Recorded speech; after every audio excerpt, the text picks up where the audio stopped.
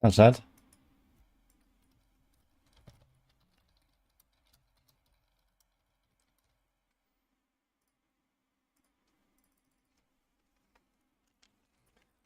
I heard there's a world boss coming. Okay. Okay, here we go.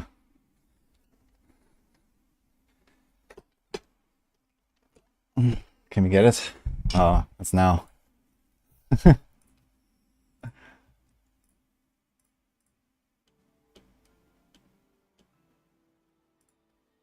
Any inviters?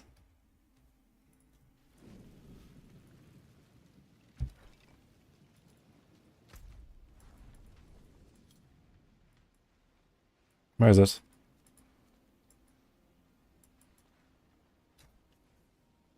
I don't see it.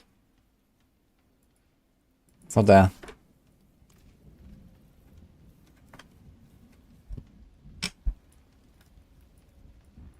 Sovereign Z. That's right. That's not over. Someone is still out there fighting the world boss. Let's see. Let's go.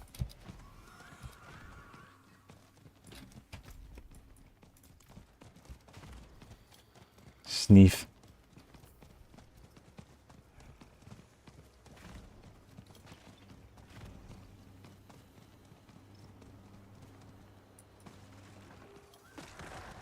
Aha!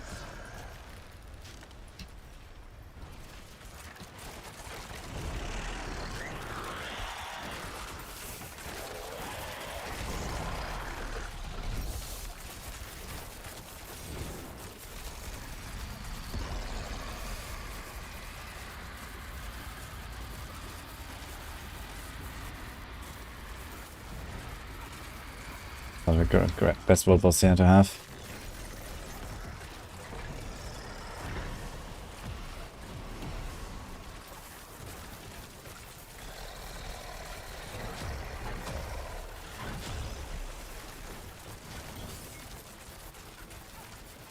You're gonna stagger him.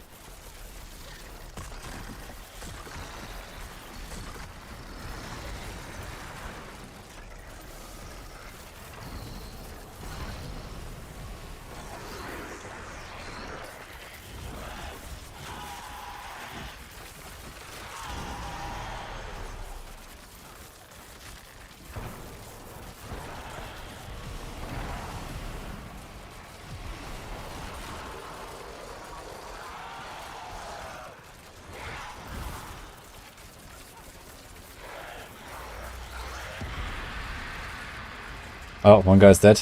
Look at the top left. Gonski.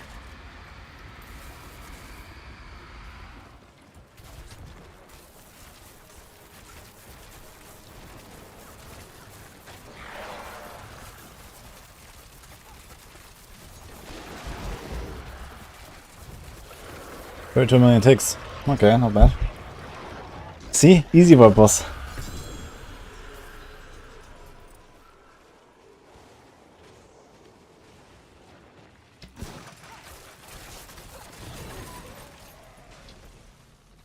Just gotta believe, man.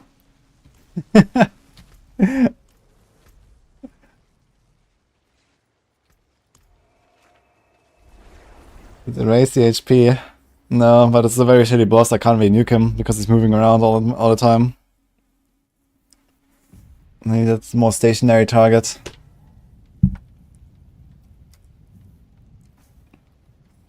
I'm gonna start pushing. Yeah, I still need more Neef Iron. I need to farm up like another 1 or 2,000 Neef Iron or so. So that's what we're gonna do now. And then we'll see. See some steel you need. Also, we got a pot here. Should get a pot.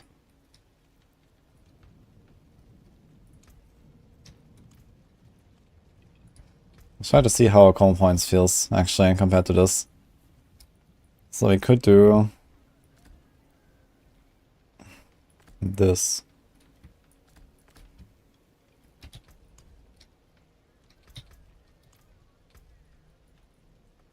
Do we get anything here? Movement speed?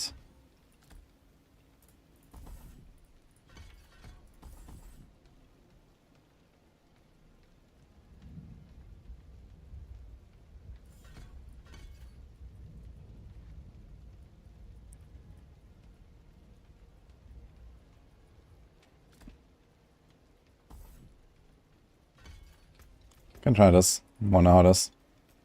What are we farming yesterday? Not sure how far I went actually. Let's just do this here and see what happens. Yeah, this is a no basics build, but I want to try Blade Shield a little bit and see how the difference.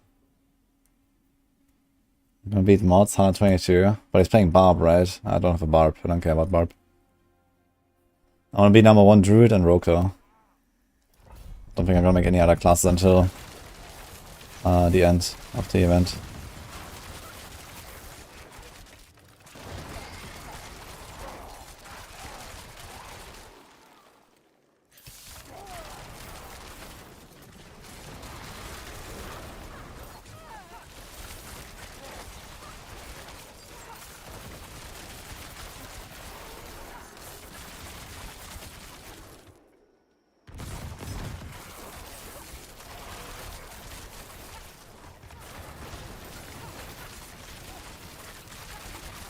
Maybe I should play inner side anyway and just have blade shift.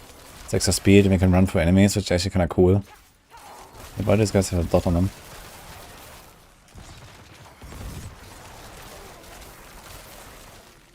Blade shift as a support skill is kinda nice.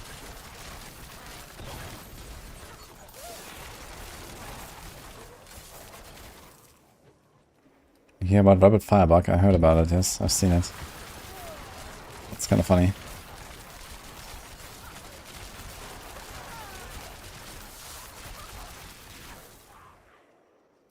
Hello, Adamir. Has a broken patch been fixed? As far as I know, there's no update yet. But I guess soon. I would expect before the weekend. They might do some updates.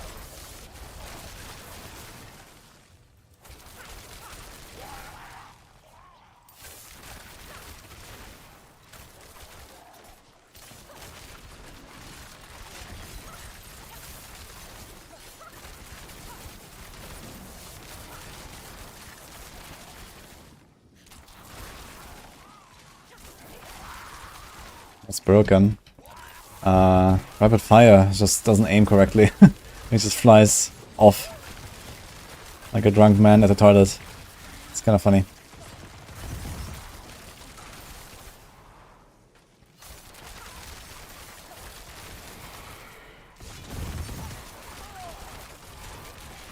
And also Boulder is still broken in a different way now. So that also needs to be fixed.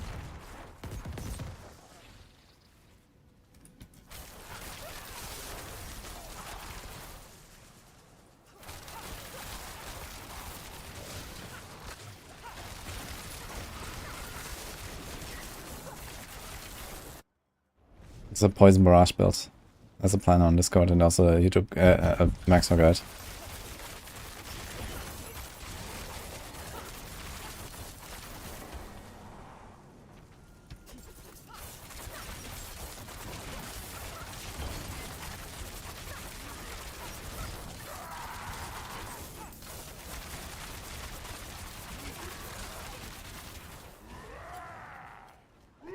I could actually play with Might aspect if I do a Blade Shift.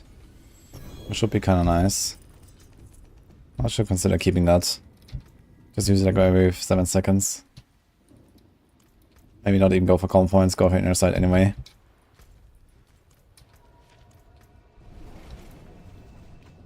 Barb received a nerf? No, there was no nerf for Barbs. Some people saying Heartseeker is bugged and that's why it works. Is that true? Heartseeker is bugged, but that's not why it works. It's just a bit better than it should be. So once the bug is fixed, it's still a good build. Rapid Fire will be the best once they fix that, which right now is kind of broken. But Heartseeker will probably be the second best build on Rogue.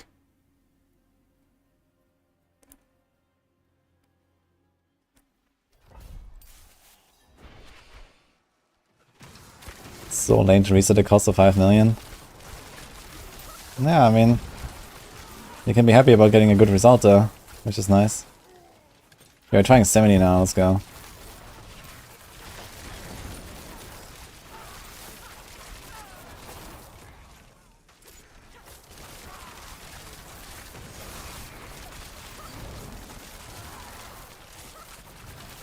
Gotta say, I really like this moving through enemies, yeah.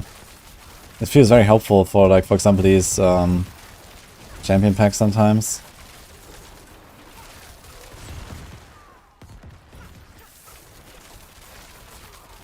Maybe I'm gonna keep playing with the Barrage Rogue a little bit. So of the Shadow Step, I guess they're both kind of doing the same thing.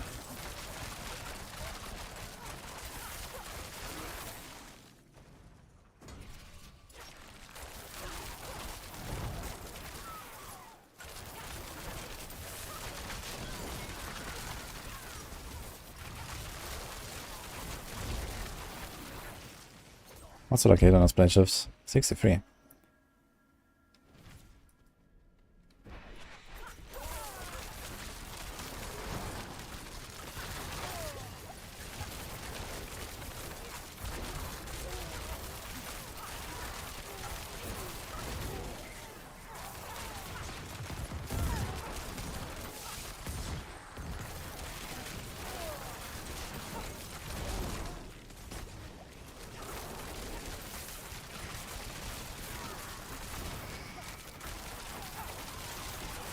That's a short concealment cooldown, I just realized.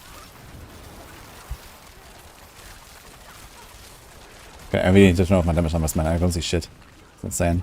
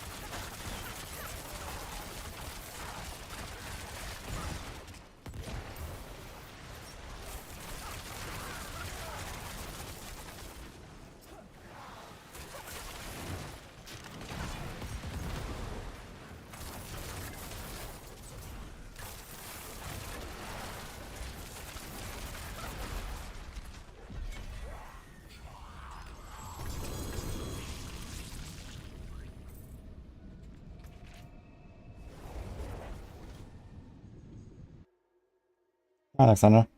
Got a highlight from Grégoire. Oh, normal or tormented? That's the. That's sick.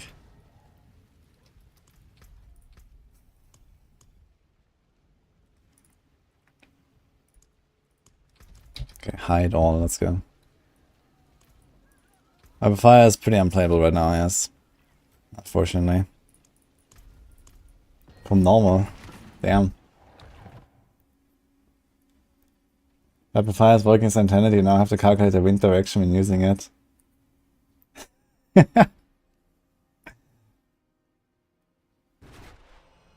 talk about bumping OP is funny when you can one-shot pit boss in 120 with Necro with a holy potion bug. Yeah, okay, but I mean, that's entirely reliant on a bug, you know? We're not talking about the Necros being OP, we're talking about a potion bug that can get fixed at any second. You know, just because Holy Bolt Potion is bugged, I would not say that Necro is OP. It just happens to have an easy time one-shotting bosses in 120 because of a bug. Once that bug is gone, then Barb is OP. Barb is OP anyway, but Barb is gonna be even more OP compared to the rest. If you don't use that elixir, then, well, you're not gonna feel very OP on the Necro. It's still gonna feel pretty OP, I guess, but...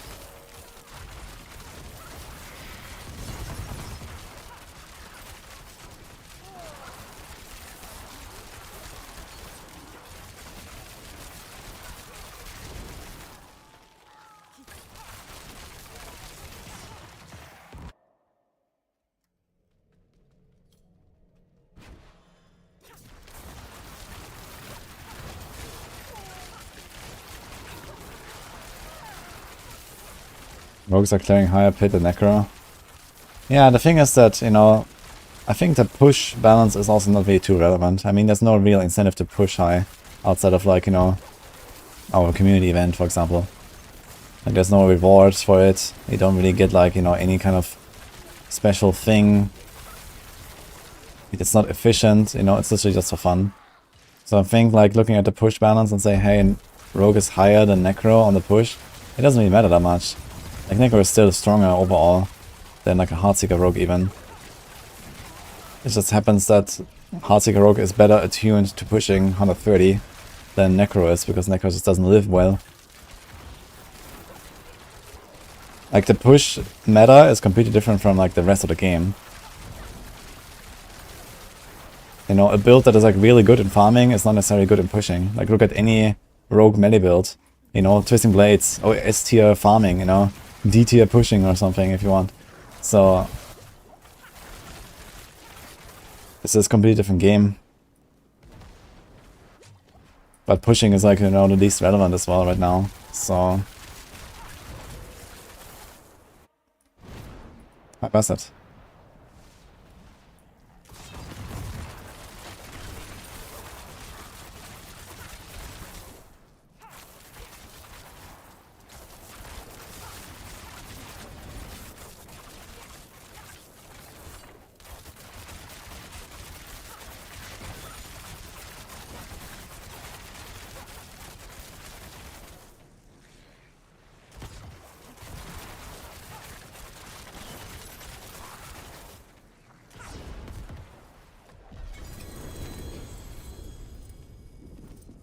Interesting. So it seems like every time Elias spawns, if you stand exactly on top of him, you will eat all the projectiles and do 0 damage to you before they become active and fly out.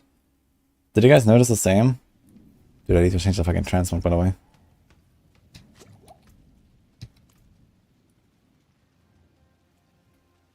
Why Poison and not cold? This is a completely different build.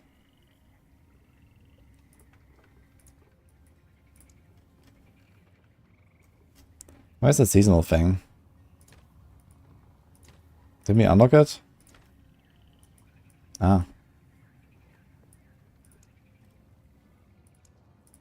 Solstice. Let's try it. I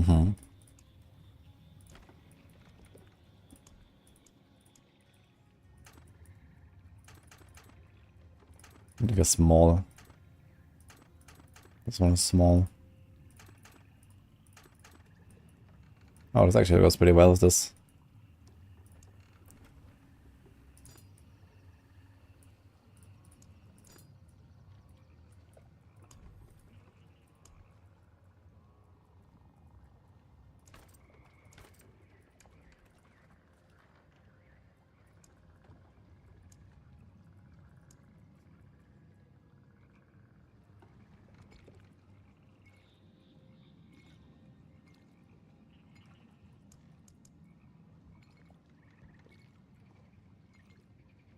It's a rogue in a dress. Let's go.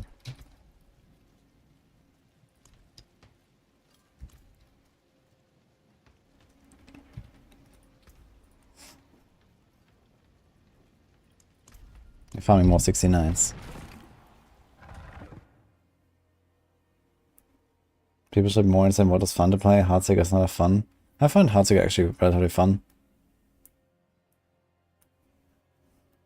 Heartseeker Arrow Stomps is quite fun. Oh no, here we go.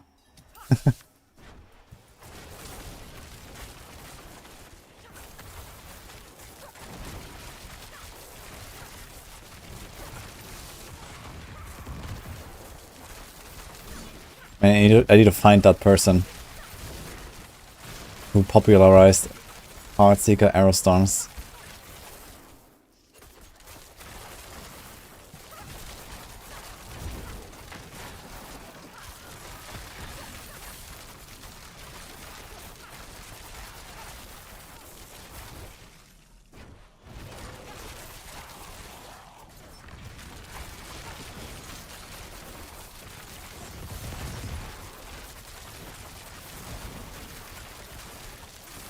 Okay, it's much easier to see the poison pools now as well as the damage numbers, that's nice.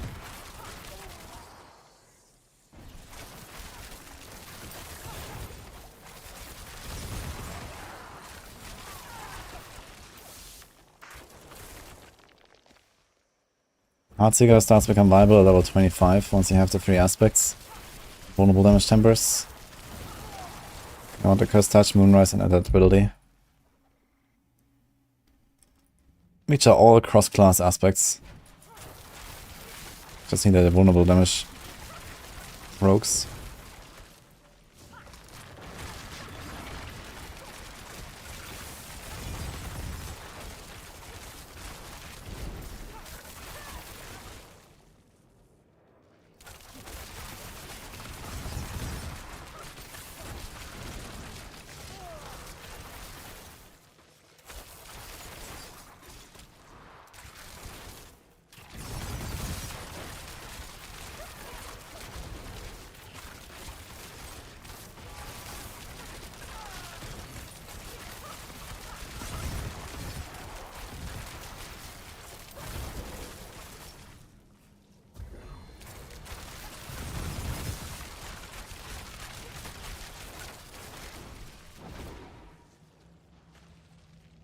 No, hope inside the right, Sunnanas.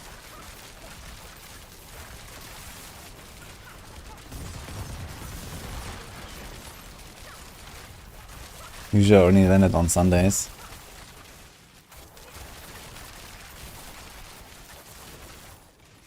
I'll make an exception.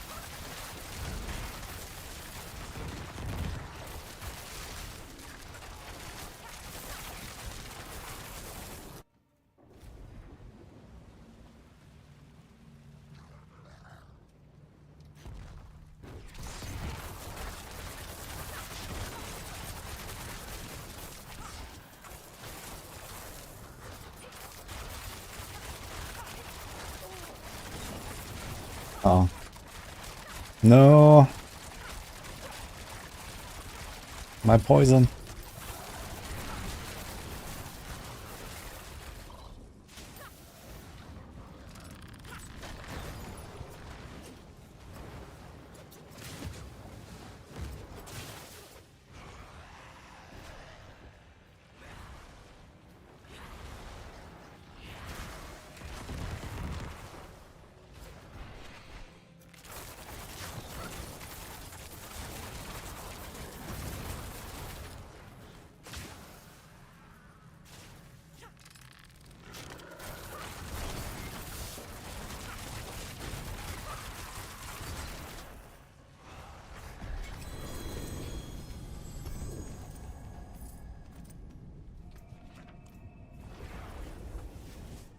Build is very far from S tier.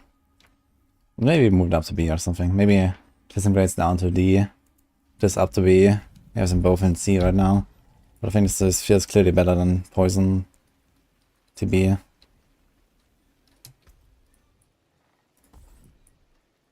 Oh, if there's a point here actually.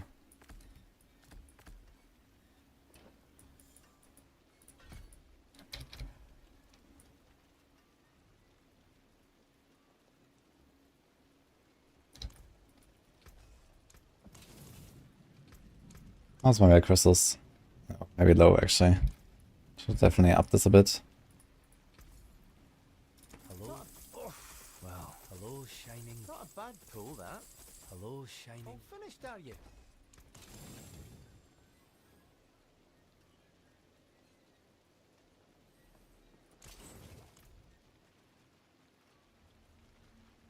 You like the smaller Heartseeker? Yeah, it's very fun to play.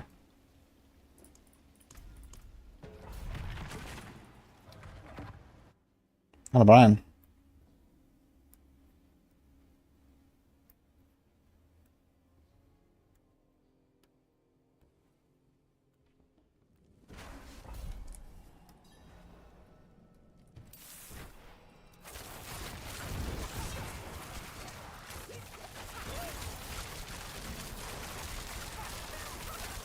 You can have double vulnerable damage on an item, yes. If you had rolled vulnerable and you can also temper vulnerable. That's possible.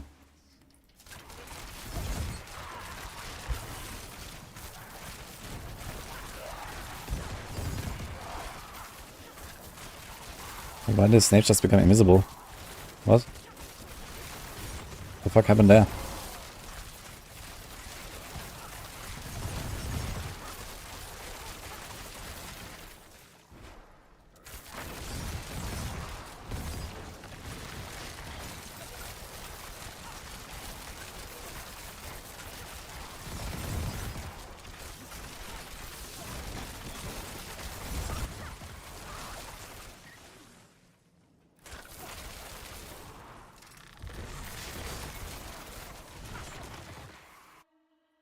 Bring back season 0 vuln damage.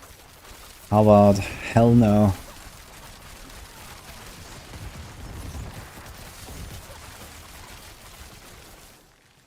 You got a Valid Hunger for Druids. Yeah, like a lot of Druid builds use that one actually. Tornado. Vinci can use it. There's probably more actually. Valid Hunger pretty good.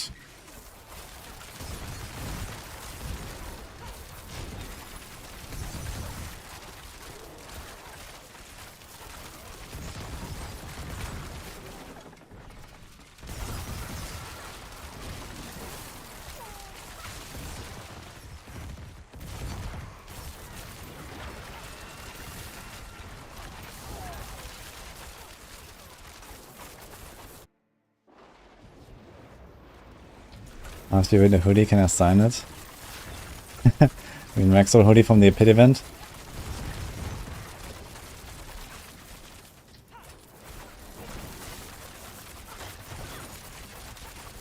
Oh no. There's a sad story sometimes, I just don't get the poison things. Need to masterwork my poison charges up a little bit.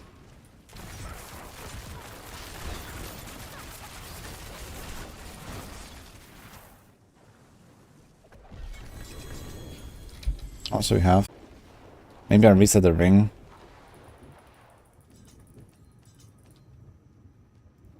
Just going out as well to life.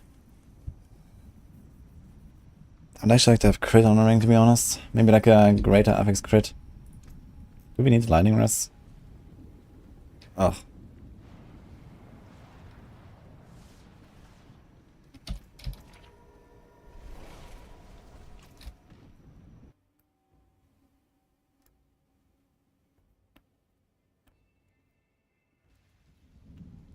And global power.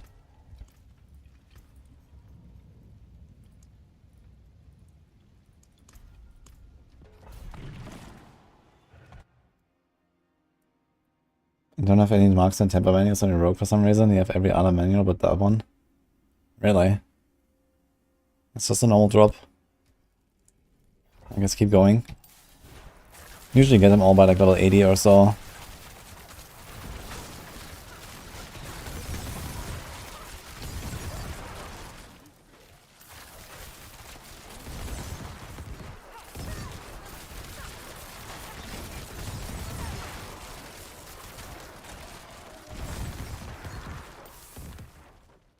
Yo, shows. Thanks for Prime.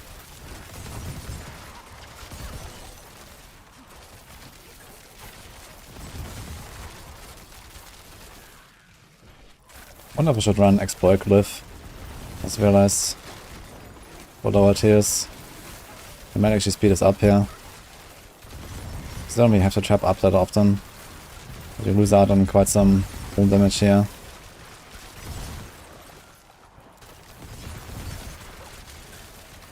Our stuff doesn't even get their curse touch until later. I'll try it.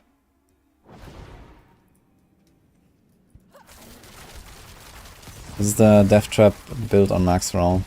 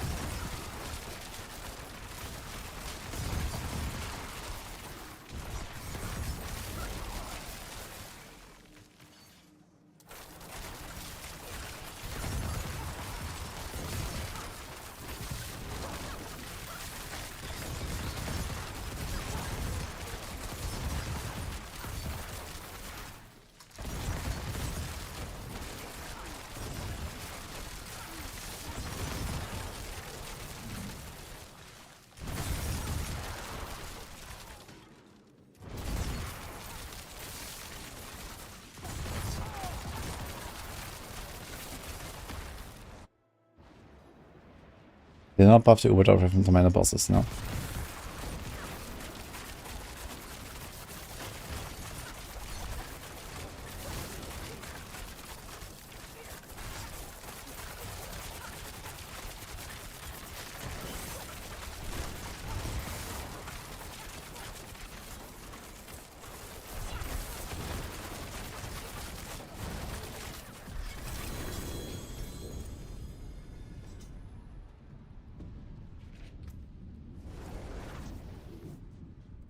Nothing on rapid fire.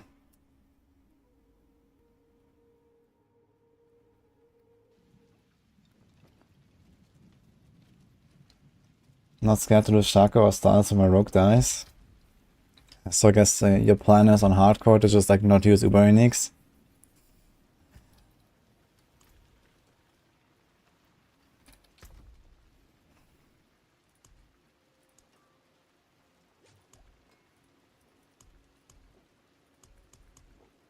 Well, I'll tell you a little secret. I don't need to start a Skies for any other build right now. And I have a second Shaco. Because I crafted 2 for the price of 2.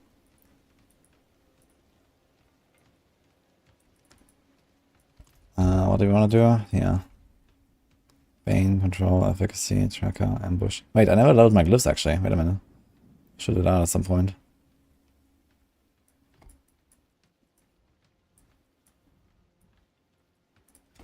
Yeah, I'm gonna run some exploit instead of ambush for now.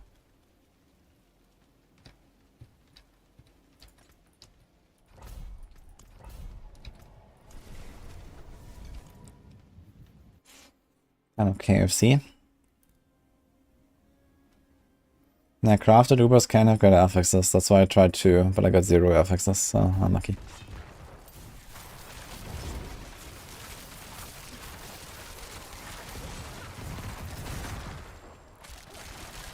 Oh.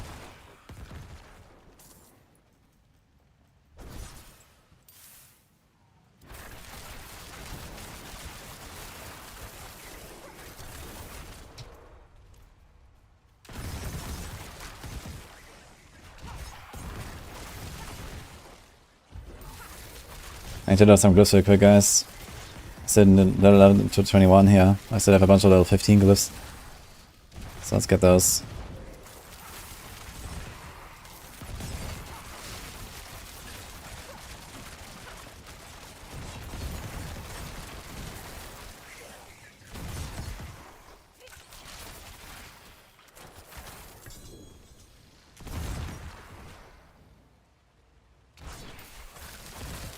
No, what happened now? Is okay? Long weekend. Oh. Let's go.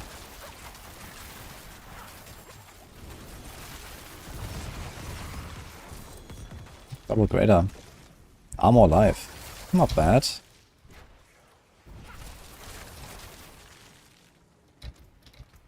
It's actually pretty universal as well. I can just roll the main stat.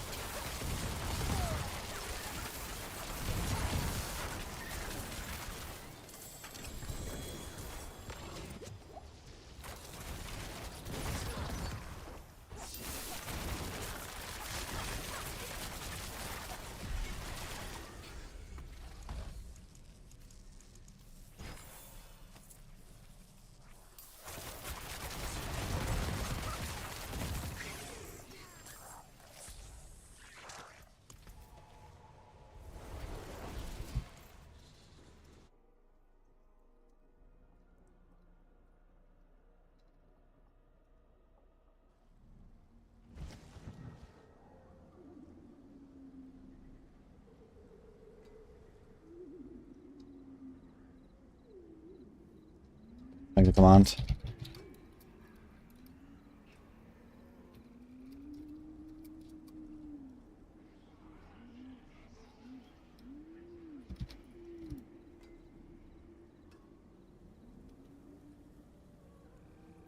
Guess we delete rapid fire from the command. Rapid fire is kind of dead right now. There you go.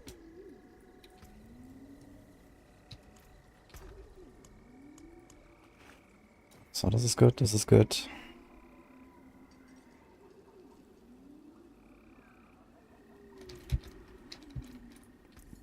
A fine beard.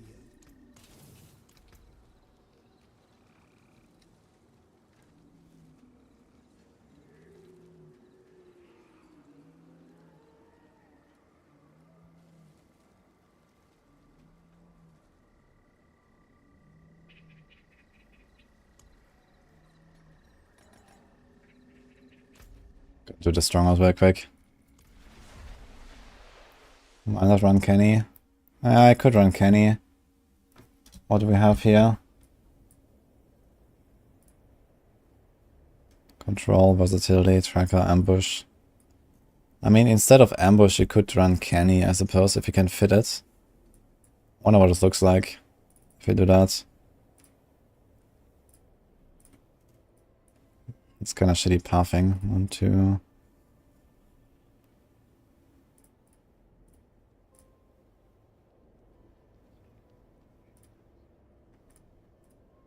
Nah.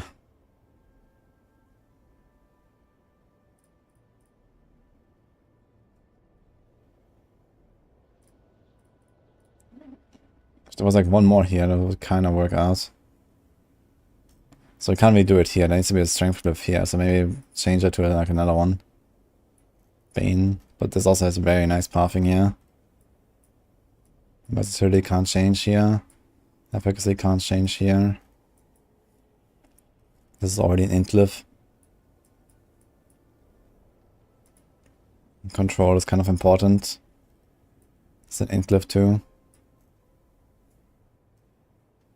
We could try to put Kenny there and the Bane there. See what happens.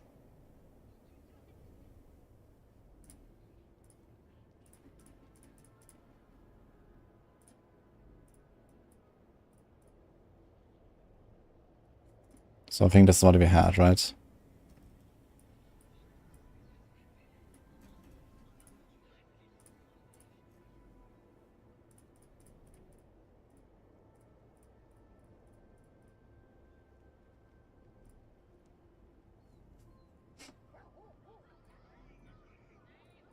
Guess you gotta remove all these.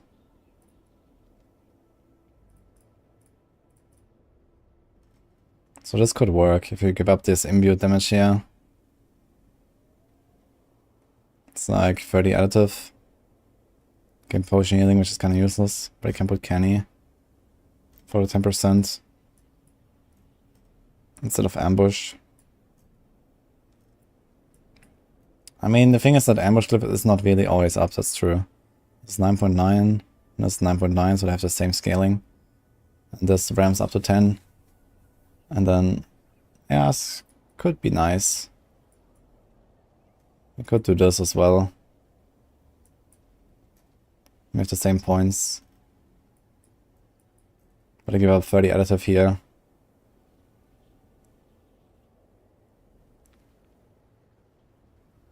It's like slightly worse on the boss, but better on everything else maybe, but doesn't really make a difference, I think.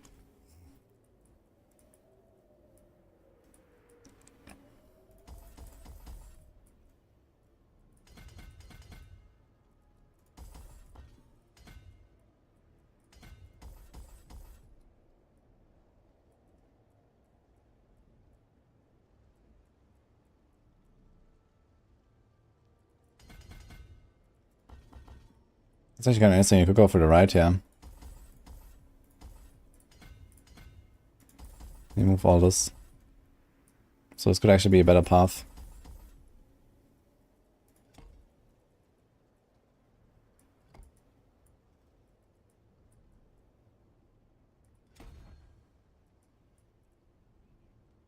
And right now I wanted to try exploit glyph though.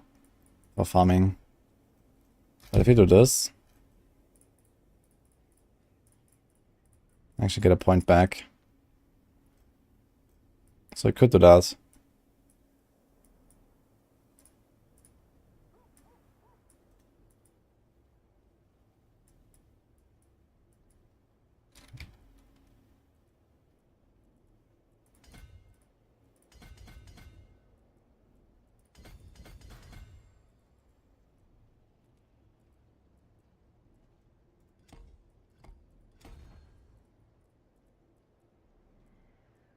I'll do this for now though, where's exploit?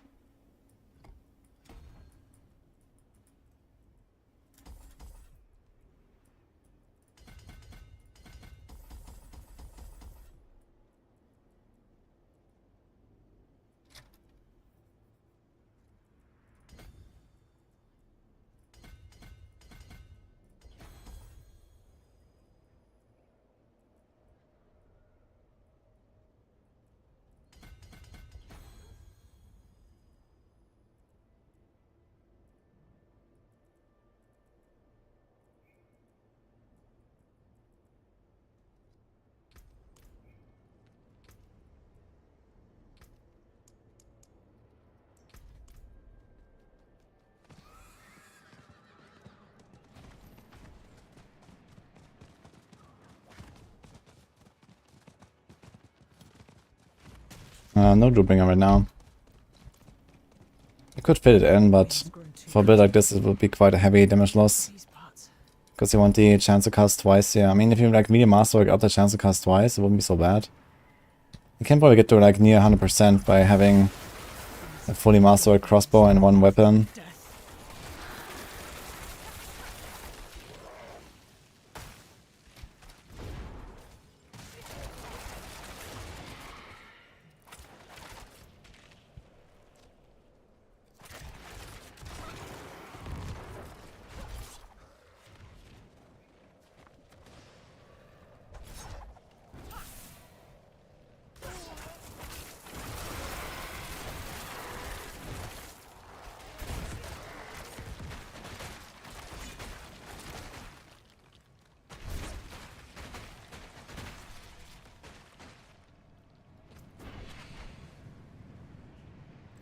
They will crit, double cast on bow.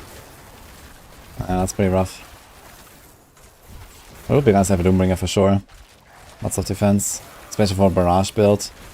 That's pretty valuable, because they have to be like pretty close to enemies very often.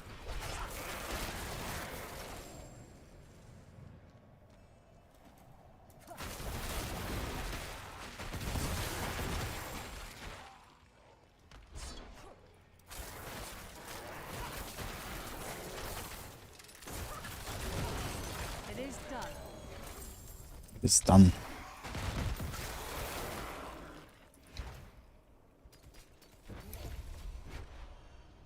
This build or Death Trap.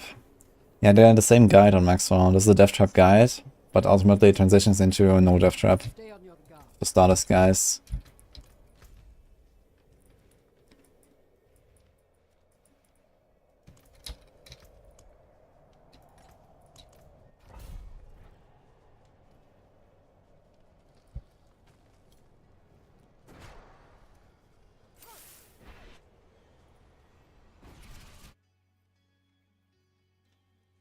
The Frigid Menace, lucky hit, and exploit, and lucky hit attack speed. Ooh. I'll probably like the exploit amulet. Have a greater affix exploit, that's pretty juicy. And you don't have like such a massive difference between staggered and non-staggered bosses.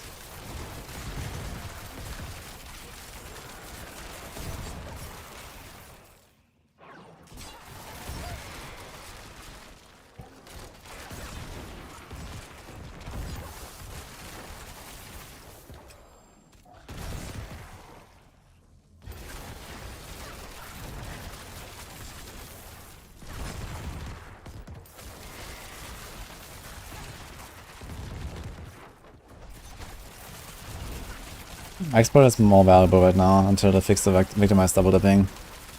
It's like the best passive you can have on Heartseeker. Maybe with the exception of Frigid Finesse, but Frigid Finesse doesn't always work.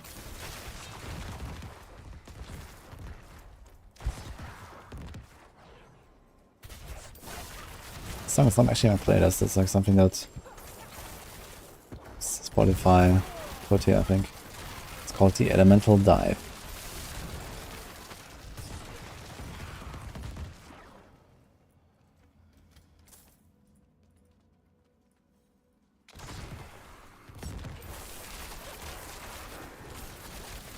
Darius Visage? No, this is not Vandarius, it's a Shackle here. But you could probably play this with Vandarius. We have like a lot of the same synergies. Lots of lucky hit.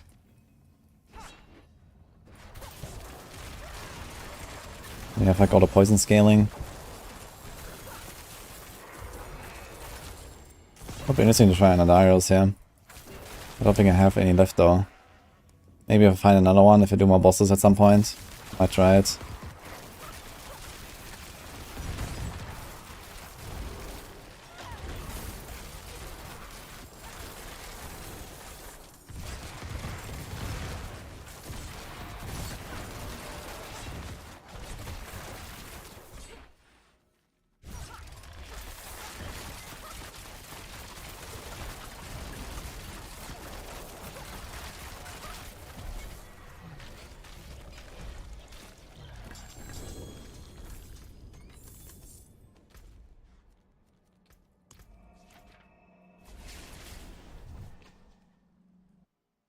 Yeah, it's a 1 in 125 chance to hit a fair Masterworking on a legendary item, and a 1 in 64 on uniques. Yeah, the resetting is 625 million, that's correct.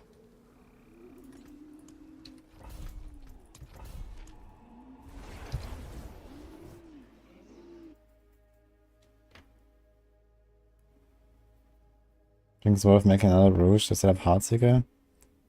Or just respec your Rapid Fire. You should probably respec the Rapid Fire, because Rapid Fire right now is not working properly. And who knows when they fix it. Just keep the gear in your stash somewhere. Make new gear. You need a completely different gear set anyway, completely different stats. So just have it like somewhere saved and you can always respec to it.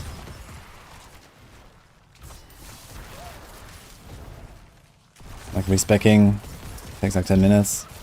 Not bad once you have the gear.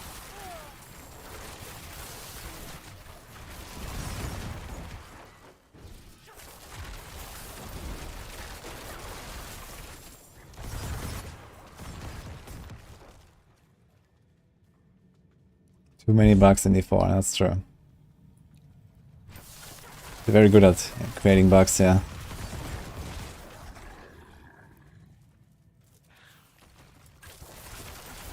Yeah, this thing for the YouTube folks, this is the Poison Barrage. Or Poison Death Trap Barrage or something it's called, it's in the description. There's one version with Shaco and Stardust, that's what I'm playing right now.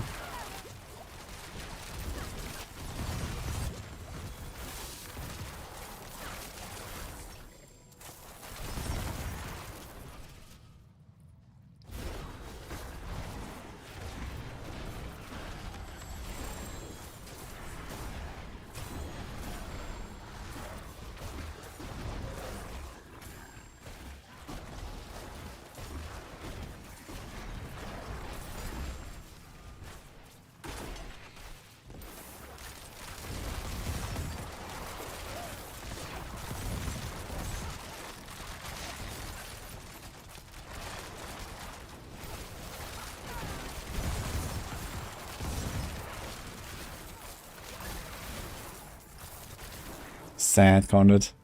Yeah, I mean I lose a lot of damage modifiers when I'm in Conduit. After 8 seconds I don't have close combat anymore. And other than that I don't really have like any other real damage modifiers in this build that apply to the Conduit.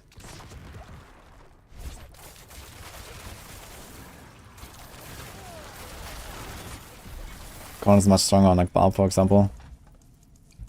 Gets over this glyph as well. Like a few more rounds we should be done with the glyphs. It's nice how fast it goes. Hi Fake Blood.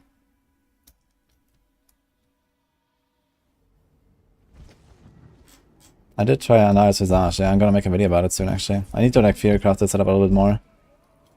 I'm gonna do it today actually. But I played it the other day, it was really good. Anaris Visage is looking very promising.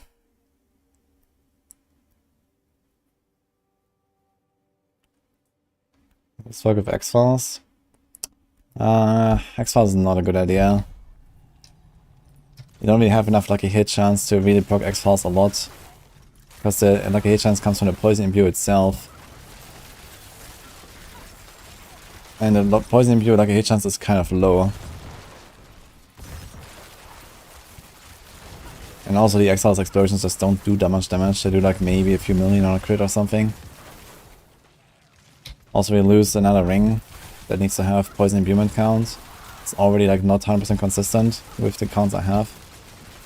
If I would masterwork my stuff up a little bit, I would get like another 1 or 2 count. If I go to 12, that would be kinda nice.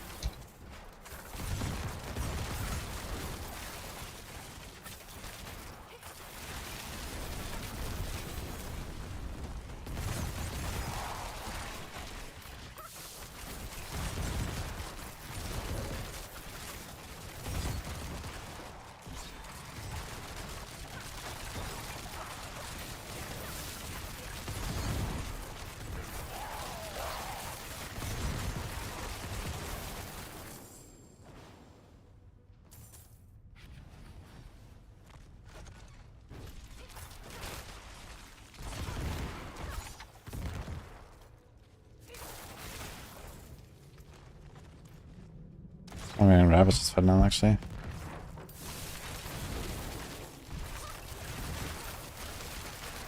What? It's actually here.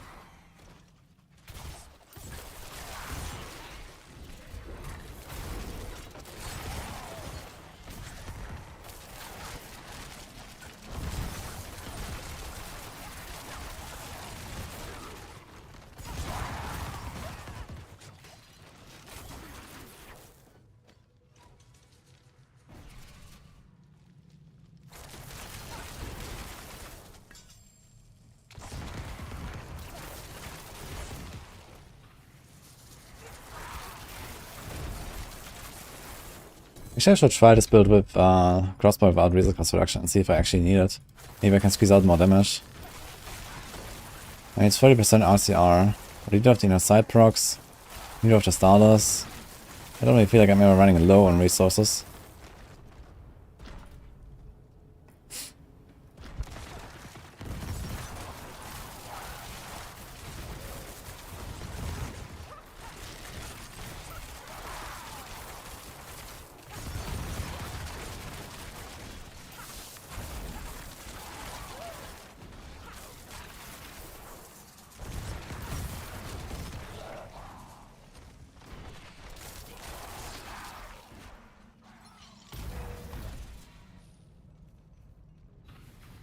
Quickshift with Nature's Reach and Ninja Druids. Nature's Reach is a distant thing, right? The Quickshift is very strong. You should always use Quickshift basically. On basically any Druid build. Like, it's very powerful right now. I'm running Quickshift as well on Windshield.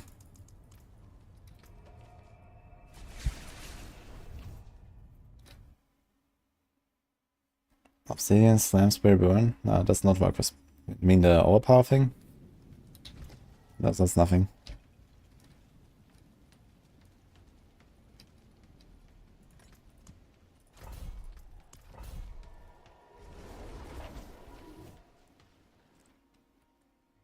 And the Saga and Druid is not spawning. You could invite someone. And then keep the instance open, let him join.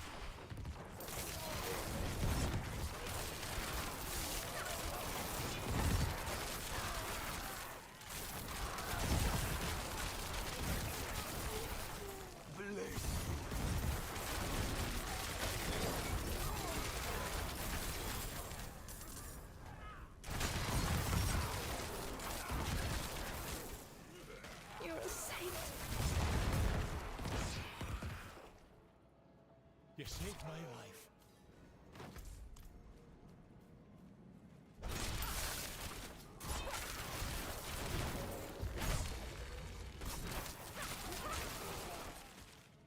He's like, I'm back in Gauntlet here. Perma Shrine. Barrage with no generator. Let's go.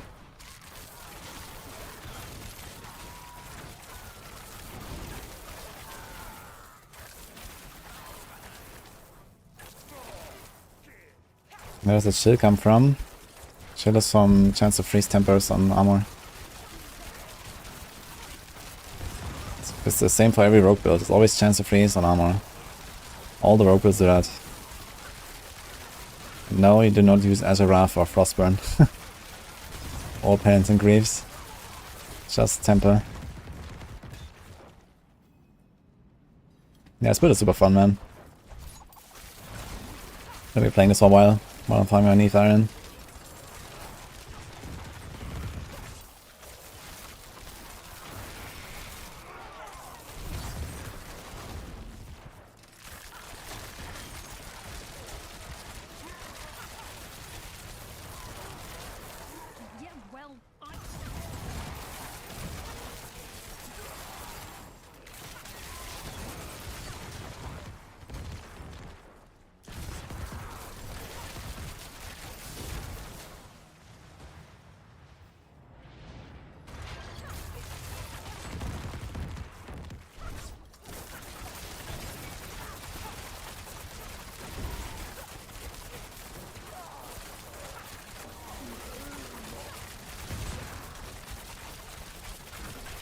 More arrows. Okay. Looks so nice on a boss nuke.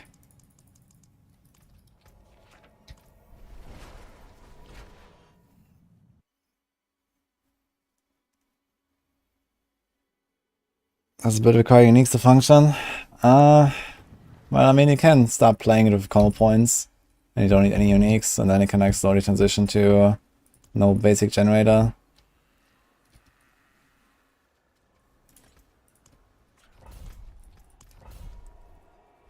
There's a full guide on Maxwell as the Death Trap Rogue.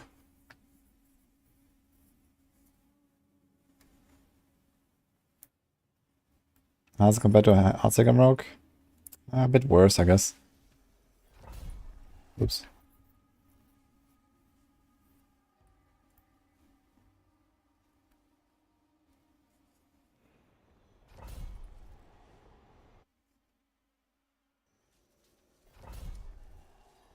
You can't get past the Diablo play part and the game never launches. I'm not sure if I can help you with that. Try to reinstall or something. Maybe it's some driver issue as well.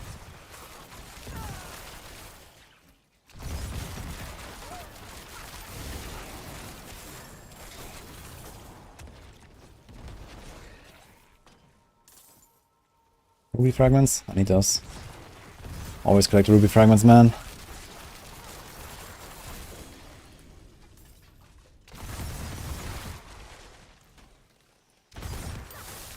How do I go on this? I guess top left.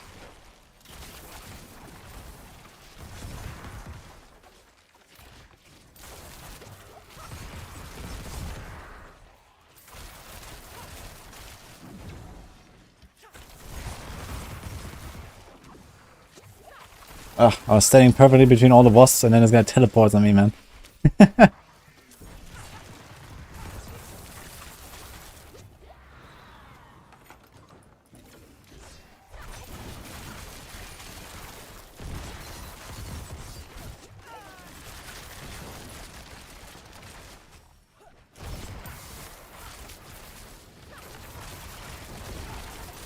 Yeah, this build is the Death Trap guide on Maxwell, but later transitions into this version once you have everything.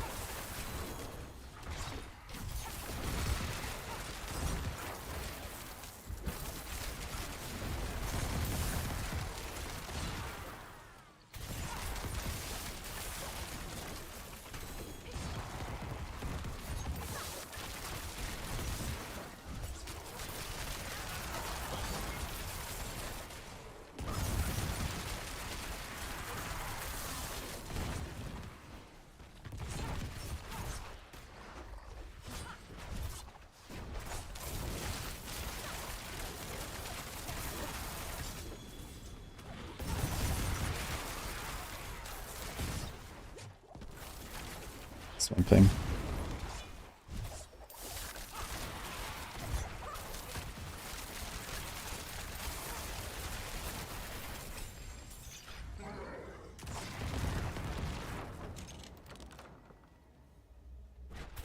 No Grax. Greg Risen.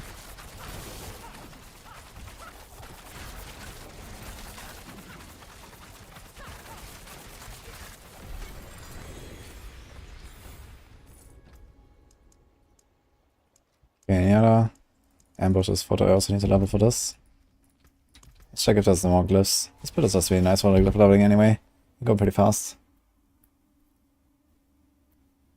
What's my thoughts on a tempering pity mechanic people talk about? I think people need to smoke less and play more. Forge is ready for whatever you need.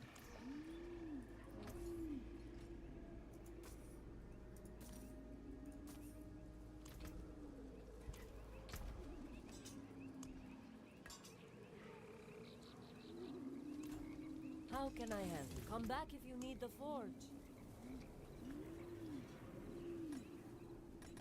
Where the hell is Wretched Elf? Is that here? Ah. Guess we got this one.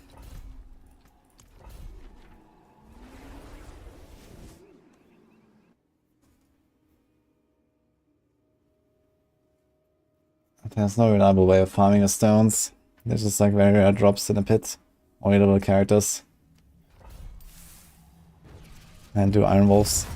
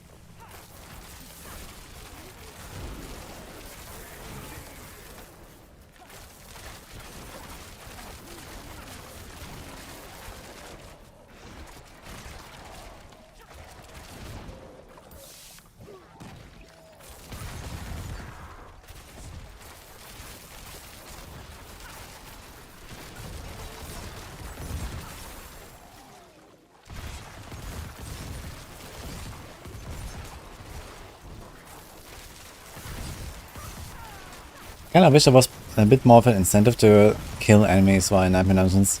I feel like there's not really a point for me to kill all this stuff.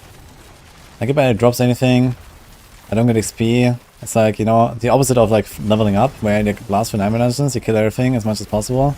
You get XP. Events, uses. Like, I don't know. It's kind of strange. Just try to run to the end, get a glyph XP and get out.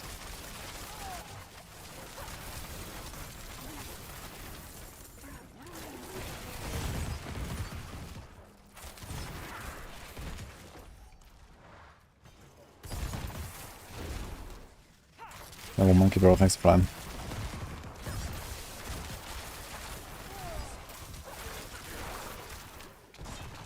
Seems like a lot of people have some issues with the game crashing or not launching right now. What's going on? It's not Endgame Visage, this is Poison Barrage build. If I had my Andy still, I would probably try it though. Could kind of fit in pretty well. I mean, my normal damage will go down a lot, and I guess Endgame might just kind of like outshine it. Would be interesting to try the Andy build with Barrage instead of Puncture. You can definitely produce more lucky hits with Barrage. I mean, if you do like combo points, Puncture, and then Barrage. So every Puncture has roughly 210% lucky hit. Every Barrage has, I think, 16% baseline. You shoot 10 arrows of Cunning Stratagem. So it's 160. Then they pierce, it's 320. Then they ricochet, it's 640. It's like triple the amount of lucky hits that Puncture can generate. And you can also split it in two. You can actually get like over 1000% lucky hit or something from one Barrage cast in a big pack. Which is kind of wild. Yo! Yen's Blessing with greater close reduction.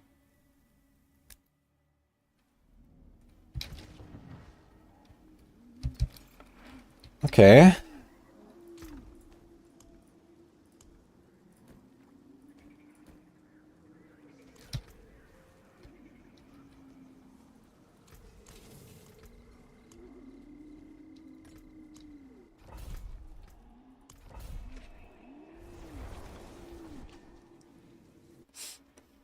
Yeah, some builds run this. I think Barb's actually run this. Some of them. Playing Dust Devil Barb can't go above 50 pit, you have a suggestion? Well, respect to Bash, I guess. Double Swing doesn't have a crazy boss damage. It's just a very fast build. It's kind of like the Twisting Blades of Barb.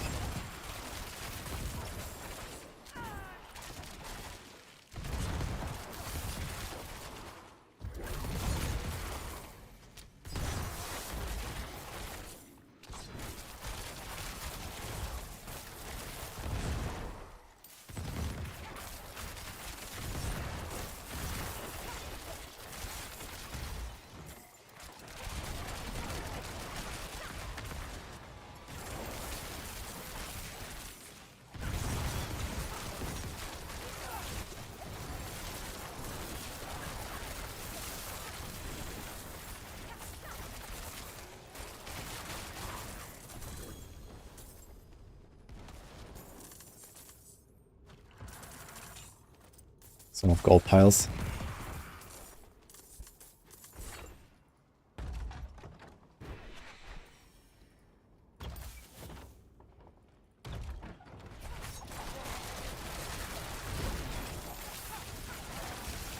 Just get a ring of Stardust guys real quick. I remember to save a crossbow. I need to try a crossbow without resource cost reduction. I want to see how it feels. Maybe I can make it work. Could actually get a pretty juicy damage upgrade there.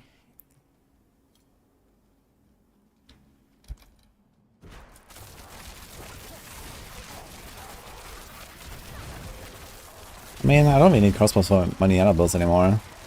Basically done all the builds I wanted to make on the Rogue this season. So I can just check all the crossbows I have in my stash. Just try to roll it and see what happens.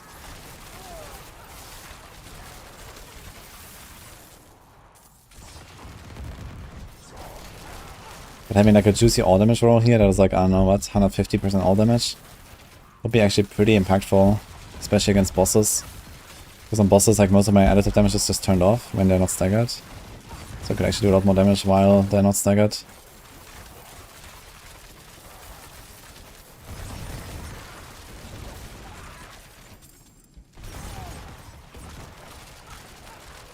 Could play with viewers on specific days. I mean, usually I'm just playing alone anyway. I mean, usually no one plays on hardcore, first of all. Because I'm only on hardcore. I mean, I do play with viewers sometimes for like boss rotations and stuff, but I don't really like do much like group blasting in that sense. Like in a pit, that's not really a thing right now because you don't get the materials as much as you do with solo. It is the only objective I have currently.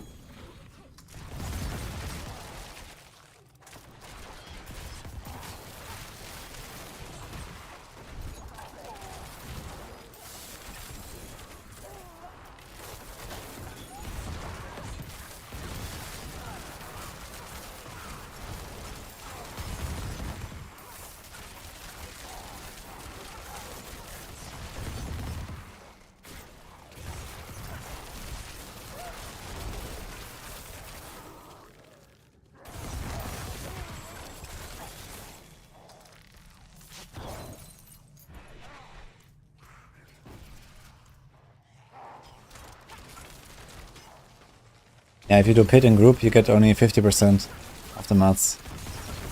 For everyone who didn't open the run. So it's kind of worthless. It's like the opposite of doing boss rotations, basically. Considering that moonshots are completely worthless, it's kind of weird that they did that, I think. Now the question actually is, can you leech pit runs from other people? Can you like join at the end and get them stuff? Maybe this is why they did that.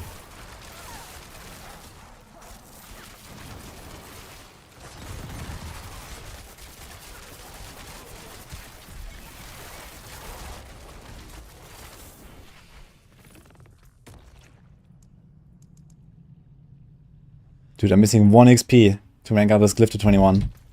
Oof. And I remember there was one time when I had 1 XP left and I didn't use it and I was tipping out.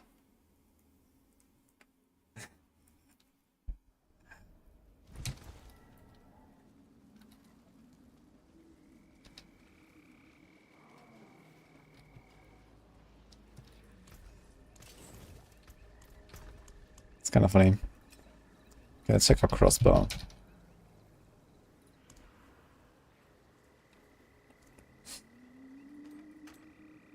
So I'll just try this.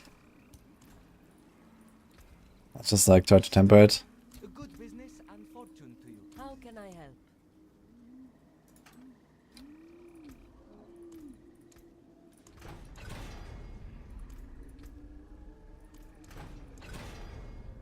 Okay, it's Barrage. And Crowd. I'll just take that. I'm gonna ramp it up to 4. Never seen something finer. That's all of life. Not gonna talk at it now. Let's see how it is without the Resource Construction.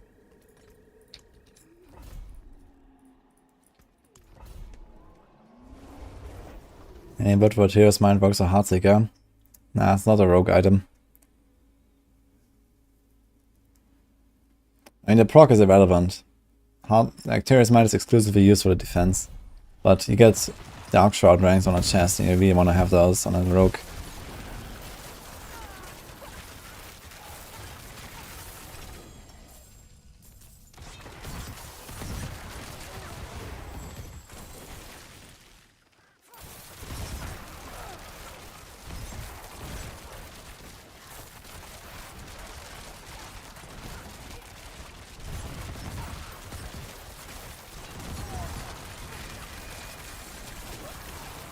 I definitely see my resource going up and down a lot more. But it seems okay, actually. Inner side is helping. Even here, like, I'm pretty much single target, I can sustain. Let's see the boss.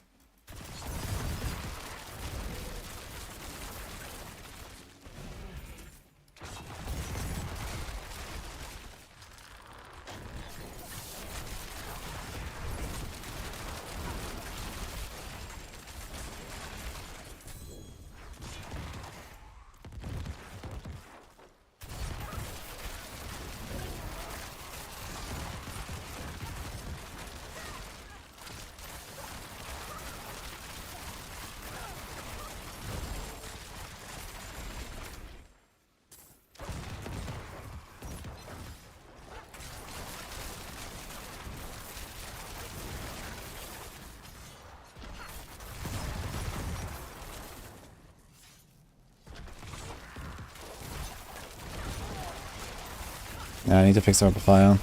They're working on it. So, who knows.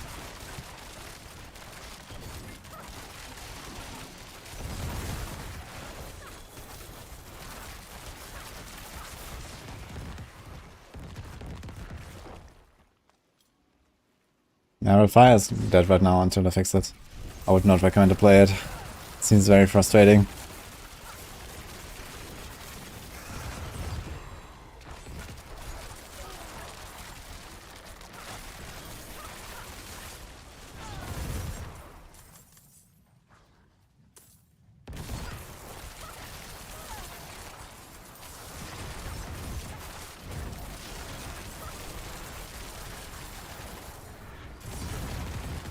Okay, let's see the boss without the resource cost reduction.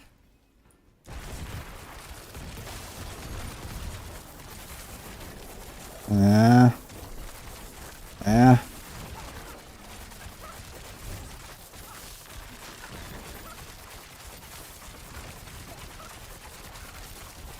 I do run a bit lower.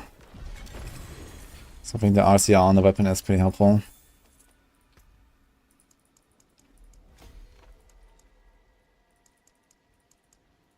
Have a Kenny as well over here.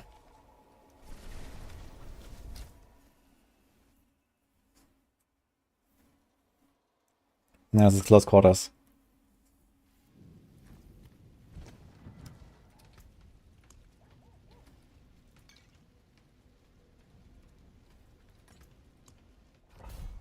Let's try another run. Seems like in enemy fights it's totally fine, but on the boss it's a bit scuffed.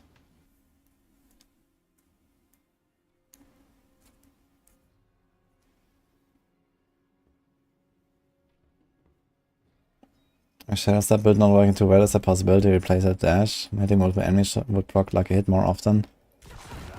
That's not how it works for Victimize though. For Victimize you need a high lucky hit per hit. You don't need a high lucky hit total. This is why Shadow Step was going to be a good choice. Or why Heartseeker is a good choice. Like dash doesn't have much like a hit. Like Victimize massively benefits from having high lucky hits on the skill, no matter how many targets you hit. Per enemy you add to the hit, you know, like you need to hit lucky hit on all of them basically.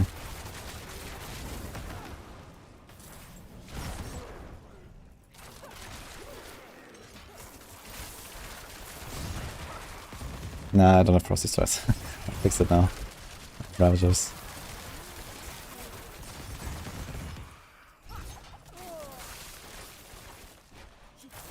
Yeah, I don't have Inner Calm in the build right now, which I'm supposed to have for extra damage, but I like the Ravagers a lot. It just makes it feel so nice. The double Shadow Step all around, all the time. Vulnerability is great. I lose 10% damage, which is not too bad. Sometimes a bit more on the boss nukes. But especially in the pit, you can't really like just stand there and nuke the bosses for much more than 3 seconds anyway, most of the time. Unless you stagger them right at the start of the fight.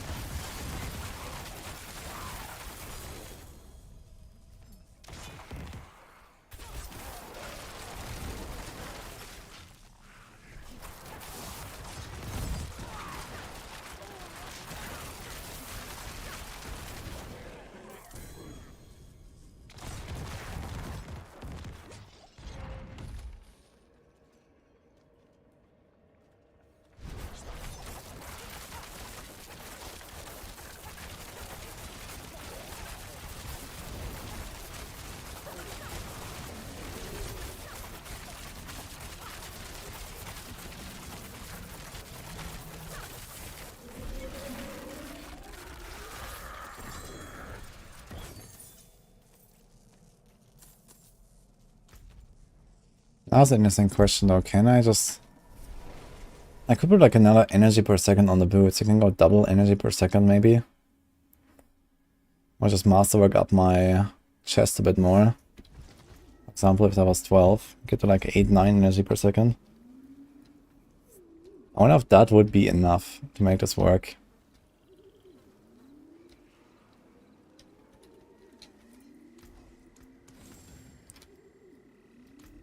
That could be enough.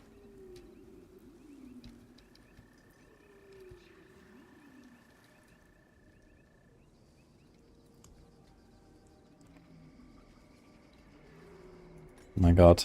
2 times combo tempo, huh?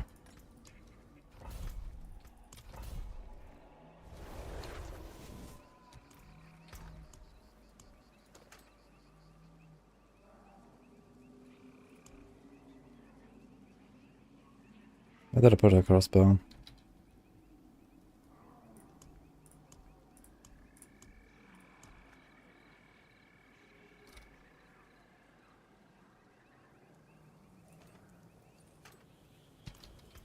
Maybe at the minimum I could get away with like a non-greater affix, non-masterworked resource cost reduction. Have a greater affix on something else instead. That one might be like a good solution as well. Let's get more from something else. Any other crossbows like that? Here's a live one with energy on kill. Huh. Do I have a double? Doesn't look like I have a double. Oh, time to break this thing.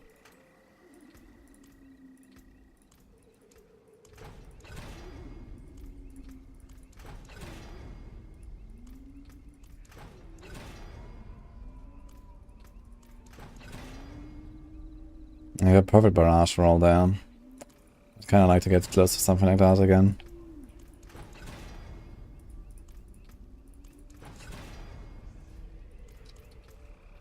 Bitch.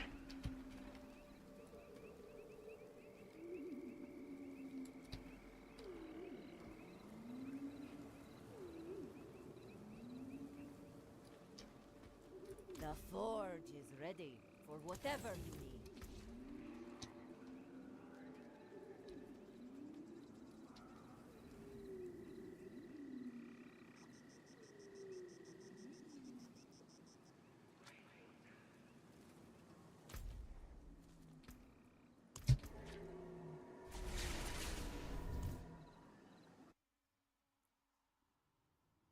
How big is the difference from 15 to 21 glyph?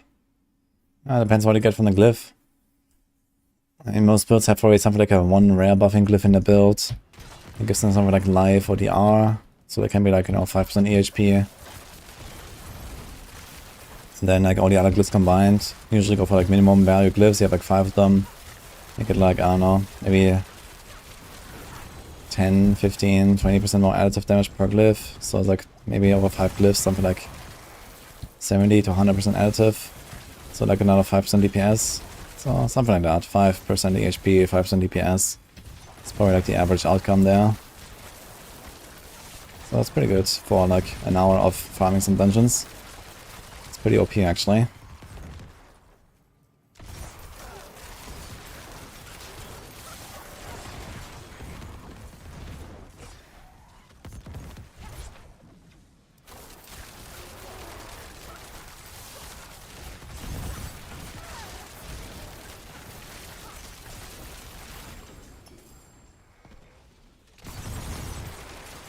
How good are stun grenade builds on Rogue?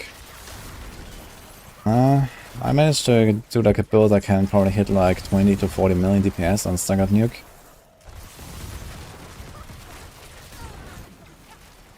That's not that crazy.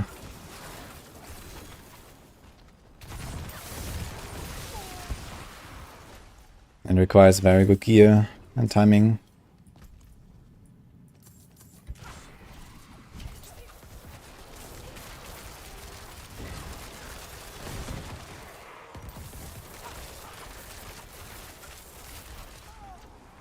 It was actually a very short dungeon. One more temple.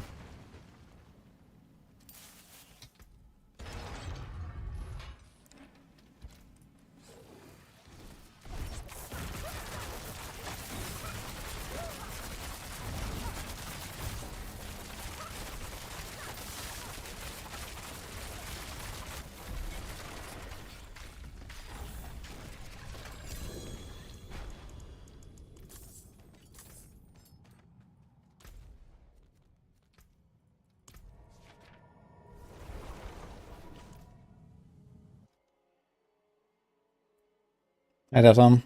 Nice to see you. Yeah, turn off the damage numbers. Like, this build has too many damage numbers. I can't see anything. Too many arrows, man. Return soon.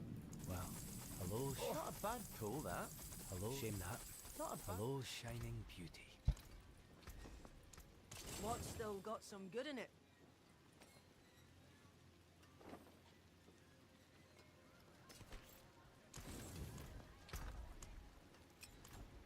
Maybe I should collect some boots. All finished, are you? Where's my Heartseeker gear?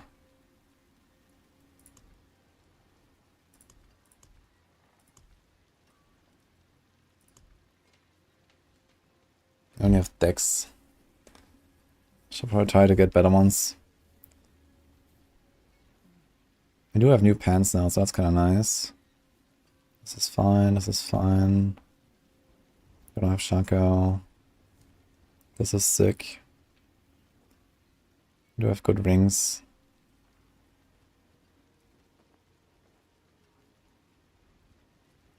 I'd like to roll this on to crit at some point. Yeah, it's basically just boots I would like to improve. They have greater decks, which is okay. But not much else.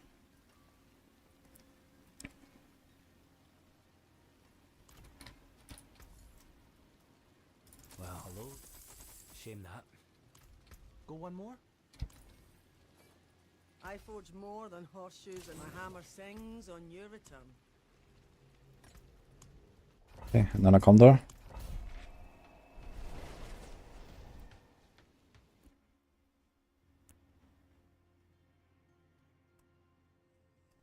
Why is Happy Mastery not better than Malice? Happy Mastery is better than Malice. It's 4% versus 3% on the same condition as long as you have a bow.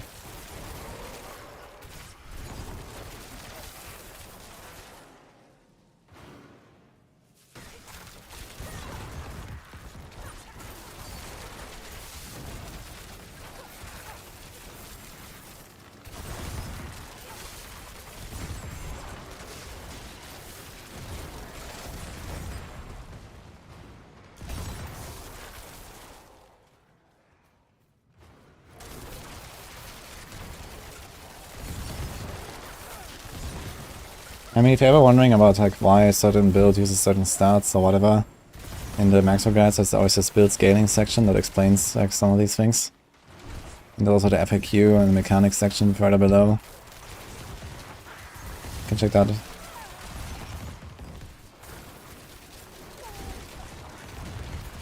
Best builds around on Rogue right now is Heartseeker. And then a whole lot of nothing. And then Penshot.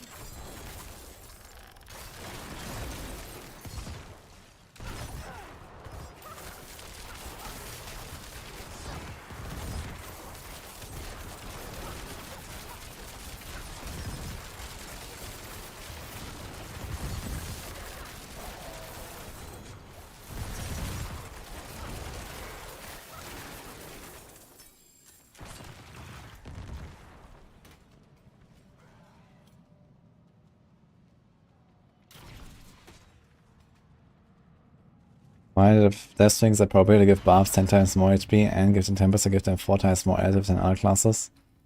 I mean, the 4 times more additive only applies to overpower builds, and other classes do have access to those. And no one is really playing overpower builds seriously right now.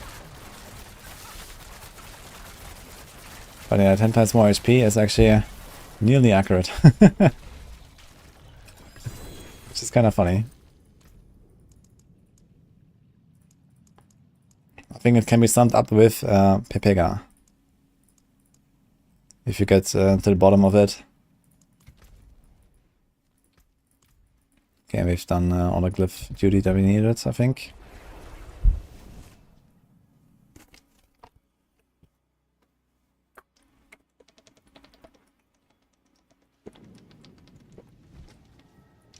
Get 450% to bash from a single temper. No, they don't get 450% additive damage to bash from a single temper. They get 450% of the bash damage that they do multiplied to everything in an AoE for that bash. You're dead wrong there. See some steel, you need better than starting from nothing.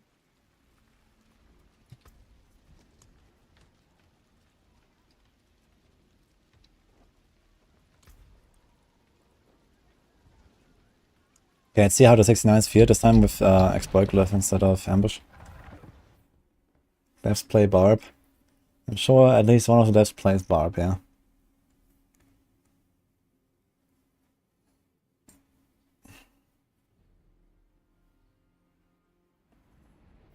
If you don't use the glyphs on an XP, on the glyph XP, it disappears, yeah. It's like in the dungeon that you just finished. If you don't use it, it's gone.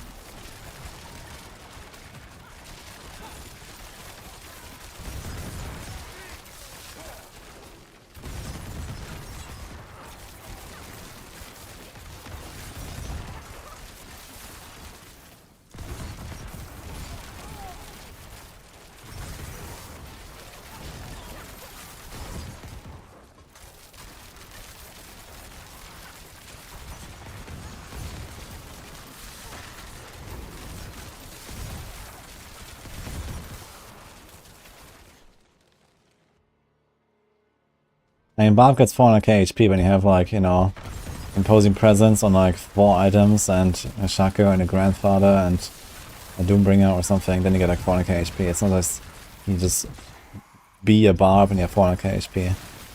But yeah, the imposing presence is definitely a huge miss there. They should not have allowed them to temper imposing presence.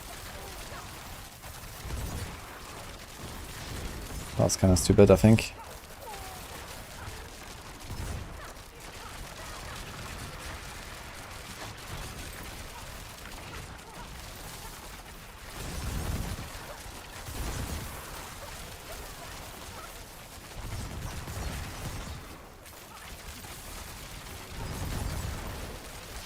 top of challenging shout also being like one of the best defensive abilities in the game. Not just that, they also have Iron Skin on top of it, which is also one of the best defensive skills in the game. Which does make sense for a barbarian that's mostly melee range. But compared with all the other stuff, it's a bit too much, yeah.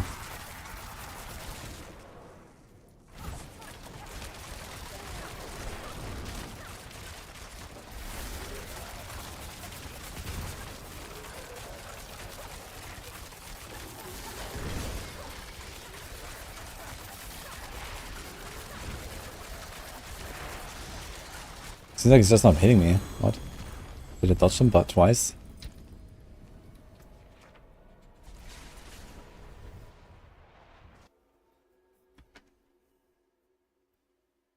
$14 ranks in imposing presence and 115,000 HP. Yeah, it's kind of wild, man. Like Barbs basically went, Barbs went from like kind of unkillable to just unkillable. Like it's crazy. Can you do 100 pit of meteor Sorc?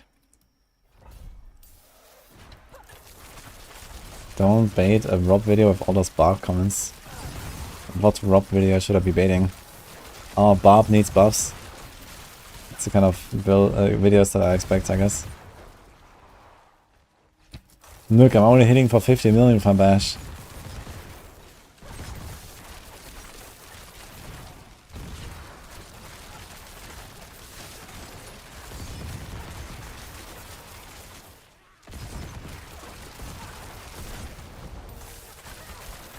Actually need 20 swings to take down Tormented Duriel. What a disaster.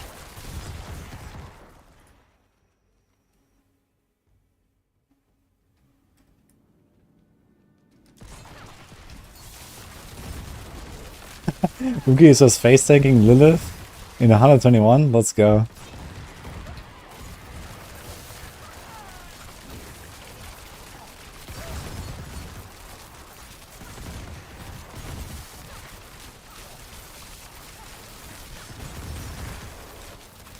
Now you're being too dramatic though, Chummy.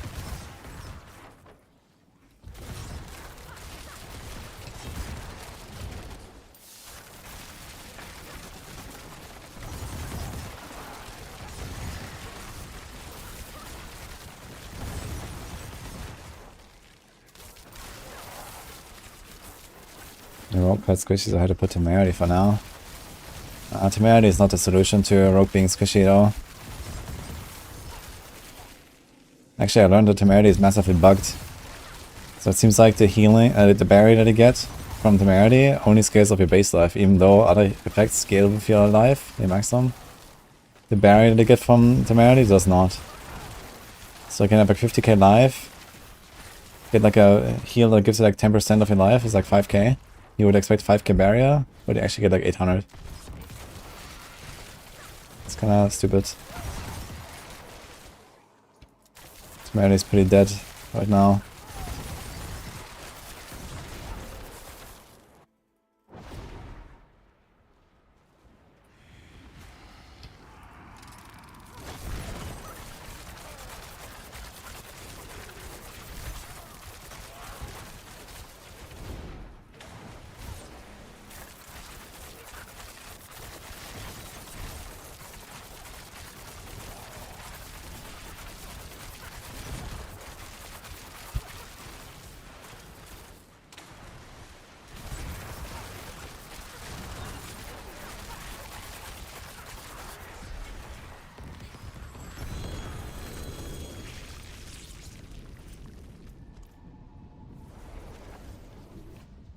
Biggest way to get extra training paragons is you collect all the altars, explore the entire map, do all the strongholds,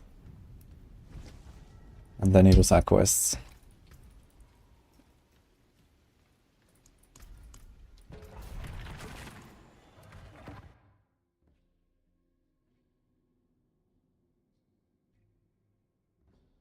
Yes, Alpha Valas.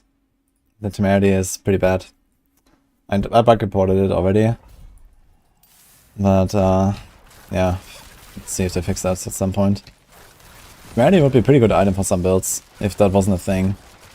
But we know we have so much life, like 50k life. It's kind of like the standard. And then temerity skinning of your base life is just like, ugh.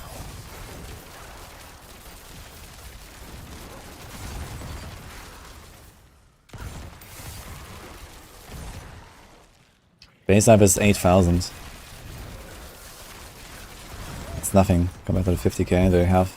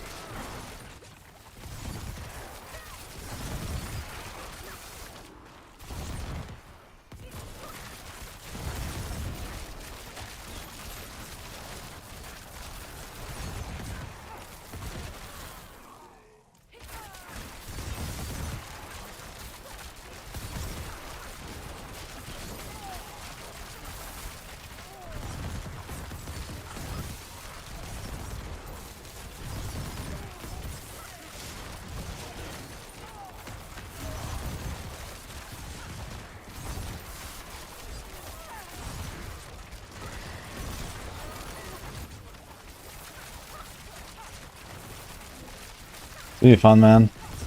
It's the most fun I've played this season so far. So nice.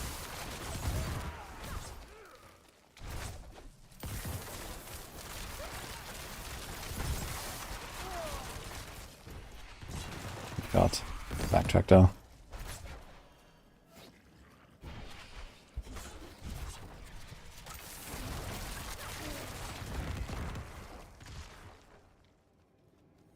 We're gonna backtrack.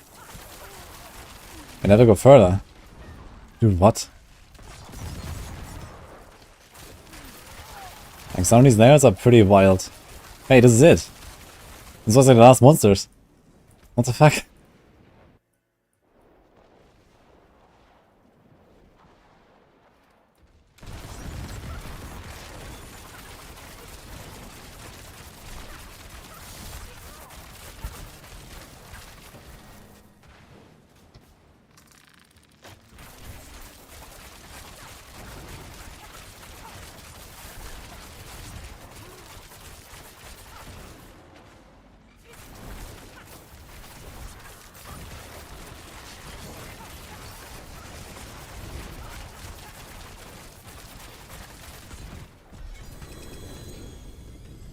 Double greater.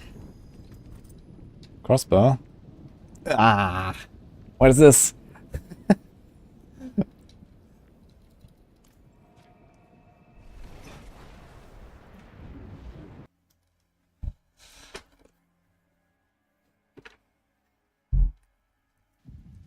Heavy aspect, paragon done, and most of the gear, the Heartseeker's build still sucks. Do you have exploit glyph and do you have victimized spect? And Enquiries touch?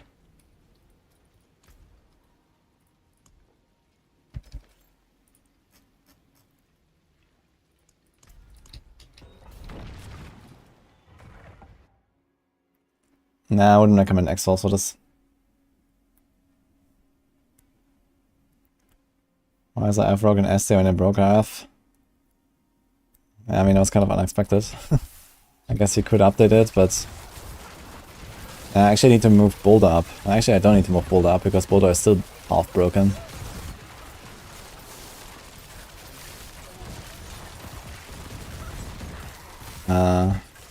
Yeah, I guess we'll wait a day or two and see what they say about it. I would expect like a hotfix follow-up for this very soon. It seems like a pretty major thing they should be working on.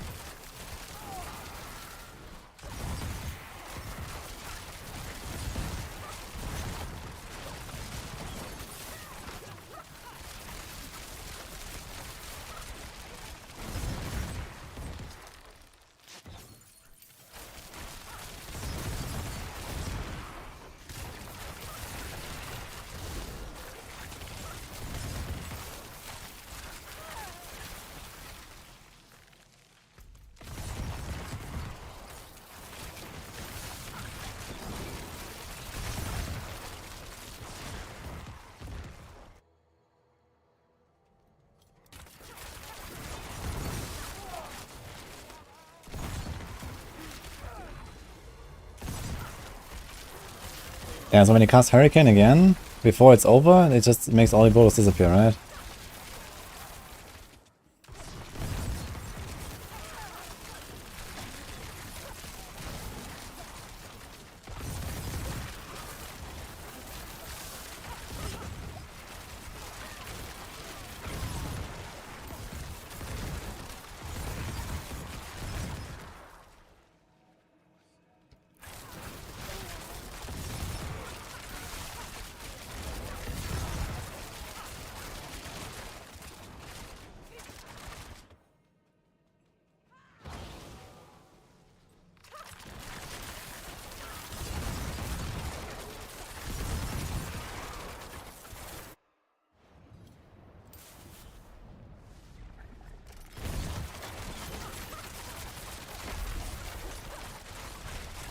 No proc.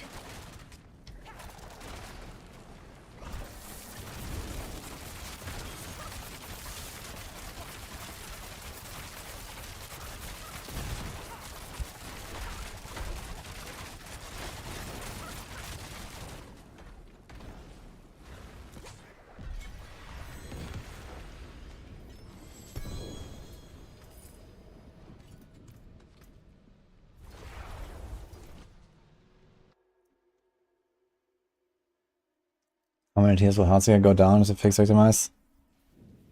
I'm probably gonna move it from S to A on the tier list. I guess in the pit, I don't know, it's hard to say. Something like 5 to 10 tiers, I guess. We don't know the scaling of the pit.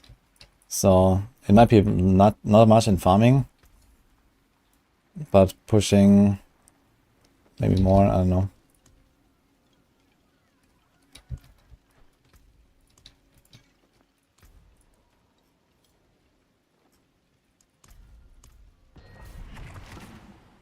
What build do you start first time rogue player?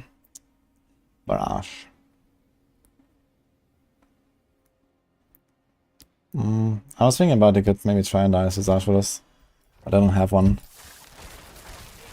anymore. So, but you have a lot of the same synergies that Andariel's build would use, so it could work. But my Barrage and my own damage would be significantly weaker. Then the Andariel's procs would have to supplement that, and it might be enough actually. Maybe Andariel's is actually just a better option. You're also gonna have like more resource issues, more cooldown issues and stuff like that as well, which is something to consider. You could also deal damage while your poison imbuement is actually on cooldown, because sometimes it just doesn't come back, which is also nice.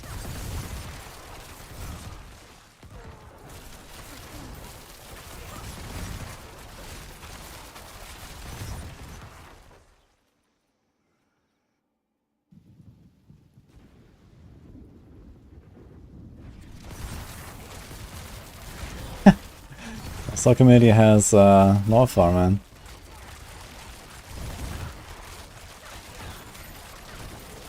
And yeah, Northfar has a very different like mindset against, I guess.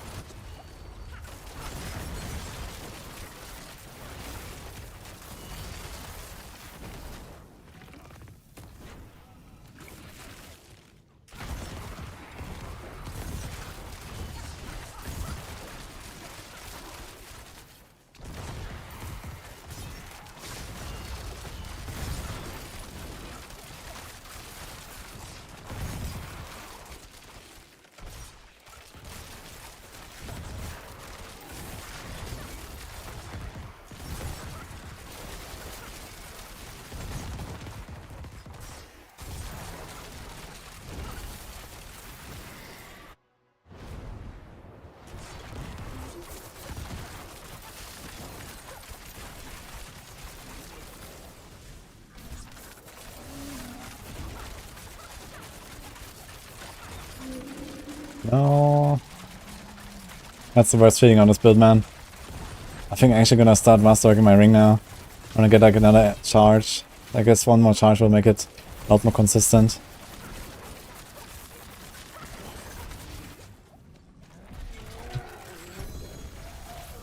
Should we Masterwork this to 12 perhaps? Will it go to 5 if I do it? No, it will not, because it's already at 9. Only if I hit it again, I guess.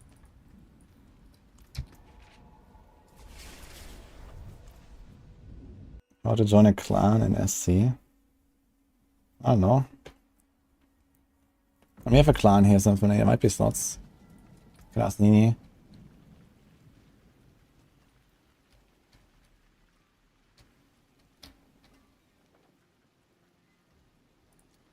Does it sort the boots together? It does. Okay. Better than starting from nothing. I'll keep my forge hot. I got a stone somewhere. Nice.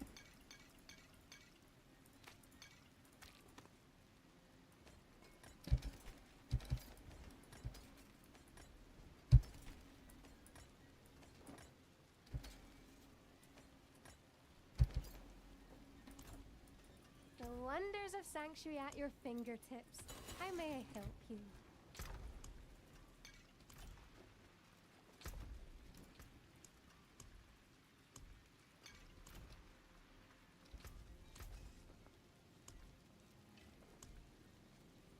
I think I reset this one and try to hit the poison imbue. More there than I thought. Ugh.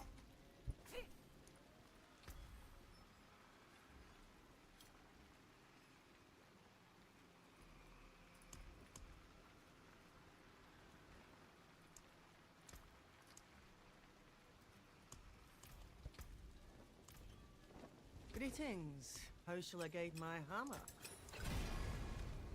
Here we go.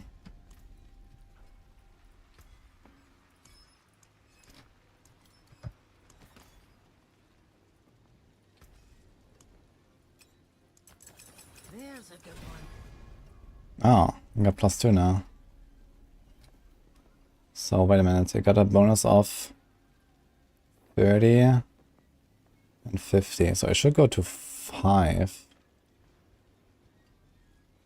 Some solid bits here. Ooh. Okay, that should help.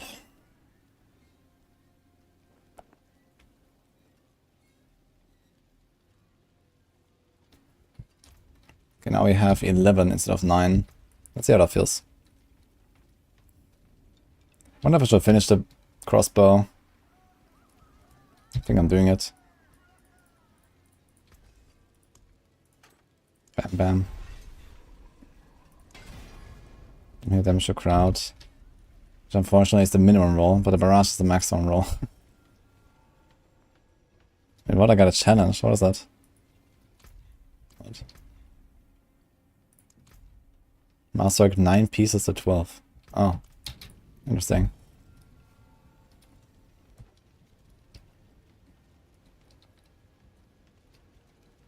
So there's a 60% barrage.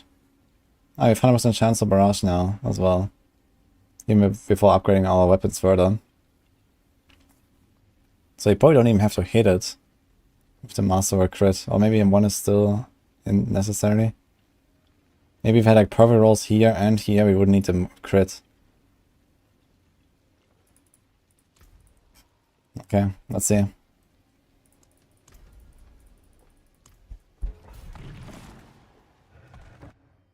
Again, hit 10%. Best rogue for speed farm. Pit, it's Heartseeker. Outside of Pit, a lot of stuff is really good on Rogue, to be honest. Heartseeker is still fine.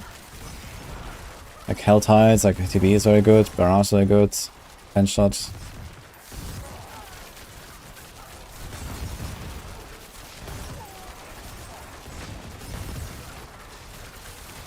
Oh man, 11 poison beam charges. And that's like only 2 items, man. Looks actually crazy.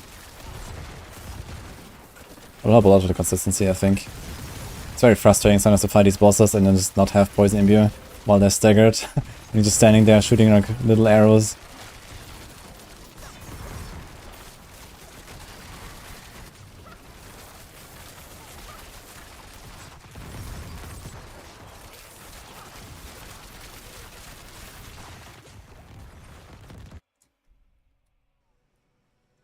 Not little looking compared to Uber bosses. I'd say when you farm the 70s comfortably, the tomato boss will be not a problem.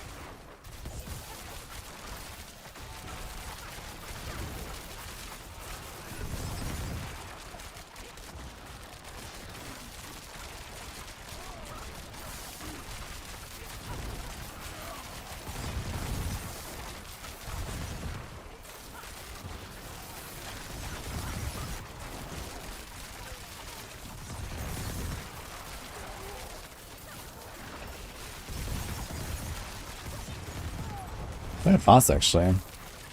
Like pretty consistent, like 2 minutes to the boss or less sometimes. It's kinda nice.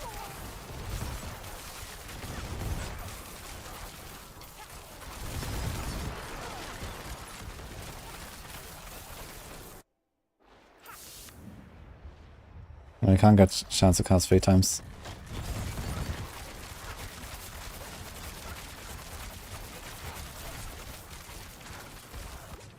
Oh.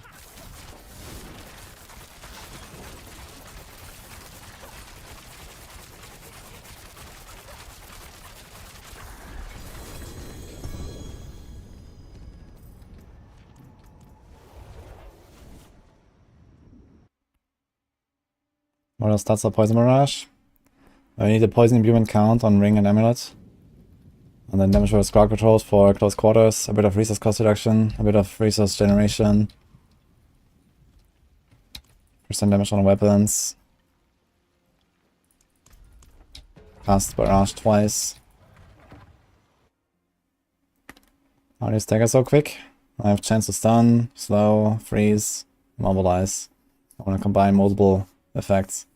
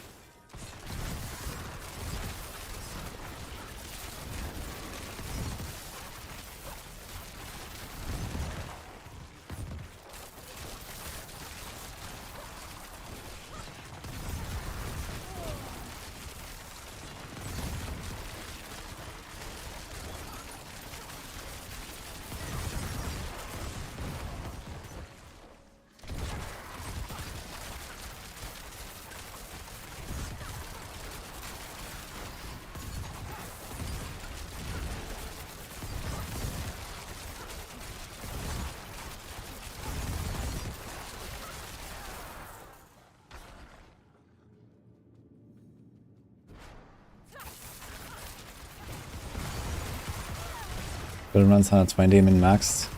Nah, 120. Need like, I don't know. How much, I'm not sure how much life the boss has there, but it's probably like a trillion or something in 120. So we're kind of far away from doing like a trillion damage in any time soon. But yeah, like 110 plus is probably quite doable in this build, I think.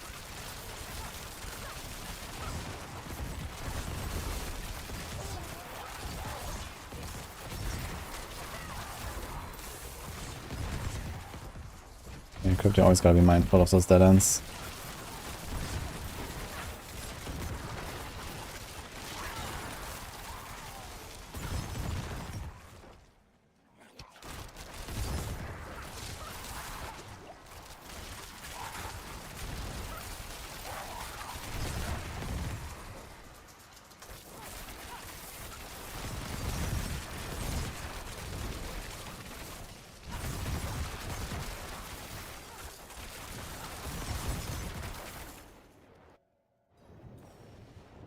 The strongest rogue build right now is Heartseeker.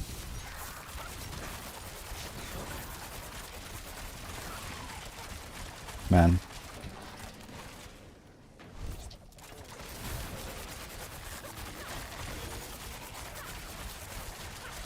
Two times 11 shots and I did not get a proc. That's crazy actually.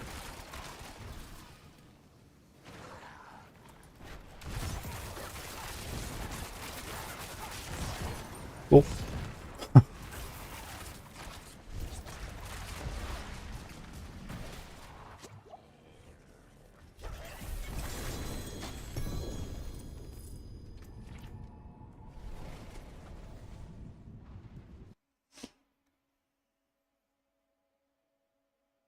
Chess, spinning rogue skill to rogue, that's procs Heartseeker. Just spin. It's gonna happen at some point, I guess. Got the H coming back, shooting Heartseekers 8 times per second. Yeah, if you want to stagger a boss fast, you want to have multiple effects, not the same. If you apply the same card control over and over to the boss, it will not give you a full stagger value until the original duration has expired, basically. So if you apply like a 3-second stun, and then another 3-second stun after 1 second, the second one will give you much less stagger. But if you do a 3-second stun and a 3-second freeze, they have both full value.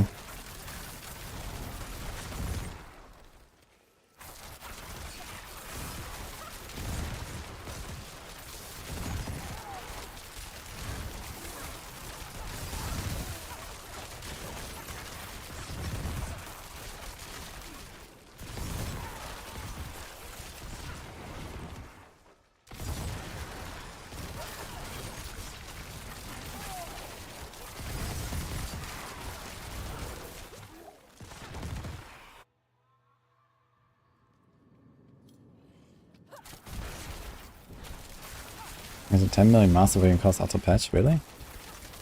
Maybe it's a total bug. Have you tried how much it costs? Maybe check your gold.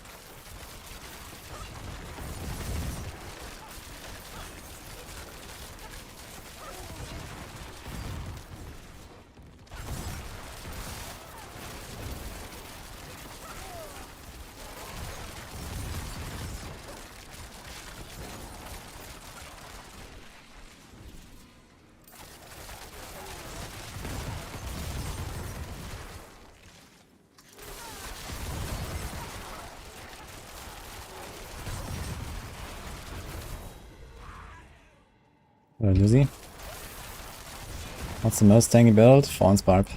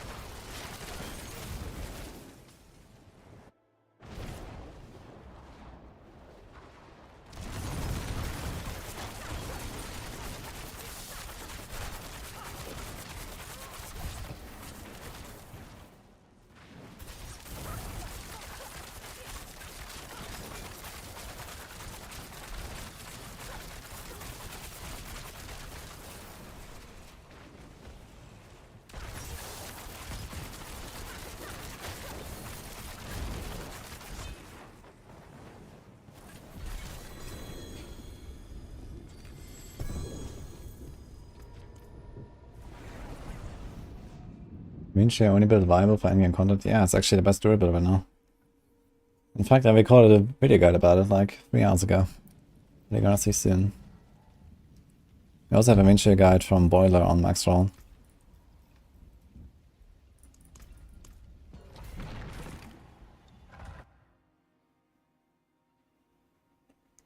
Planner's long done short here.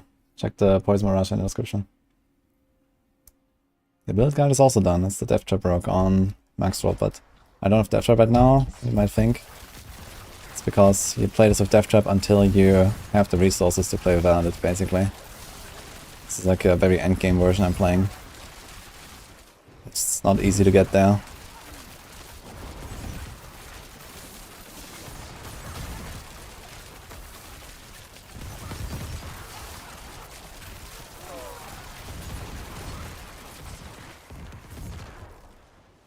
This is close quarters build.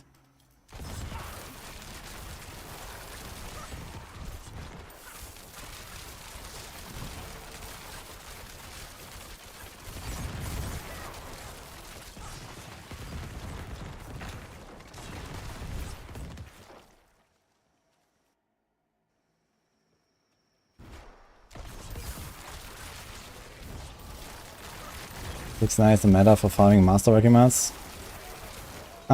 Not just for that.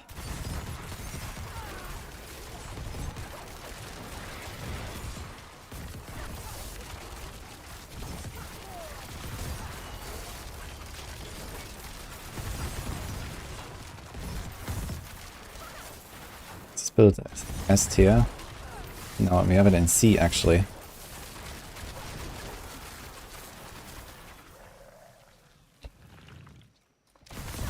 Although I did get some unexpected buffs.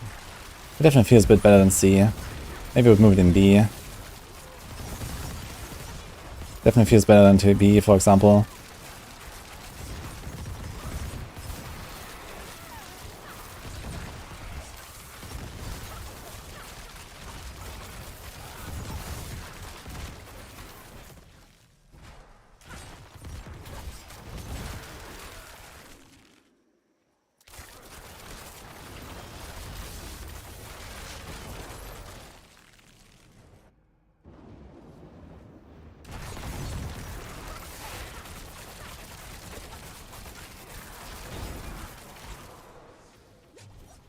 Oops.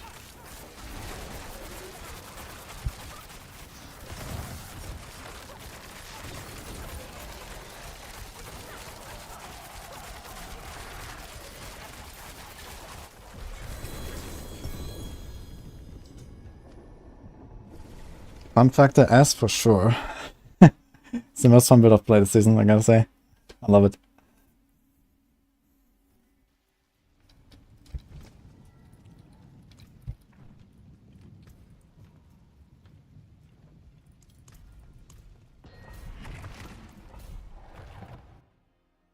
Strongest lance is Barb.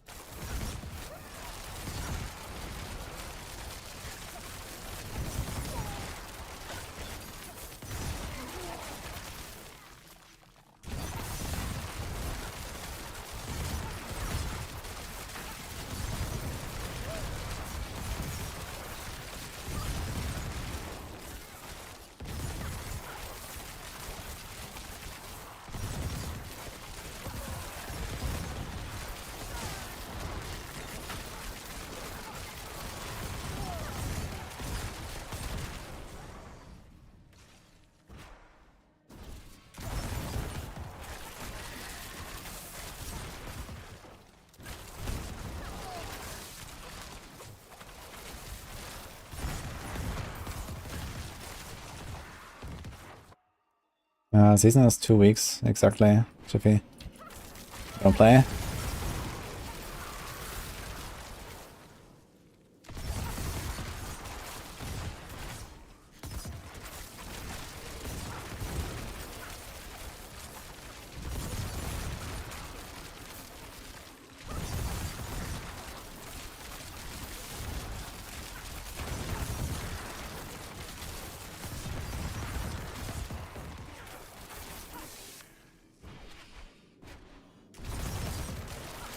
Basically feels like playing a multi-shot DH a bit from Diablo 3.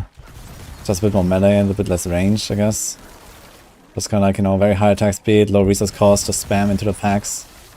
Feels kind of good.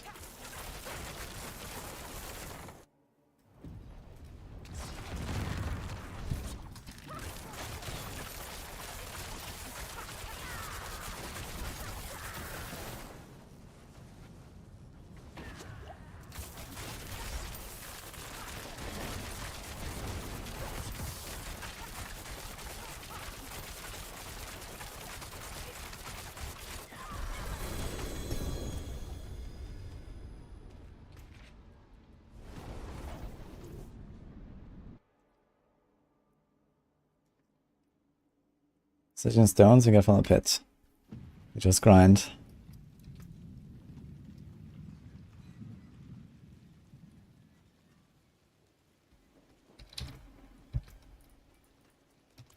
See some steel you need?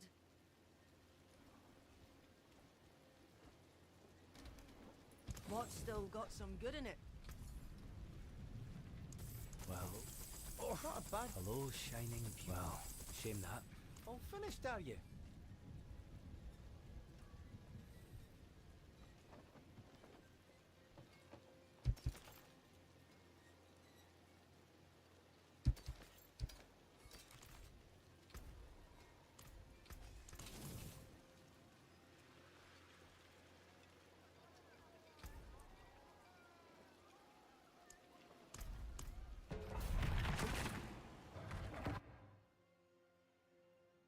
Cheap shot is not double dipping now, Fury may. But it's like a really good note to take on Rogue. Because on Rogue you generally want to go to a cheap shot board for safeguard. It has like a lot of elite damage reduction, which is very helpful. And you kind of just right next to it, so you always just pick it up on like any Rogue build. Like every Rogue build has like some CCs, so you just take it for 5 points.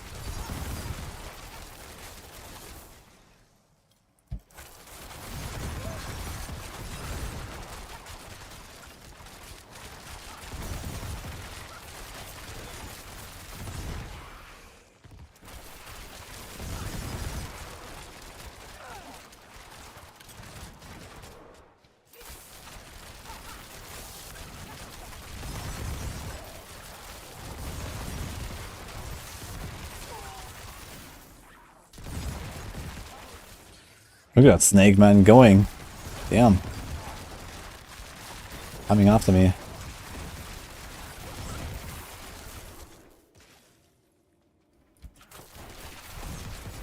I can't kill Lilith. Yeah, Lilith is the hardest of the bosses. She's definitely a bit harder than the others. Because you have to, it's like way harder to dodge their stack mechanics. You have to dodge the waves, you have to dodge the skulls and so on. All the other bosses have like way easier to dodge mechanics.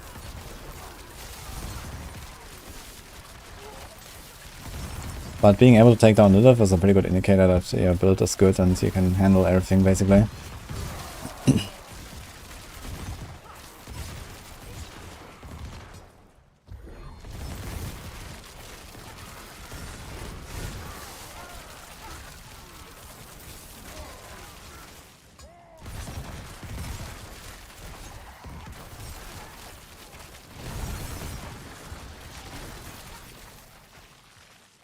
It's so funny, like running away from the poison pack and then just watch the progress bar grow.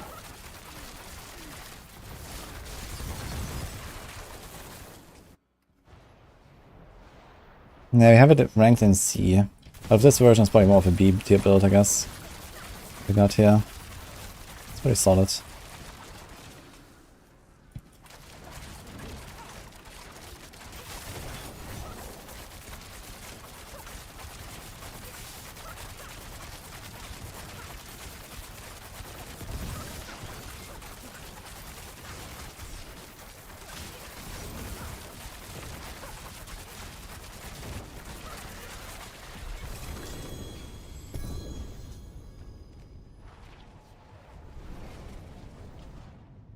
Why is there no build for Rain of Arrows? Well, because I didn't want to bait anyone into playing Rain of Arrows, so I deleted the guide.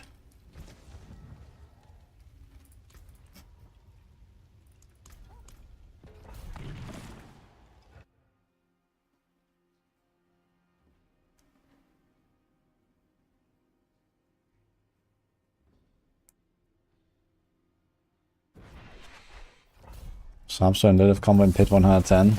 I mean, I think the third shadow is always a Lilith version, right? It's either the Lilith Slam, the Lilith Cleave, or like the pull, the cleave, and the waves. And then the other waves.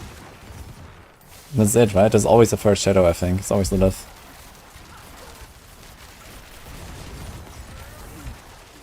It would be funny if, like, you know, every season they add like a few more bosses. You know, maybe one time there's like a Duriel coming out. One time there's like an Andariel. That'd be cool.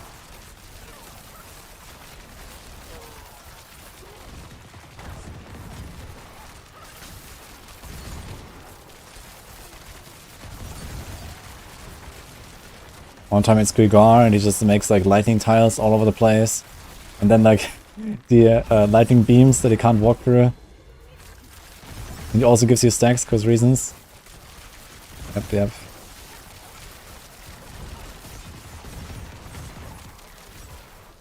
That would be fine, for sure.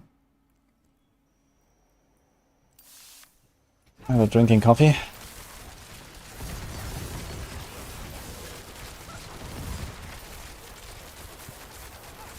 Fish that out, man. Thank you for the kind words.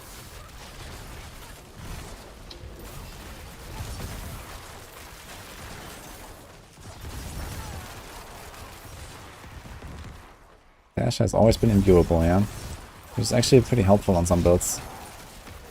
Not so much these days, but these days it also doesn't matter that much if you're accidentally imbued anymore, compared to the past. For example, in the past I played a rapid fire build that had like a pretty major component, which was shadow imbue dash through the pack and then shoot rapid fire into it. Like before this season, before we had the ring and stuff.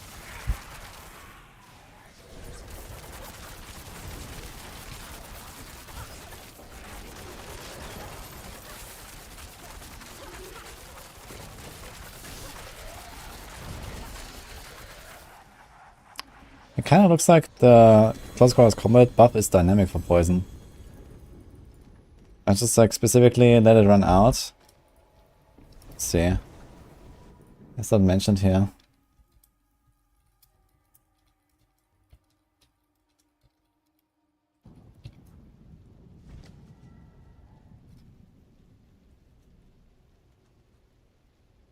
It's actually not mentioned.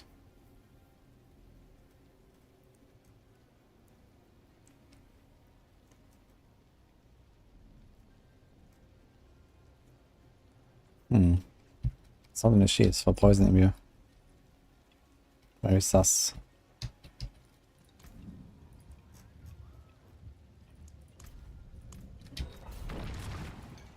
That's my neat iron looking actually. I just converted a bunch, so not that many I guess. Ooh. We also used one. Okay, I have 2k now.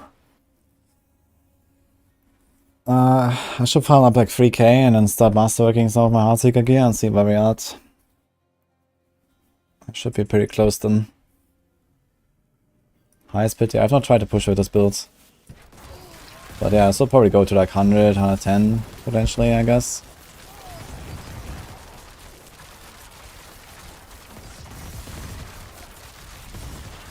I mean, these runs are pretty comfortable, like 2.5 minutes. Boss fights will be a bit of a struggle later. But at least on softcore you could YOLO a bit and, you know, see if you can tank some abilities. Like, I'm trying to be very careful on hardcore usually with the bosses. But I might not have to be. I have 55k life. Sort of life. If +3 to subterfuge skills there.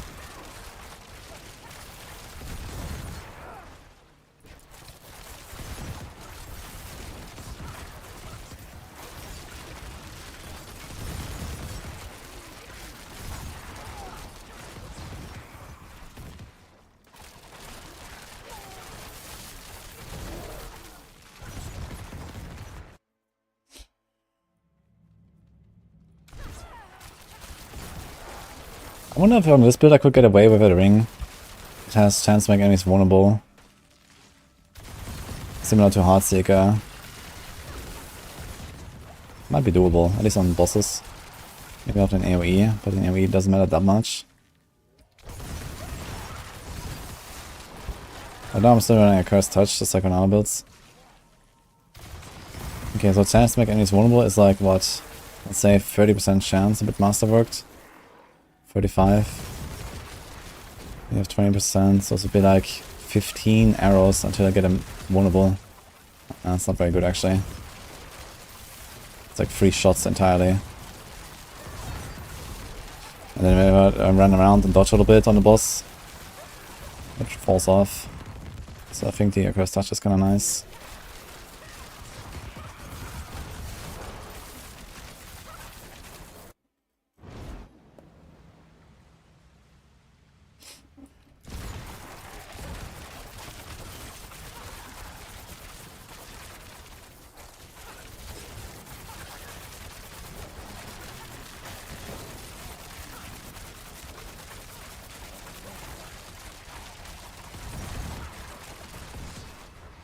Does anyone know what these totems actually do that he summons? These cold totems? What do they do? I don't really see them do anything.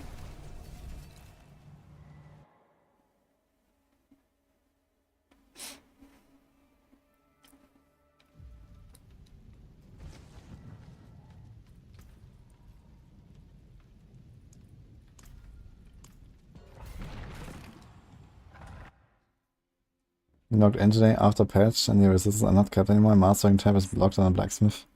Yeah, to unlock the masterworking you have to just go to the alchemist and convert some mats.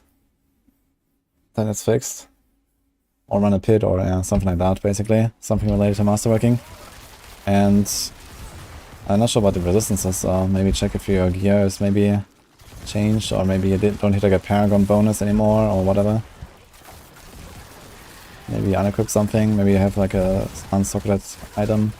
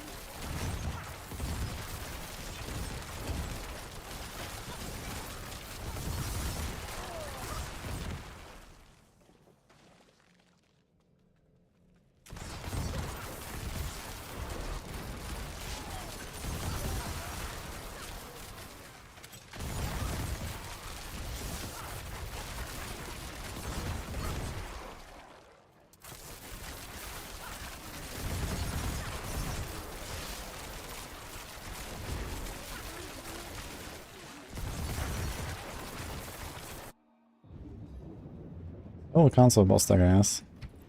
Not as much as like a freeze, for example.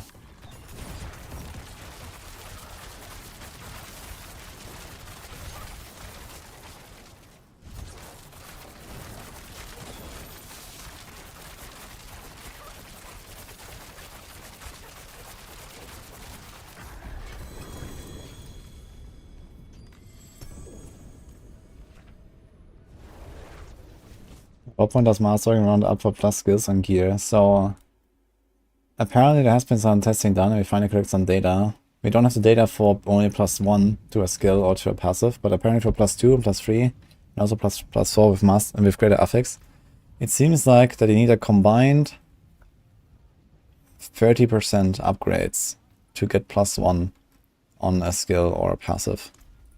So for example, right now my ring here went from 2 to 5 with 2 Masterwork crits. 2 Masterwork crits are 50, and it's rank 10. So there are 40% of small upgrades. So together that's 90%, and you got 3 ranks up. But I don't know how it is for only like +1 to something.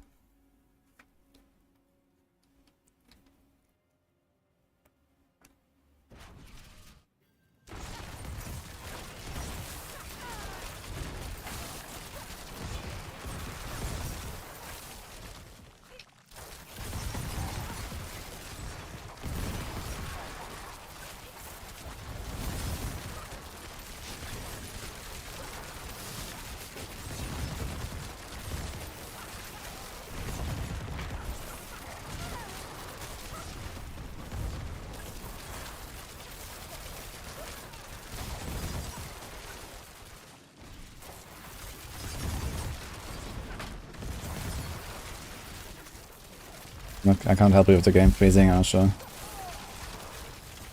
But I hear from some people they have problems right now with game crashing, freezing, whatever. So maybe something is going on and they fix it with a patch.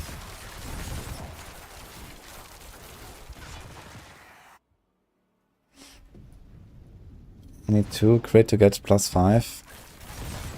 I mean, if you start at 2, then you will need... Yeah, you need 2 crits to get to 5.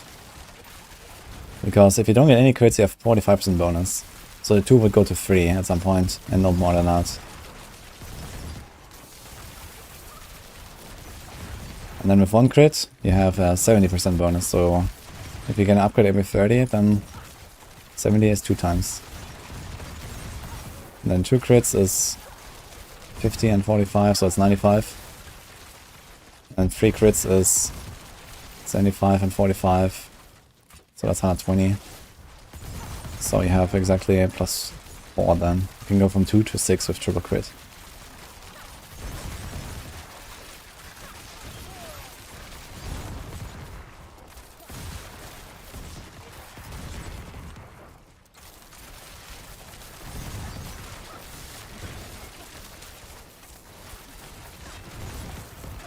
It's like similar for if you have 3. So going 3 without any crits, 3 will go to 4.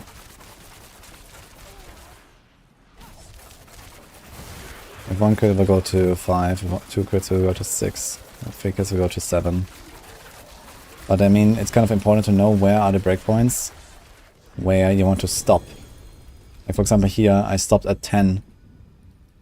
Because I don't care about on any of the other stats really that much. And you know, the last 2 steps are very expensive, for example. So now you would think, should I upgrade it to 12? Will I get 6? The answer is no, unless you get another crit. And similar here, I went to 9 instead of 8, because it gave me +1 on the poison imbue there as well. Like at 9, you have 7 small upgrades. So I have 1 crit and 7 small. That's 25 and 35, which is 60, so you get +2. It started at 2, it is 4 now.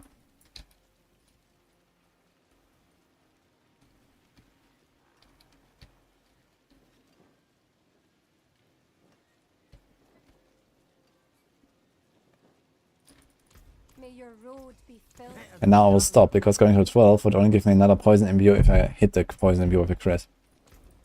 So, when I was at 8, it was still 3 poison imbue.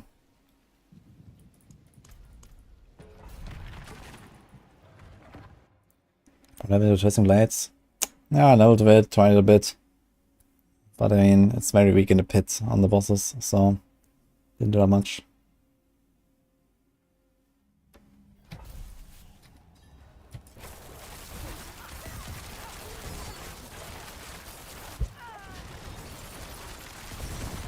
Fire build is on my radar. I have a pretty sick set of gear for it. Fortunately, we can't play it right now.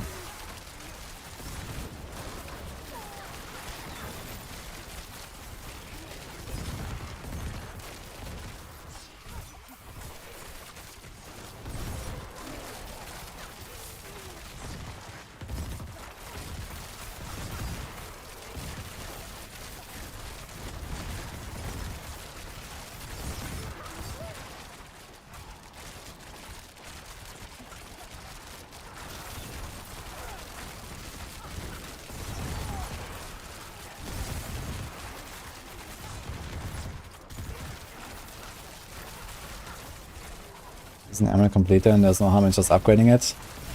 The harm in just upgrading it is like 1.5 hours of farming masterworking materials. So there is harm.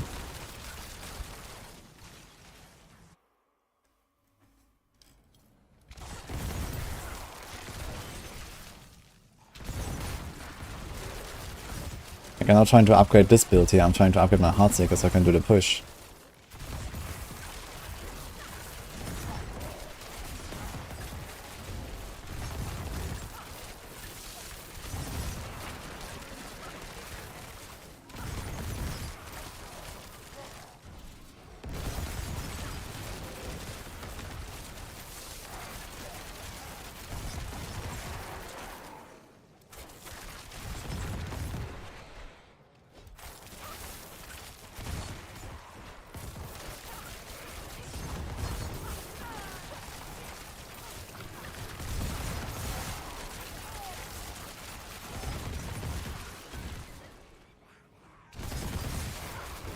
Okay, so fix Heartseeker, what's the plan B?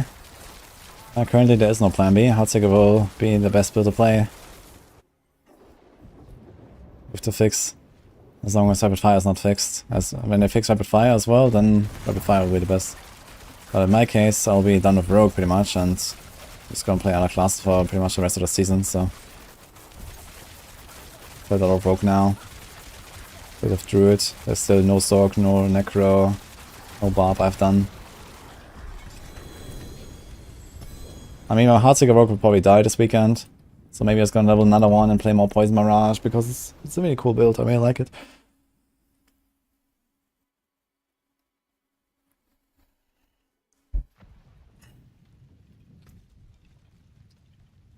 Okay, we can also check when does the Barrage rank up. It's 4 right now. It did get a one rank up. It went from 3 to 4, right? So when does it get the next? Does it get the next? It does not, right? It's rank 8. Which means it has exactly 30% bonus, so you're going to +4. And it won't get to +5 unless I crit it.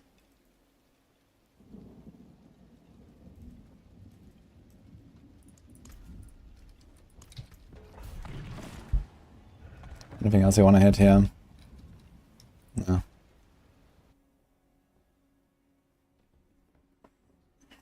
I'm not sure if you guys listened to me, but I just explained that even after fix, Heartseeker is the best build. So, what do you mean Heartseeker is dying?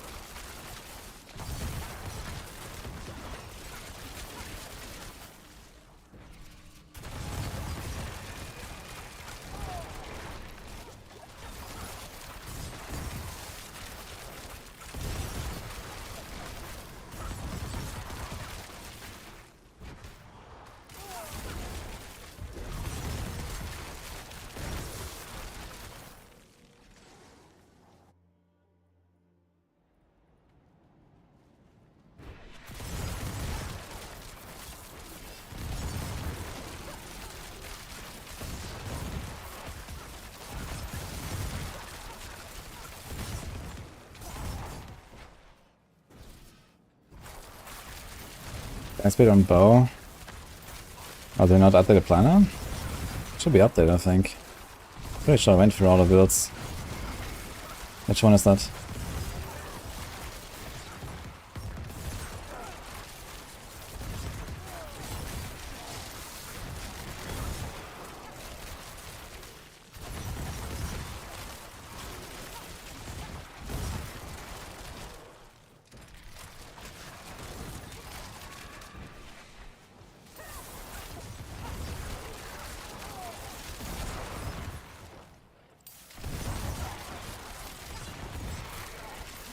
Hi Toasty, I'm doing great, how about you?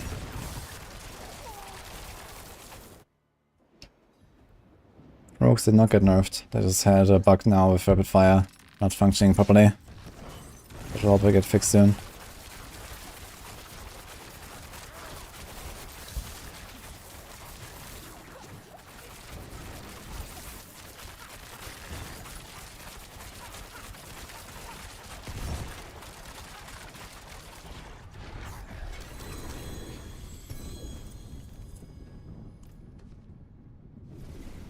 This one, there's no attack speed here. Nope.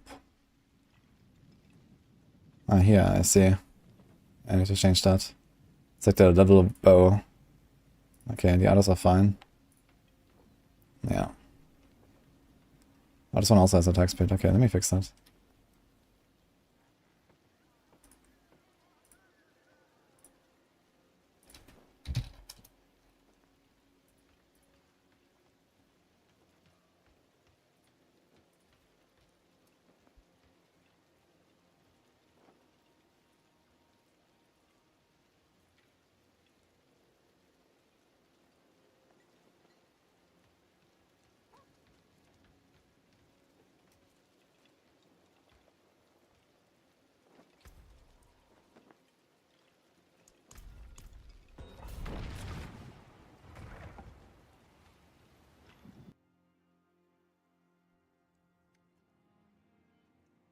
Why change from common points to inner side? This build was never supposed to have common points. Hi Wax. Finally did a crazy build. Yeah, it's great. Played a bunch on the PTR already.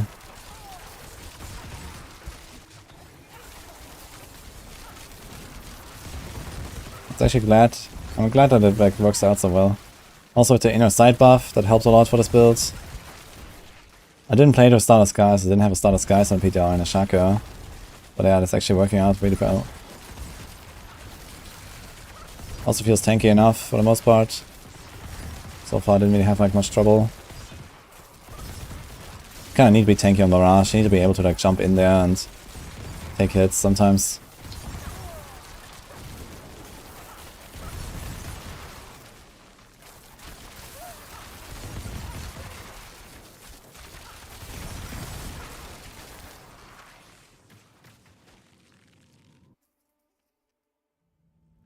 Spell viable with Twisting Blades of Flurry.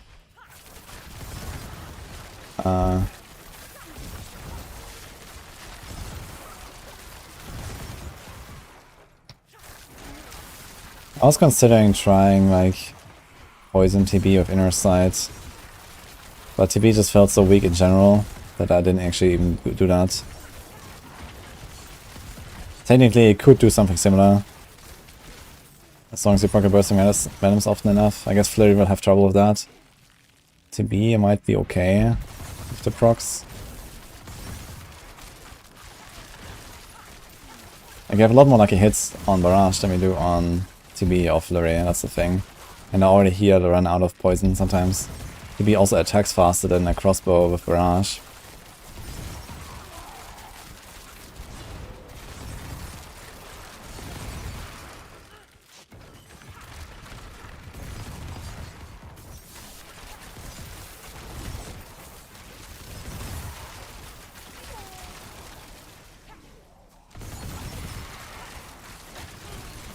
Another problem is also if you play Flurry or TB and you don't play combo points with Puncture, then, well, you don't have Dark Shrouds. So you have like 0 defense. So you have to play combo points really for those melee builds. You also would have trouble activating your close quarters combat.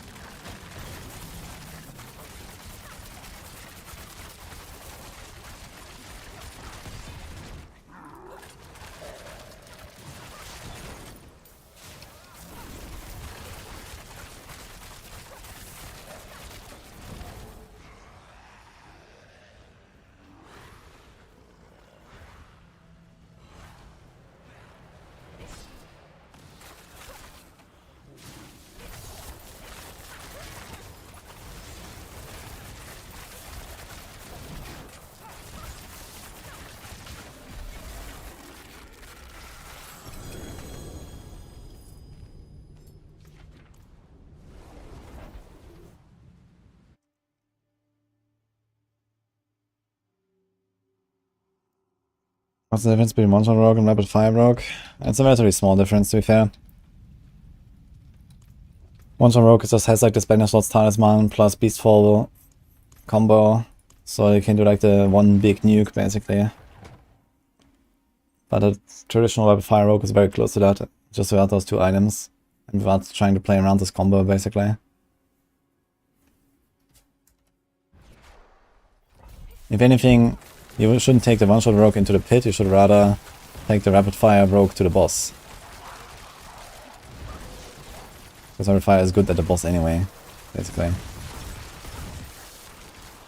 And once you have like really good gear, like you just take down too many bosses in like half a minute anyway or something. Well, given that they patch it, because right now rapid-fire is kind of broken.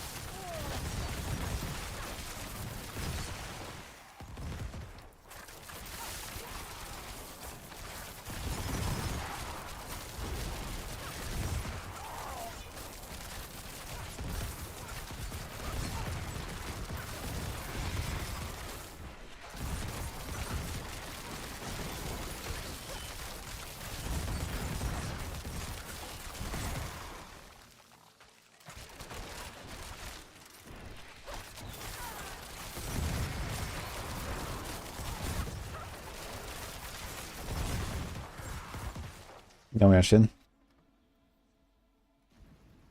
How did I manage to mess up rapid fire? Good question. And I changed something about the maximum range of the ring. And somehow that messes with the aiming or something, I don't know, man. Like, it looks a little bit like what happens, I don't know, with code, right? But back on the PTR, rapid fire behaved differently than it does on live patch. So back in the PTR, it was always kind of doing what it does now. It was kind of like extending behind the area that we were aiming to. So it was like a line that it shot. You know, they bombarded like a whole line in basically. And the way to play around that was that on PTR, we just all went in melee range. And then those projectiles would just explode in melee range, all at the same target. And that was it. It was like a melee build, basically. And then everyone was like, yeah, that sucks. And then Blizzard says, hey, we agree. And then they changed it to now where it bombards like almost the same spot, like a little bit in an area, right? But now they did this max range fix and somehow brought back the old behavior of the extending, you know, line. But because of this random bombardment in one zone, I guess it follows the direction of whatever random projectile goes a little bit off center, and then it kind of like goes in that direction or something. So that's probably what happens. I'm not sure how they did that, but that's what I think happened. Which is kind of hilarious.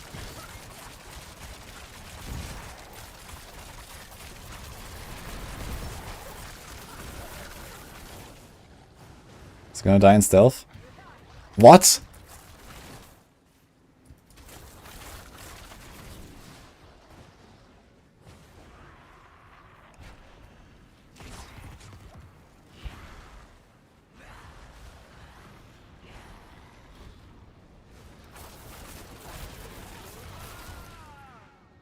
He just removes all the poison, man, when it comes out of stealth. That's insane. Where is he?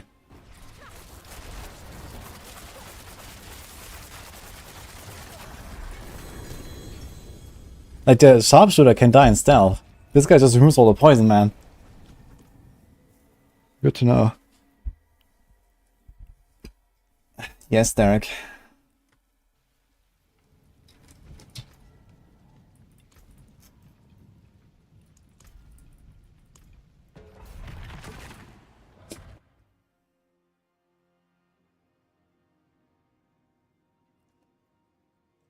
You can play this without status, guys. You follow the Death Trap guide on Maxwell. Until you get the status, guys, there's like a version for it as well without the Death Trap. But Death Trap is like a very good engine to fuel your resources until you have status, guys, basically. You could probably make it work without it as well. And just play this from the start, but you need like, yeah, kind of like a big resource bow like this. Masterwork it up, and then maybe like 2 items that have energy per second, maybe even ring with resource cost reduction or these kind of things, and then maybe can kind of make it work, I guess. But the way I did it on the Maxwell guide is you went Death Trap. Like this you can use Aftermath, you have Tybalt's Will in there as well, so you can use Tybalt's Will with Shadow Step. You can have Concealment, you can use Concealment for resources, you reset Concealment all the time, you reset Shadow Step all the time, with Preparation, when you use Death Trap. So it just kind of like feels pretty nice. And at some point you get a status, guys, and can swap.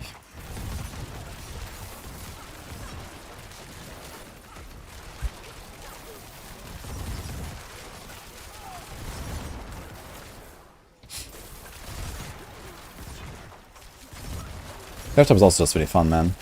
So, can't argue with that.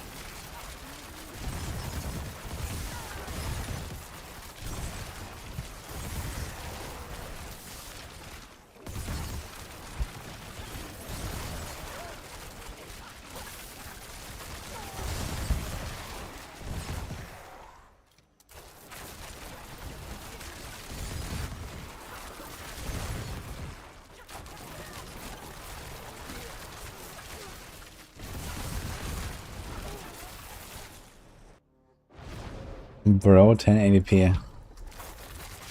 That's my resolution, exactly.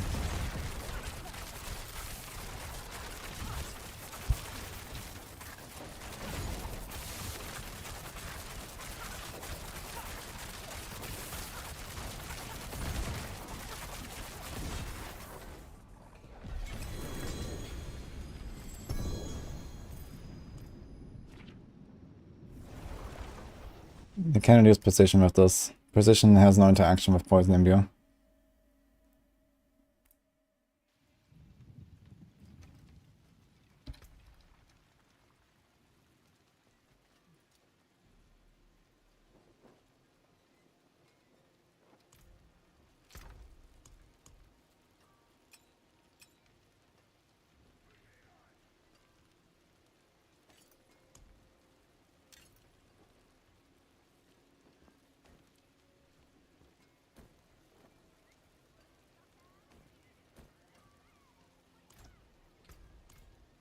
Greetings.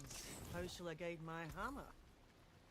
Well, hello, shining shame that. Not a bad. Hello, shining beauty.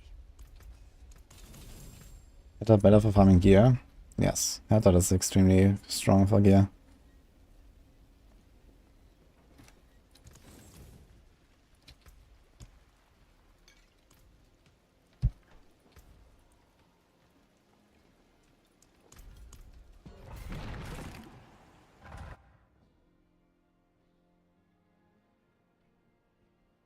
Yeah, 3 to 5 minutes is okay. You want to try to stay a bit of 4 usually though for farming mats. Depends a bit on the exact build you're doing. Some builds go a bit faster, some builds go a bit slower. Some builds have an easier time going up, versus other builds kind of like, you know, slowing down massively at some certain point. So that depends, for example, like how well your boss damage scales with tiers. Like for example on rogues, you have the general problem that a lot of your damage comes during the stagger. And if you go higher, then at some point you will stagger the boss enough and not kill the boss during the stagger, and then suddenly, you know, you have to start dodging, then you have to wait for the next stagger. Maybe during the second stagger, some other boss thing you have to dodge and you can't nuke. And then everything goes to shit really fast. In other classes, it doesn't matter that much. Like if you play a Barb, you don't care like about staggers or anything like that. They don't have any like conditional effects like that. You just go higher, boss gets a bit slower, that's it. But on Rogue, you can hit like a brick wall really fast. Maybe on some Sorc builds too, where you have like, you know, control aspect or some other like, you know, control glyph. And some of the like, you know, passives that give you damage against frozen.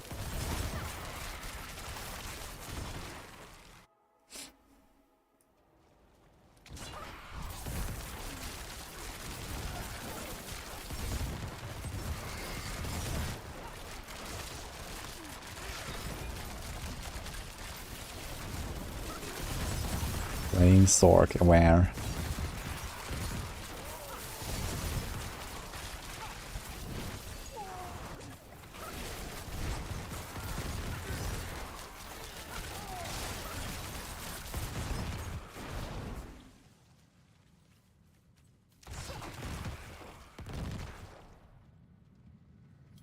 There's no particular reason why I'm farming 69 instead of 70. Other than that, that's nice. Ouch.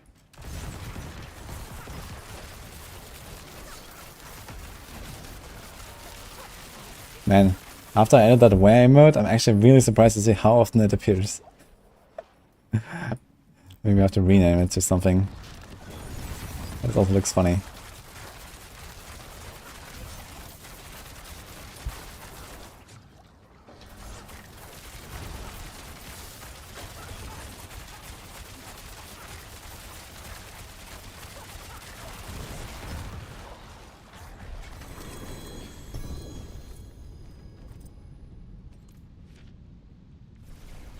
This is an endgame build on Maxwell.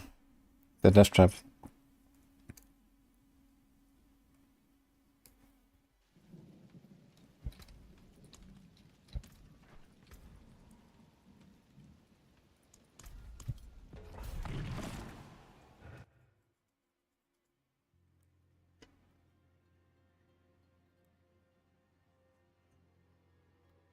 No idea, how far did you get?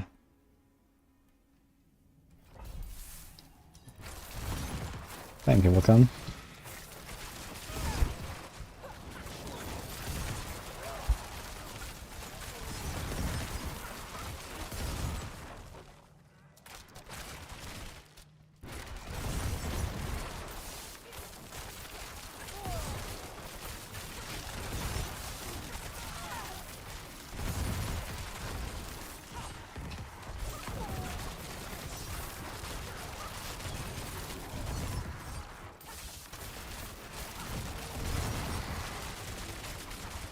One guy just went invisible, what? In the wall.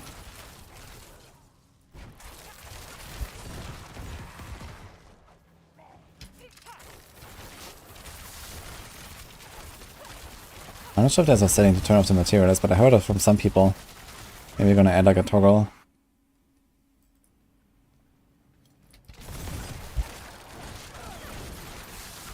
There's another unstoppable, I don't know, Shadow Step, which is Concealment, which is why I have it actually on all of my builds. Like Concealment are very nice, just to like have a backup. Especially when Lilith appears with the pull or these kind of things. It's mostly a hardcore thing though, I'd say. But it's nice, so nice, like here there's this chilling wind, I walk in, I get frozen, I can just press Concealment, boom, get out. Or here the snake stuns me while I'm nuking, just press Concealment. So...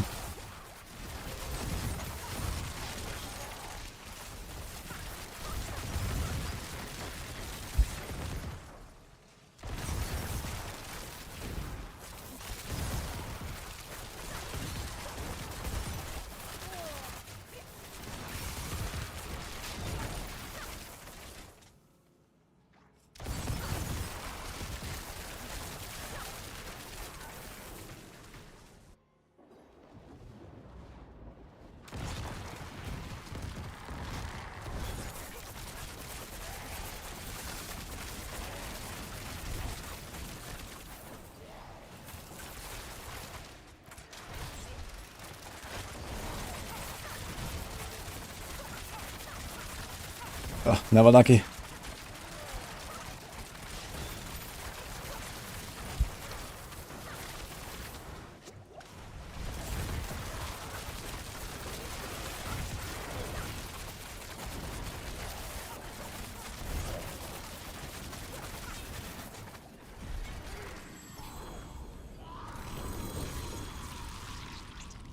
It's kind of hard to send you like 30 shots of Poison Beer and you don't proc the Bursting Venoms a single time.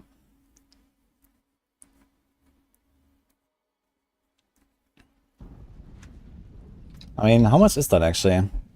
So I have 20%, I shoot 5 arrows every time, so it's 100%. And Bursting Venoms has 15% chance. Yeah, so it's like almost a 1 in 7 to get a Bursting Venoms proc. And I shoot like, 33 arrows and don't get it, man. What the hell?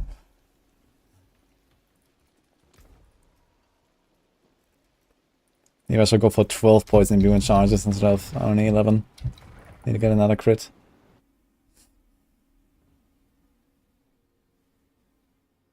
Actually, I have even more lucky than that because I also have the Alchemist's Fortune.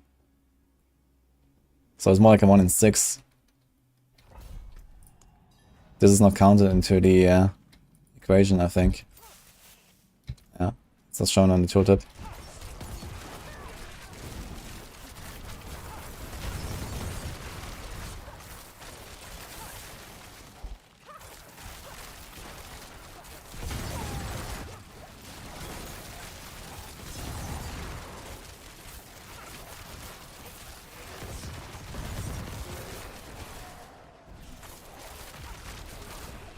Heartsick is a lot stronger than this build.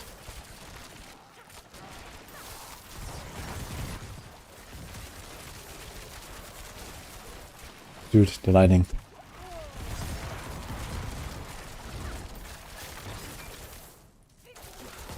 Freaking Moon Clan shamans.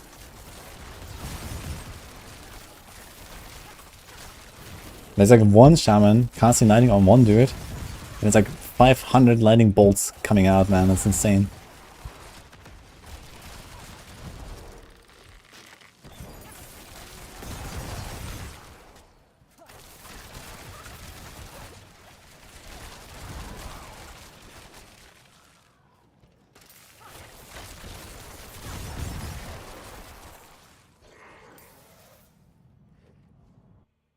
That's a guide for this build. The Rogue on next one.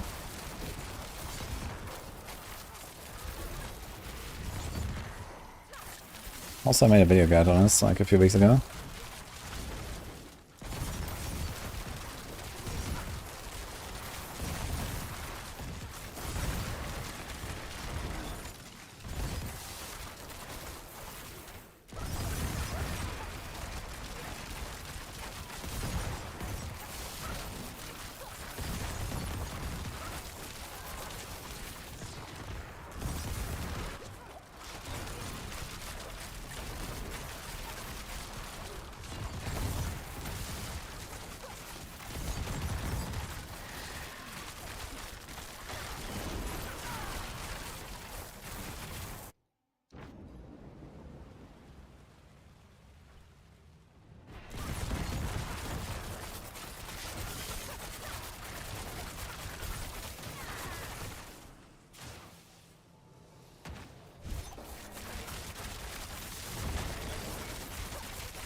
Get him.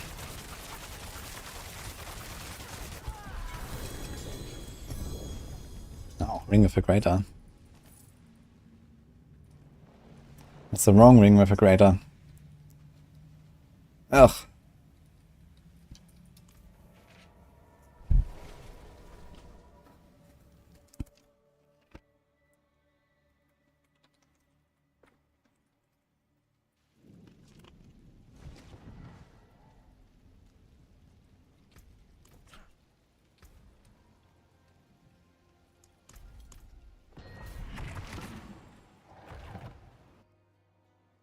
What situation do you use smoke?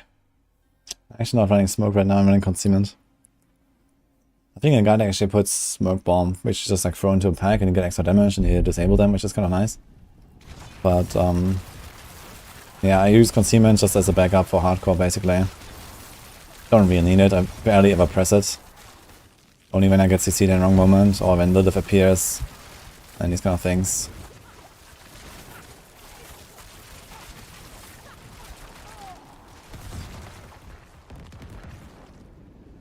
Stardust Skies, man. We hit a lucky hit. It's actually not terrible for the split to have the lucky hit. Greater affix. Kind of rely on lucky hit a little bit.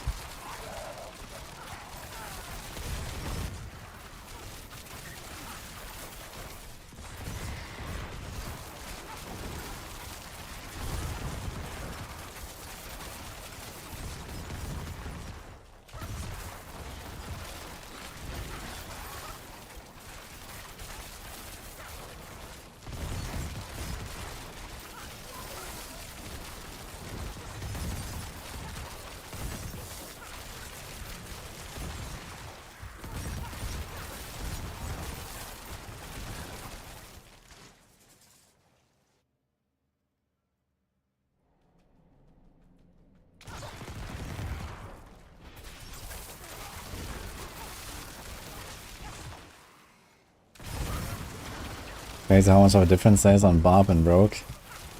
Yeah. Yeah, if you play Rogue main and then you do Barb, it's like night and day. It's kind of funny.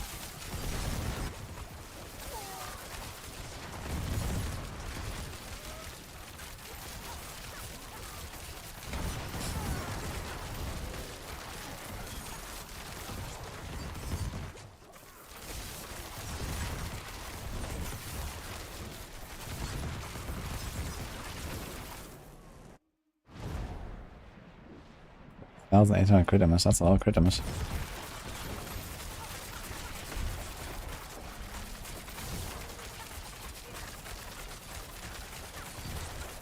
I had no shadow spawned until I staggered him. What happened?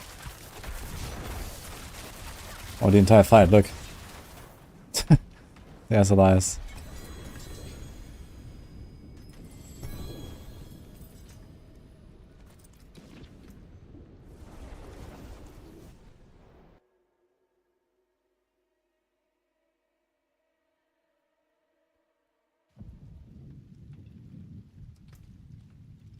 Alright, John.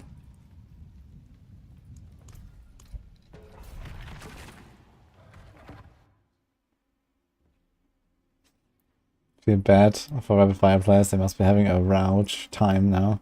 A Rouge time.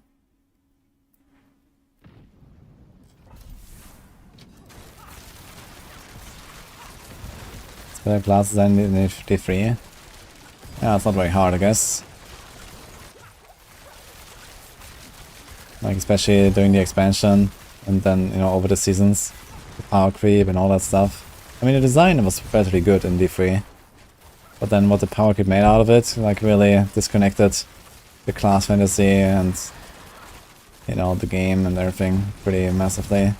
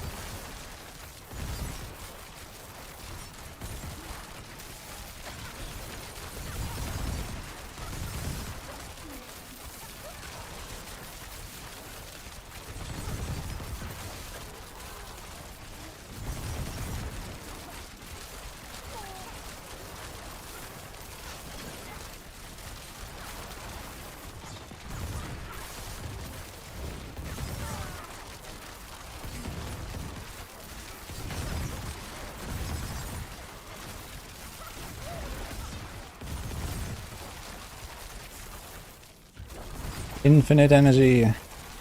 Looks like it, huh? Not just swing though, we also have energy per second on the chest. And we have resource cost reduction on the crossbow. So it's pretty big investment here to be able to spend this.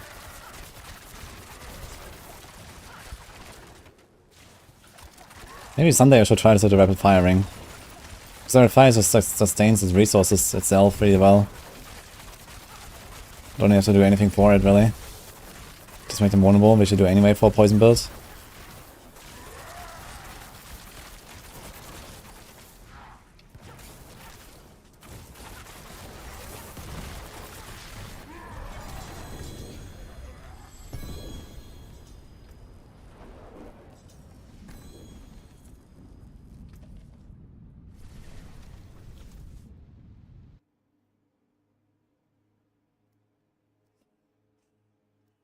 Did not try victimize Barrage, and I have no plans to do that. Yeah, this is a seller, right? It actually has 5 crit as well. Anyone wants this thing? High rolls, but...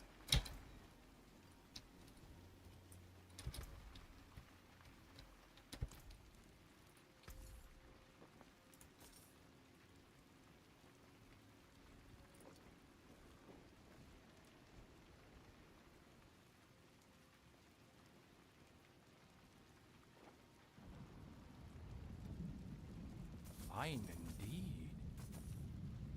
something else safeties.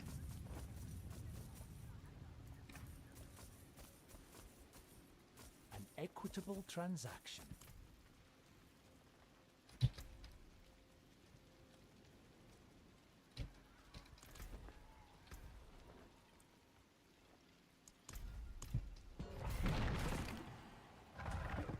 So something in D4 like D3, like Bane was stricken. No, there's not. But it's not too unlikely that will happen at some point.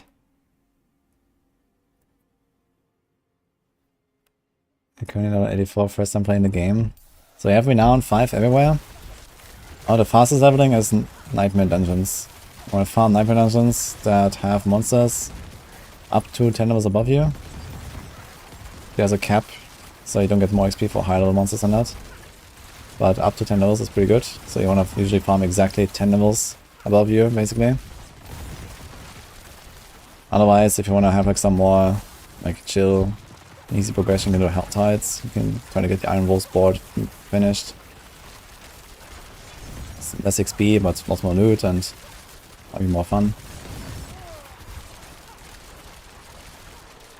Since 84 already, it's not too far off from 100.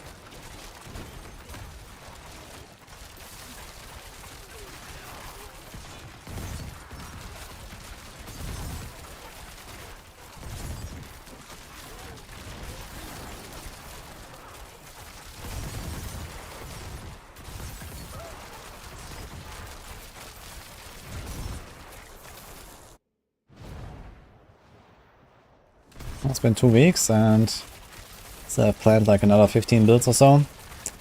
So I got work to do.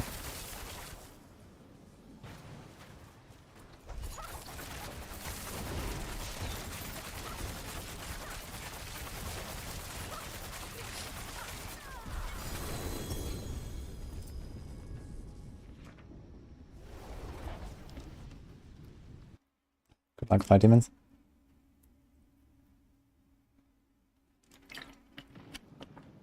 They nerfed the Iron Wolves board XP requirement.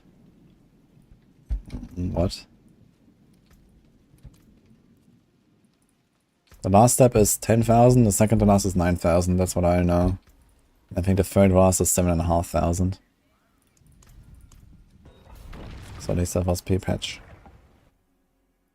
I'm not sure why they would nerf the XP. People are already exploiting Helltide like no tomorrow.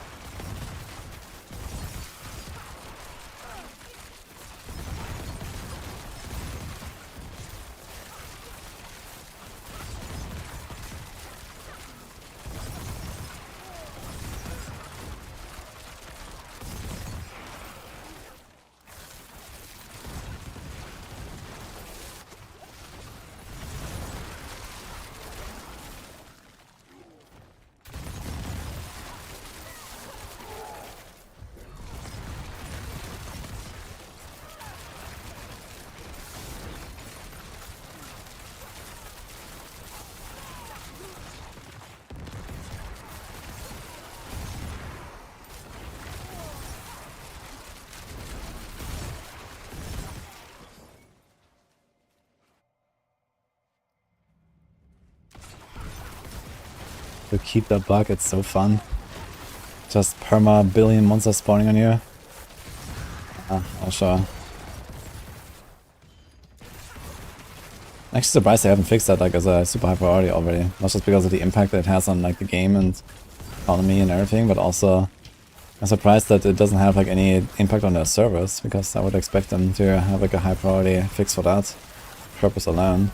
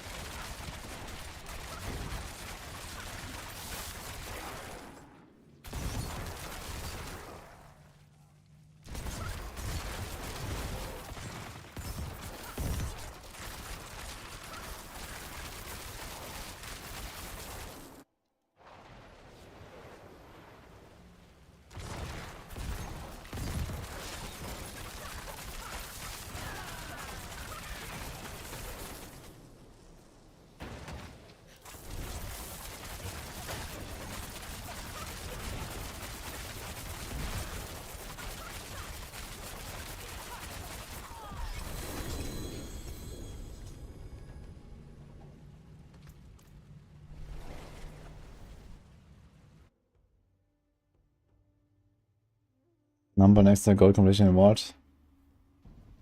Might be XP. I need to check. Might be similar to Nightmare since I get XP at the end.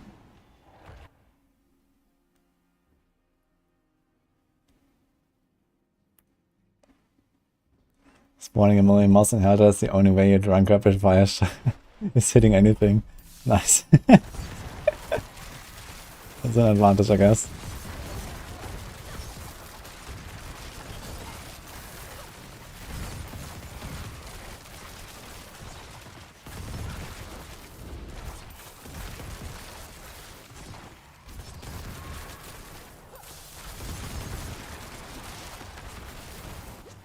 I asked if there's gonna be like account actions or bans or something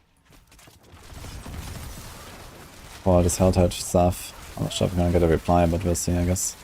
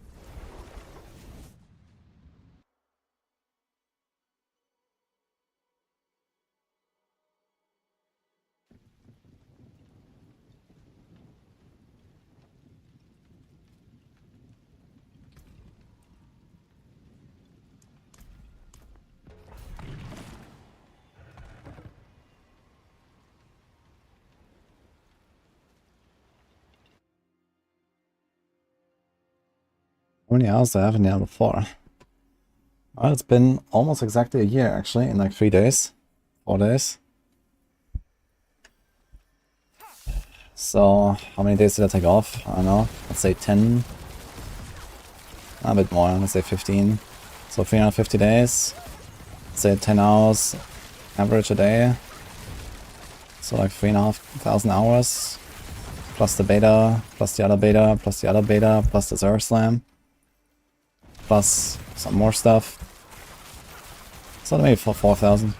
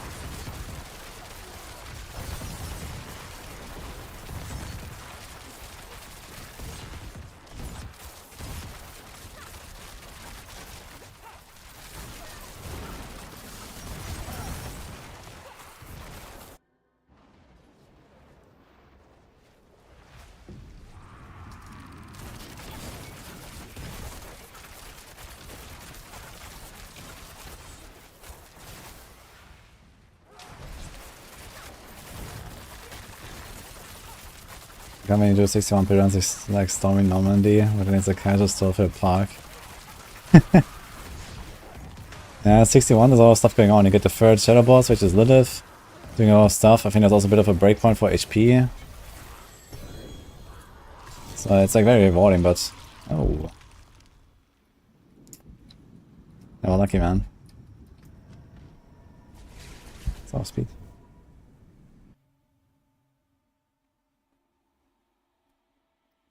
I can certainly push 100 of this, I think. But I have not tried pushing. Just gonna farm out the Neath Iron for now. Chill farming. How's looking? 2.3k. Wanna get to like 3 or 3.5k for now. You're getting 28 per run. So like 40 runs is like 1 point something k. 40 runs is like 2 hours? Roughly. Okay. Not bad. So let's just keep grinding.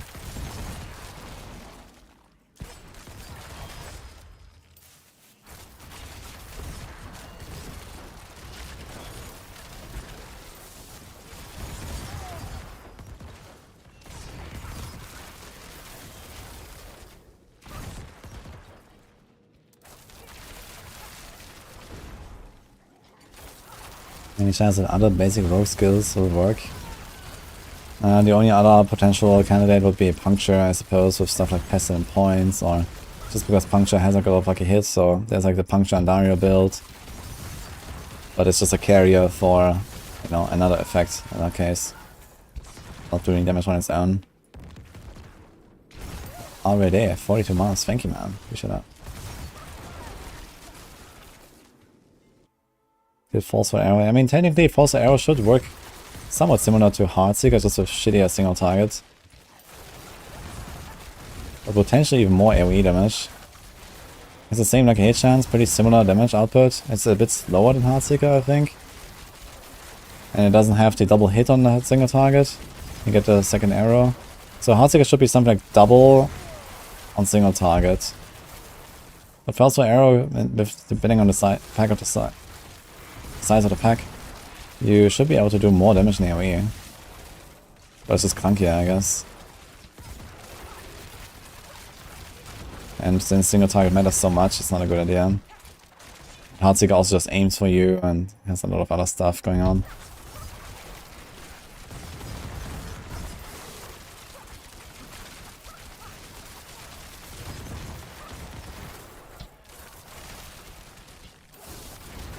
For the prime. I'm as well as the hurt tracker. Hell, actually. Christian. Thanks, man.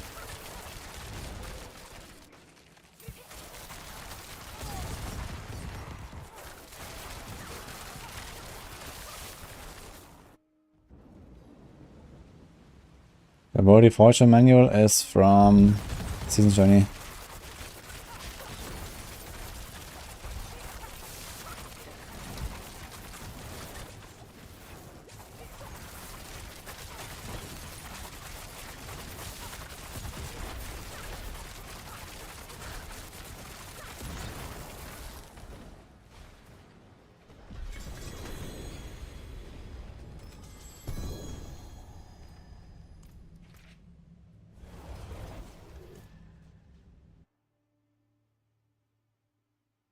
Greater affix Tears might. Uh-oh.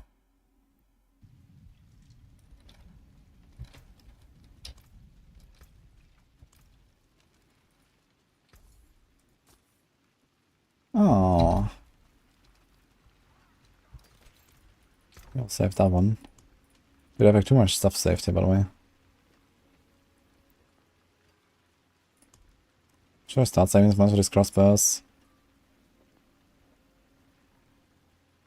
I said I would consider if I get like really good tempers and stuff. We did upgrade my weapon to 12 now though. So I kinda need to hit like GG temper. But I can try. That's one GG temper.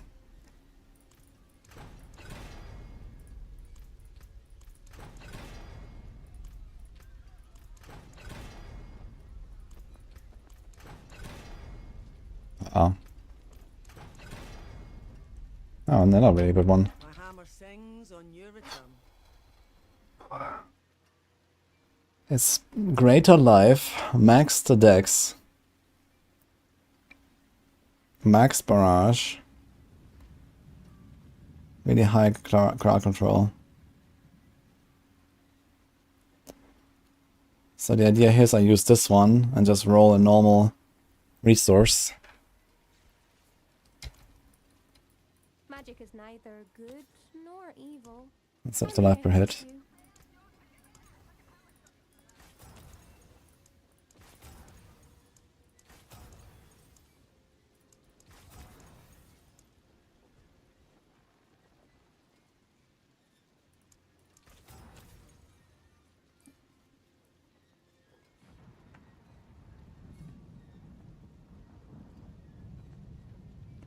What if I try to get a ring that has resource?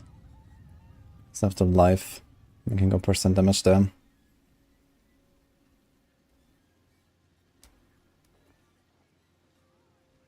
Do we need the lightning rest on it?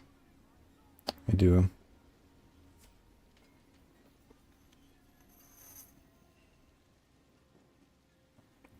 This thing's also mastered to 10 already. I don't really want to replace it anymore. What if I just roll this to resource? Bright aura. Brighter soul. It's at 1 million per roll.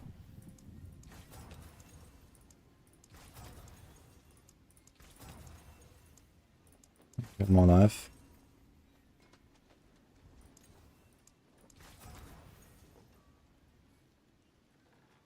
I'll have a lot more life. Even if I rolled off the ring.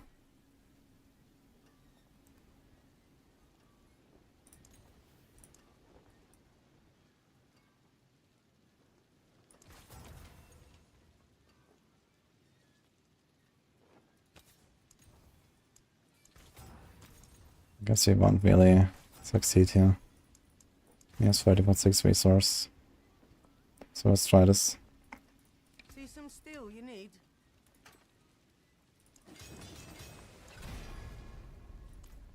You want to hit the barrage at least once, right? Let's try it. More there than I thought.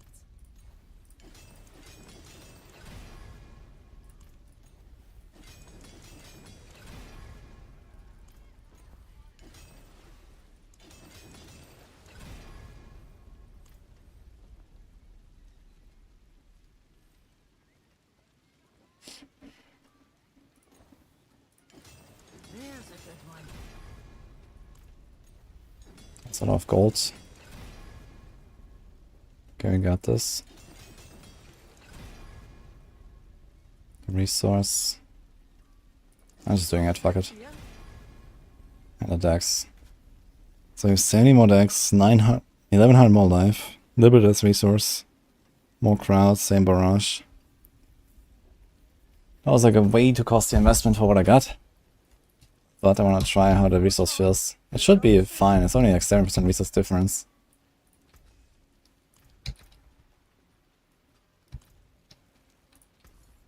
Follow the stars.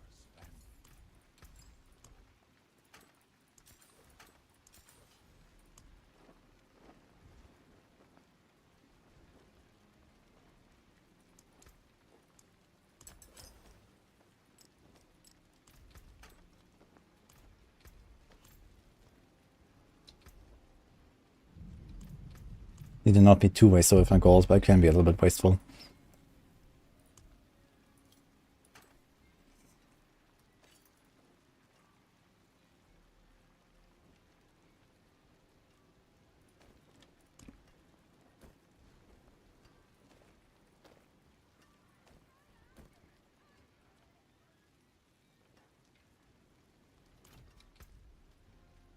Other mats. Need better crystals.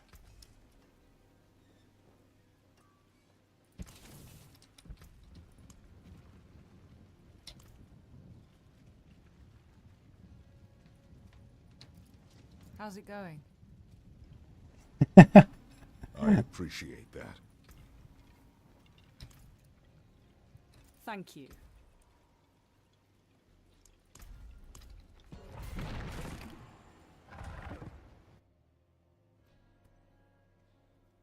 Architecture.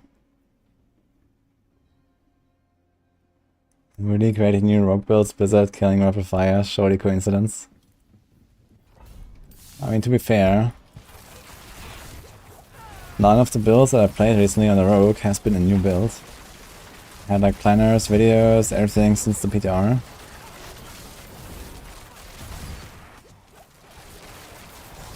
All right after the PTR. I did not play a Grenade Rogue yet, until yesterday. That was like a Fury crafted build from scratch basically after the PTR.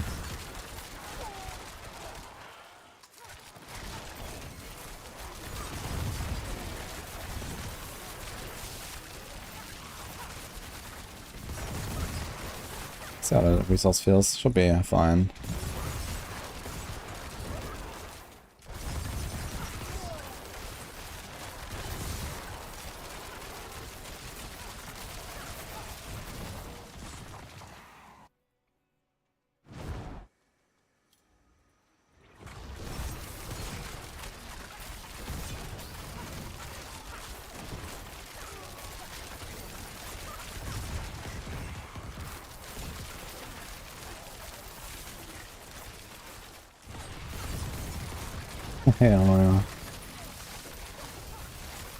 Yeah, I mean, hardcore servers are pretty small.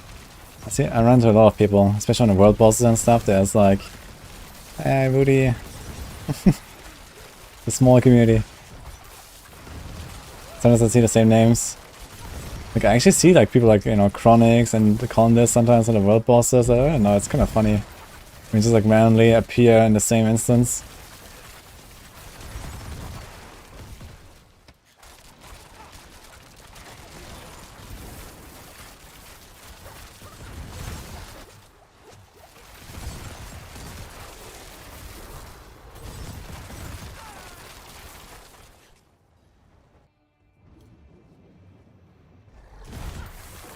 Got Malice and Lucky Hit Amulets. Over 200 million for exploit. Yeah, I can tell you, I spent 500 million to roll exploit 5 times. Until I got the 2 instead of 1. So 200 mil sounds like a relatively good average to have a decent chance of getting the 2.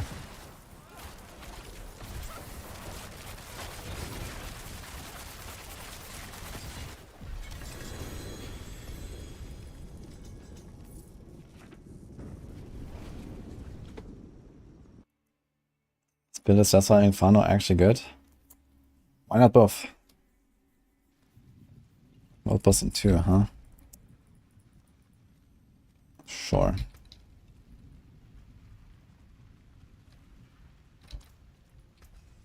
I'll keep my forge hot. Return soon. Maybe do the stronghold very quick. Can I do it?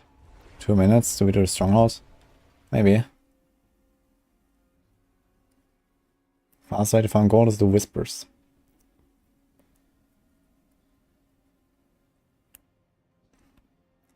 Do the extra points in Firebolt in this season not increase the enchantment? I think it should. But you don't put more than 1 point for the enchantment anyway. You just want the burn effect. You don't care about how much it does. It's like very little.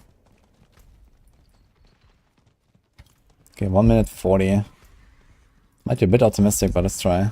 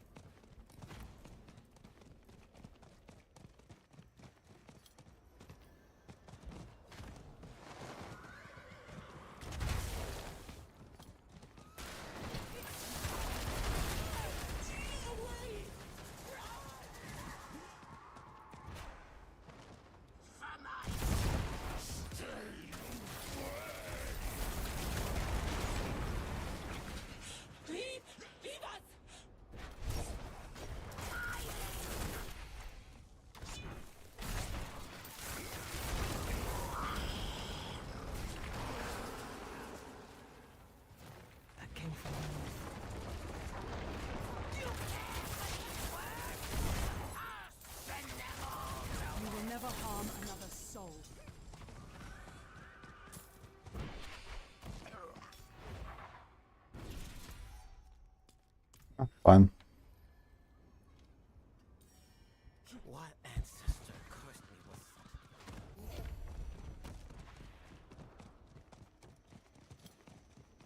with 30 seconds, world boss. Let's go.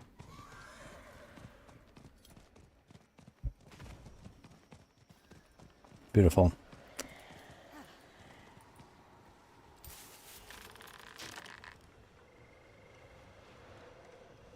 Stardust Sky's Ring, ja. Eine Schacke.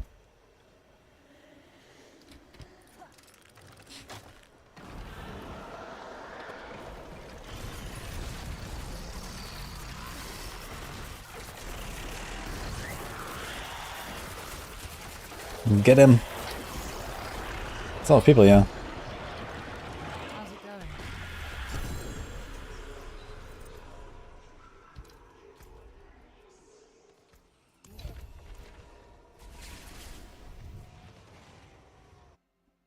Should I turn Tears into Spark? For some classes or some builds, it might be a reason to use it.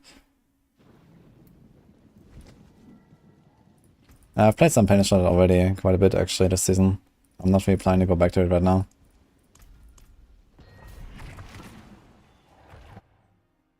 Played a lot of Rogue already. I'm gonna focus more on other classes soonish.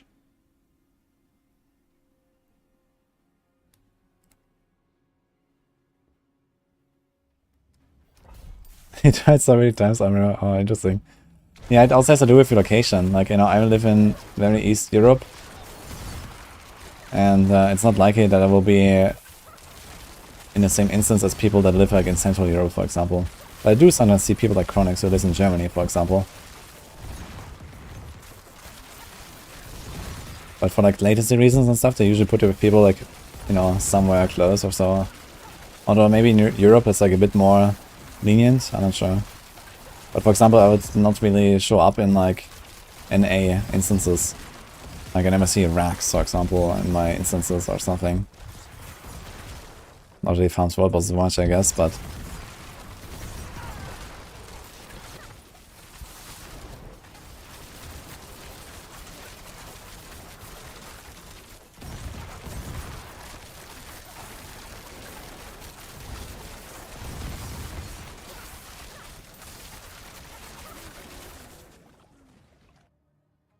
See Chronix every day in the game. Where are you located again, David?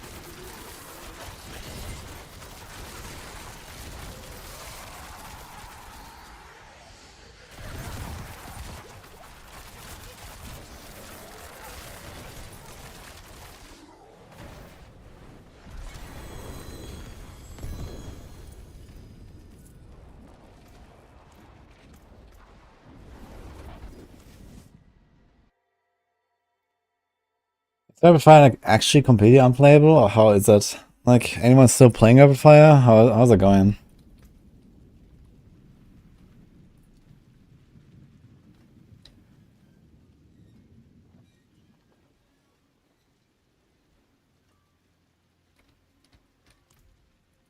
Greetings. I'll keep my forge hot. Return soon. Hello. Not a bad tool. It's fine, Pits. Hello, shining. Well, there's something special. Better than starting from nothing.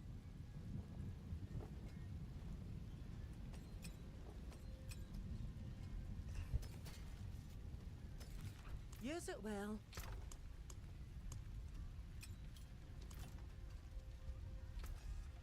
What's still got some good in it?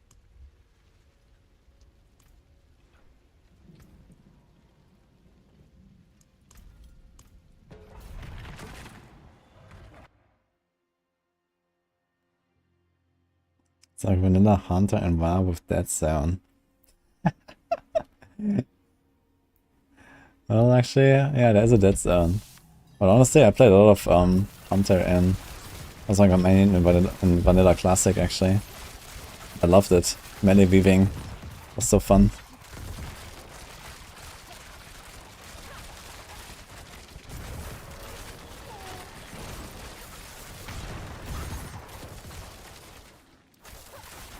I had Ashkandi first priority.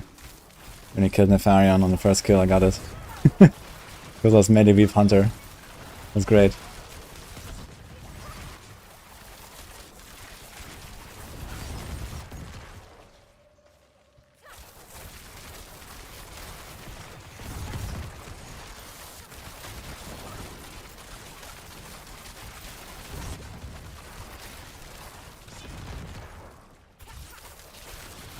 Like weapon is hunter weapon. No, I wasn't like that. But you know, this melee weave hunter is basically like you, in between your shots, you always run into melee range and do like a raptor strike or a normal swing. And then it should run out again, and you can use both weapon swing timers at the same time. And there's only a minimal loss on the shots. And if you do it optimally, you actually get like a pretty massive damage bonus. But it's very advanced technique, it's very hard to do.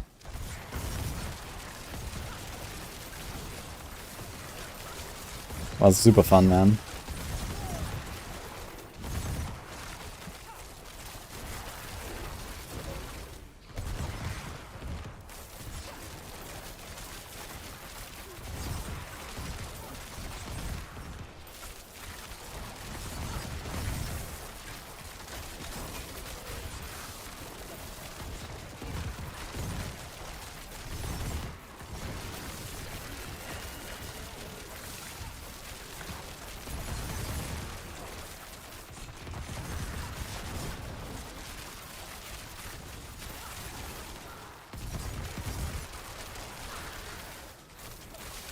Energy and kill. Resource construction good for this build.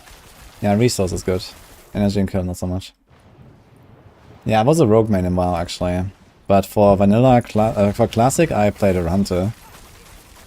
I always wanted to try hunter in like the old school times, and then I made classic and I decided to do it.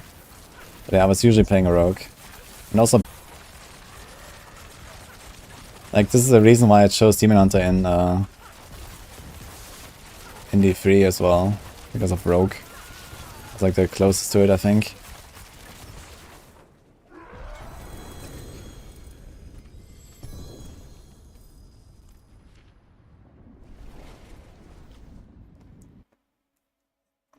Yo, Valaro Sam off, thank you.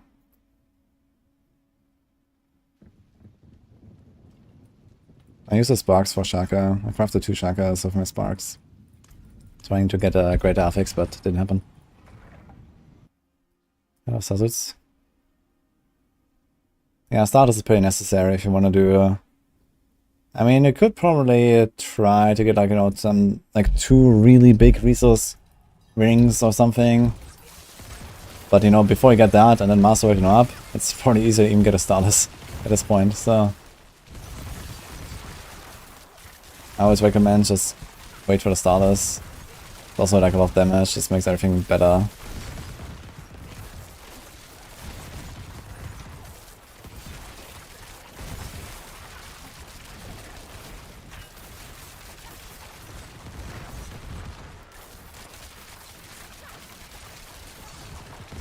Oh, it reminds me, by the way, does anyone know what happened to my sparks on Eternal? Like, I had like 7 sparks or something after last season. I didn't use them. And I logged into Eternal, I have no sparks. So I'm not sure what the fuck happened. It's the same for anyone else?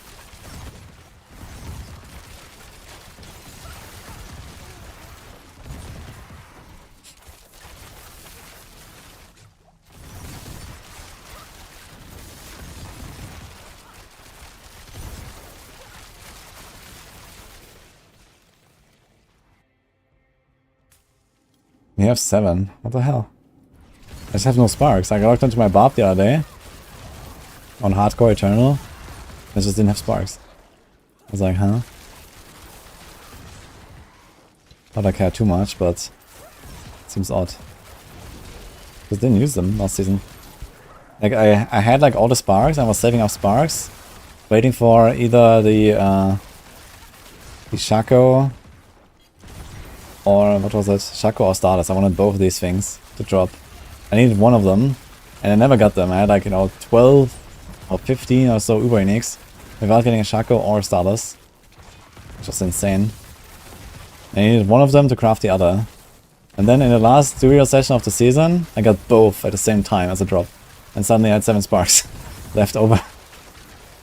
It's great.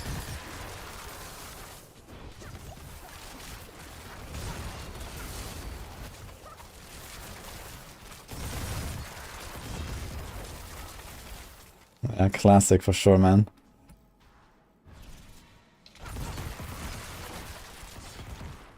Dude, 7 sparks. Last season there was a lot of fucking farming, man. Like 50 Duracles per Uber. So it's 350 Duracles. I did too much. So it's like almost 100 Duras I had to farm. And well, last season you farmed like around 2 Duras per hour. So yeah, that's like 50 hours, man, grinding Duras, plus the kills, of course. Then a few hours, I guess. Not such a big deal, but...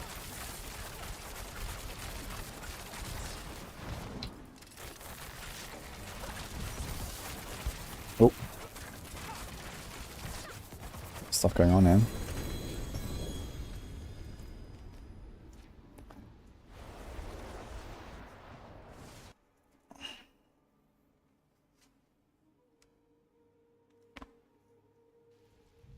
So Facebook post of a guy crafting 4 greater Shaka.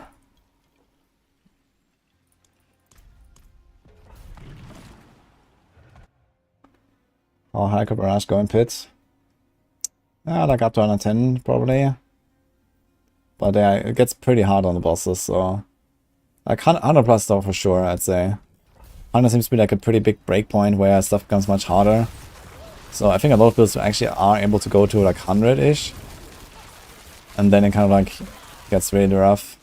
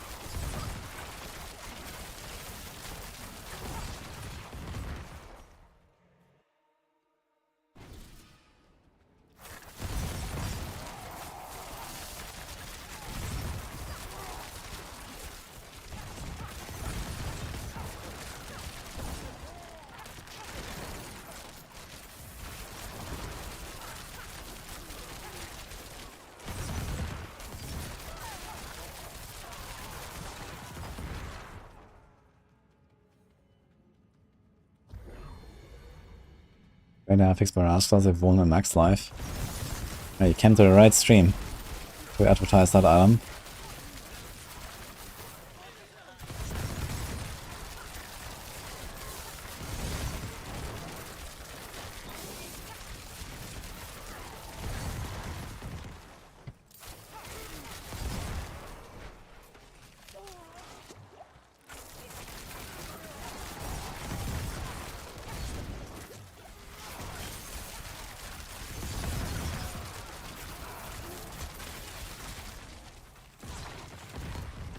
Uh-oh. It's another pack. This is hardcore, yes. What kind of deep poison best am I hitting? Ah, and a nice stagger nuke. It goes up to like 25 mil so far I've seen, but I've turned out the numbers now. Can probably be more if it's like a really good nuke.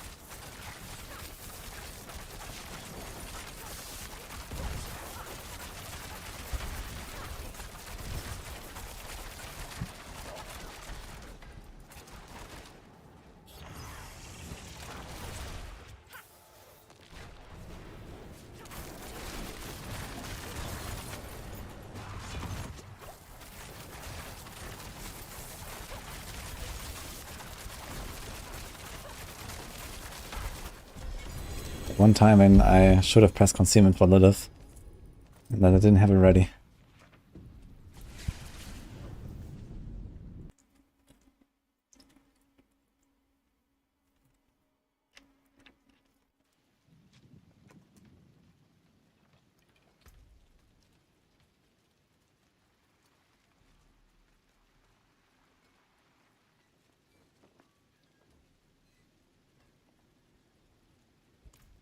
Greetings. I'll keep my forge hot.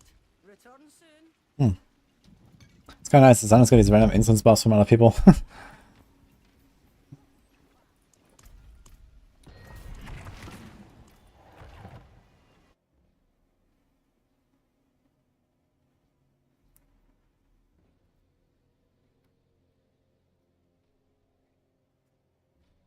think they'll bring enemy mechanics on Season 4, the mid-season patch.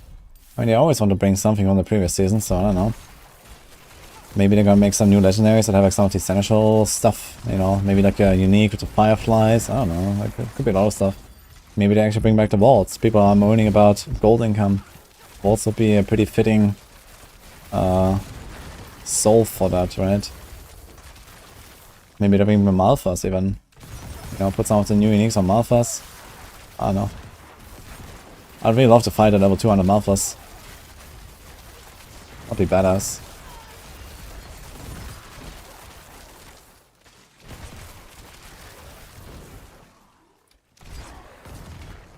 It's better than Frost Barrage? I'm not sure exactly, actually.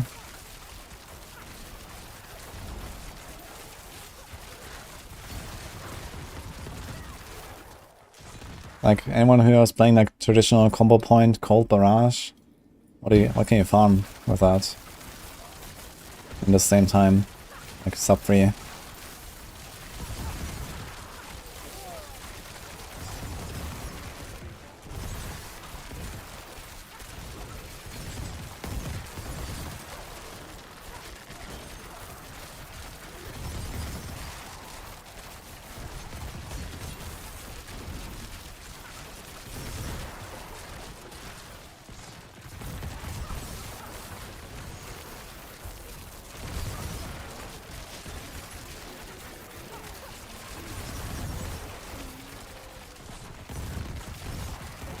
'70s. So it seems very similar actually.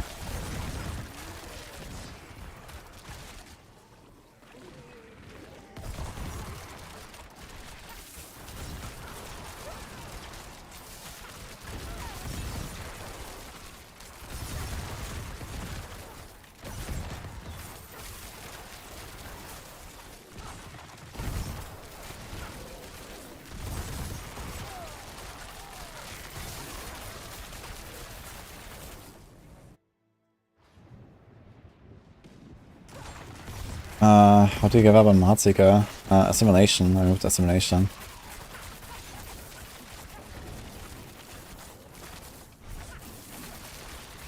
So is this totem that he puts on the ground, is it just like to summon monsters?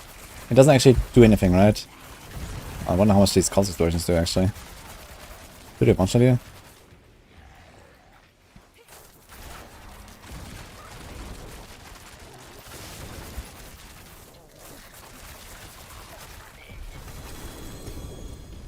Don't. So the totem detonates. Is that dangerous? Cobra's a bit stronger. Yeah, okay, maybe Cobra's is a bit stronger. Yeah. I was surprised that Cold Barrage is a bit stronger. Precision is very powerful. Combo points is also very powerful. I wonder if this build, just as it is, just playing combo points might be better actually. I could try to just like remove Shadow Step, I guess. Go with Puncture. But then you have only dash to activate close quarters, which is kinda, yeah. I did Blade Shift earlier, but that's more of a push thing if anything.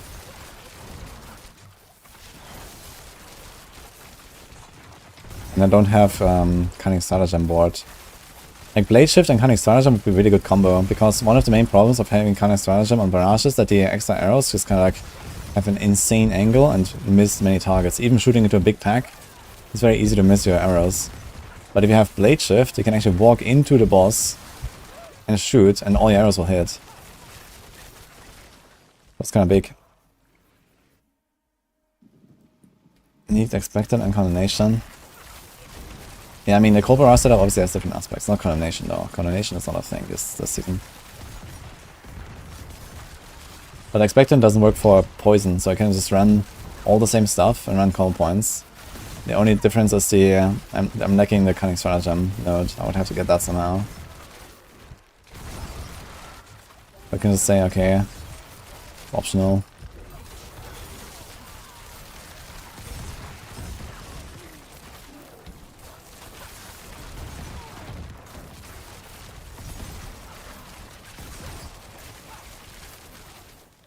The thing is, I will never run out of poison build charges if I play comp points. But we could potentially remove Bursting Venoms if you wanted and put like Rapid or so. So there's that.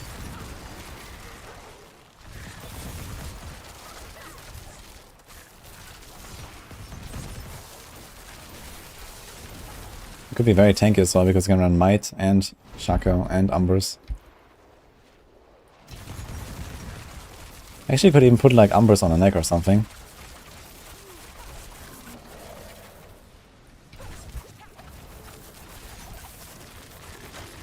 I have 4 defenses basically.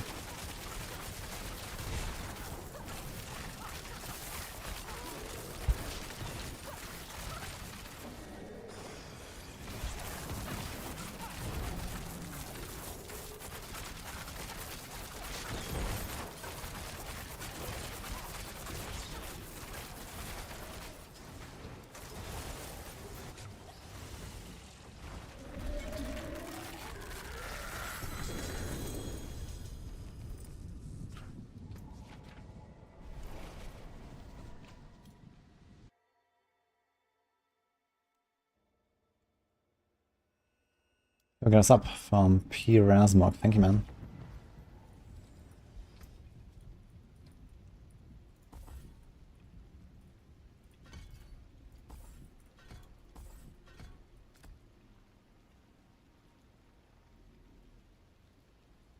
Maybe I remove dash.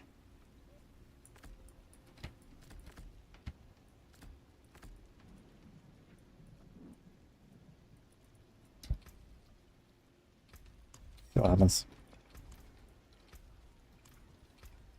What the fuck is going on? What? I'm doing WSD right now. Just opens my window here for no reason, which is G, by the way. You see that on top? Hello? Fuck.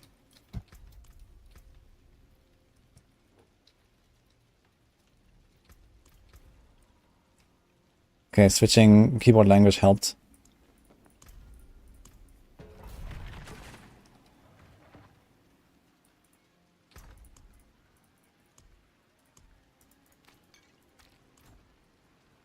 Small indie company, I guess. It happens. Can go for 100 with Frost Barrage, finish with boss at 88. Yeah, okay, the boss is hard on Barrage.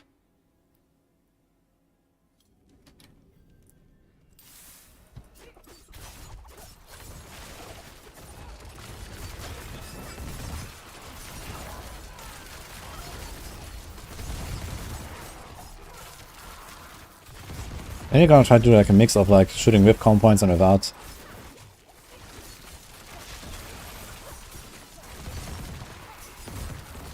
Let's see.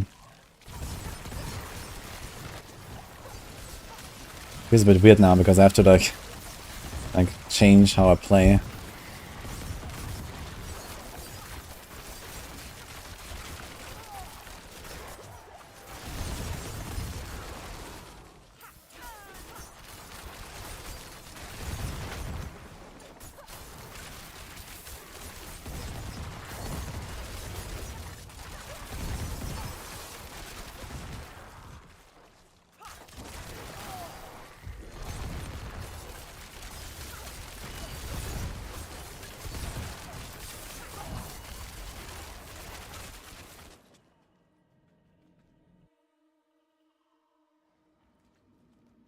The sparks on softcore do not transfer to hardcore. Why would they? Hardcore is completely separate. Okay, I think a good strategy would be to like engage a pack with just like shooting barrages, so I like freeze them. And then kind of follow up.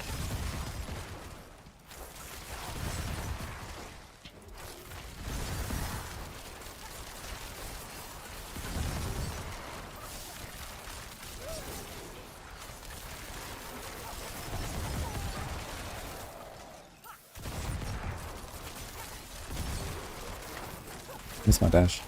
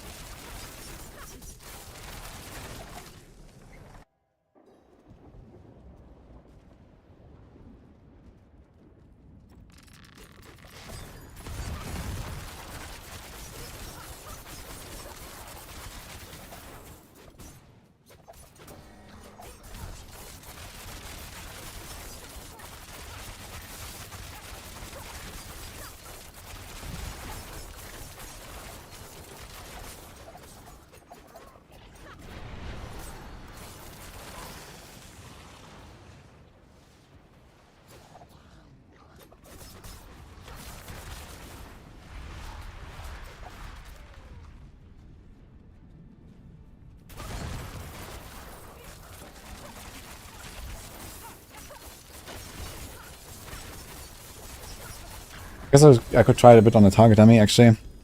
See what kind of damage we hit. Let's see it.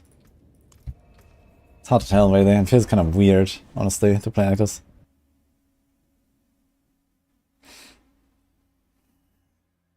Go with Sylar, let's go.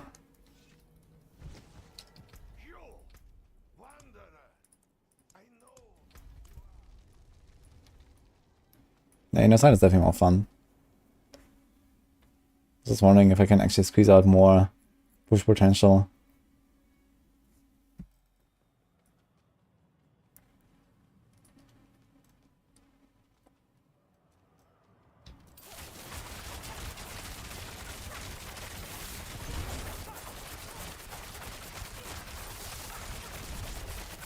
Okay, 25 mil, 26, 28. 20 when it's like unstoppable, I guess.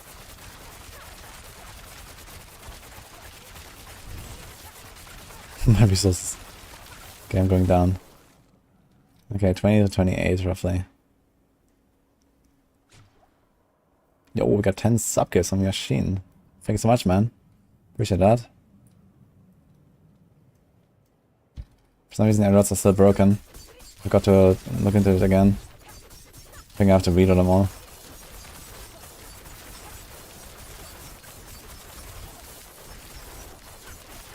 It actually seems significantly worse. You see that? 6 million, 9 million, 10 million.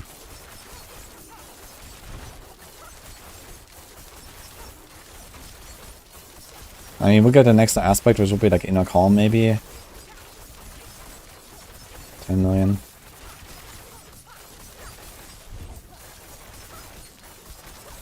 I think the inner side is good. Try this.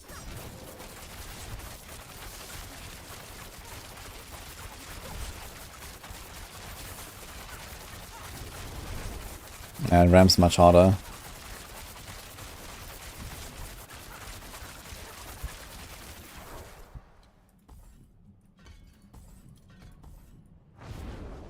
Oh wait, we have an extra point anyway, don't need to put it into dash.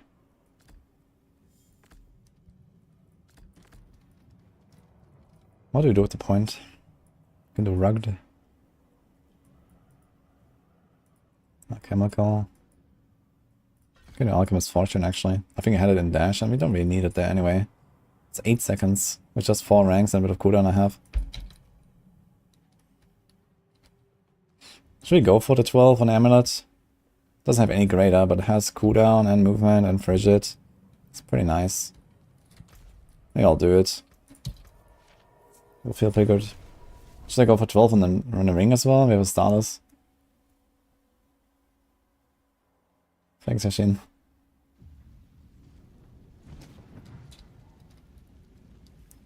I don't think I up the drop rates of stations. Yeah, I mean the Starless, I might use it on other builds and stuff. Let's go. We hit core damage. Oh, that's kind of useless on this build, unfortunately. We hit cooldown. Sure.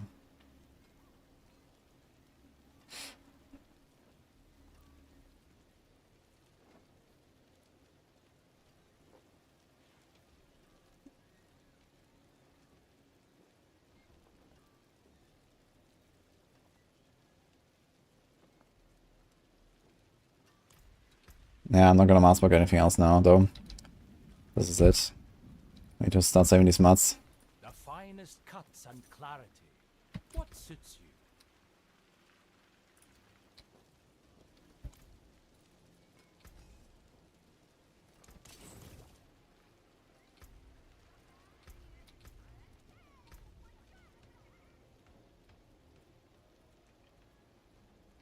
Can I do second wind? Maybe how much energy I spent. It's kind of negative synergy with inner sight, huh? So I guess not.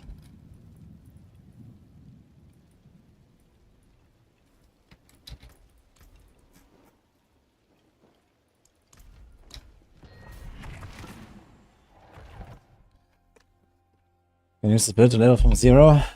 Not really. Well, I mean, first of all, you need to unlock, like, you know, key passives and death trap and stuff like that, and then you have, like, progression version.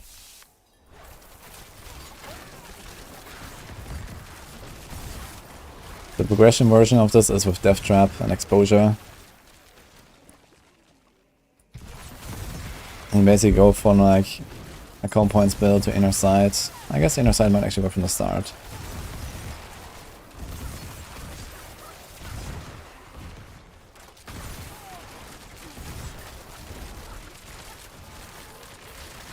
I should have the damage numbers on still.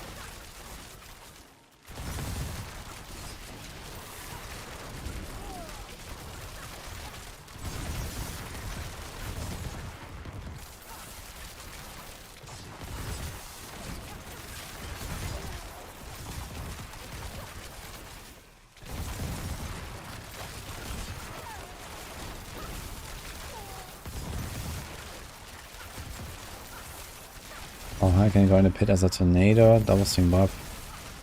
It has boss damage issues, doesn't go that high. I'm not sure exactly, I haven't played it yet.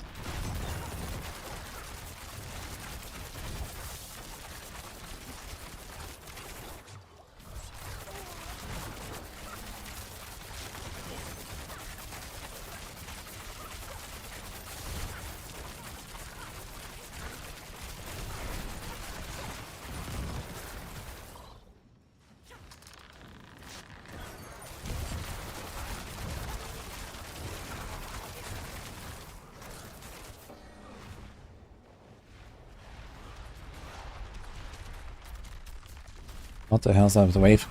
Getting stuck on the little pillar.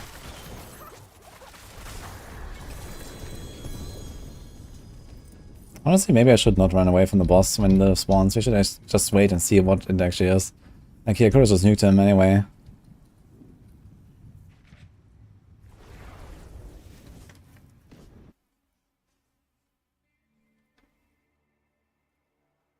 $110 with double swing, that's actually nice.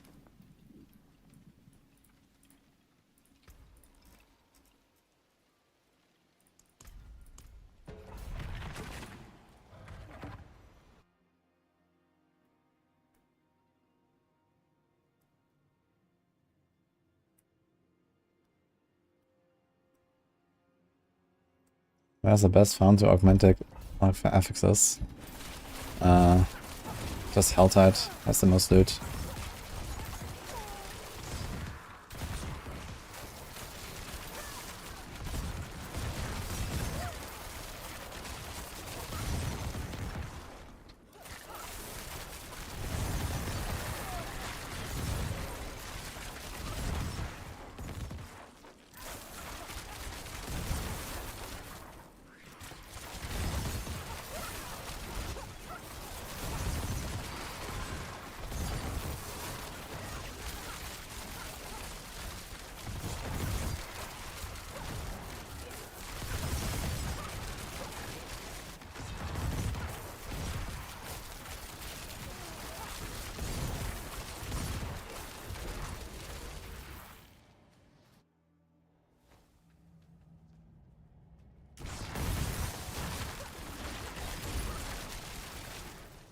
No one's doing hardcore to mandatory rotas.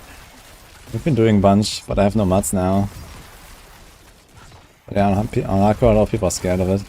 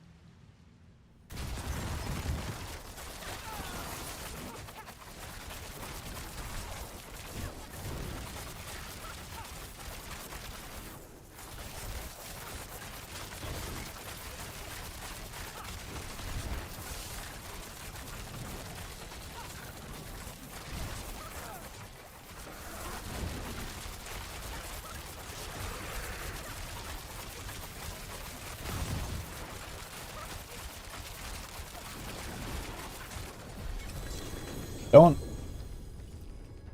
Speaking of hardcore Tomanaduri rotas.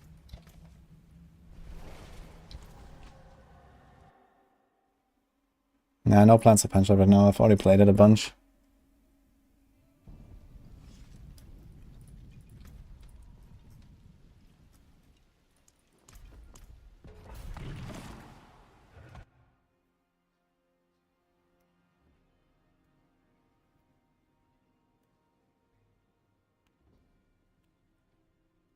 Yeah, if you can do like level 70 farm like this, then Tomato bosses are not a big problem for you. I'd say. So that's like a way to check, I guess. I'll try Lilith maybe. Lilith is the hardest out of the bosses. So if you have like a good chance against her, you can do the others.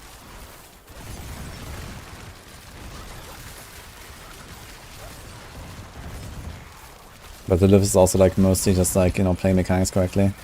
But mostly bosses are, to be honest.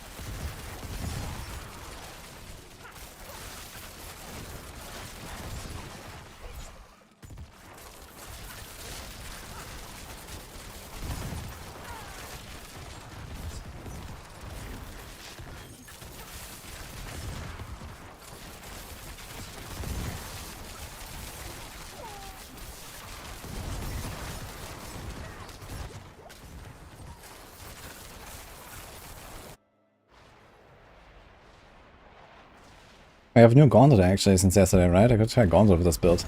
Should be pretty good for Gauntlet actually.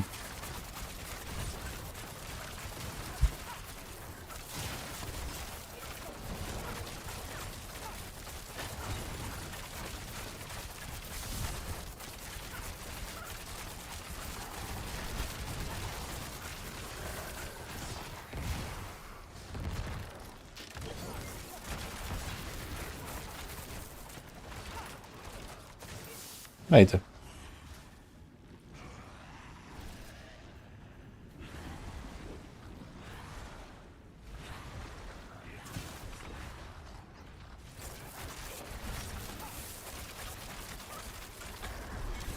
Yeah, I thought for a second there was no Lilith here, but there's always a Lilith. Because there was a tornado, there was the succubus, then I saw like the ground effects and I thought it was the slam dude.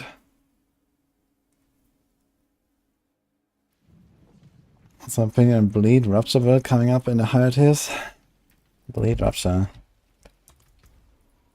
Are we talking about Rent or are we talking about Bash with Bleed? It has been out for a while now. It's a very powerful build. This build is on max one, it's a Death Trap guide.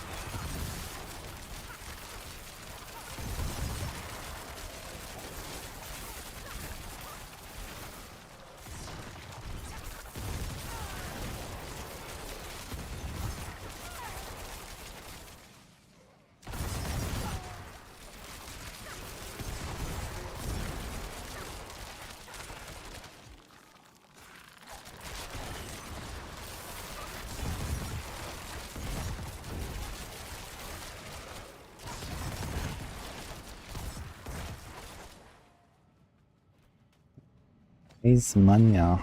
Thanks for Prime.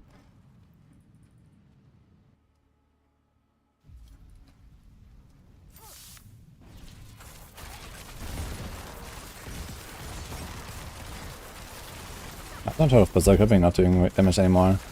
Maybe something up with your stats or a crit or something.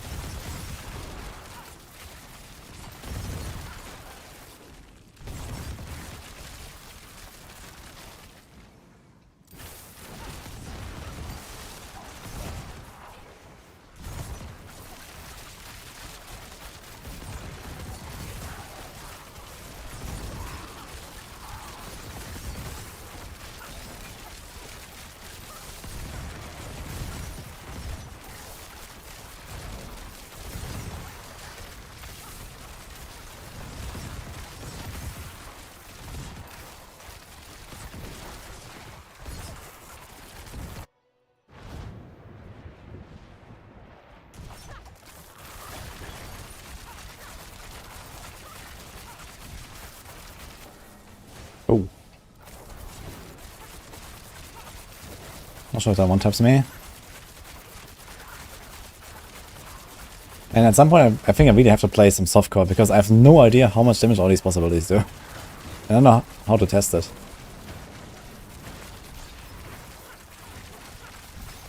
So I guess I can go like very low tiers and see, but I also don't know how the damage scaling of the tiers, so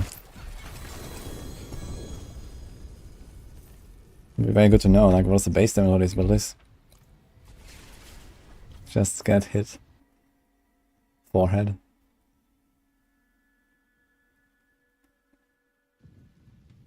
With 20 million ticks and after patch it down to 2 million. Maybe try to equip your gear again. Maybe try to put your glyphs back, put your legendary nodes back. Maybe something broke or so, and maybe it just fixes it.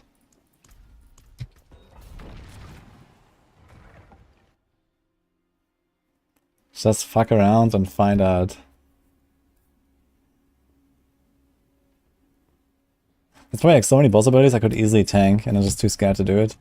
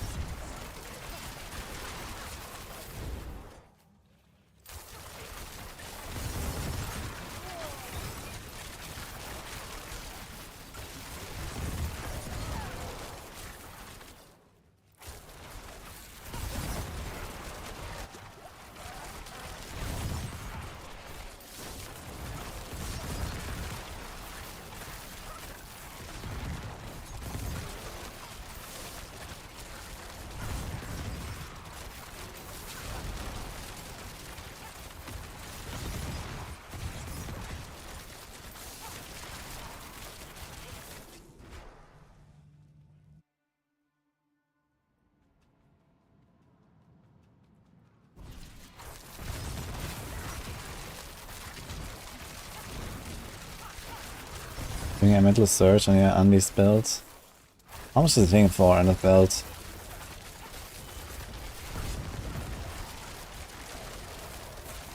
Like unleashed scales up really high. I kind of doubt it makes a huge difference. But I guess it's better than nothing.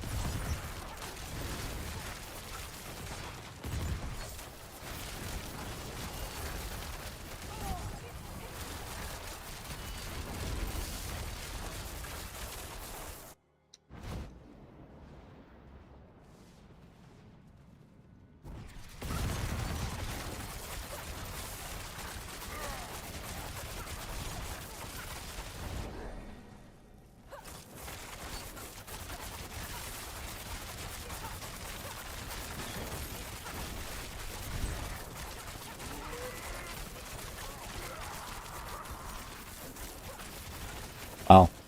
This guy has a minimum range and he didn't hit me. That's funny. I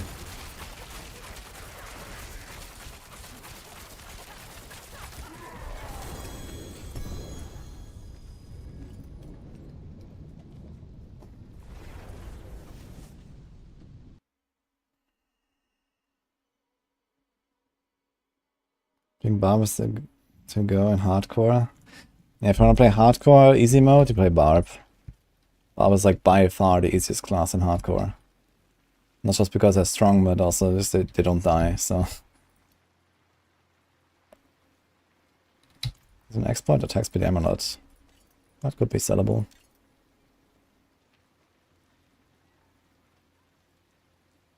I heard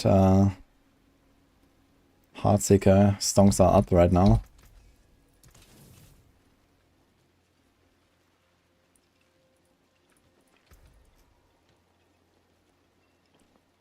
1.4 billion bleed ticks. Nice. Is that with some bug or what? 1.4 sounds kinda high. But on the other hand, I can't believe it actually. With the bash stuff, grandfather, and gushing moons being like a times 80 multiplier or something like that. It might actually be legit. Gushing moons is just overtuned as fuck. And so's bash, and then you combine the two.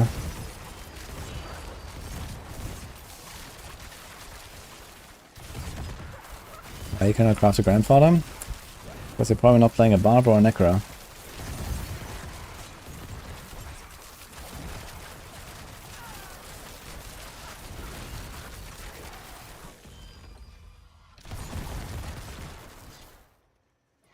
Use this class for level 100 live in hardcore.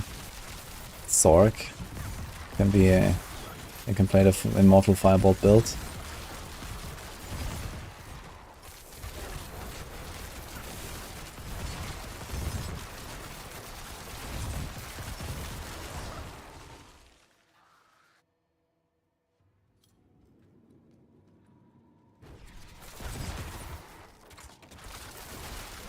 The previous main Endgame activity was Nightmare Dungeons before Pit.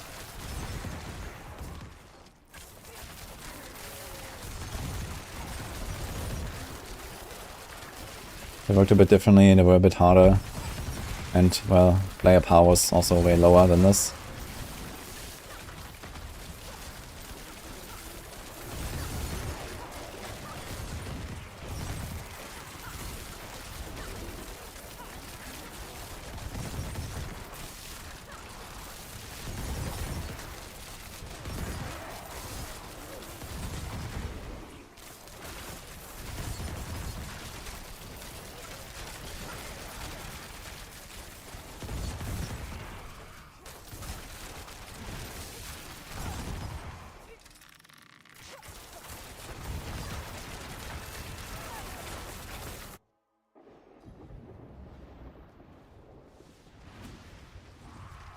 Prisoner gave you a free sparkling again. Ah, how kind.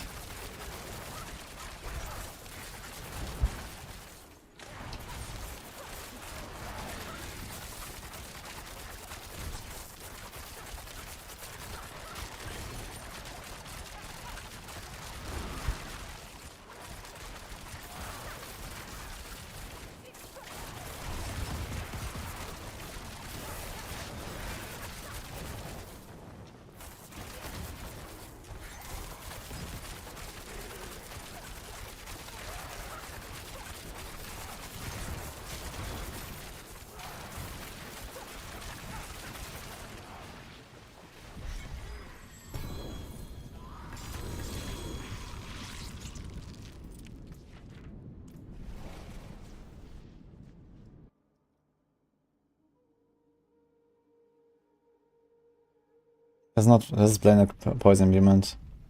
I guess you could do mixed early on to get the cooldown back more easily. I wonder how fast it will go. Just out of curiosity, I want to do this. Gonna do much less damage. But I'm kind of curious how well this works.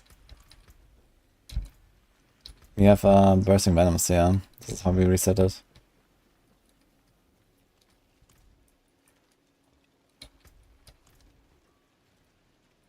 Yeah, have a wee. Oh, well. Hello, shining. Not a bad pull, that. What's left, you ask?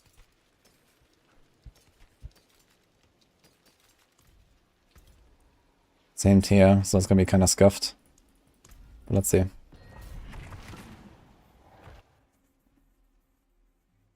One materials might want to master a crit the auras, the maximum auras.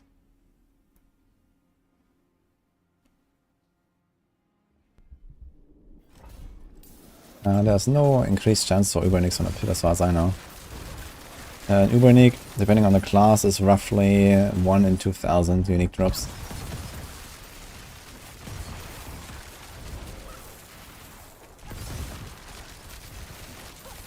Dude, the cooldown comes back instantly, man, what? Look at my poison imbue. That's interesting. Huh.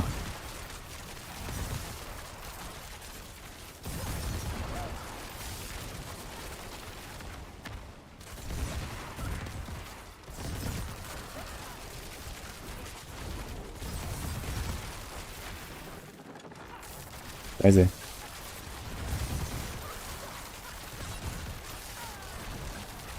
It doesn't make sense. Wait a minute. This has a 30% chance, so it's double the chance of bursting venoms. Look how often I proc it. So I proc this twice as often as I proc bursting venoms. Supposedly. I don't see that many poison pools though.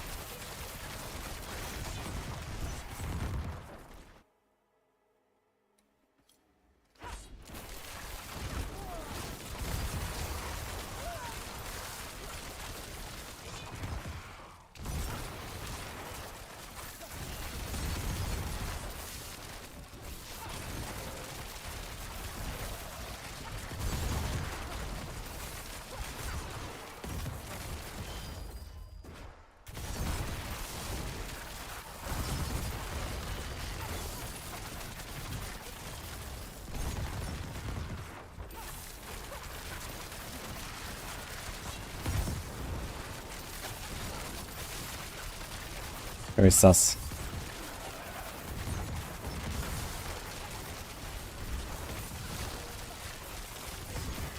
I wonder if it could be worth it to go for mixed poison imbue. Have like less investment into the poison immune charges, less crit, and just go into other stuff. We can get a cursed touch, can be a different aspect. We can remove a lot of crit chance. We get vulnerable from barrage instead of from a cursed touch. So there's a bunch of things you could do actually. And look how low my damage is now.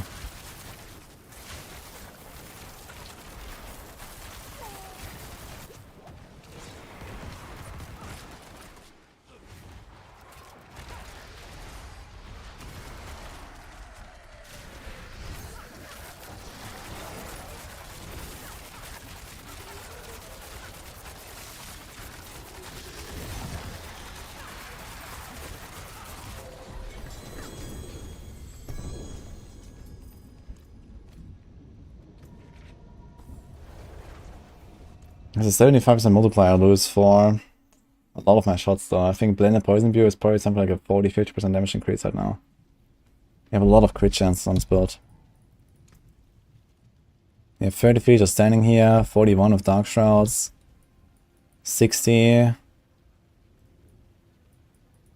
sometimes 70. So let's say around 70 on the boss when you shadow step them. How much does this last? No, okay, let's say 65. So 65 crit. Yeah, it's basically 50% damage bonus. You could probably make up for that actually. Just going no crit whatsoever. We have crit here. Crit here. Okay, we can't avoid this. We don't have any here, we don't have any here, so it's just like one roll actually. And we get another offensive power instead of a cursed touch. Yeah, I don't think you can really make up for it. It's only one roll, and then the vulnerable in an aspect. I could get kind of close.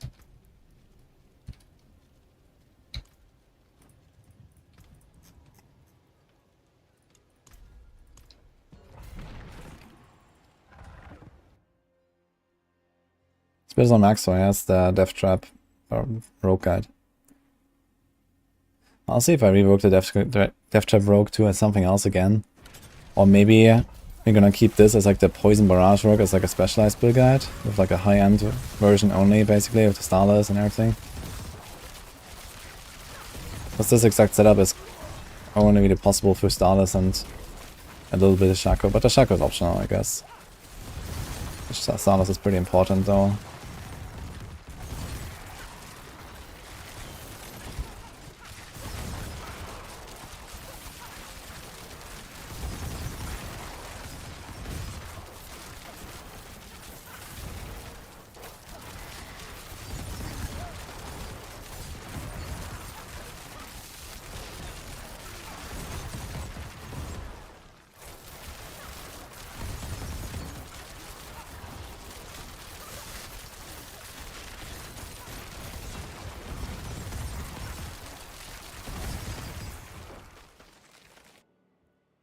Who's faster leveling, me or Rax? Looks like Rax. He's been doing a lot of like 1 to 100 practice and stuff.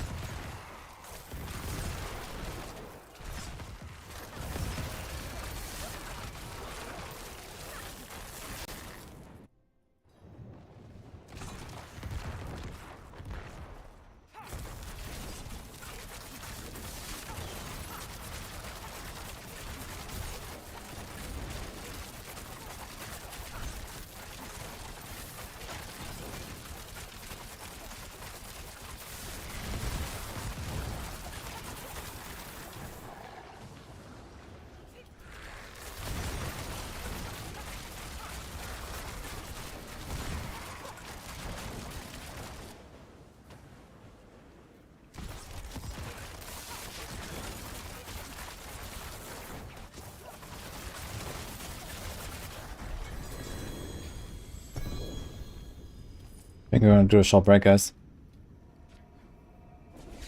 Been grinding for some hours.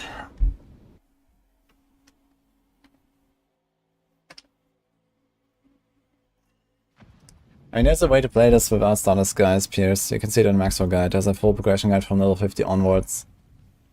But this version exactly is a bit different than most of the guide. But there's like the status guys version later. Yeah. Short break, would you leave? Yeah, it won't be that long. I'm just gonna get a snack. We'll take a few minutes to heat up. Yeah, turn off the light too.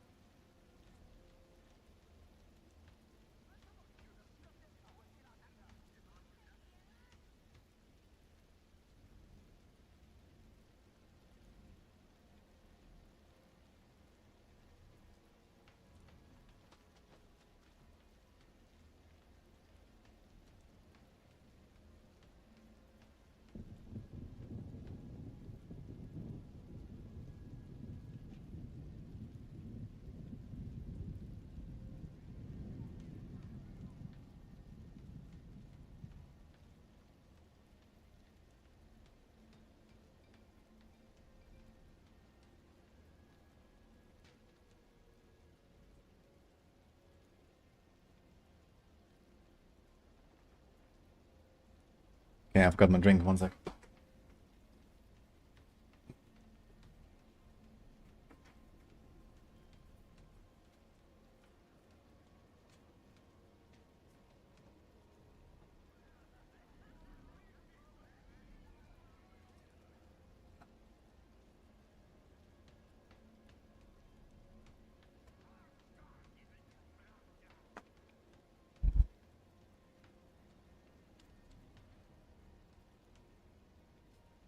Alright.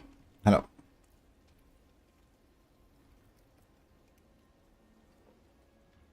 How come your trust get placed under you and a friend gets thrown at his mouse cursor? Either you're using a different skill, and one is called cow traps and the other one is called poison trap. Or your friend is using scoundrel's letters.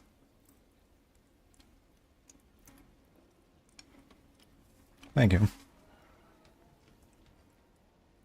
What's the best class and build for all round clear? Bash Barb. 1 minion Necro.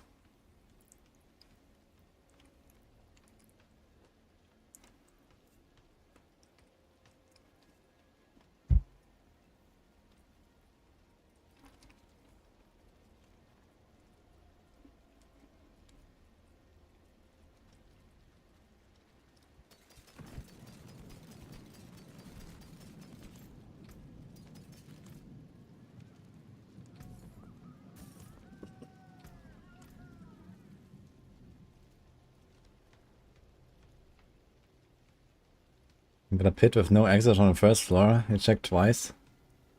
That's funny. I managed to get a pit where I cleared in one floor before the portal.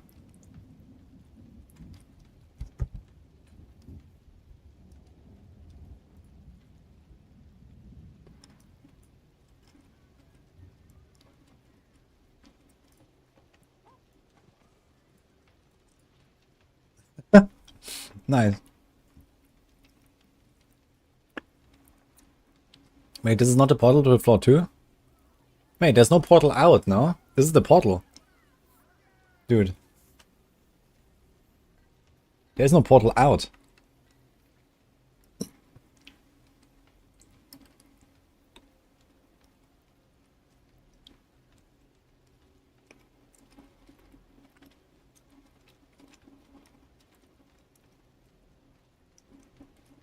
And there's no entrance in the pit, what?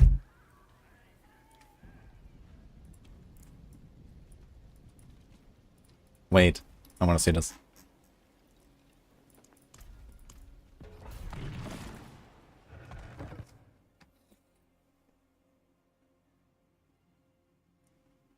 Do me any good for Rogue this season? Yeah, if you want to be very tanky. Look, there's no portal. This is the portal. The one that you saw. This is not a missing portal to floor 2. This is the floor 2 portal.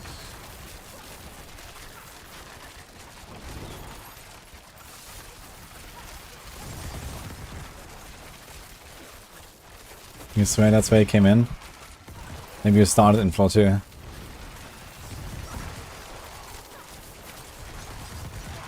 let's just finish this run, I guess, real quick. The potion's about to run out. I want to do a bit of planner work while I'm eating. So that's good timing. The food is a bit hot, so let's do one run.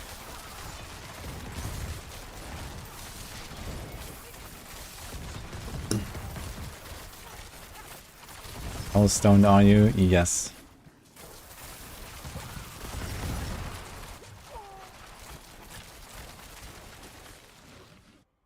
Is it the best hardcore rogue build? No. Barrage and hardcore is a pretty dangerous combo, to be fair. Because you always have to be like very close to enemies and stuff like that. You have to like dive in.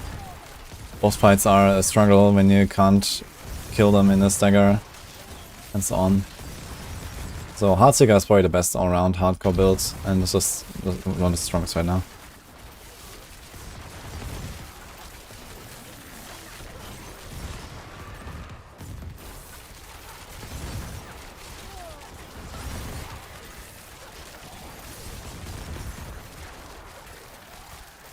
They add max damage from Lynx and Heartseeker.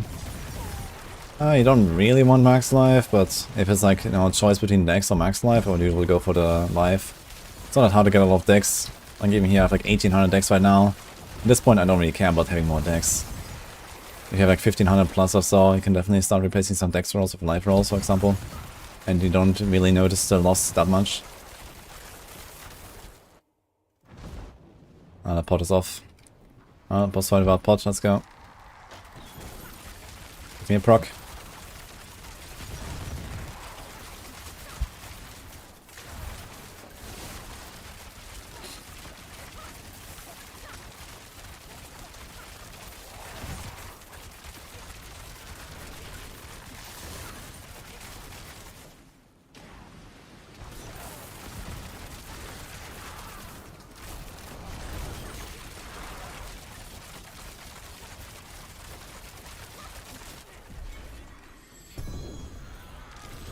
Stone.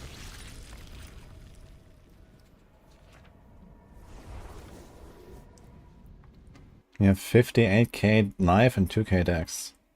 Yeah, 58k life is pretty nice.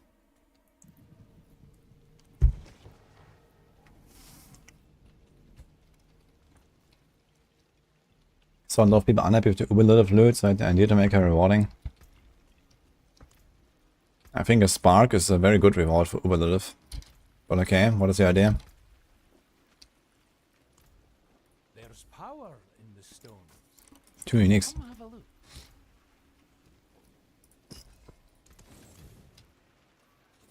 Best Necro is Shadow Minions.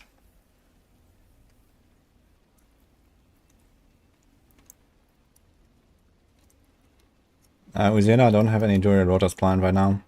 But I am collecting stones slowly. I guess by the time I'm done with the grind, I might have 10 stones. Give some nice Druid rota.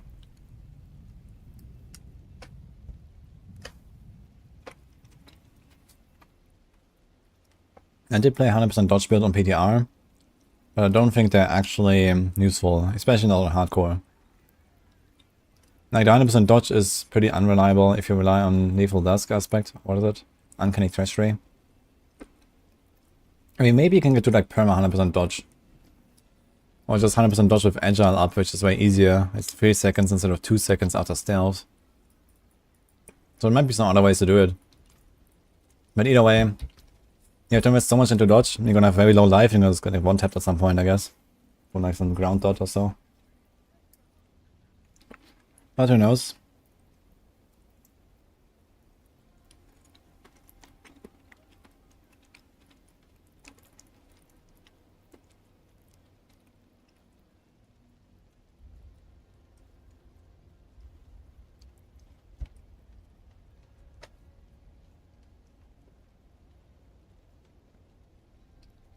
You have 2,400 decks. Yeah, that's too much. That's too much. You shouldn't really go over 2k, I'd say. At that point, it really doesn't become worth much anymore. Like, you get 10% damage for every 100 decks. So at 2,000, you have a 200% damage bonus. Plus the 100% base. So you have 300% damage. And then adding another 100 decks is 10% bonus. So it's 310. Yeah, over 300. That's a 3.3% damage bonus for 100 decks. It's not really great. Can easily get more from like an attack speed roll, a crit roll, a lucky hit roll. Like, what is life, you know? Like, even just a life roll is like 3k life or some shit. It's like 5, 6, 7% EHP.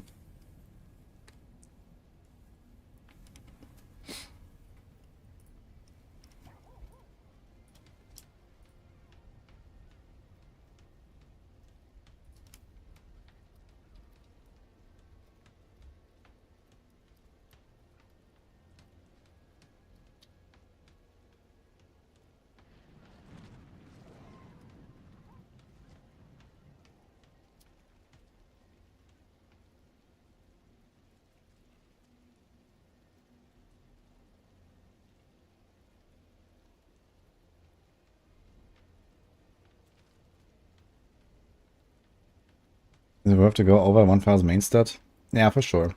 Like, usually, it depends a bit on a class and stuff. Like, you know, rogues have a bit more main stat than, let's say, druids. My druid, I end up with like, I don't know, 1100, 1200 or whatever, 1300. And then once you masterwork, maybe 1500. So 1500 is kind of like a nice spot. Rogues have a bit more, Barbs have even more. It's just how it is, I guess. Because of the extra slots. Because every weapon has main stat basically. And you have 2 more weapons on the Rogue. You have 3 more weapons on the Barb basically. So hoping for rapid fire fix today. Let's go.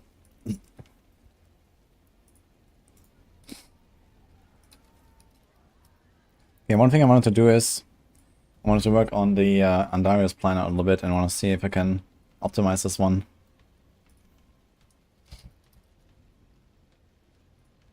This one. So it's a build I played the other day. Unfortunately I ripped with this one. Exclamation mark rip. But it's looking very promising.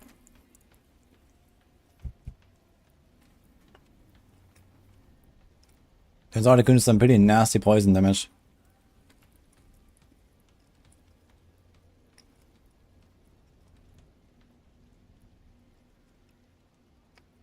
Just wondering if I really want to change something, yeah. I had inner calm on the two-handed, for example. So maybe I could just do like elements on the two-handed, for example, and inner calm there, but that's not really a huge change. You have Noxious Eyes, Concussive. It's like all this like CC, Stagger Nuke, Rapid, Retribution. So I don't think there's really that much I would like to change here. But one thing that is interesting is you can do Pestilent Points to get Poison Imbued Punctures. And then you can run Eldritch Bounty. So that's an interesting thing you can do. But I'm not sure what I would remove.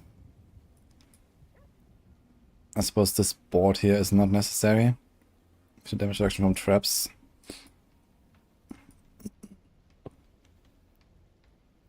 Since you only have this here.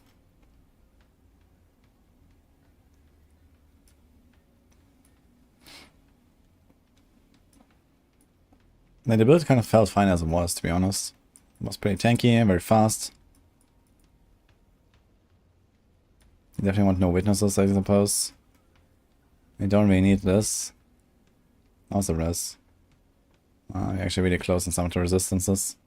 Because I think we have only the Andarius and the rest is done with gems. No resistance on gear. This gives us a bunch of dodge.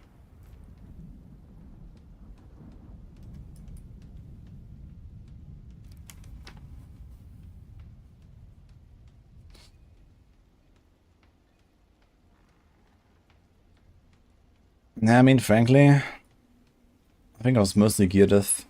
Think about it. The thing is that even if you do Pestilent Points, you have to give up probably Retribution.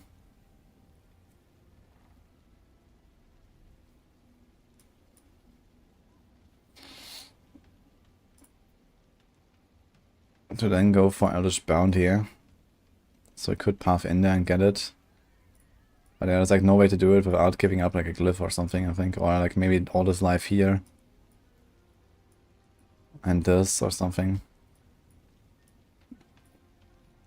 And that's probably not even enough.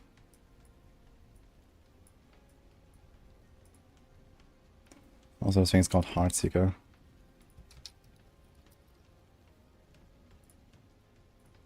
I can try this.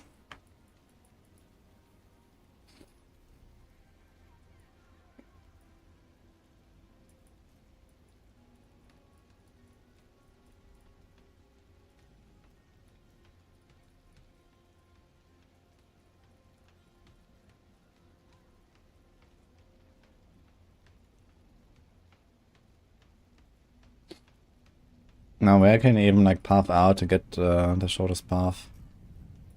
What about this, yeah? Can he?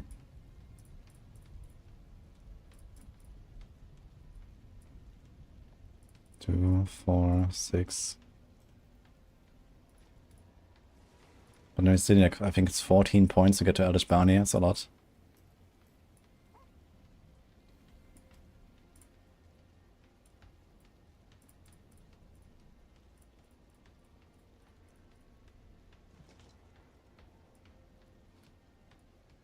Now we already removed the life here. It's quite a loss actually. I'm not sure if that's worth it. It's an aspect And probably a glyph. We have to go up to get Eldritch Bounty. So I kind of like the setup that I had here. I don't think I want to change that.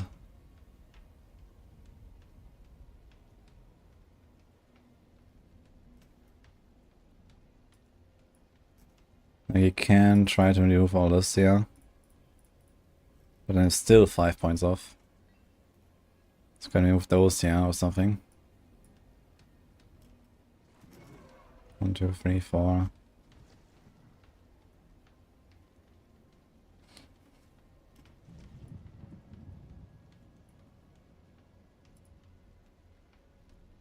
I need that rest there.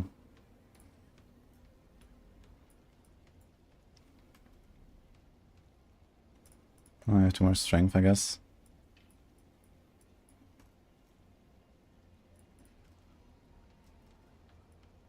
So something like this. It's 44k life. That's 51k life. That's a 7k life difference. It's like 15% life. And an aspect.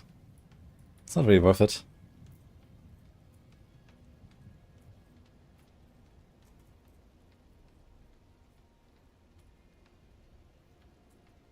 And it's not like we have useless aspects. Like an aspect is probably still like a minimum 10% damage or 15. Yeah, fuck it. Got the latest one. So I think the Andaris build I made here is fine. I really liked it. Poison Barrage, that makes me like build for that one.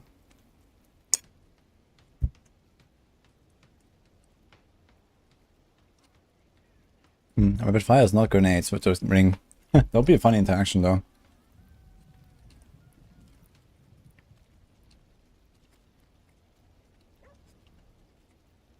Does Wallop apply to double string with one mace? Yes. You want to use one mace usually for Wallop. It's not double. Just one mace. Yeah, congrats Danny.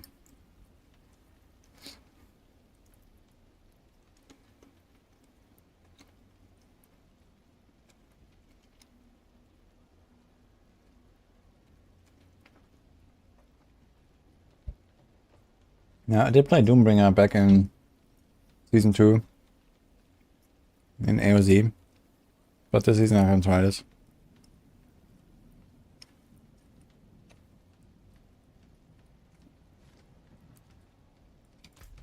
You have any events coming?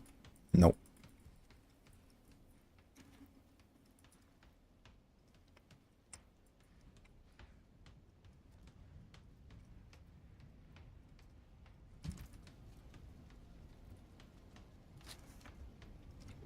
It's decent compared to Rapid Fire. Rapid Fire is a much more powerful build once they fix it. Apparently they're gonna fix it today, so someone just said that apparently they're doing something. I could check actually if there's any news.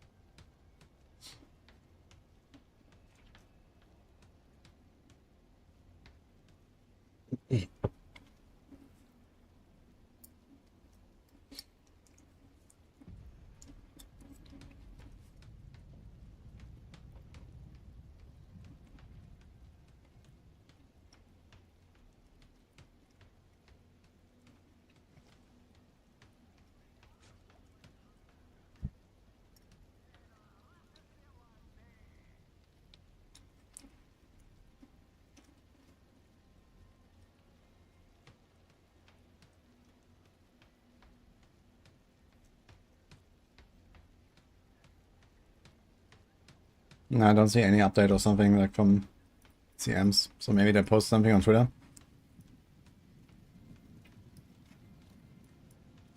Already delayed indefinitely. Ah, no, Vincent. Don't worry. I have it on my radar.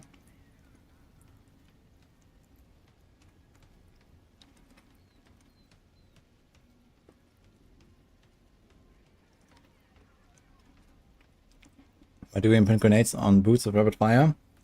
I'm talking about the frostbitten aspect. That gives you extra crit damage. That's why. You freeze them and do extra damage.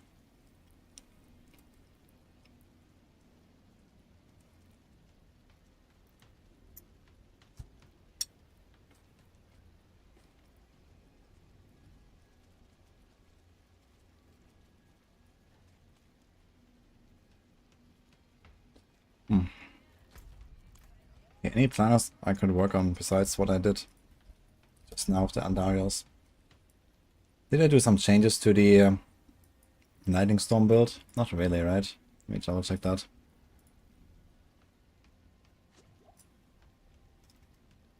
The Lightning Storm build was actually not that terrible. I made exactly this here. I didn't do the Juggernaut. I think I had like a greater FX armor chest and I kind of solved it. I think it meant vigorous, but that's kind of hard to get.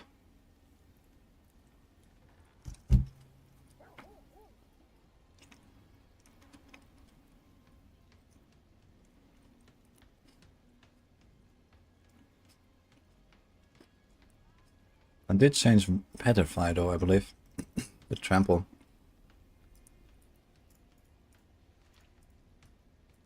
Then we had 2 extra points here.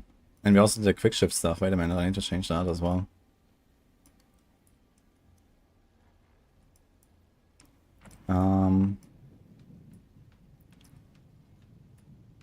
Where did I remove points? I think from all this stuff here.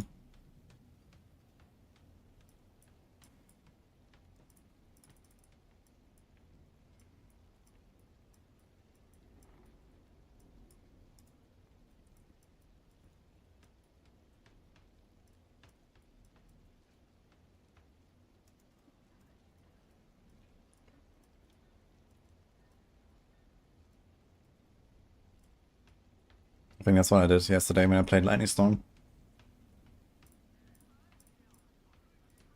Didn't change anything here, I believe. Ah, we went for a two-handed weapon, I remember. I dropped an aspect and we went for two-handed as well. And that did feel better.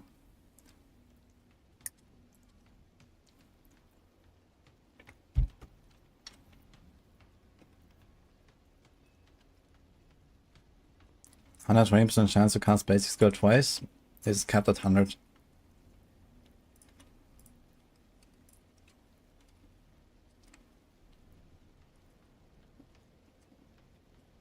let's make another weapon here.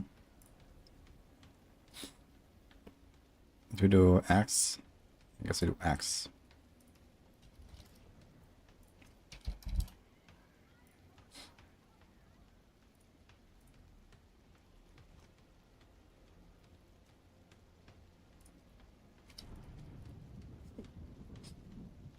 That's life.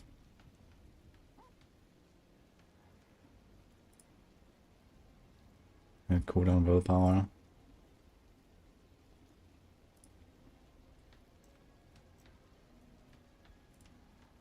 Maybe something like that.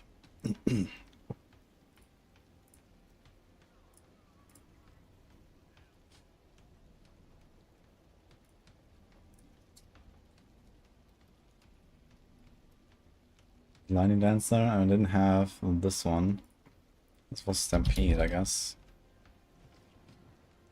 Okay. Yeah, this was the setup here. Let me check the armor. We have 5,000.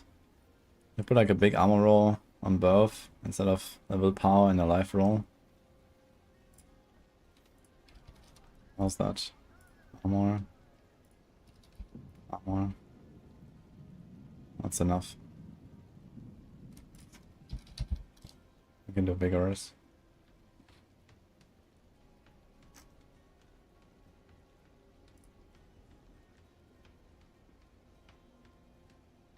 No, that's what I did.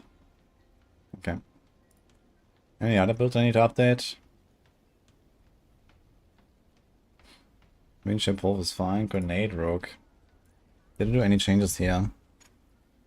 Yeah, I played it. I did do Flurry.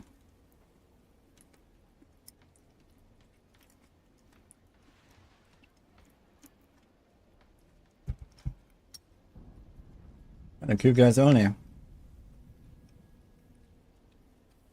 Mel decided to get a fresh haircut last night. Oh, it's not yesterday. And appear a bit younger again. So I have a fitting t-shirt too.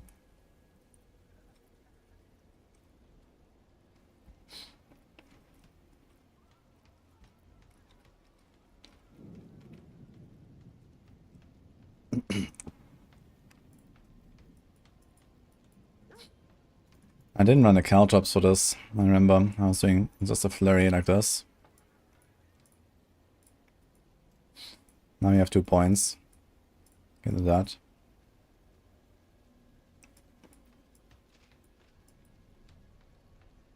And Trap Mastery.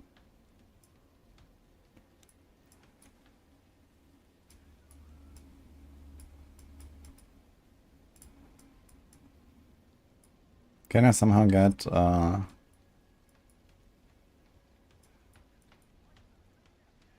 more points here?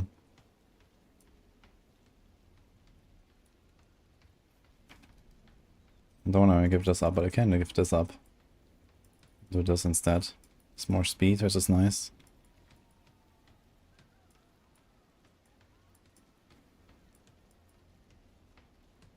Didn't change anything on the affixes, I think. Nope. Save.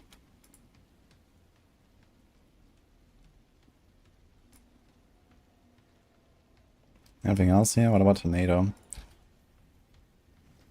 What's the recipe for 55k health? Oh, a bunch of life rolls and a good paragon board, and that's it.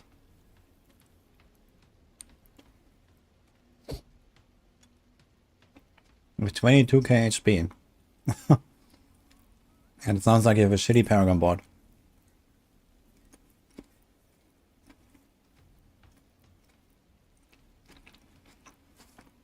Which bit would Doombringer work with?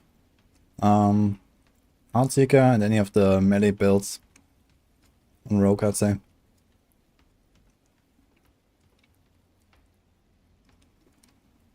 A regular boss is not dropping 925 items.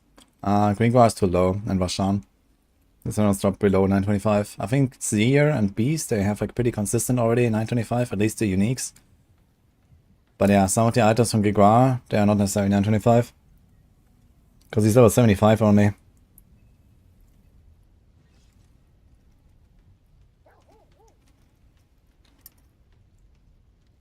You're falling Lucky Luciano's IF build. I mean, Lucky makes pretty good builds. But it sounds like if you have 22k life, with Masterwork 4 and 7 items with health, that sounds like he prioritizes life way too little. It's like full softcore mentality.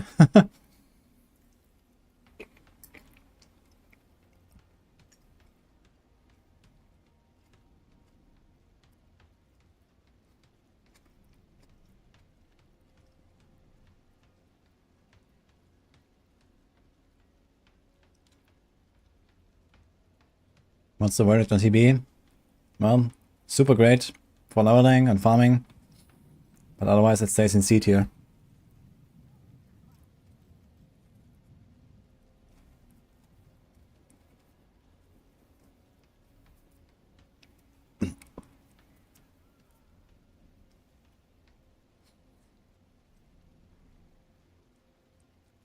And I think I didn't really change anything here. We already did like the different setups.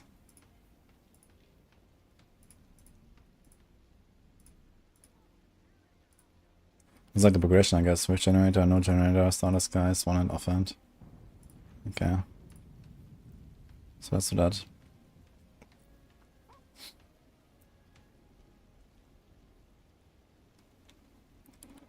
Anything else I want to update here? Barrage, twisting blades. I did fix this stuff already. Okay. Pinch, don't victimize. Double swing, frozen orb, hurricane. I didn't update bash yet, right? Did I? Crit damage. No, we're still running this, yeah. So I need to work on a bash planner at some point. It's still like the old school bash planner with no gushing wounds. Has anyone tried playing the bleed bash without grandfather? Is that still better? I guess it's still better, right?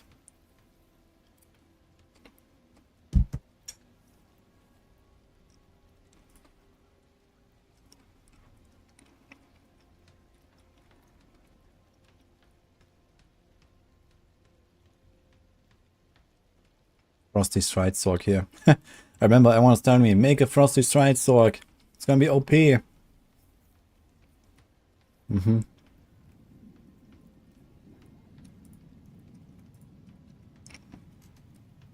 But I came prepared.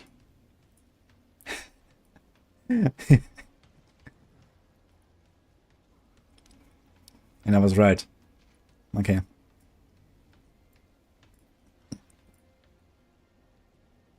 I see that the other plants should probably be in good shape anyway. I mean, okay, there's like still some random attack speed here that we have on some of them.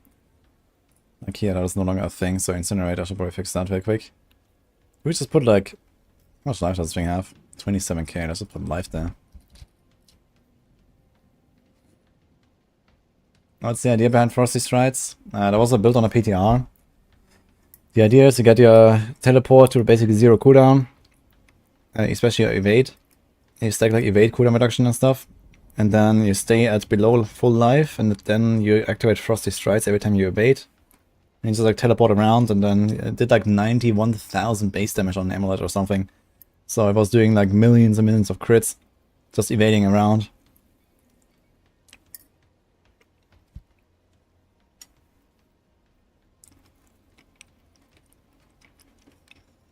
Copium. Yeah. But I already saw that coming, that they would nerf it, and they did, so...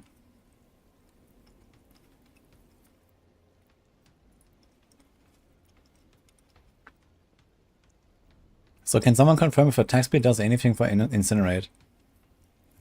Or not? Because I tried it on PDR and I was not really sure about it. I just put attack speed just because it was just like, you get infinite amount of attack speed. I don't think it actually doesn't do anything, right? So I guess he's gonna put like some more life. Just to make this a bit more comfy. Maybe here we can do... Does it have Juggernaut? Mage Lord, Everliving, Juggernaut. Maybe we could even get away with like 2 armor rolls and just do that.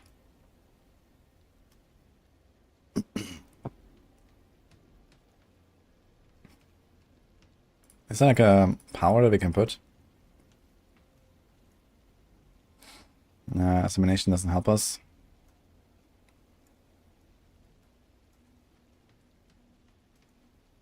Okay, there's actually nothing here, so we keep that.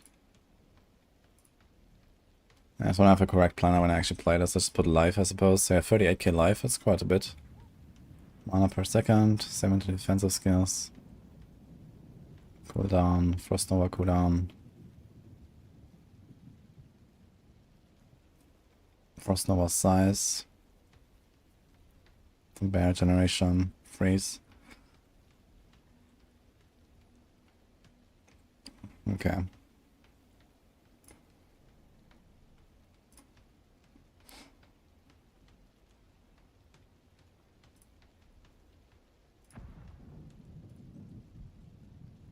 Anything else you want to update here? Firebolt, I think is also attack speed. I have to change that.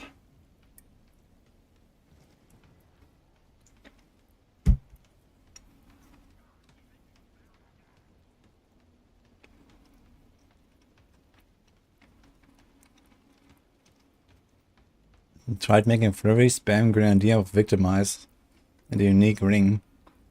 I mean, the ring gives your grenades 2% lucky hit, right? And Victimize activates at 50% chance. So every 100 grenades, one of them will trigger victimize.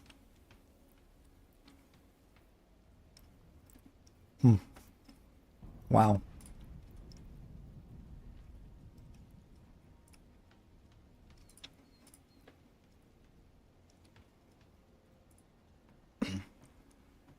I guess Firebolt.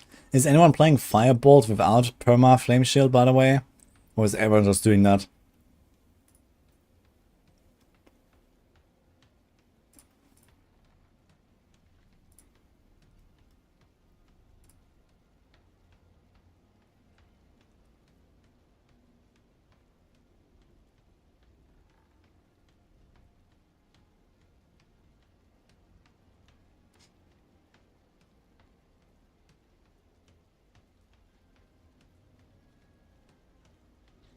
Why would anyone play without Perma Flame Shield? I don't know. I guess that's not really a reason.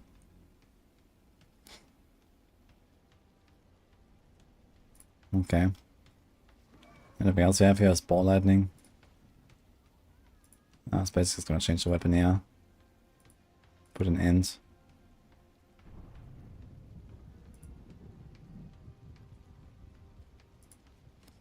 Ball Lightning is actually kind of nutty with the core skill ranks and also the Ball Lightning ranks.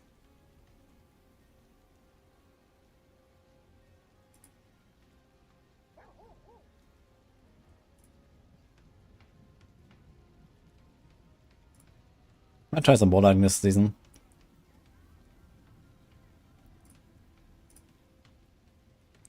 We still have attack speed here as well.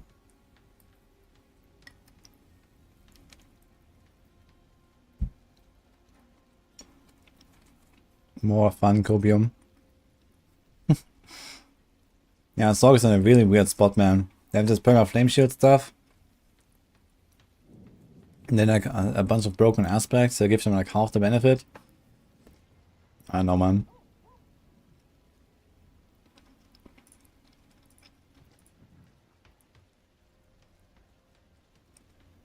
Dude, what do I put here instead of this attack speed? I wonder if we could also play double swing with the same tech. I guess technically you can probably play double swing with gushing wounds as well, right? Like the twisters do apply the bleed, I guess. So you can just do gushing wounds, anything on Barb. Is that how it works?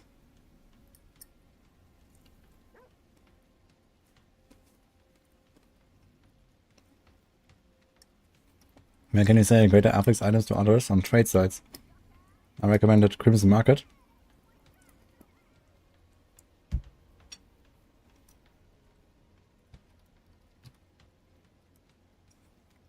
Diablo trade is another one. So those are the two options.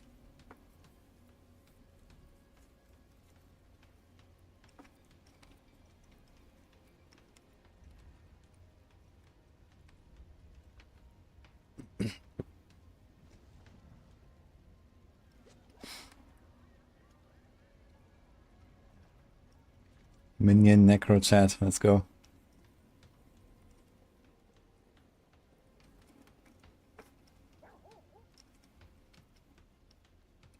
I want to do gushing for 40% attack speed anyway. Are you talking about Rupture? Yeah, I mean, you can probably just like, I don't know, remove the charge, or even remove Wrath. Wrath is not that crazy anymore.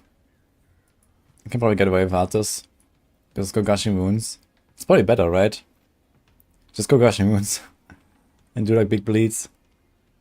If that works with the Dust Devils, which I guess it does, then that's really good. I might try this.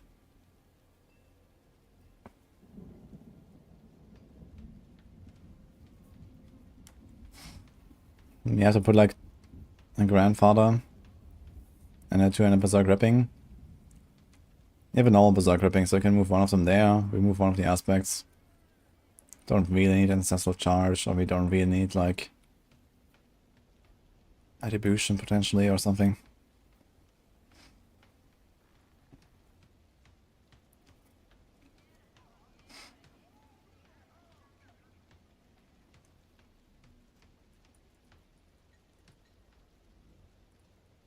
I'm not sure what kind of damage bonus to put here. I guess just percent damage. Resource cost reduction. Don't even necessarily want that.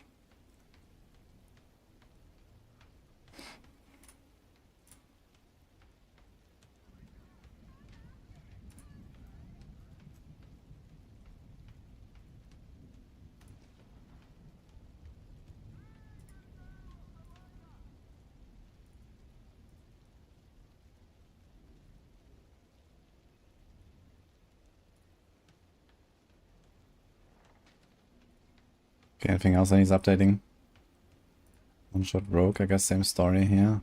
There's attack speed everywhere. Just put life. Life.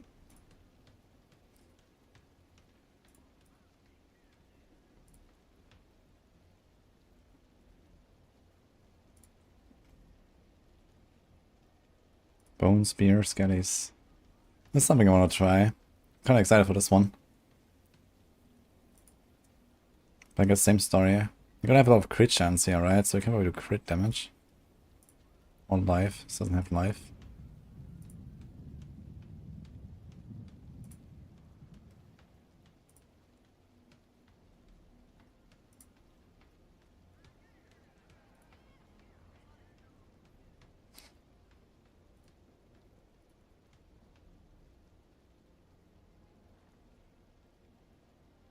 Kinda excited to try this one.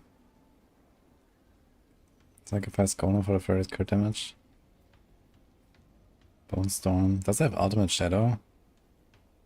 Bloodgetters, Shielding Storm. Splintering.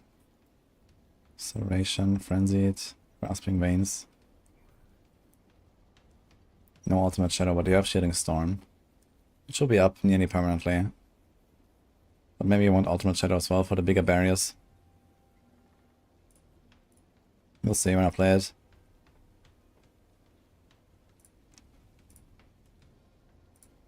Also the Companion Druid. Can Bobby do crit?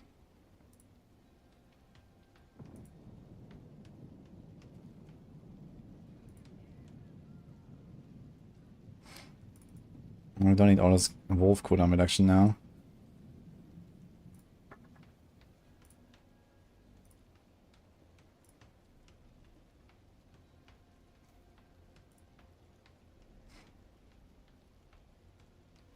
We have wolf attack speed everywhere. This is claw, pulverize, bloodhound, poison creeper, wolves, debilitating roar. I guess the poison creeper is kind of optional. This is just for height and malice. It is.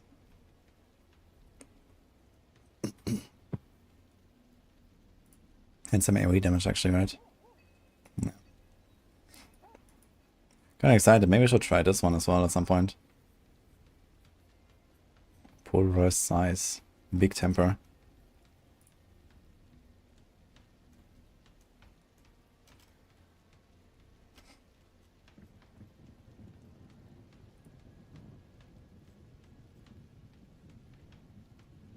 I need focus.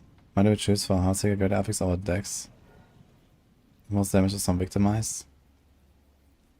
Heartseeker ranks still scale the base damage of the skill, and that then transforms into Victimize damage. Still very good.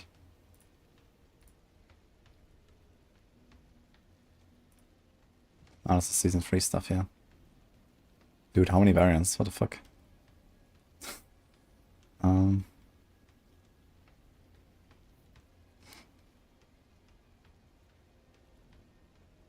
Yeah, seems like we updated stuff.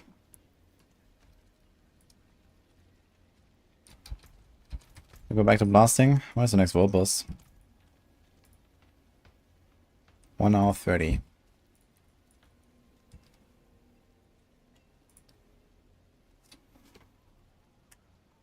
You can link it, the X post. Yeah, I heard that apparently the hotfix is coming for Rapid Fire.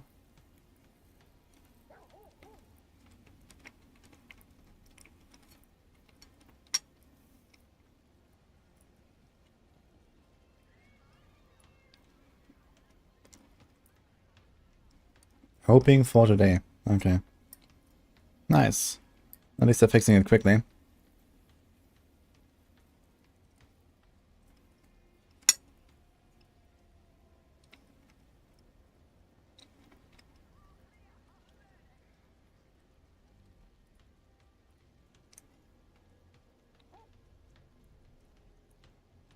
Get a +6 malice. Yo, Chong. Nice.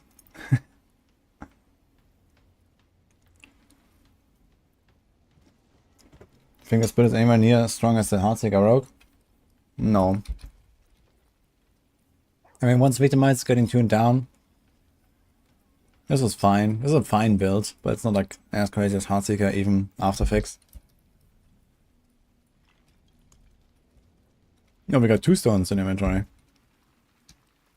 Getting a lot today. Got 7 stones.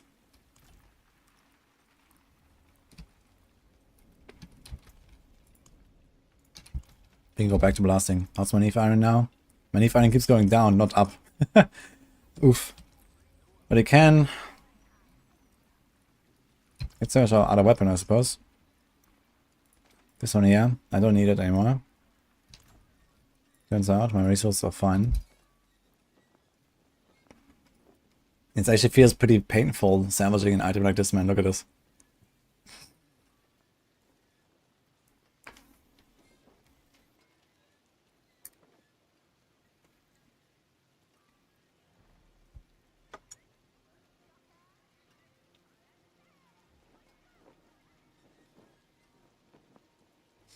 Why is card restoration preferred tempo for Heartseeker? I can explain.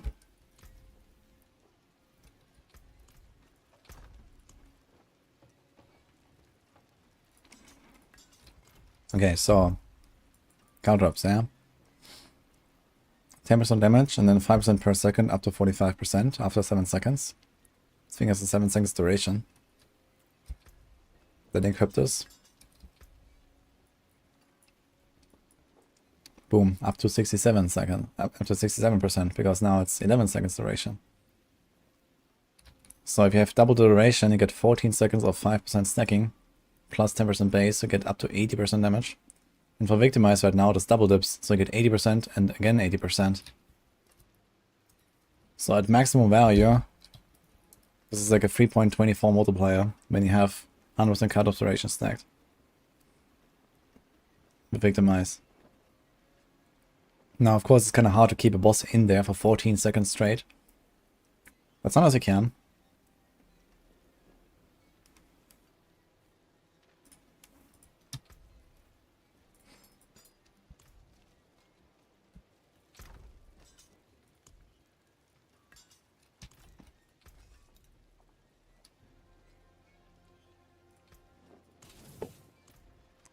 We have a Neve Iron. Let's go.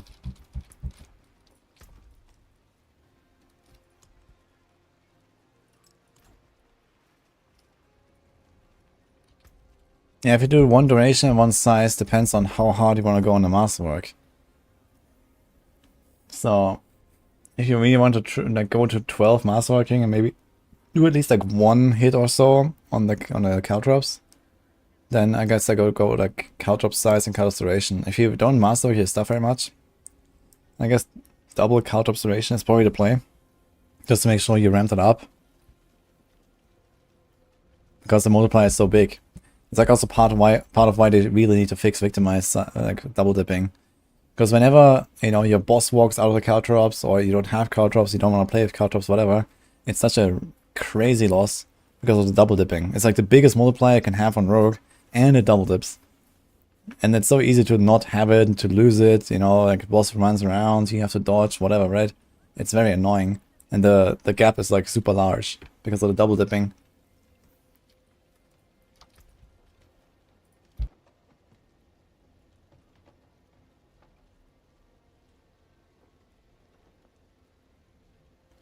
It's not double dipping. Are you sure about that?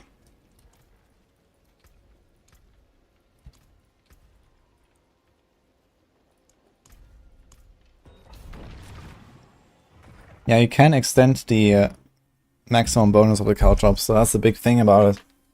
So when you stack up the caltrops duration, then you get a bigger bonus, and then you can also extend it by just putting new card drops down before the old ones are expired, and it actually extends the damage buff. So it becomes even more worth to, like, you know, have a more stationary boss fight, where you just like keep the boss in it and get like this mega buff. And the other bosses that are moving around, or where you have to move around, are like even worse, basically. So this card is just completely cracked. Especially on specific bosses, you know, that don't move.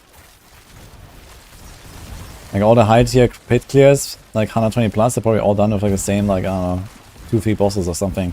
You know, the others are just kind of like undoable.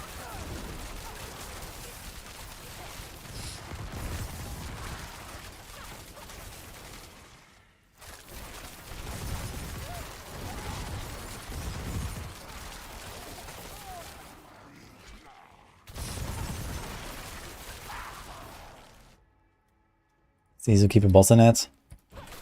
Ah, no, when you have to dodge Lilith and like 2 other shadows. And then you have like Blood Bishop that just runs out of it.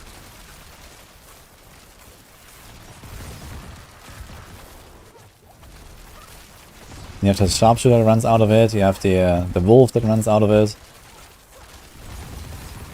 I mean, there's a lot of bosses that move around, go invisible or whatever, so... Blood Bishop isn't killable anyway. Why not?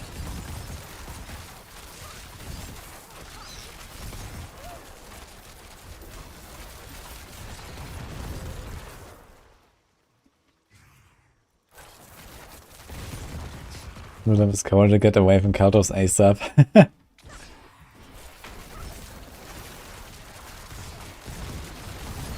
Yeah, Lilith moves around a lot for sure.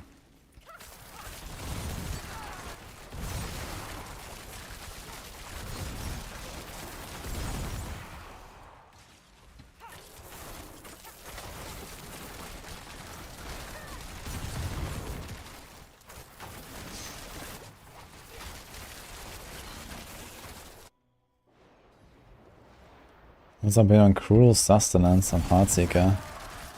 That's the victimize heal thing, right? Yeah, not needed. Can easily just get Ciphering Strikes right into meta range and easily heal up. I mean, it is a lot of healing, but I think it's unnecessary. Rather go for defense.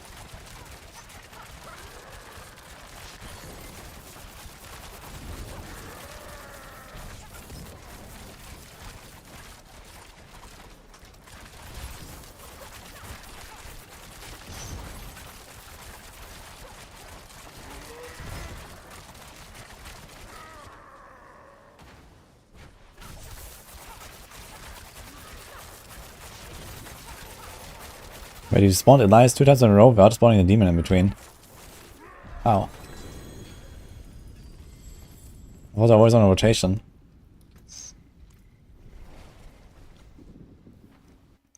That's not a 0 damage build. I got extremely unlucky on the boss fight. I had 3 or 4 uses of Poison Beam, but I didn't get a single Bursting Venom procs, which is extremely unlikely. Usually I'm supposed to have perma poison imbue for the entire fight, and the boss is dead after like 15 seconds max. I just don't do damage without poison unless it's an entire poison build. And the chances of not getting a bursting venom procs are... how much actually? It's like roughly a 1 in 6, and I have 11 tries. Can someone calculate that? What's the chance of not getting it?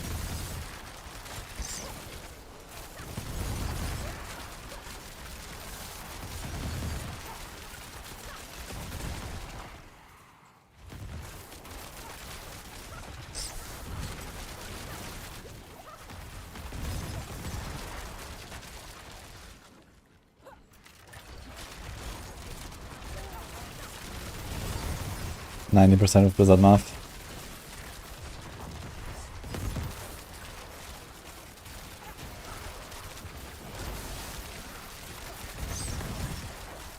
It's 30% chance to fail. Yeah. And I just did it like 3 times in a row. And I still have like the backup with the poison trap. I can press the poison trap and have a 30% chance to reset as well. So I get another 11 shots. So...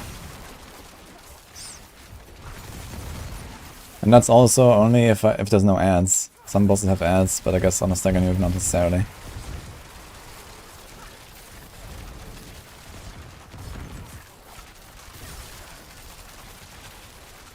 30% chance fail is actually a bit more chance than I thought it would be.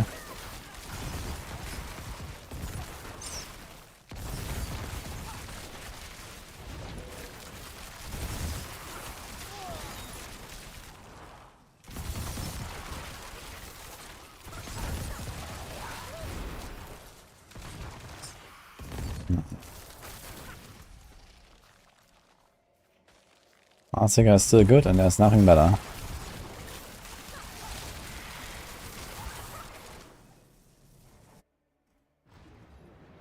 You got a Corix 100%. All classes or just one? Nice. I also got, yesterday I got my last Rogue. Well, not even Rogue aspect, I got Juggernaut, which was the last one.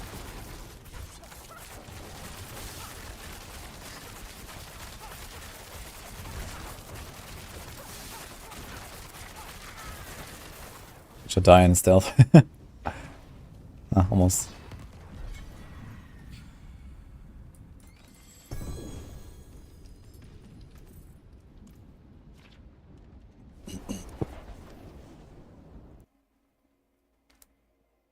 This build is very fun.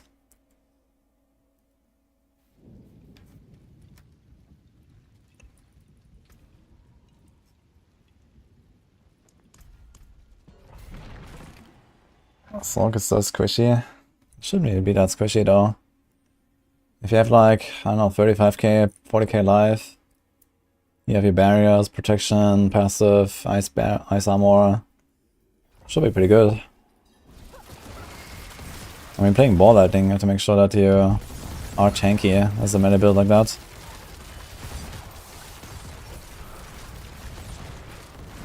And then you can like work with freezes and CCs and stuff. Or you want to temper some, you know, stun chance, freeze chance, whatever.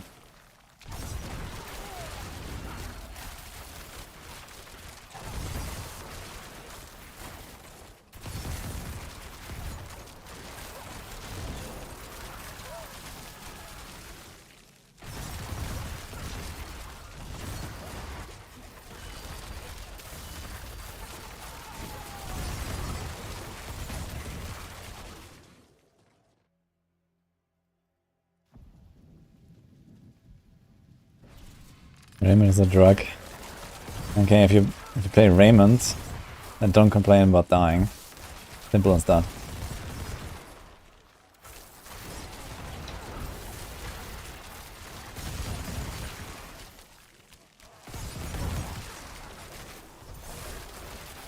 I mean, you don't even need Raymond to stun or freeze stuff anymore these days. Like, what's the point really? You put them together, sure, but...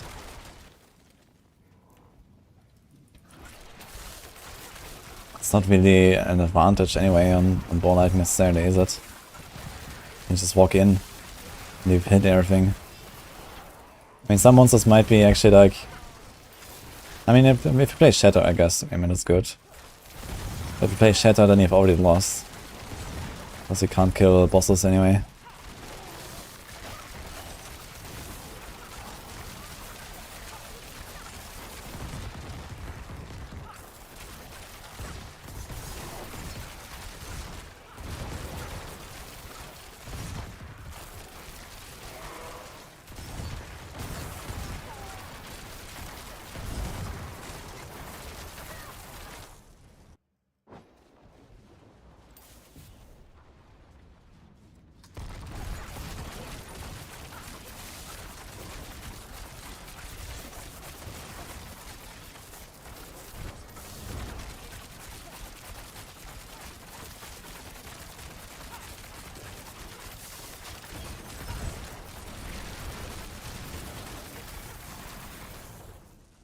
Yeah, as opposed to Outlaw Sharpshooter, this guy loses all the poison dot, you see that? It's nasty. He goes stealth, comes out, and all the poison is gone. Outlaw sharpshooter just dies on the poison and stealth. Kinda strange. Scan does not good in any build.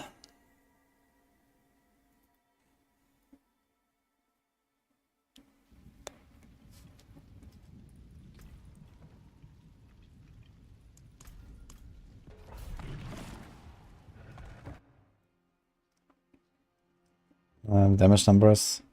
Yeah, on a stagger boss I go up to like 20-25 mil per tick. Yeah, Duriel last season died from dots. When he goes underground, he dies from dots. We did it many times because Conus was playing Bleed Barb last season when he did Duriel rotas. Yeah, that happened very often. He dotted him up and then he died underground.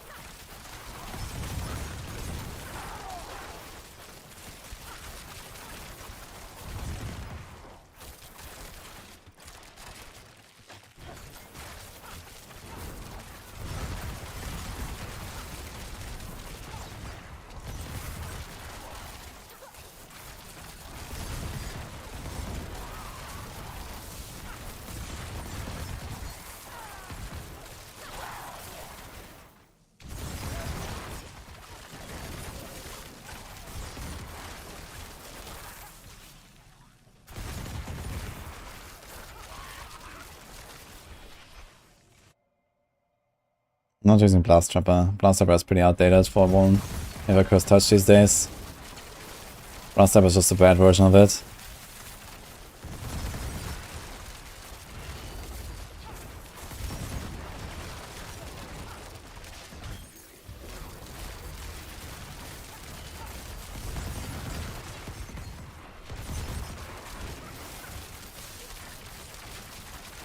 Silent Power Matter on ring at 8080.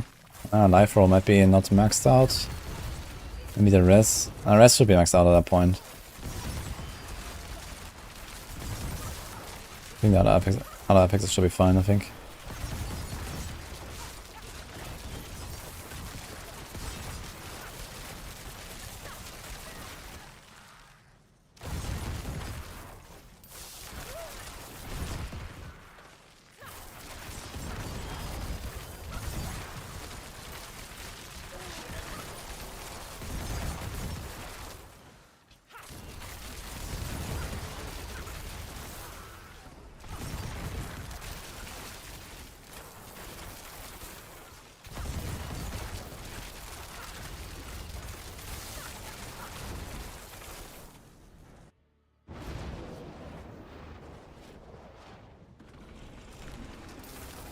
Next died frozen and one shot. Wait, what did you get one shot from? Monk ass.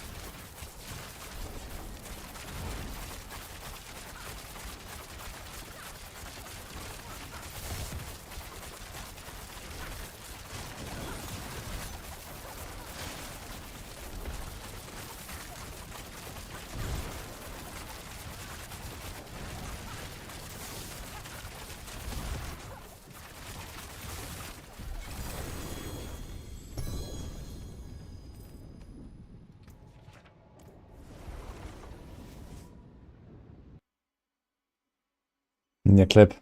Where's the clip? 60 pit boss. Ah, he's starting to kill off his characters in a pit. Was about time, man. He has like 8 of them. I told him that. I was like, dude, it's time for some pit. Let's go. I'm glad to see the rips coming.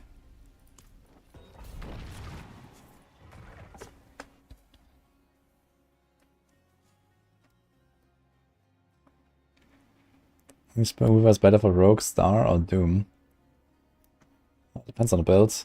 I mean, Star's guy is not really used on many builds right now. Unless you want to play something like what I'm doing here, like a no generator build or something. Otherwise, you don't really need starters on Rogue.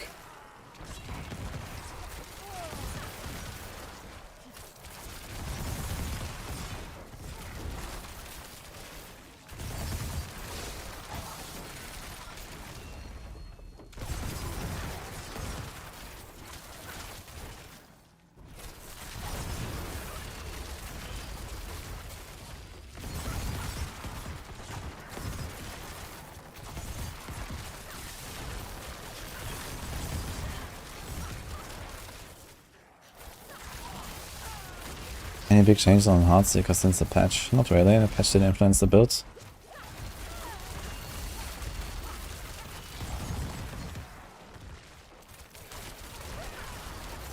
Apparently it's like 110 or so in Barrage.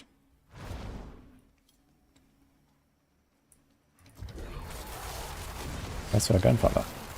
Yeah, Bleed Barbs use it right now. Bleed Barbs is grandfather action. Gushing Wounds, it has like some insane scaling.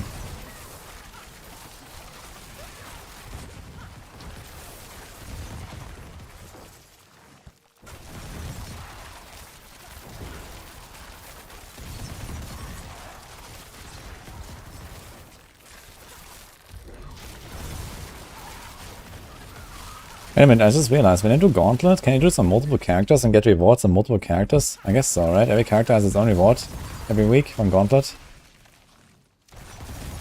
Is that a thing?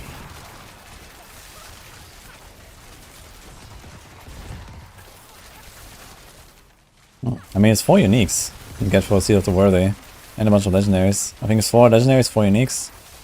Not sure if they get anything else. Not sure if I did it on Druid. I don't think so though.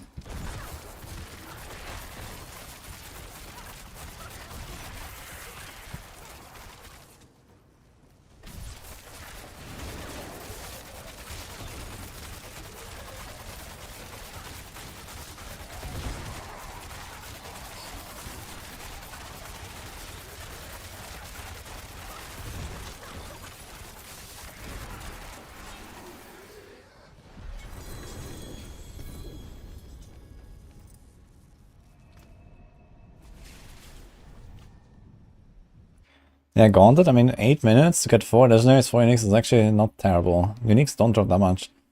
And since uniques from bosses cannot be greater affix, you can maybe get like a nice greater affix unique there. So that's kind of the calculation, yeah.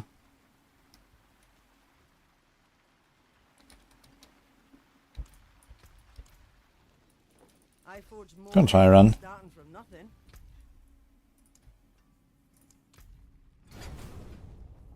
Trial 2 complete. We got rank 10 apparently last week. Woohoo. Okay. But here we go. 1, 2, 3, 4. Look, there's a great affix. Pain Gorgeous. Almost. It could be worth quite a bit if you get a Pain Gorgeous 200% of a great affix. So let's see how much gold of this. Just wondering, man. Like,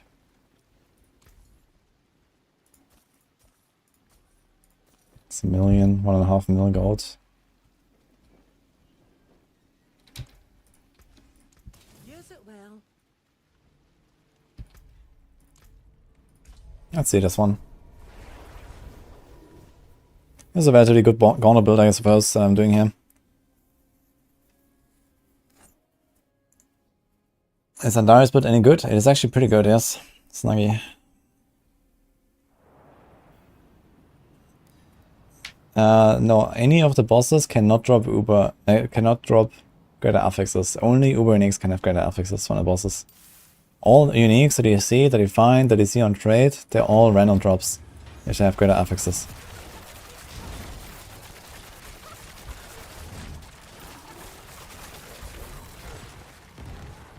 Kind of feel like I've seen this one before.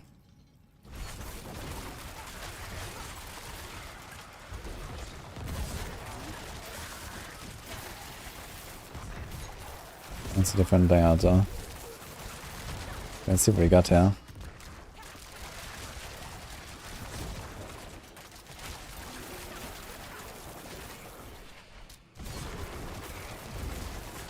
Yeah, I should invest more into speed and less into what I got here. Like, these guys are pretty low level and stuff.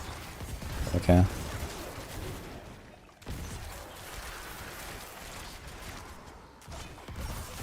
I'm almost playing the old Golem build anyway. With Barrage. Just no Shadow Clone right now and no Shadow Imbue.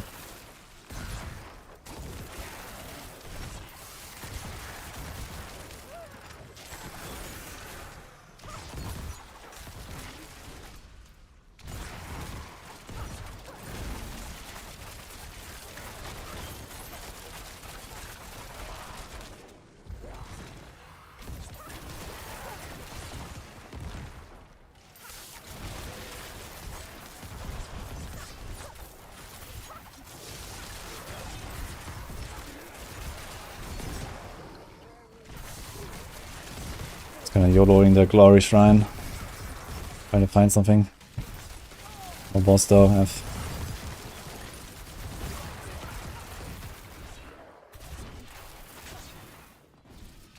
Pretty large map.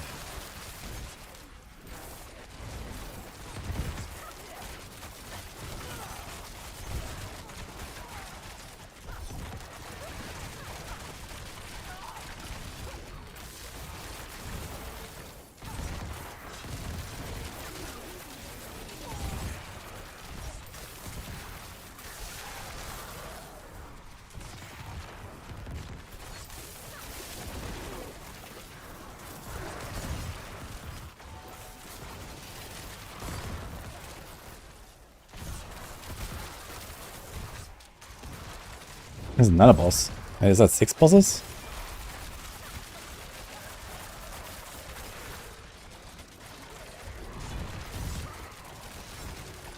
It's a large map, man.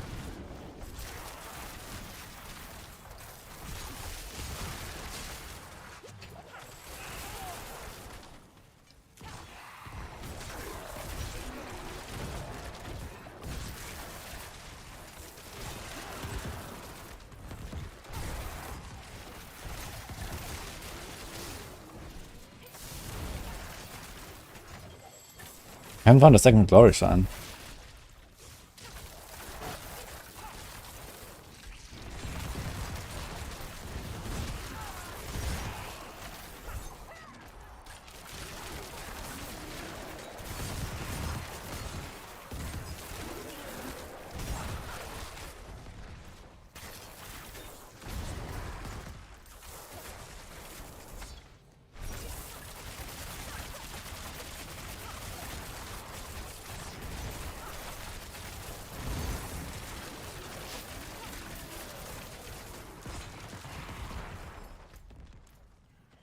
Maybe here.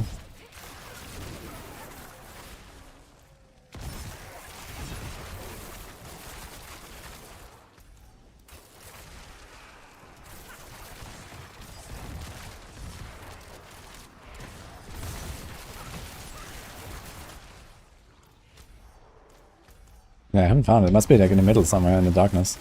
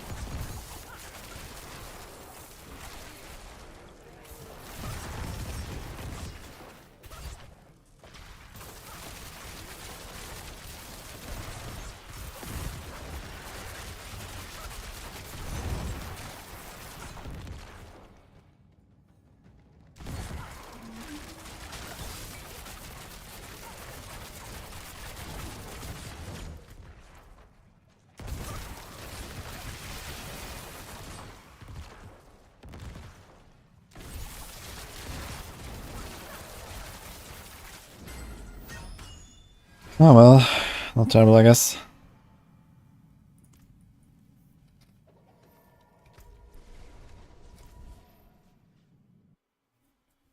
Oh ma, thanks for the bits. Appreciate that. Sorry my alerts are broken.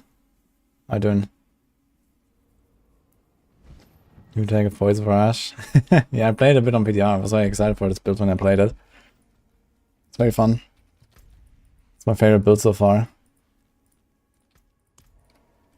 Thanks Lars for the Prime too.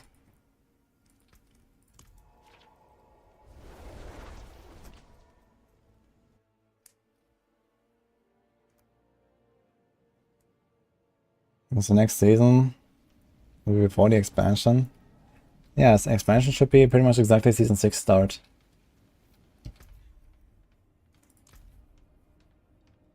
Number 2. This guy's at 580. Can we see his build? Just playing Heartseeker. I don't have exactly the damage to deck blast for this. It's also doing Heartseeker. Anyway. When is season 6? In, well, probably 5 months and 3 weeks from now. Which coincides pretty well with the plan of like end of the year expansion. Better than starting from nothing.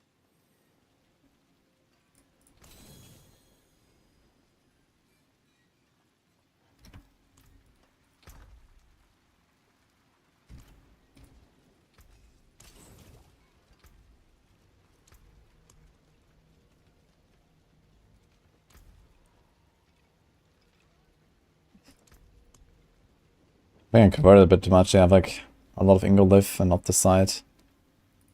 Unless I redo some of my items. But okay, we can use them for other characters. Not too bad. I still bring a max life stack if you equip 2 of them. You can't equip 2 of them.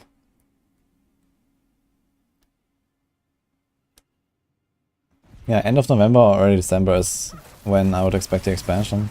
It's end of the year and it's pretty much exactly like, you know, 6 months from now, plus minus. Which means season 6. They already, like, you know, gave themselves an extra month during season 3 to make season 4, which kind of put them exactly on a good schedule for late 2024 expansion release for season 6.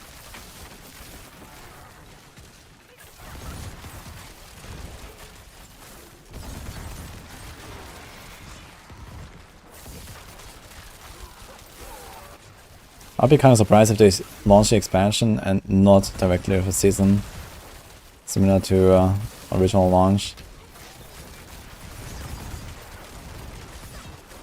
Like in original launch in June, they did like 6 weeks or something, or 5 weeks without season, and then they did season 1. And I guess the expansion should come directly with a new season. That should be very interesting actually.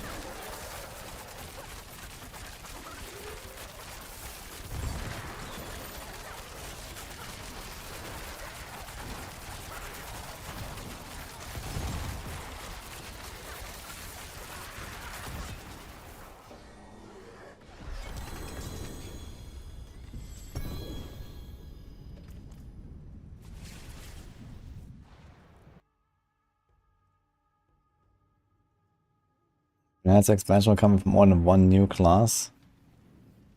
I don't know, how many classes do you expect to have in this game? The classes that exist are pretty, like, you know, extensive and versatile, I guess. I don't think this game will have more than maximum 8 classes in like 5 years from now.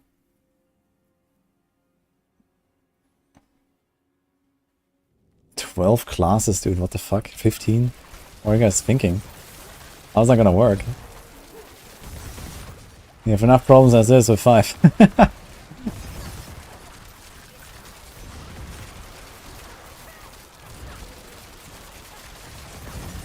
I don't know. I think you're gonna get like, you know, something like 3 expansions, 1 class, 6 expansions. It's gonna be like pretty straightforward. But yeah, I doubt we're gonna have more than 8 at the end.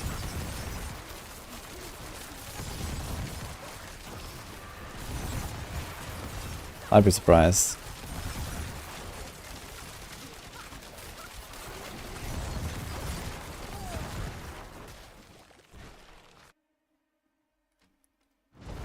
And if we had 7 classes, 1 from the expansion and then 1 from the scrapped second expansion.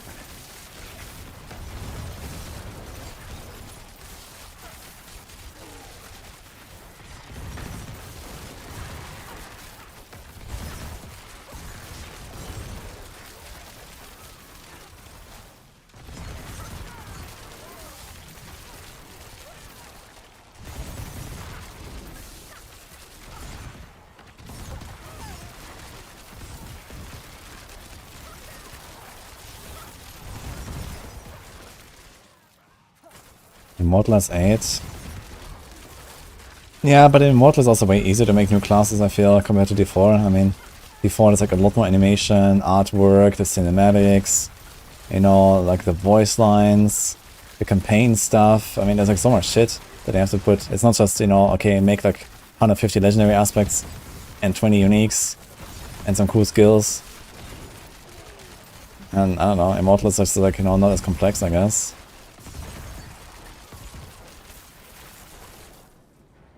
So that's why I think we're not gonna see that many classes. It's just like all this, like, you know, all this artwork and all that stuff, you know, that goes with that.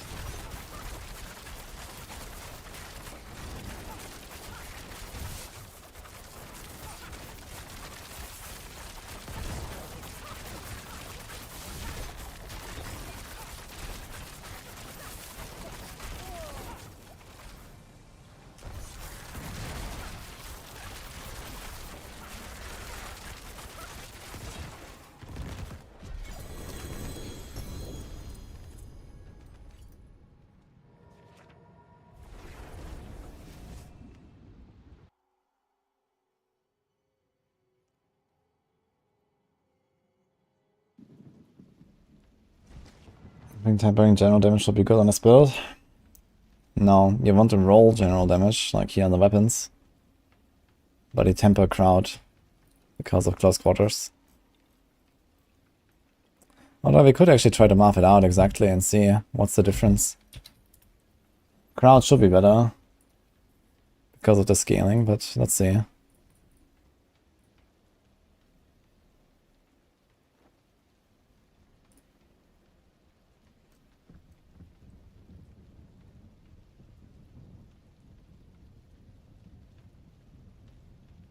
They have 192 all damage, so it's like roughly 400, 450, yeah. And then, let's say 500, 550, 600, around 600 additive.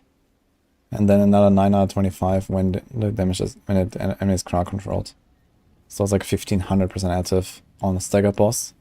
And 600 without anything. And our multiplier is 93%. So this means on a staggered boss,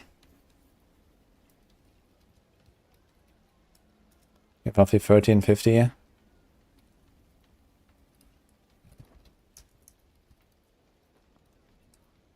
And sorry, on a staggered boss is 3.1k, and on a non-staggered boss is like 1350.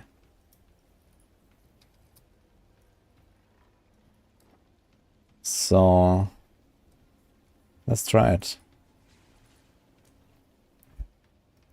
Percent damage. Percent damage.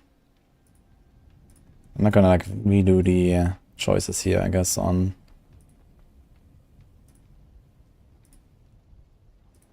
like what to masterwork up and stuff. Let's just say all the same. Okay, now we have a lot more all damage. So it's like 1450, 1500, 16, 1650, 17, let's say 1750 without crowd control, and with crowd control it's like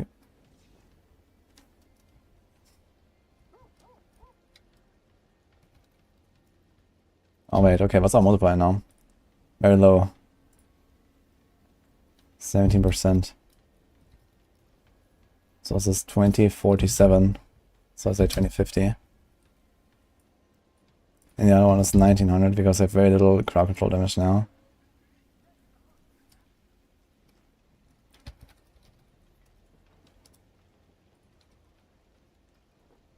So we had non-stagger increase of roughly 50%, but we had a staggered loss of almost a third, which would actually balance it out much more.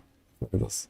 I mean, the problem is like we're just looking at like additive plus the close quarters bonus, but you have to see that most of your damage comes from the stagger anyway, because you have frigid finesse and you have control glyph and all that stuff. So yeah, like while we do a lot more damage when the boss is not staggered, our big nuke window is still the stagger anyway, because of that stuff. So it's just not worth it, TLDR, I guess.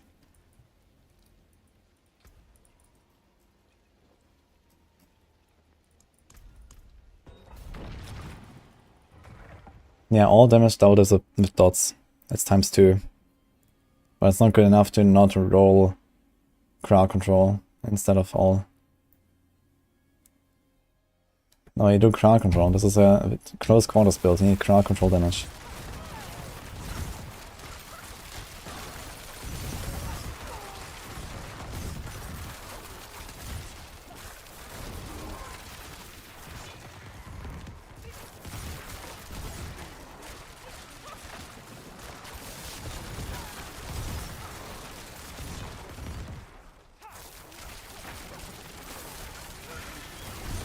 And adding strafe to D4. I don't think that's coming, to be honest. But who knows?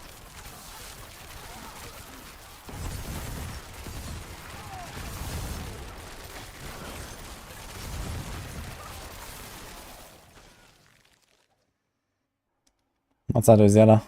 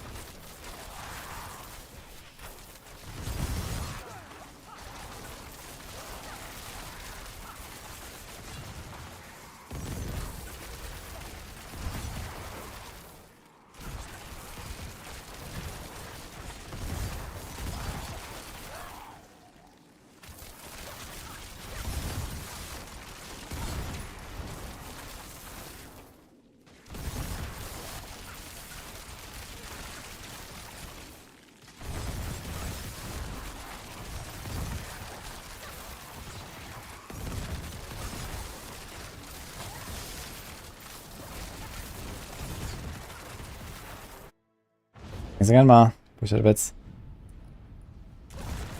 You gonna play that build, Ma? It's fun. Can recommend.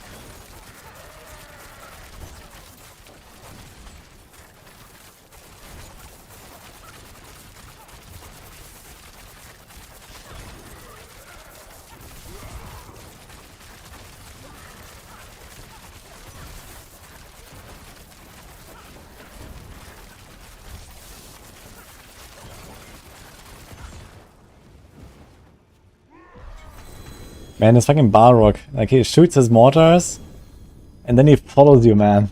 Aggressively. He, like, flies up behind you. I enjoyed a bit more.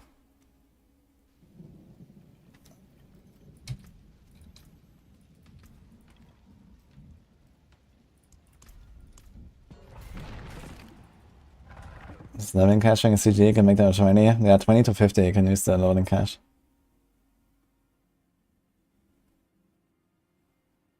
Eric, the build is in the description. It's the Poison, Barrage, on Maxwell, the Death Trap build.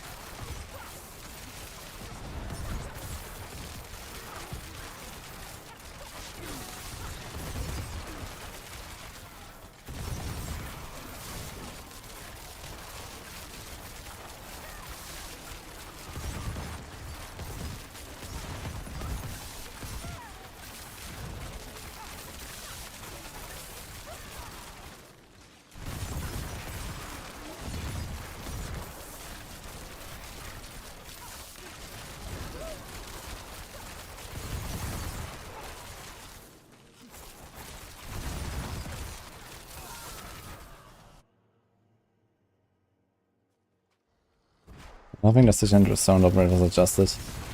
Been getting a few today, but nothing extraordinary. Been grinding for like 6 hours. Got like 5 stones or something.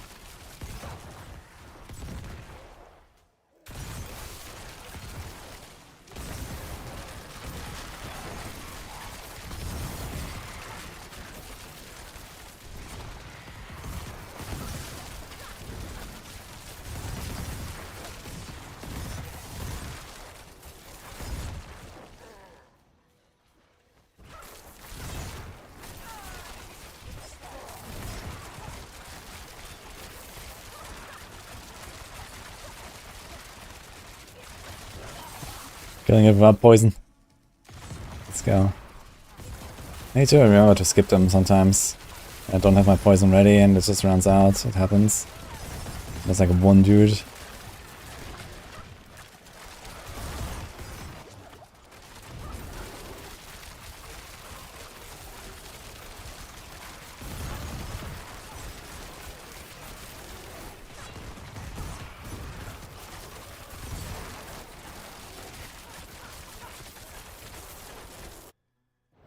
I did not see Rax's rip. I was asking for a clip earlier, but maybe I missed it.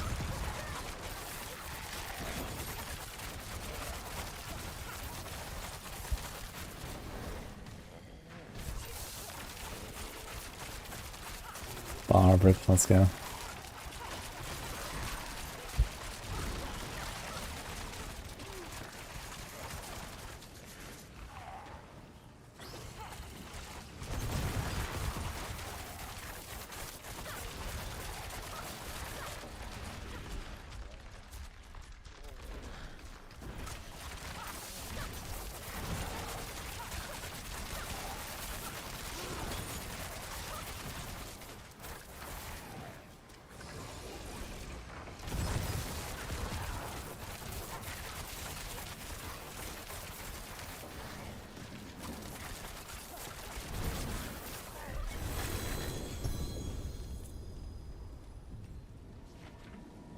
That's it.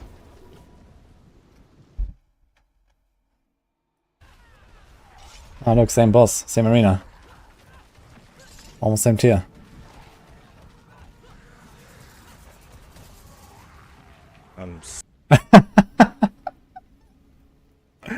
He's just stood in the cause explosion. Yeah, the cause explosion freezes you. He doesn't have an installable or what? He has, but it's on cooldown, right? He has an Enquiries. Yeah. But he used it somewhere. Where did he use it? No, for no reason, basically. He didn't keep it ready.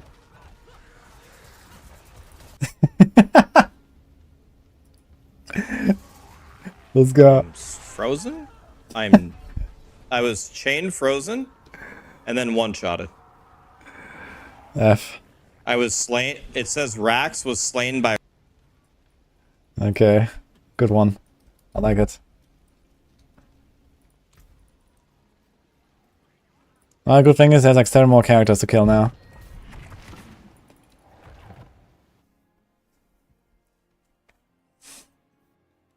He just thinks he'll live and tank stuff. I mean, you can live and tank a lot of stuff, right? Yeah, he just pressed rallying cry for no reason at the start, and then he didn't have it when he got frozen. And then he just stood there and Tomb Lord blasted him. So, that's how it is.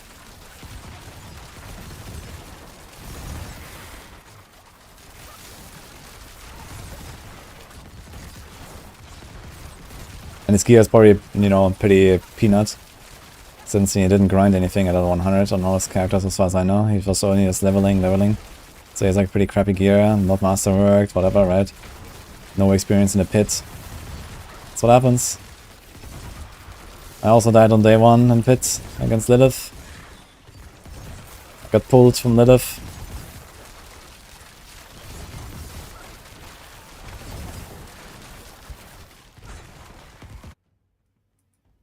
He has 2 ways to being unstoppable.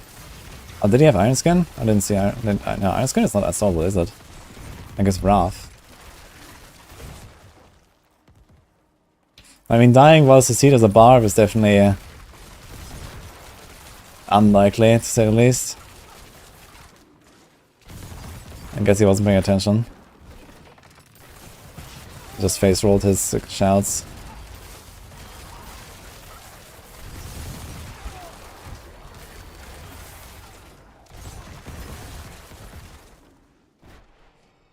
Yeah, Liverpool is pretty nasty. Especially in the arenas where there's no pillars. Like, there are some arenas where there's pillars, and you can like hide behind a pillar when she pulls. But some arenas are just open. And then it gets pretty nasty. If you don't have like 2 evade charges, or like a movement skill, or an unstoppable, you can't get out, I think. I think attacks reduce evade cooldown, you can't get out if you just have 1 evade. Even if you attack really fast 3 times and you try to evade again. Maybe. But yeah, this is part of the reason why I have concealment on my bar. I mean, he was on 60, there's no Lilith there.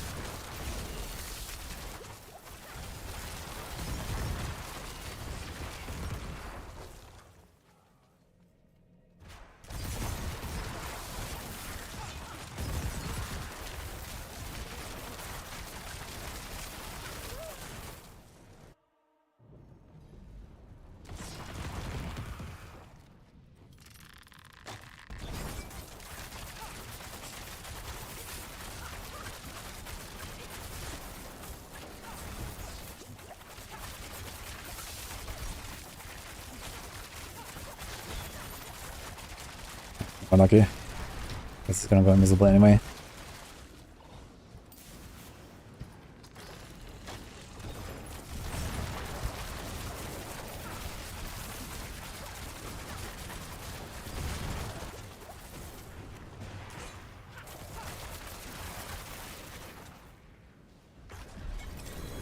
Ah, did they fix the invisible bug? It looks like they fixed the invisible bug of the ground dots on this guy. Another stone, by the way. Like, I walked far to the right and then came back and I still saw the ground circles. I think they fixed it. I need to try this again next time when I see this fight.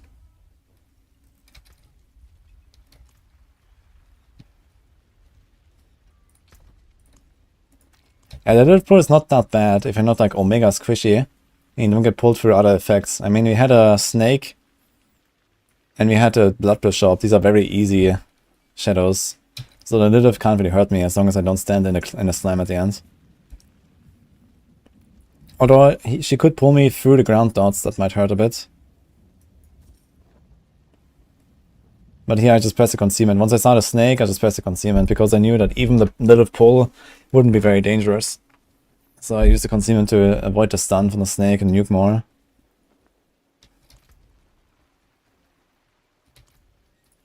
See some steel you need? Use it well. Got hit by 2 invisibles on Hive Master. Wait, what invisible what though? Now I was talking specifically about the Den Mother. Den Mother slams the ground and spawns these puddles. And in the past, when you walk off screen and come back, they're invisible. But it seems like that is fixed now. I actually reported this on the PTR because it was still not fixed. I reported this back in June last year, actually. Because my very first T100 Nightmare dungeon ever in Season 0 on Hardcore was failed because of this. Because I walked into invisible puddles, I had to scroll out. And then I came back and my dungeon crashed.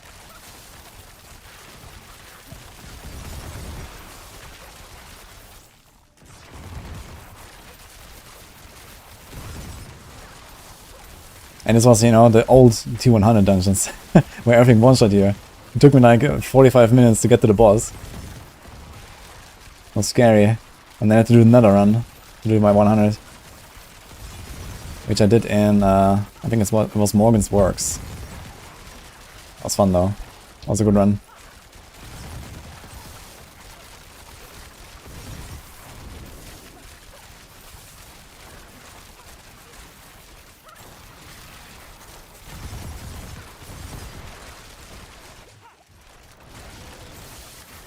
Yeah, skill issue for sure.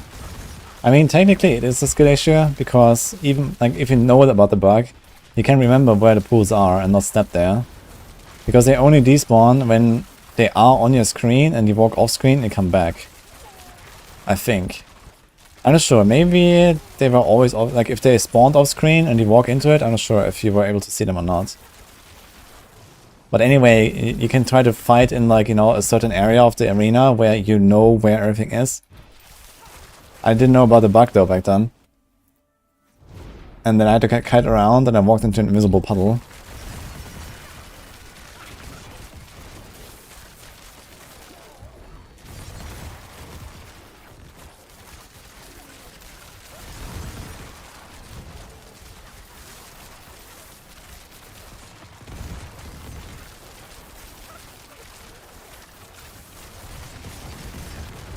Looks like Ice Orb Sorc, just greener.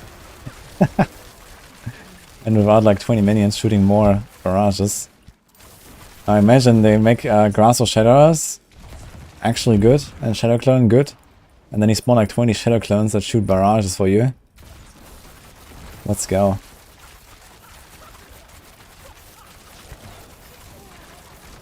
Oh shit. Didn't see that one. Ah, don't have poison. Let's go.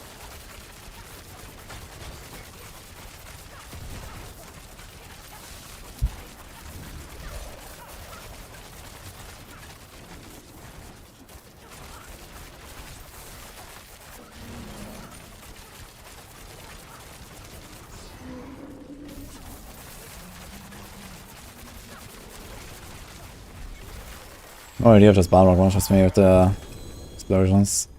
I was gonna assume yes.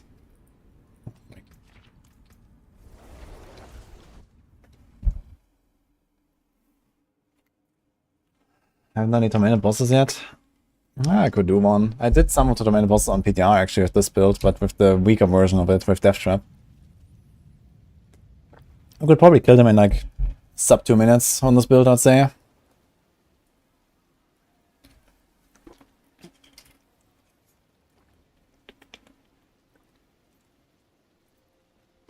Let's craft a Shaco next to fight Druid drops. My fear as well. At this point I actually want to get in Andariels.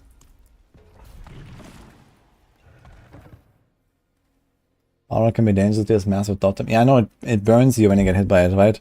I'm not too much worried about the dot though. I'm more worried about getting one-tapped. But I guess Dark Shroud does not apply damage reduction to dots. So I might actually have to worry about the burn if I survive the hit, especially if I'm low afterwards.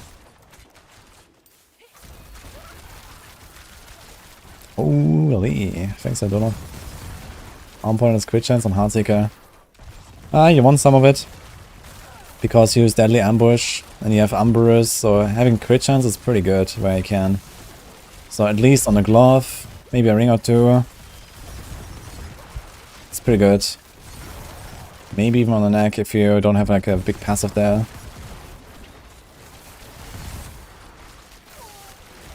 You get some from the Caltros, which is nice. You get some from the Dark Shroud, which is nice. And then you have like, you know, easy 50 plus crit.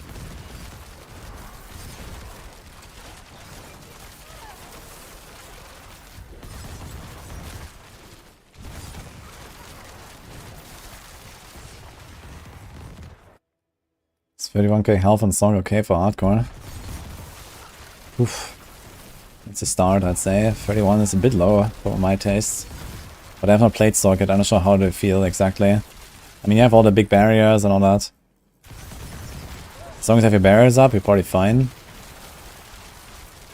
And Flame Shield as well for the big hits and these kind of things, so... Sorcs are...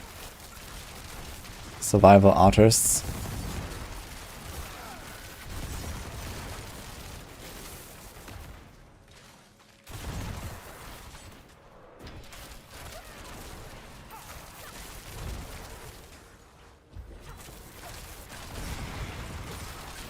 Any Command & Conquer enjoyers? What is your favorite Command & Conquer? I played a lot of Tiberian Sun. Yeah, also some Red Alert and Red Alert 2, mostly Red Alert 2. And Generals. Not sure which one I like the most though. I kinda like them all.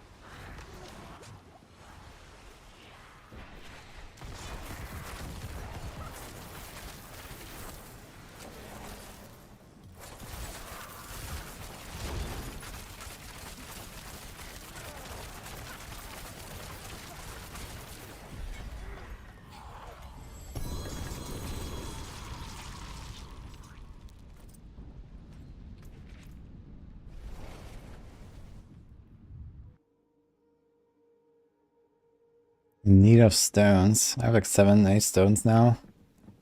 I mean, more stones is always get a better... Oh, I didn't have my thing here. Did I do the entire run without pot? What was on 30?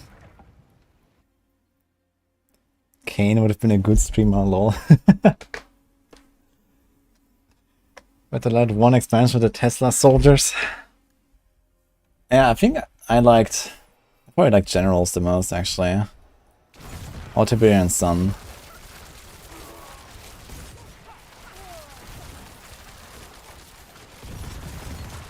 Probably Tiberian Sun, actually. This is a really old one, too.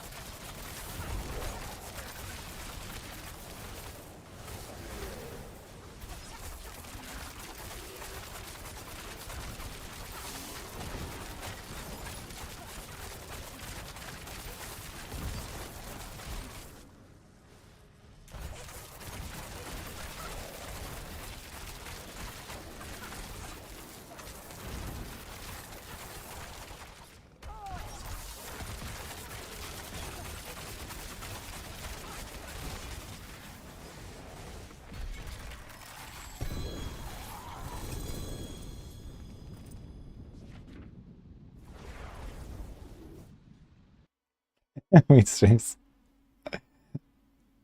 Why not?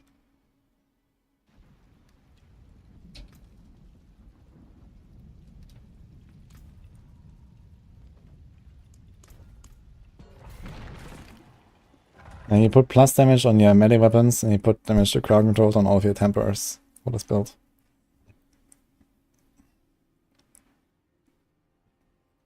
And do you reward as a Stitch and Stone's realistic thing to put together? Absolutely.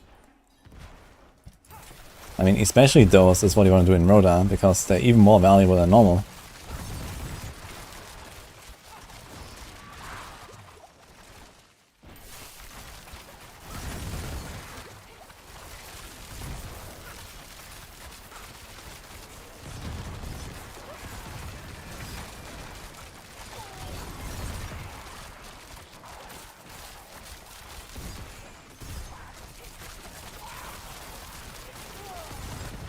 Man, it's not a big pack here, what's going on?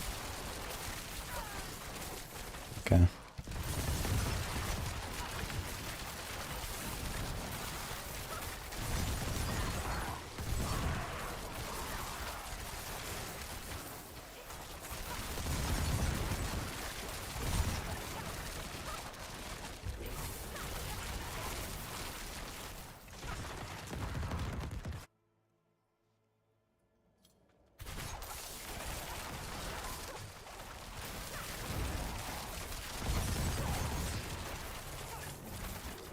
There's a guy for this build. There's a Death Trap Rogue on Maxwell.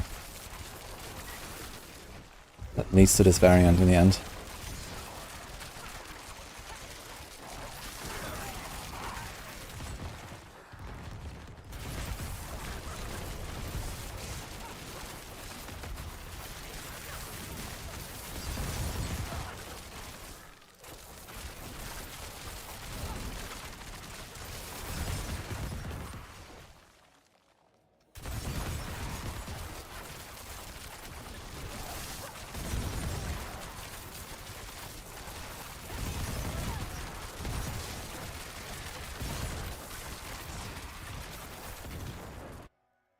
How's Penshot compared to this build? Penshot is better. Victimized Penshot is pretty strong actually.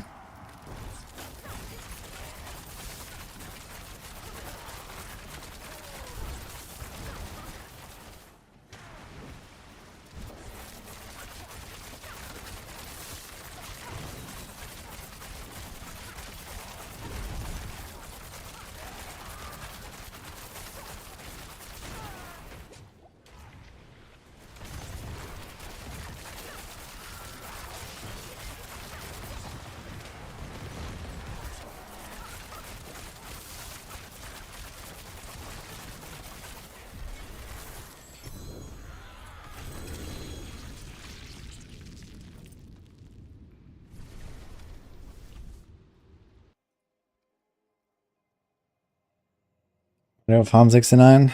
Well, it's just like a nice comfy tier. And I need a lot of Neat Iron to master my stuff for the push. I invested quite a bit into this build now, and I don't really want to salvage it. So we have like 1, 2 items at 12, this is at 10, this is at 12. And I don't want to salvage these, so we have to like grind more Neat Iron for now. So I can masterwork my Heartseeker build for the push.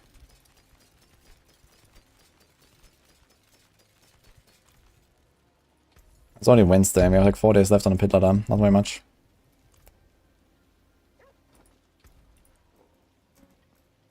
I definitely want to reserve 2 evenings for the push.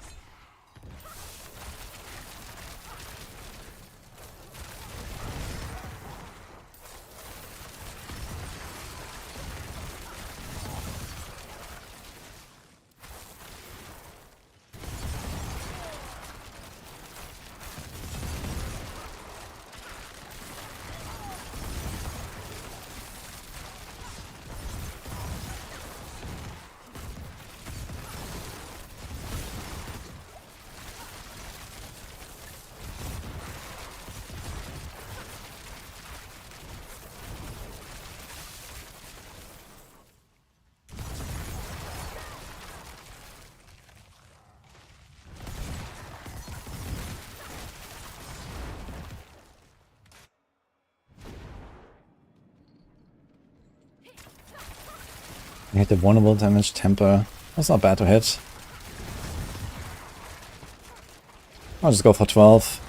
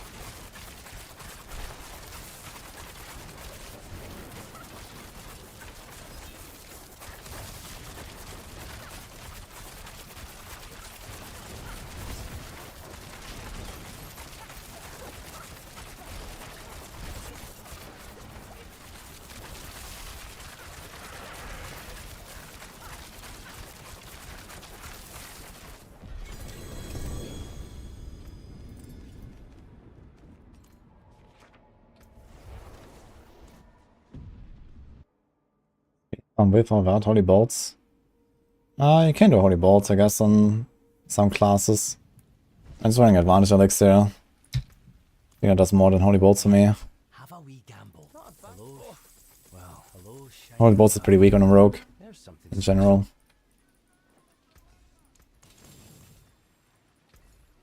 Hello. Shame that. Hello. For Helters and stuff, yeah, it's fine. Something special. I like it there.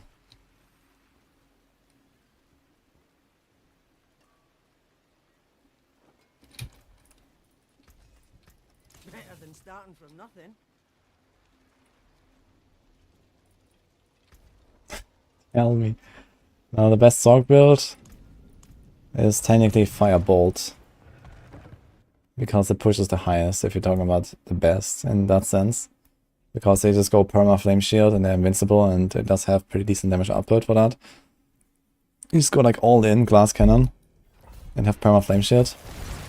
But I would say overall it's probably Frozen Orb, which also pushes almost as high, and it's probably just overall better for everything else. And more fun. Like this Firebolt stuff, I like the Firebolt concept, but I don't like that it has its perma invincible stuff. So that makes it kind of boring in my opinion.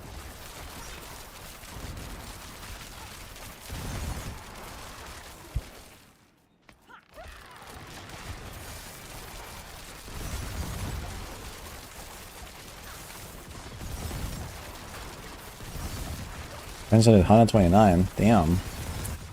They're going ham.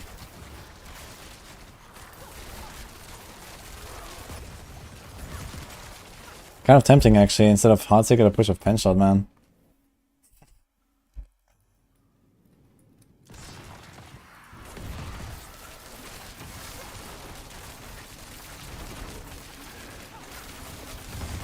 Definitely looks like even post Victimize fix, Penshot Victimize will probably be better than Penshot Precision. So it's just like a Victimize build now.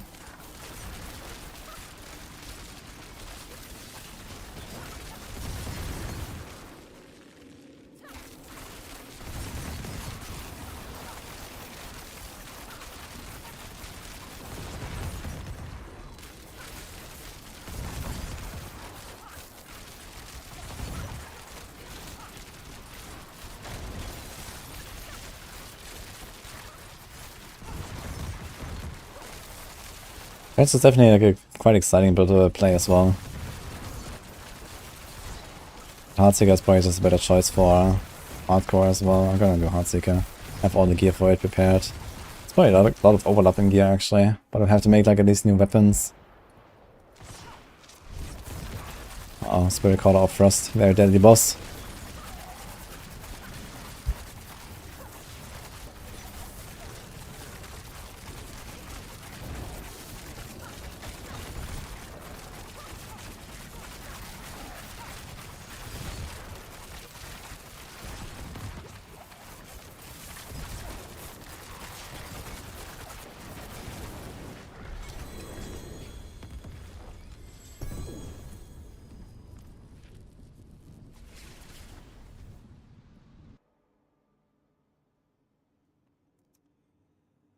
Yeah, I have text-to-speech usually, Humphrey, but my alerts are broken. Did you donate? Ah, shit. Actually, I realized the donations don't even show up in the chat. Yeah, I tried to fix my alerts for a while, but for some reason they're just broken.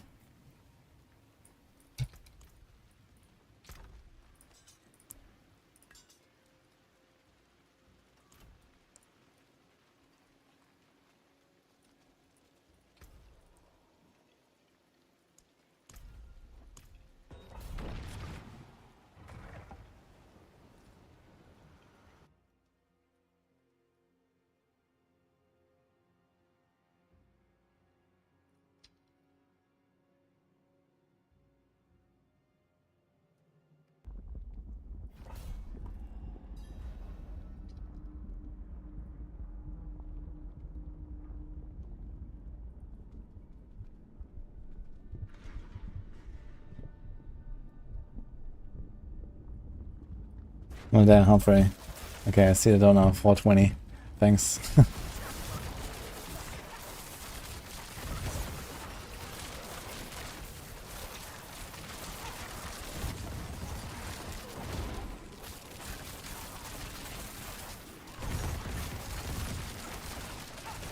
So YouTube automated?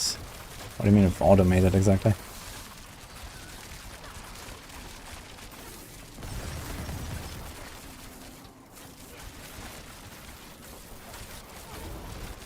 I'll do unlimited poison beer. This is the bursting randoms aspect.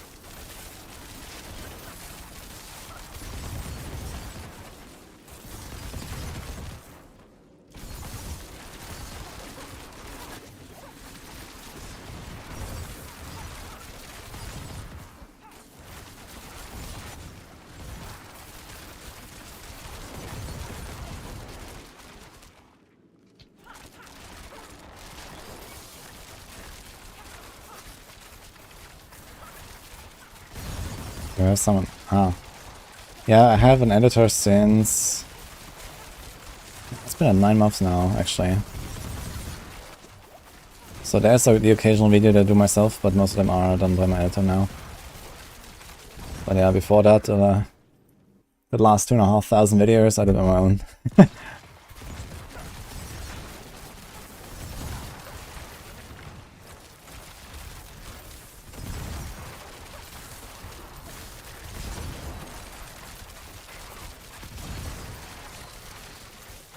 And especially with, like, you know, how often there's, like, you know, patch notes drops, you know, breaking news, something is broken, something new happens, these kind of things. Like, it's actually kind of nice because I can upload stuff directly without, like, you know, a 12-hour delay of me streaming for another 7 hours and then making a video and then editing it and then uploading it. So for these kind of scenarios, it's kind of useful. But yeah, I mean, outside of that, I mean, I record. I mean, it's mostly, most of the work is actually just to the thumbnails and like the repetitive stuff like description, whatever, I guess. Since most of my videos are like one take, or nearly. It's not too much editing really, most of the time.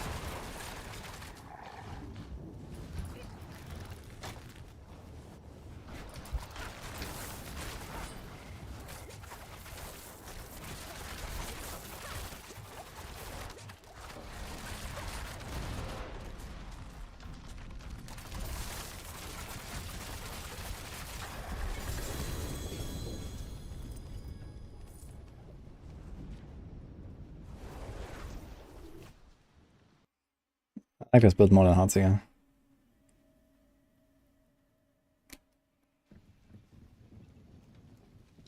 Also, I suggest you lower Barrage. the one for max roll.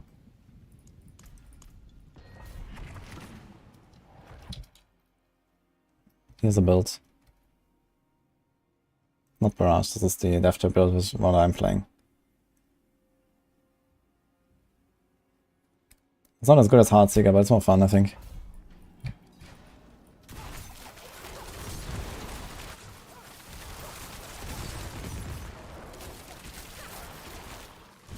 It's like very like UE Demon Hunter feeling.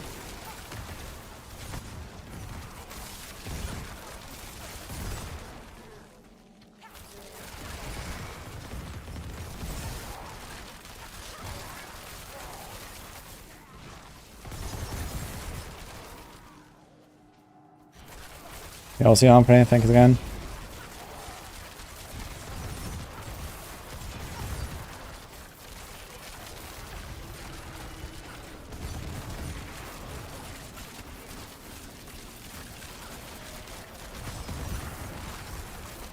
Moon Planet Shamans.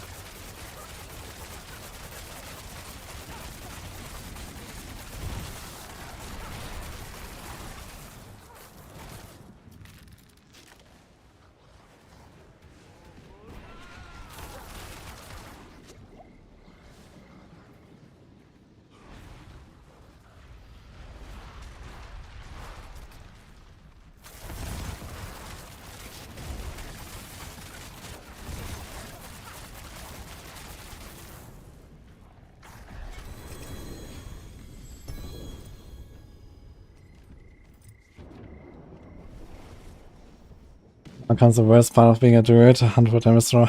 Good luck. At this point I can probably buy them pretty cheap actually for other people.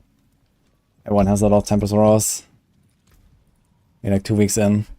Could probably just get one. Maybe someone here will just give you like a leftover. For first time rogue I recommend Barrage Rogue for maximum. World boss in 7, let's go. Oh, hey again, Defdom.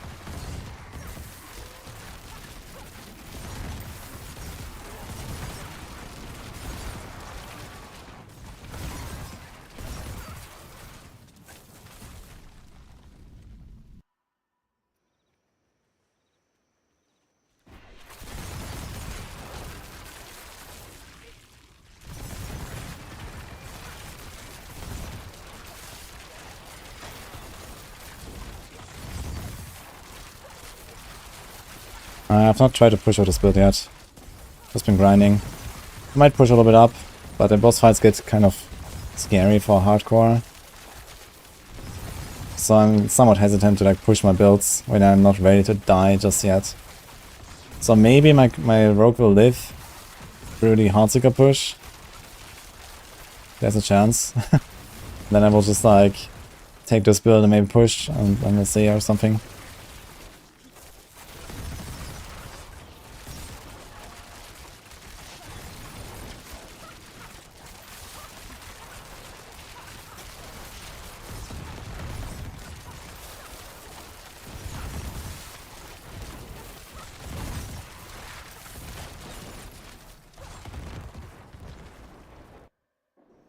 Greater Deadly Venom Amulet. Ah, that's actually pretty good for this build here.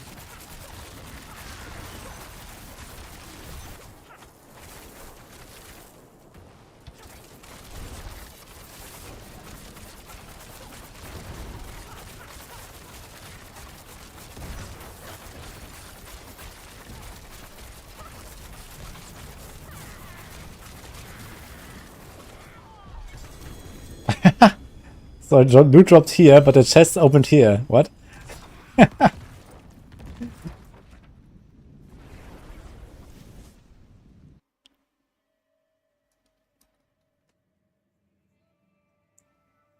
Any benefit to push higher pits after 80 to 100? Yeah, 100 is like the big breakpoint where it becomes really difficult. So up to 100 is still like, you know, kind of like efficiency improvements, basically. If you have a very strong build, you can kind of go higher and higher and farm that. At 100 you also get a title. But yeah, in general, there's not really a reason to go higher after 61. So it's just like more Neath Iron, basically. One per tier. So now I'm farming 69s, which is 28 Neath Iron. If I farm, like, for example, 80, I was farming 80, so my Heartseeker. So this would be like another 11. So if I farm 80 instead of 69s, that would be like a bit more than a third, like 40% more efficient, for example. Which is actually noticeably more efficient. But not like the end of the world. If you can farm like 80 already, for example, then you're already in a really good efficiency spot, I'd say. It's like double of farming 61.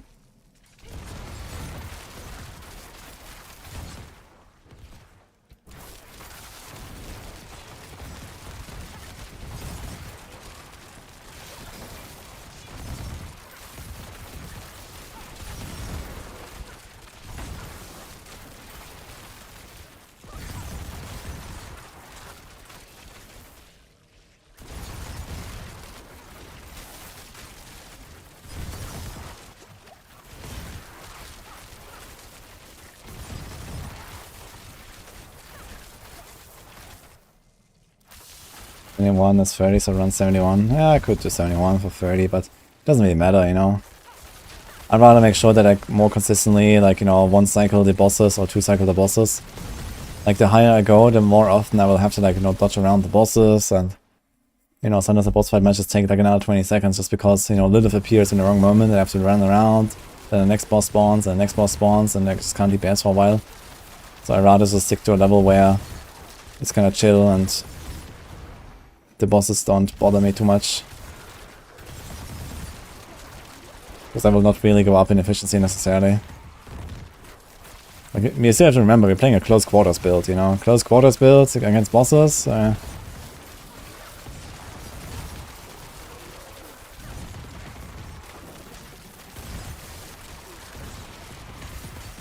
the higher I go, the harder I will hit the brick wall. Because I do most of the damage during the stagger. Which is true for every rogue build, but especially true for close quarters combat build.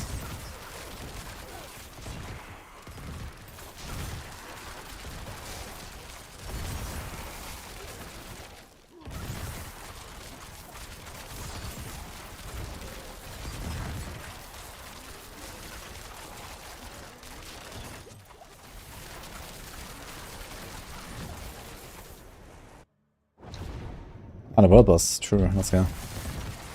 I'll make it.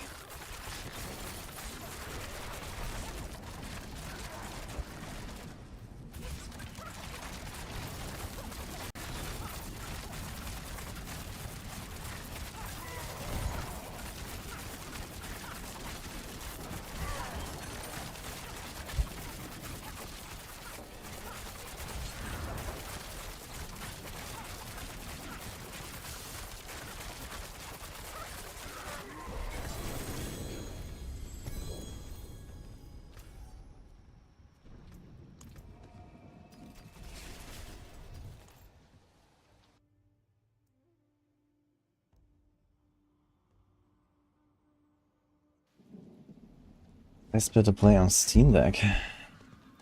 Guess Minion Necro.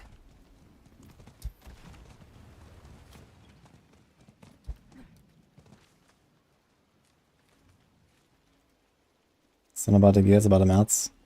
Yeah, I mean, the one thing you care about is mats in Pit. There's not really much of a reason to go high for gear. You get most of the gear in Helltide if you really want.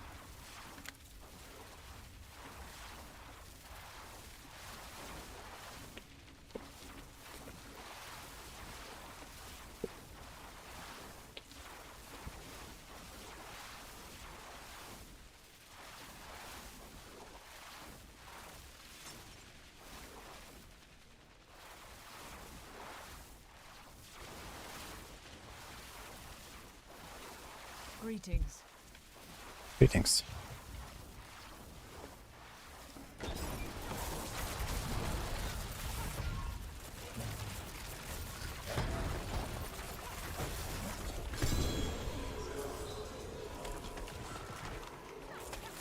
Farewell. Goodbye.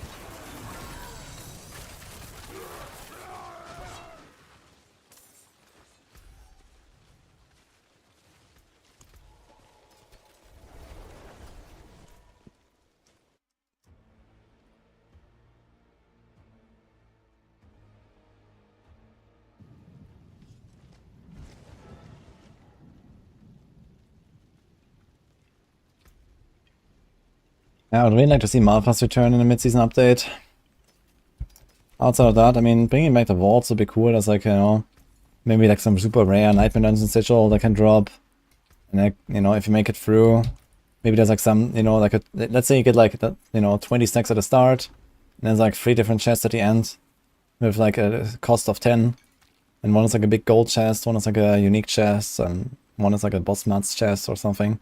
And you can kind of choose what you want. Or something like that, you know, they could do some cool stuff, I think, with vaults.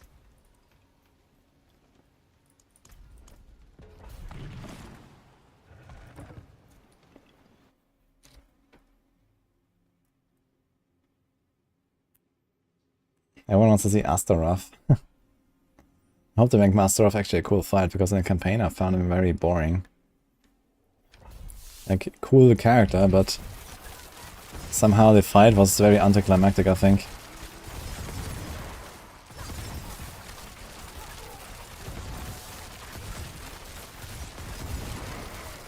At the very minimum he needs 2 phases, one on the horse and one down. Oh, horse. Doggy.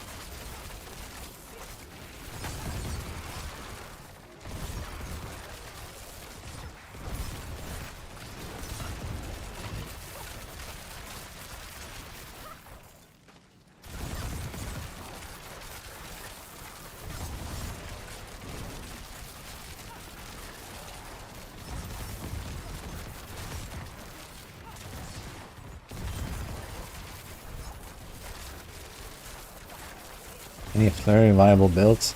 Nah, flurry is pretty bad these days. Good for leveling and farming. It's the same problem as TB though, which is 0 boss damage. Even worse actually. I do have a flurry guide though if you want to check it out on Maximum. Solid F tier build actually for Pit.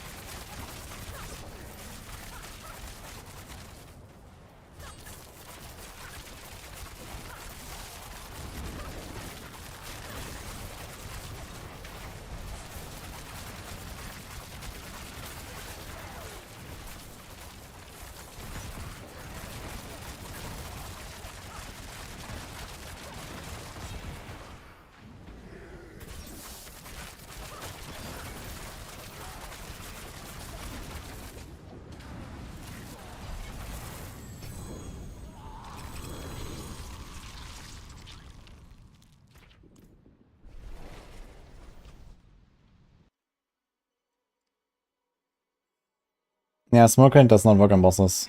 It's mostly for the other stuff.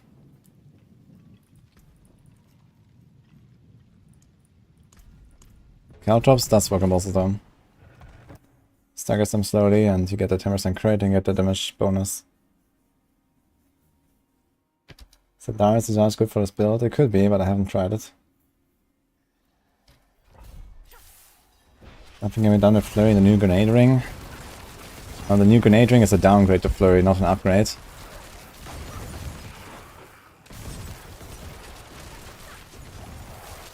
It just enables like some, you know, grenade synergies. But, you know, a grenade Flurry build is worse than a pure Flurry build, so...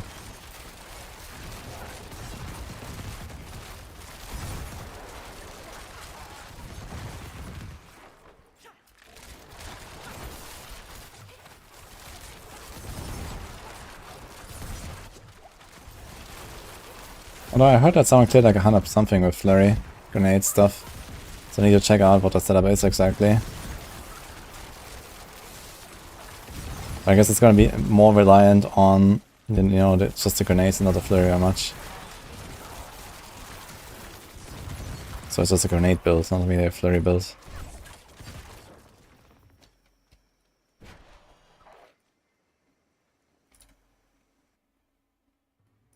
Any new info about RF issue? Yeah, apparently they want to fix it today. It's already 11 PM, which is 3 hours past the usual patch time. So I don't know.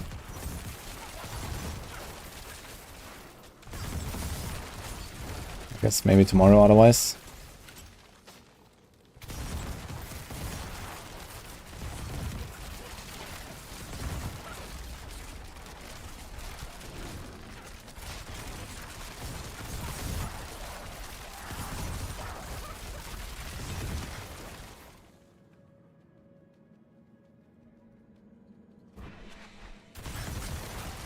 The shadows are the accursed touch aspect.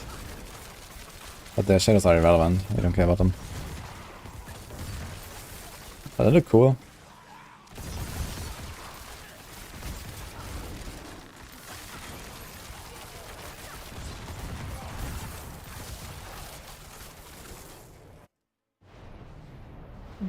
Yeah, hotfix for rapid fire today. Maybe tomorrow, I guess. I'm maybe gonna release it in like afternoon NA time actually. Maybe I might be working on it now. Just trying to get it out as soon as possible.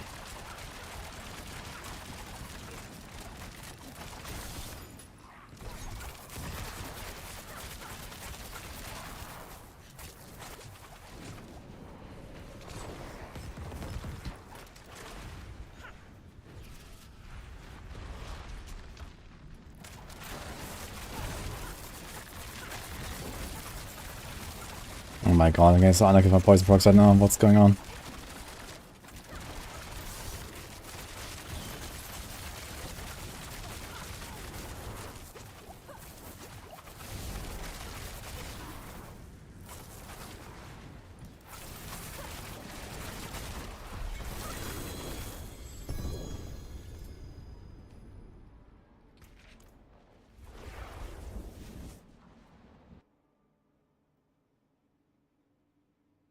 Yeah, for this build, a lucky hit Ring is good enough for a boss.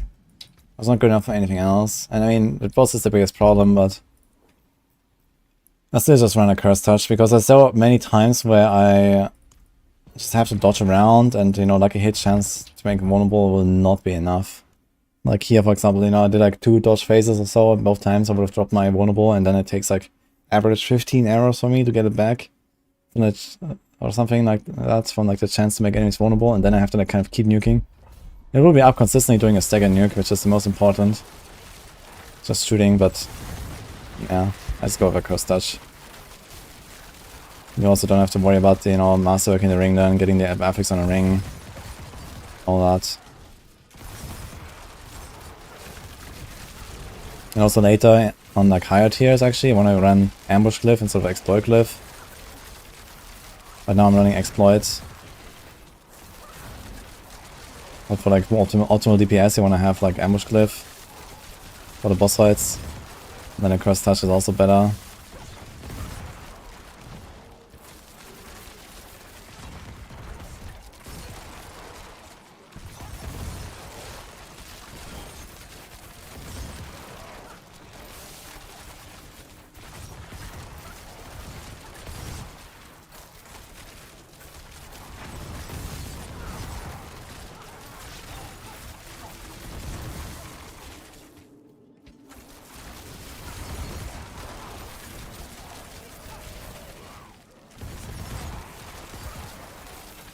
Yeah, Penshot is really good.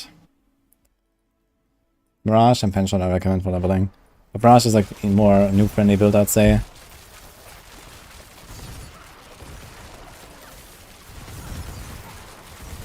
Oh, you can play good old TB for leveling. Because RTB is pretty fast.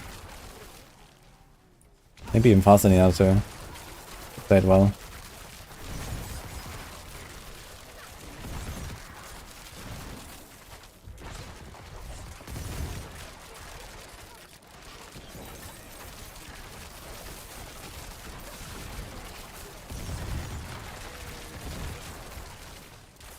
I'm basically gonna fix up with fire either today or tomorrow, I guess.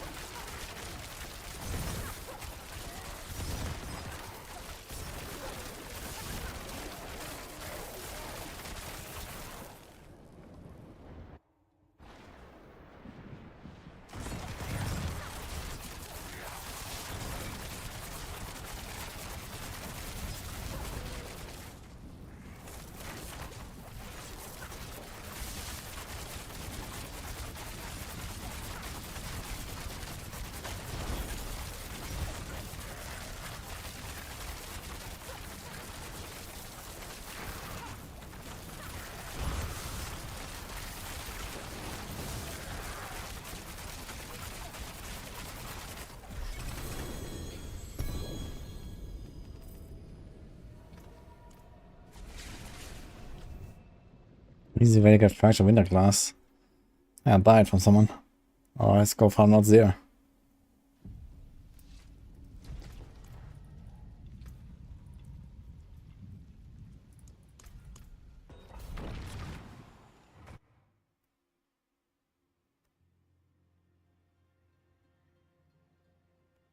What needs to happen to make us so rogues don't need to rely on bugs so much? Well, fix the bugs. I mean, we're not relying on them. They just exist, and we have no choice but to play with them. Like, you know, like Heartseeker build is not relying on a bug, it's just bugged and stronger than it should be. But you're not gonna play it differently, just because the bug is fixed. Same for precision. Apparently there's also something wrong with close quarters, I'm not sure what exists actually. I need to ask Darkside, I think he knows that. Something is also up with close quarters. So apparently all 3 rogue key passes are just bugged in some way. It's great.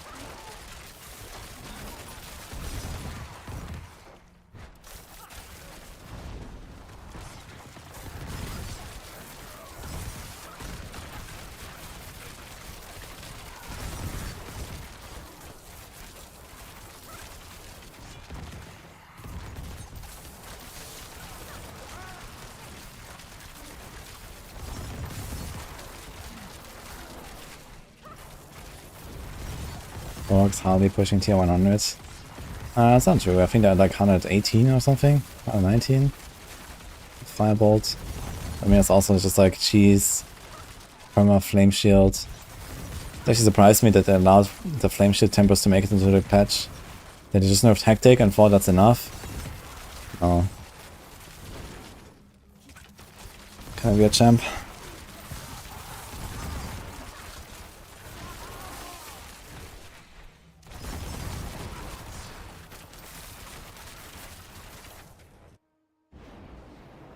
Why take damage when you cannot?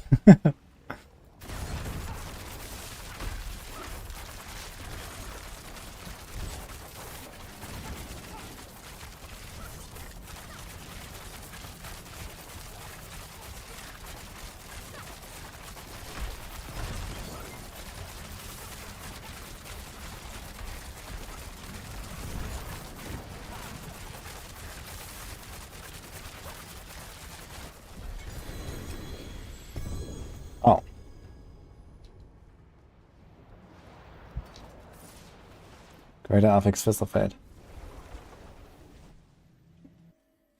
Allowing finisher gets cooldown reduced, so it's honestly a real problem. Yeah, I agree with that.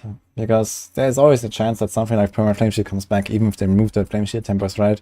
Just make the next big OP cooldown related item, and there you go. So, in worst case, if you really want to, you could just play against Blessing, for example, right? You cast Flame Shield and just wait like 2 or 3 seconds. And then start attacking, so you proc against Blessing and proc Flame Shield again, or something like that, and this is also another way to do it, even if they remove Flame Shield tempers or whatever, so it's just always gonna be a problem.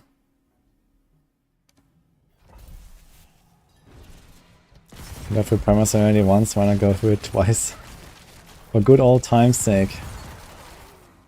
I mean, it's not such a massive problem right now, because Sorcs is kind of like bad, but imagine Sorcs were just like 20 tiers stronger than they are. And they have perma invincibility. Imagine the outrage. Like the only reason why there's no outrage is because Sorcs are just in the gutter.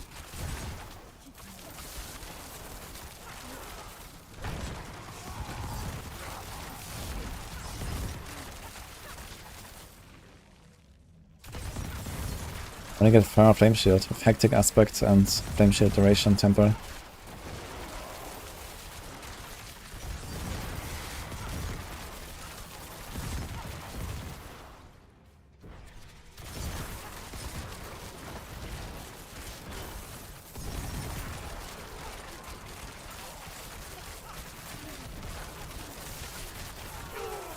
Dude, when I made the ball lighting build in Season 1 in Diablo 3, and we got the World Rank 1, yes, woo. Like, it wasn't even until the end of the season that they patched out perma invincibility. That was during the same season that they patched it out.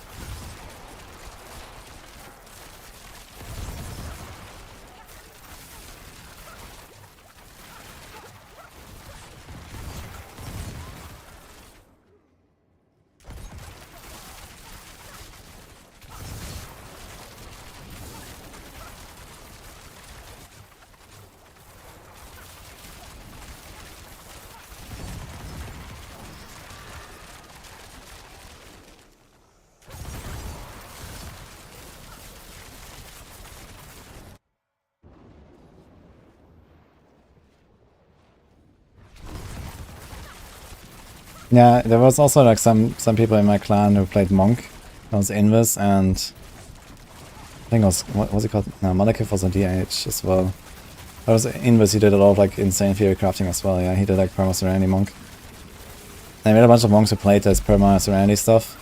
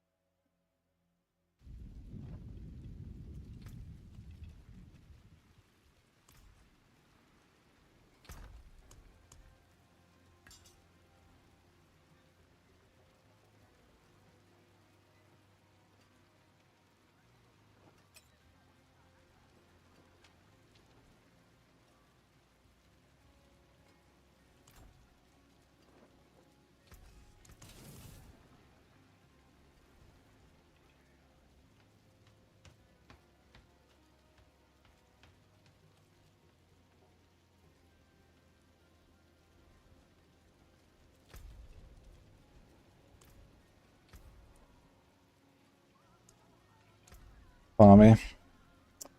2x2 Nevarin. Right.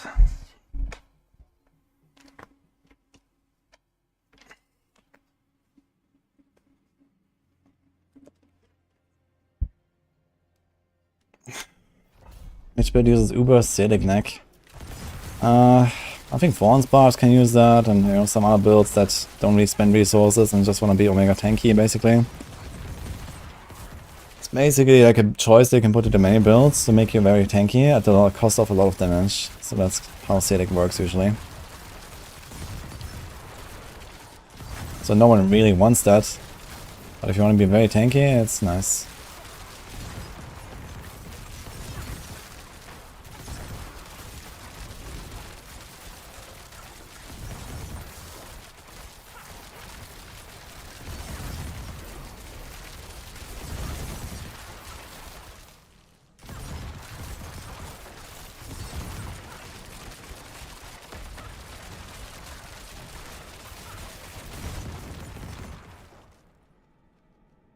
Is that for Bishop?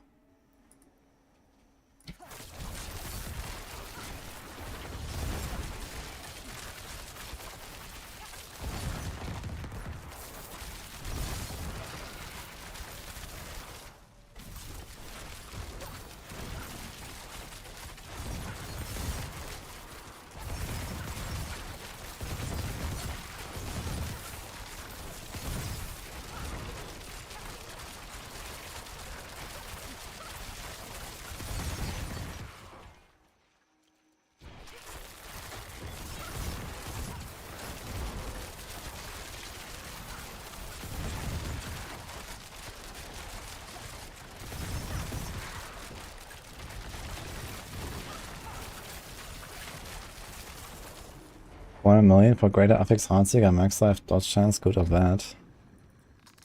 You might have to roll the dodge to armor, I suppose. Depends on how much you want to invest into Masterwork in the item. If you also want to invest the same 400 million into Masterwork in the item and get at least like +2 crits on the Heartseeker, then I would say yeah. Also you can take that gold and just Masterwork in normal pants or like any other pants you find that has like greater affix life, for example, or something.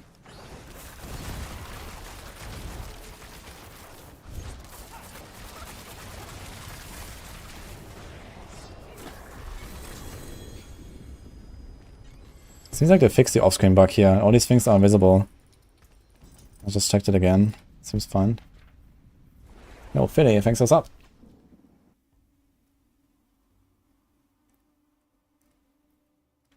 Turbo greater pants of bash, strength, and shadow rest. Sounds juicy. Shadow rest is also a rest that he potentially would like on a Barb, but I guess he would roll that off for only 2 greater affixes.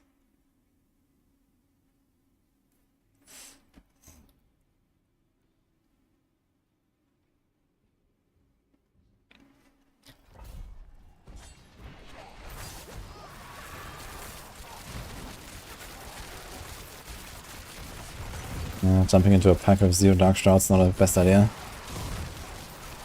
I learned.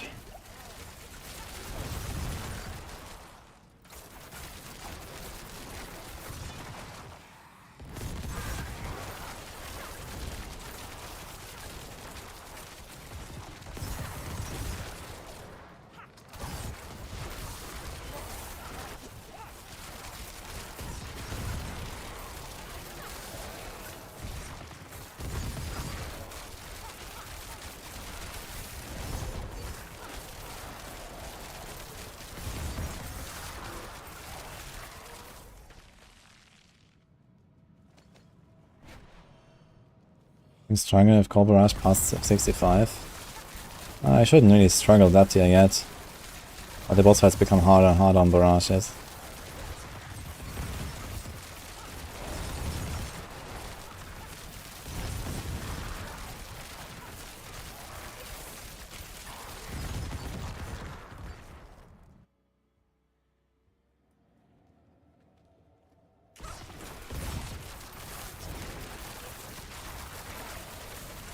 Maybe I'll just speed farm 100 in softcore with this build. Nah, no way.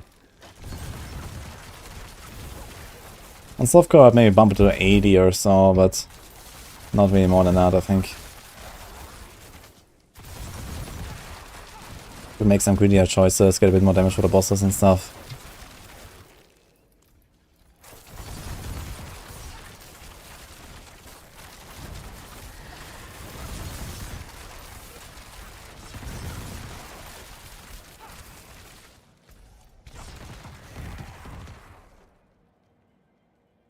What did they add to the itemization? Diablo 4 2.0. A lot of stuff.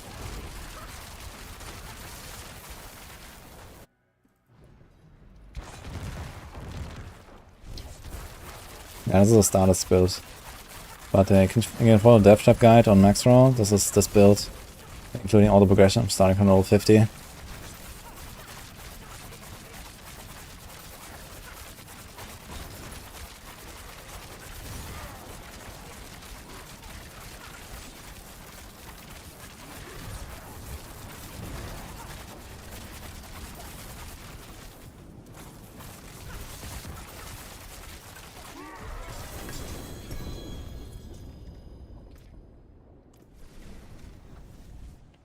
Now starting builds to push. I need like another, I don't know, 1500 or so Neath Iron, probably. We're the easiest boss. Not 100% though, he has a knockback. I gotta be careful with the knockback, he might knock you into some one-shot stuff. I don't consider him that easy. He doesn't hurt that much, but the knockback makes him scary.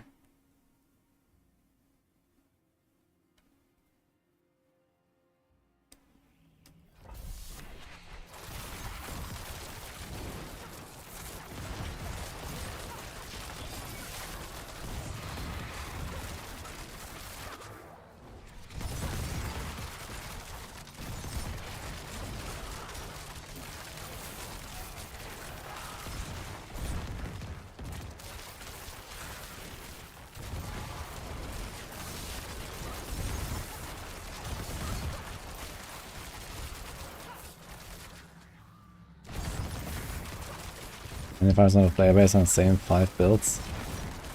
And Thorns. I mean, Thorns and Bash are not bugged as far as I know.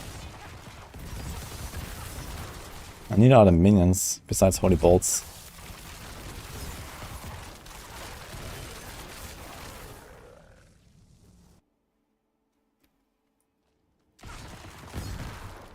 Imagine if Shadow Clone could trigger Victimize. Or do more than 10,000 damage per hit, that would be cool already.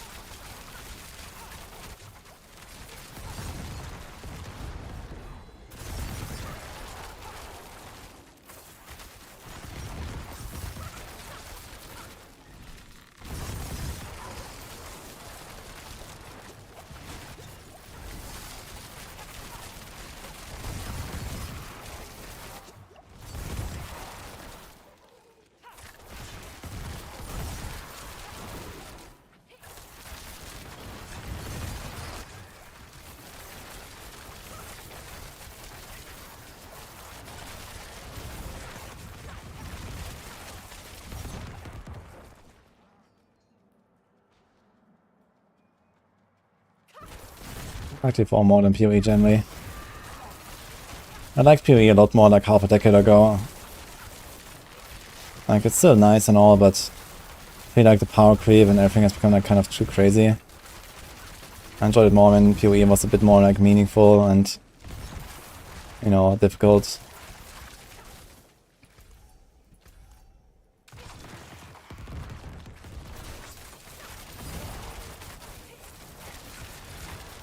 At this point, I'm just like in PoE 2 waiting room. I might play like, you know, a little bit of the 1 or 2 leagues that still come before the beta or so, but that's about it. Not too much interest in PoE 1 at this point. I still might want to finish my hardcore character though. I have like a hardcore character in red maps this league. I wanted to try to go for the Ubers.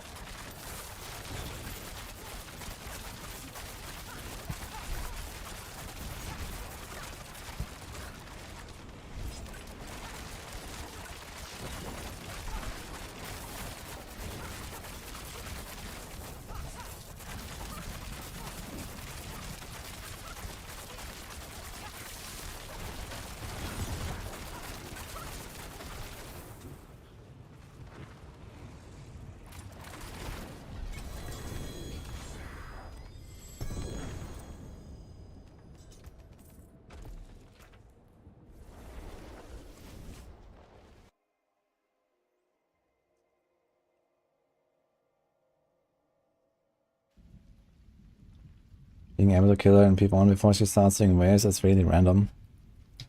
I mean, that's not really the objective when you fight Lilith though. Should just get good and dodge the waves.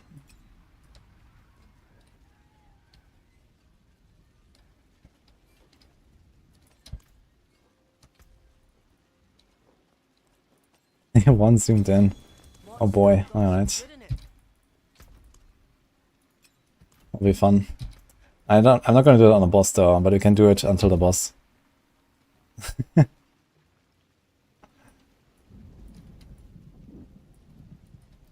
Let's see.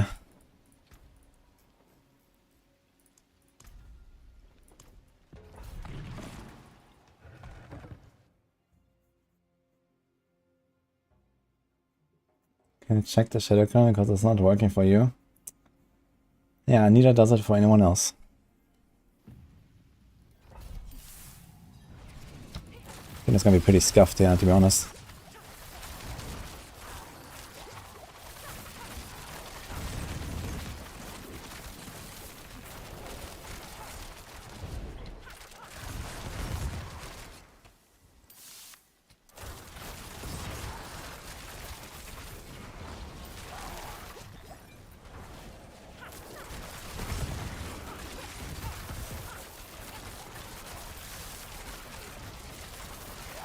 Like, the problem is I can't really shadow step very well to activate my buffs. Usually I'm supposed to shadow step around, dash around.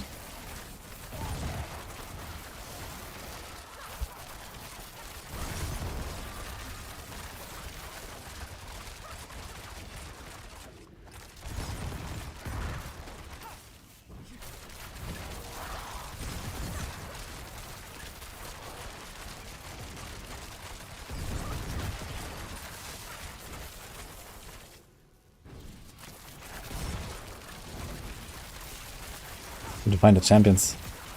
Just see the icon that there's an aura.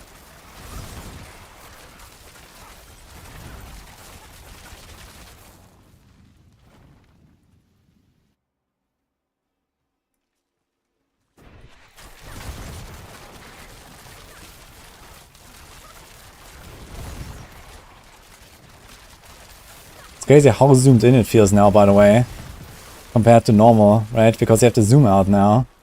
It doesn't seem that crazy in the past, but now it seems insane.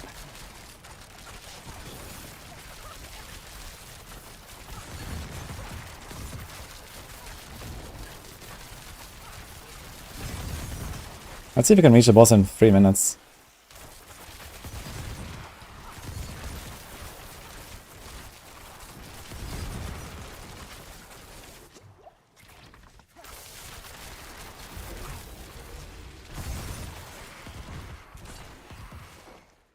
Not sure where to go, man.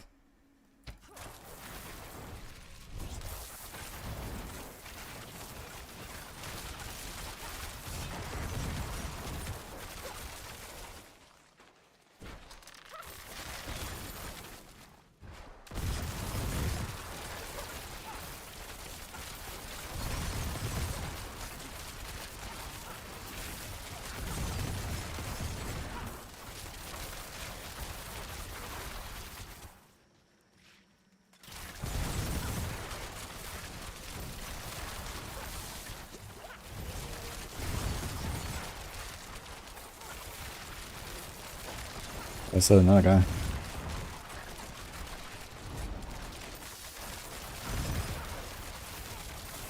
Yeah, almost free.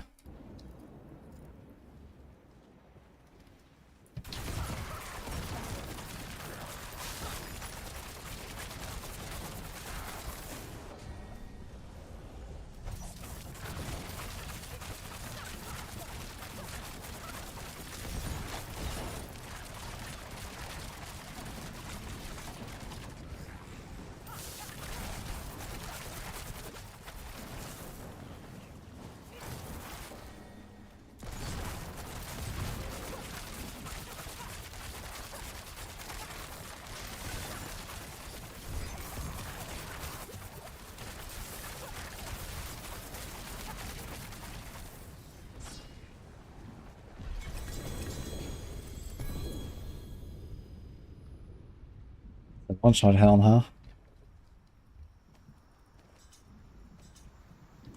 I got the orbs.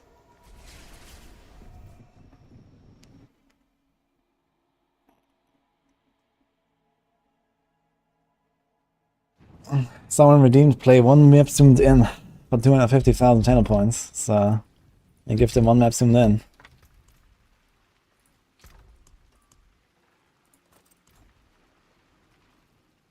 No, I found 1 out of 20. Well, You get him next time. shame that. Hello, well, there's something special. So far I've not lost a hardcore character from the zoom in. And it's happened like a few times, but I almost lost one.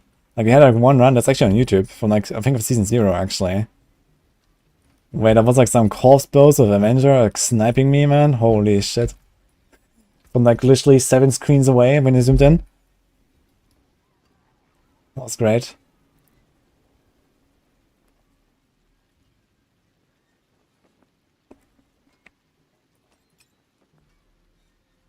You're 30k away from VIP. Oh, that sounds perfect time for a Gumba. Should we make a Gumba, guys?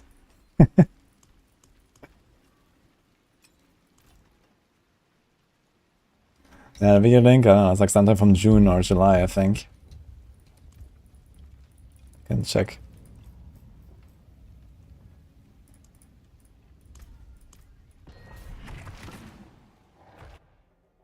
Am I going to get a blue rogue this season? Nah, I don't think so.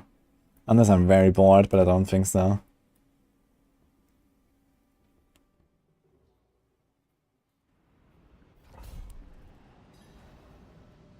Should I use the fiber on Discord? I don't want for max roll. I mean, first of all, you should wait until they fix Rapid Fire. Because right now it's like really scuffed until they apply a hotfix. Which may be later today or tomorrow, I hope. But yeah, I mean, I guess max roll done by dark side, right? He's probably like a bit more glassy and mine is a bit more tanky and such, but it should be overall the same anyway.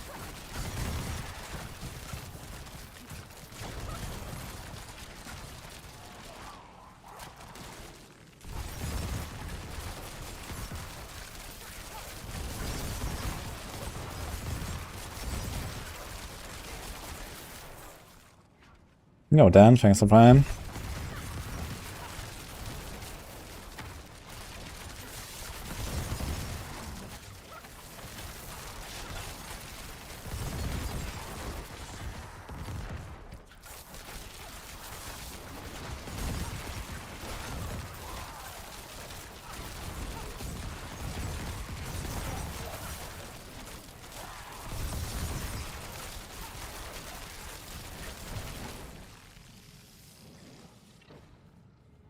I have my crossbow in hand, looks kind of funny.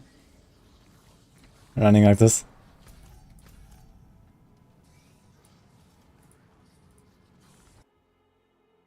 With a non-meta Necro. I mean, my minion Necro is very different from other people's. So there's that. I'm not sure how well it will work, but we'll see. Also, I'm quite excited to try the Bone Spirit, but Bone Spirit is pretty meta, to be fair. We even had it in S tier at the season start. But I wanna try that. I mean, what else? I mean, there's like the blood builds, they're really down bad, they just suck.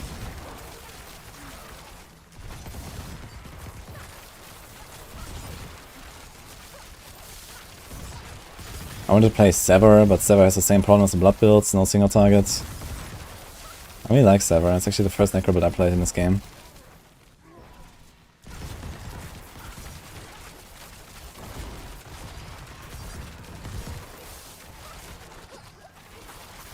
And there's also the Bone Spear Skellies, so I'm not gonna try those. I guess that's somewhat off meta, but not exactly very new build either. I mean, I don't know.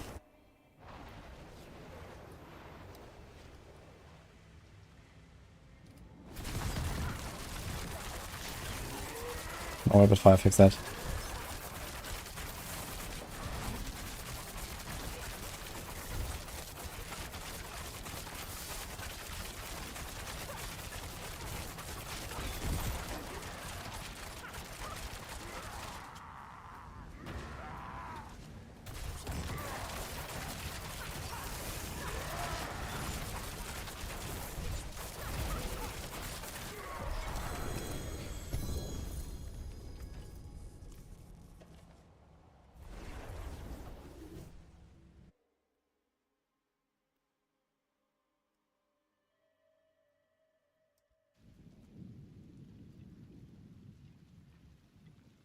I don't know if a build will be good before I try it out.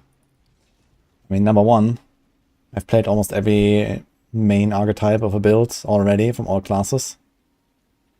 Number two, I mean, something that's just obvious. You know, Blood Surge always had single target problems.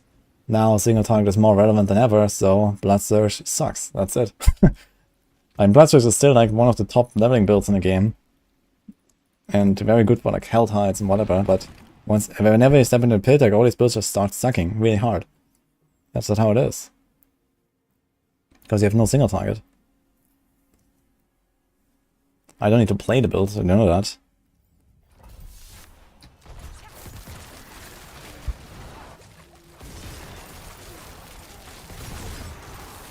Like, I have played in the past, you know. I played a good bunch of Blood Surge back in Season 2, I think, or Season 3, I don't know. I've played Bloodlands, I've played Sever, I've played Bone Spear.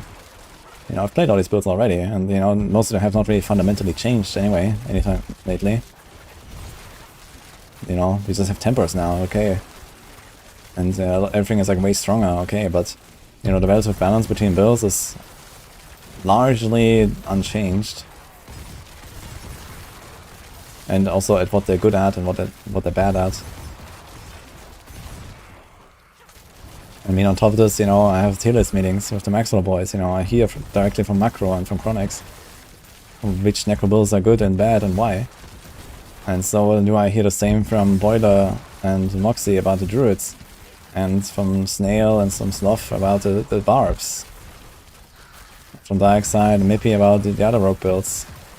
From Northy about the Sorcs. And so I generally have like a very good overview of the meta and how each build works and why.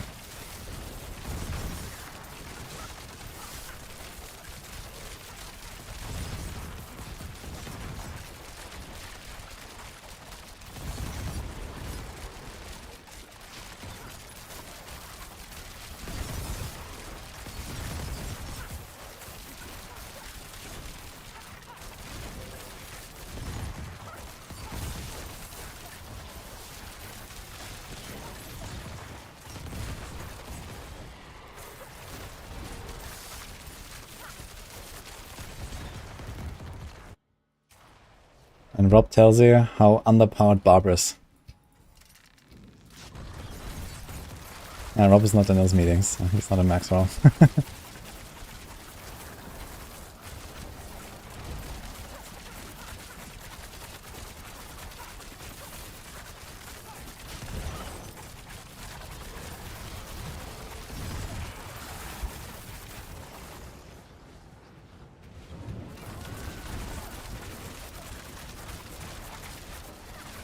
Good.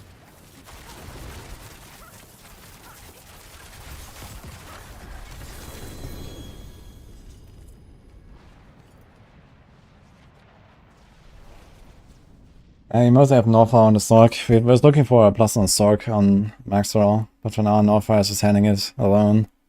It's a lot of builds.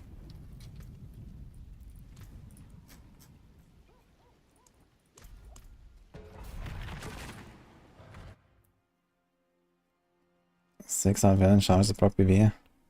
It's a 1 in 6 chance for me roughly, and I have 11 charges. Select chase the enemies.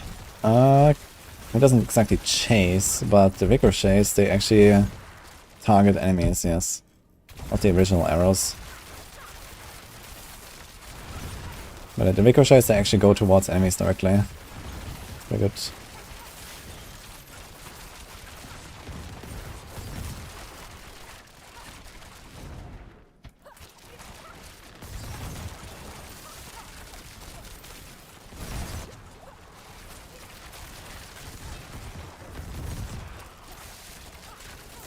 Nicotine is good of Sorc.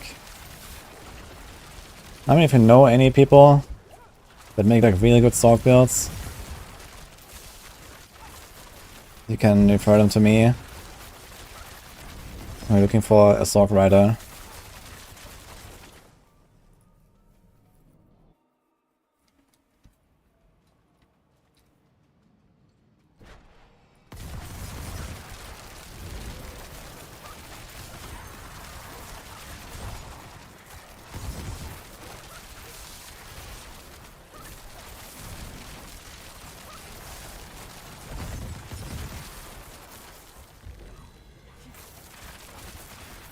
Kuna. I actually talked to Mikuna already in the past, but he doesn't seem like he wants to write guides.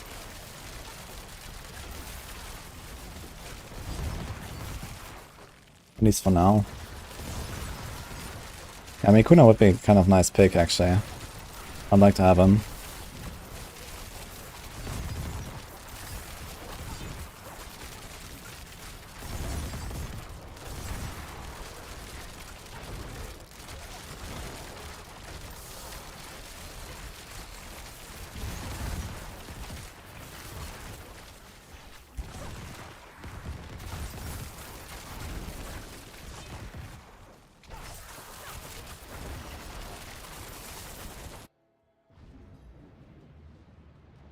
Victor is very nerdy with the numbers. Okay, I'll keep that in mind. We need nerds.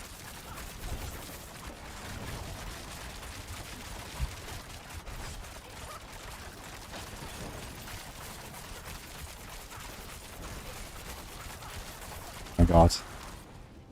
Never lucky.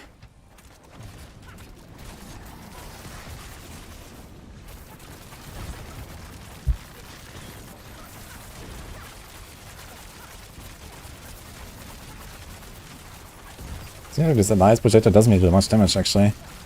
I wonder if I can tank it even on my push. I think I'm gonna try to tank one of them in that T100 and see how much damage it does to me. Maybe I can tank all three every time. Since a fight like this would be very convenient.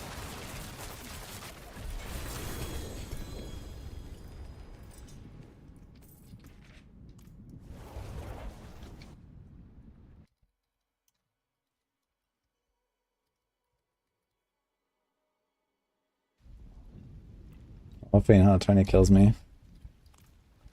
Okay. Much thanks, friend. Yeah, I guess we'll find out once we go push. I'll be trying it carefully.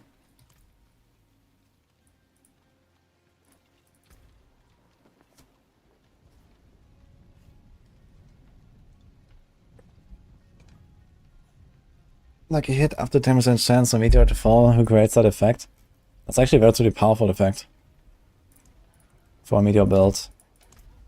You can do like fire 1 enchant, meteor enchant, and kind of just like sustain spam meteors with enough lucky hit chances. But yeah, I agree, like a lot of the Sorc enchantments are kind of bad. Like there's like ice armor, flame shield, incinerate, charge bolts, like I don't know, all this stuff is like just kind of like weak. The enchantments, like the main problem with Sorc is also like a lot of the enchantments are not universal enough. Like everyone uses like Firebolt if you're not already playing a fire build to apply the burn, because burn is OP as a support, you know, utility thing. And then the other thing doesn't really matter in most builds. Or it's like just like the core skill itself, you know, like chain lightning, okay, you do chain lightning enchant. Frozen orb, okay, you do frozen orb enchant. I mean, sure, you know, it's fine. We have some like that. But there's like so many, there's just like shit enchantments on Sorc that no one would ever dream to use.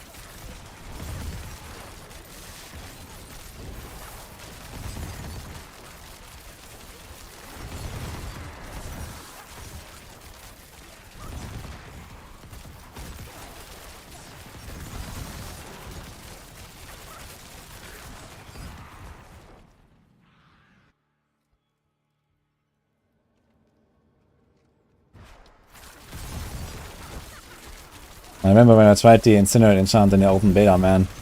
That was some fun times.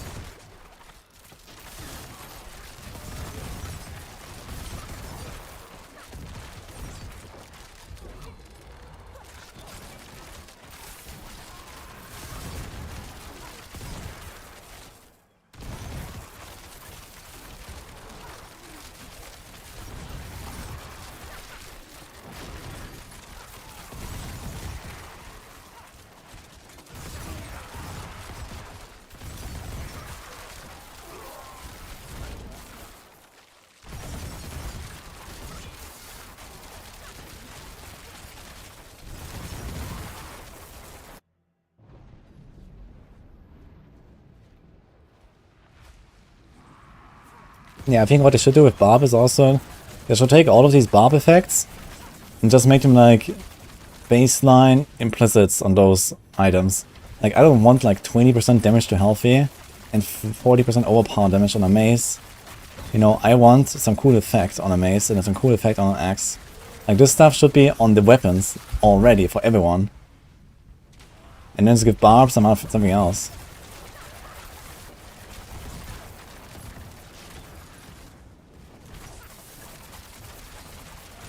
How the hell did she lose a cursed touch, by the way? She was not vulnerable there at the end.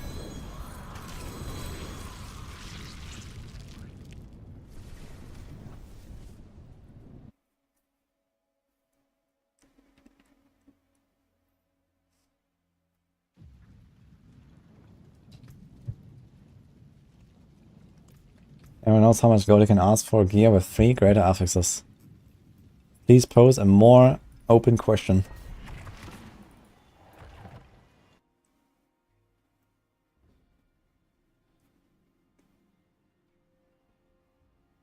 Need a Druid build? I got you, fam. Time exclamation mark build. Actually, I recorded a video for it as well. That will probably be tomorrow or so.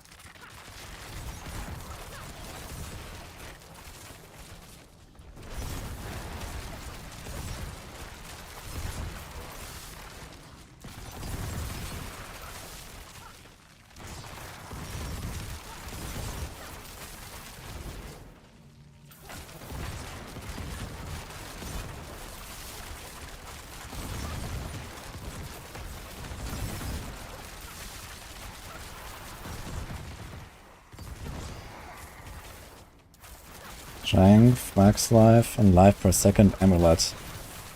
Now that's a yikes, if you ask me.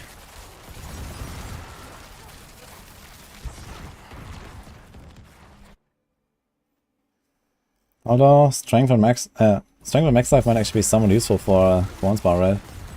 Then like +1 passive. Maybe it's not that yikes for a Thorns Barb.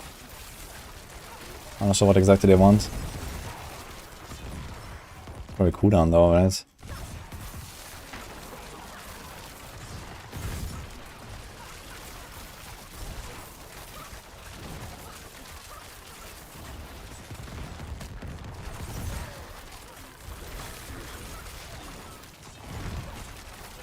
I mean, a greater affix strength, Masterworking can give you something like, I don't know, 14-15% strength.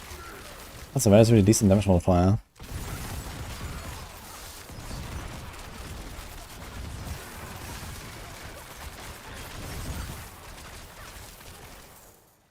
You've never seen me playing Barb.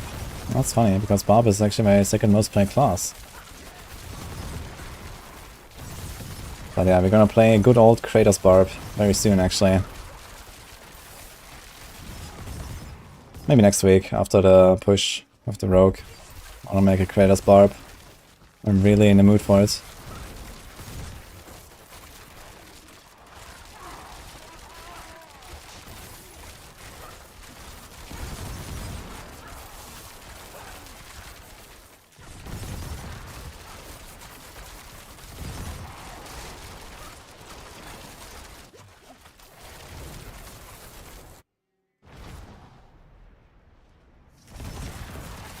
I can't put a note that they're fixing Rapid Fire today. Number 1, people usually don't see it anyway. Number 2, I have a pin already today for our sponsor Starforge Systems.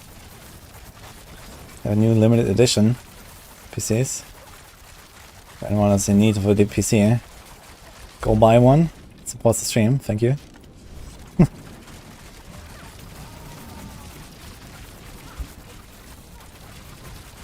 Oh.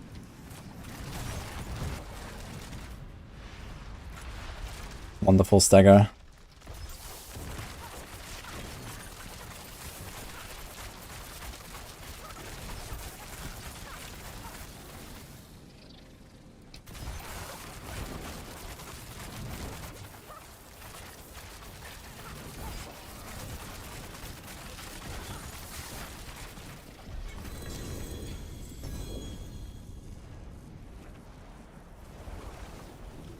Crit chance is... You want a bit of it, but you already get a lot of it as well from the Barrage itself, gives you 20, and the dex and stuff. So I have some crit on the glove here, I have it on a status, and that's it. So it's kind of fine.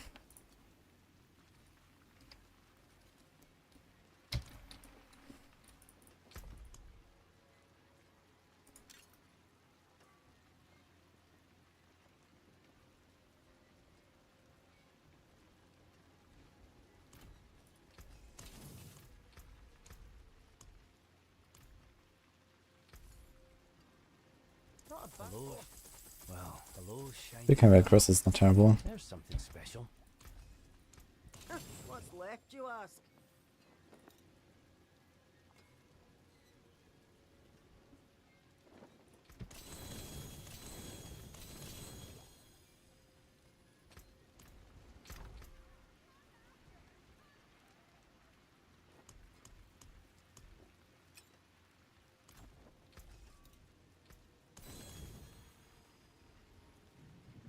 Greetings. Hello. Hello. The build is here. How's it going?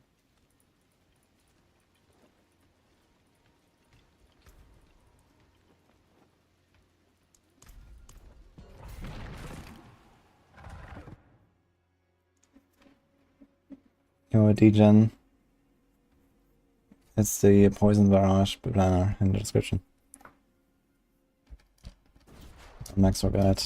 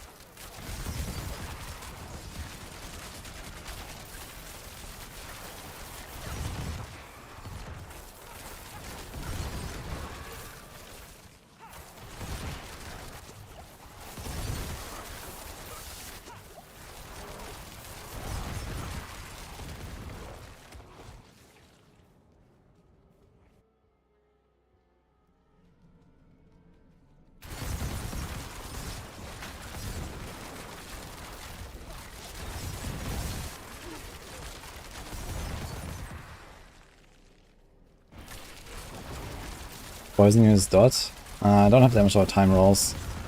But he could put them. But I have two weapons and I have all damage %. Which is ×2 for dots. So it usually trumps damage or time.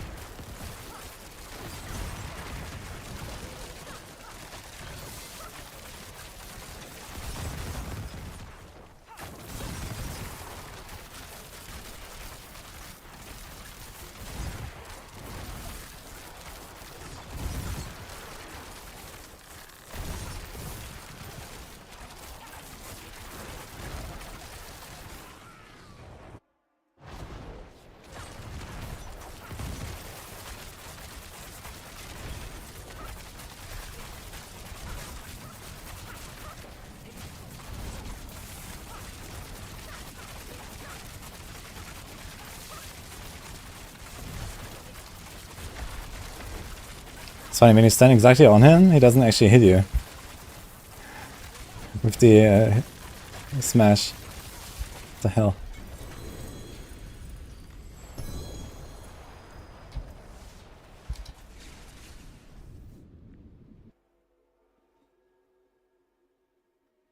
How do I replace a double shadow step aspect? Move Noxious Eyes to the glove. I think it was Inner Calm or something. Some random offensive power. Inner Calm or Retribution or so. Return soon. I'll probably put the same in the guide as well. It just feels very comfy with Ravagers. After stream I'll do a few guide updates on the Grenade Rogue as well.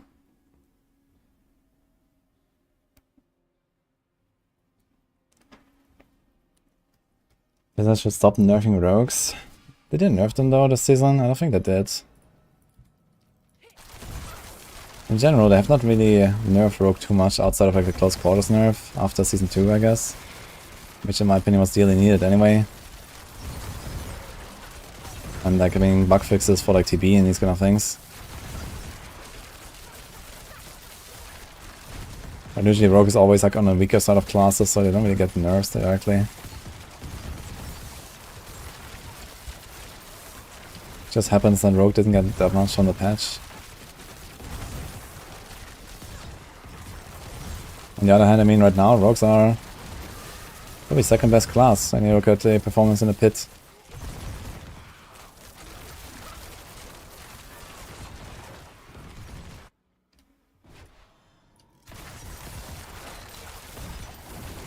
Why does the monster arise but ours does not? That's a good question.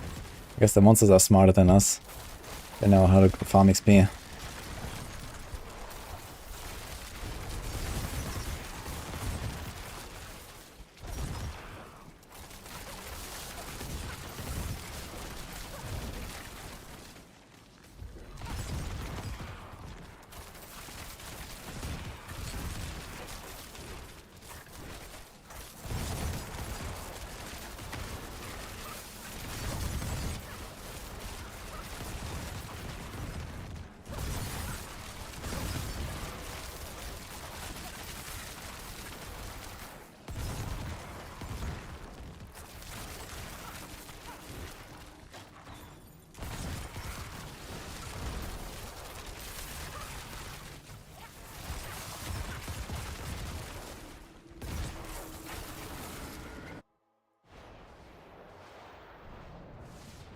Yeah, even with the bug fix, Rogue is gonna be pretty powerful with Heartseeker, so I wouldn't worry too much about it. Rapid Fire is not getting nerfed. Rapid Fire is also one of the strongest builds out there.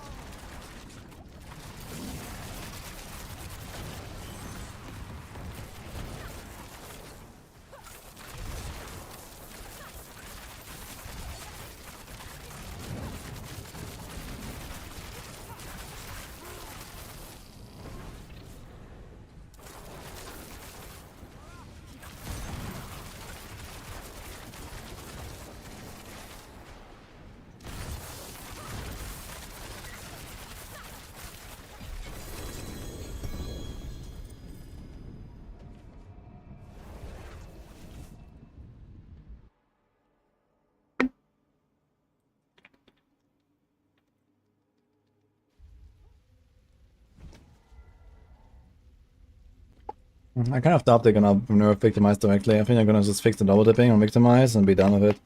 And I think it'll be fine. Heartseeker's gonna remain pretty good. Pension's gonna remain pretty good. They need to bring out the melee builds.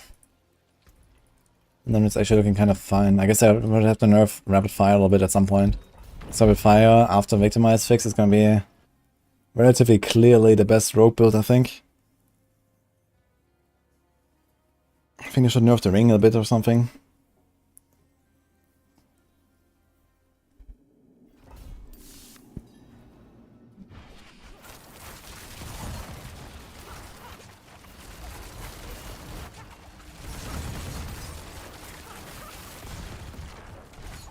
It did nerf the ring already, Kappa. True.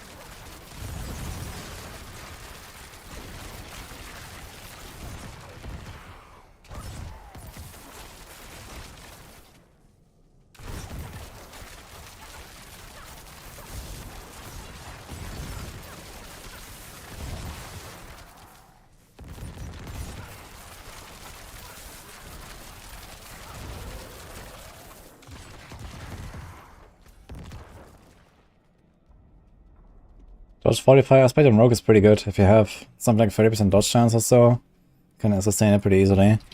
I put that in like basically all my Rogue planners.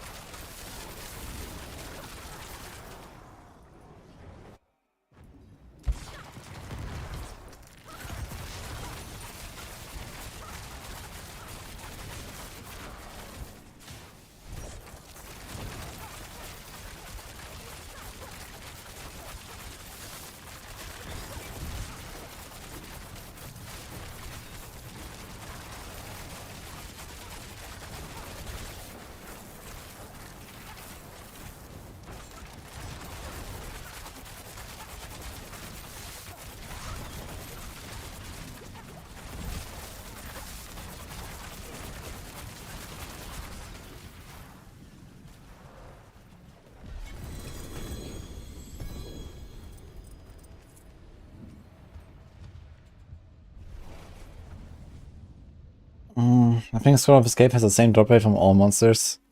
So you should farm probably Helltide, where it's just like a lot of density.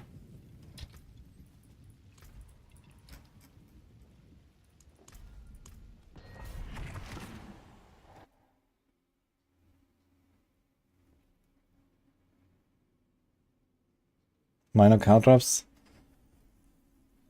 He's like, I don't know. I don't really want to do cow drops. I feel like I put myself in danger too often with cow traps. I mean, you can do it.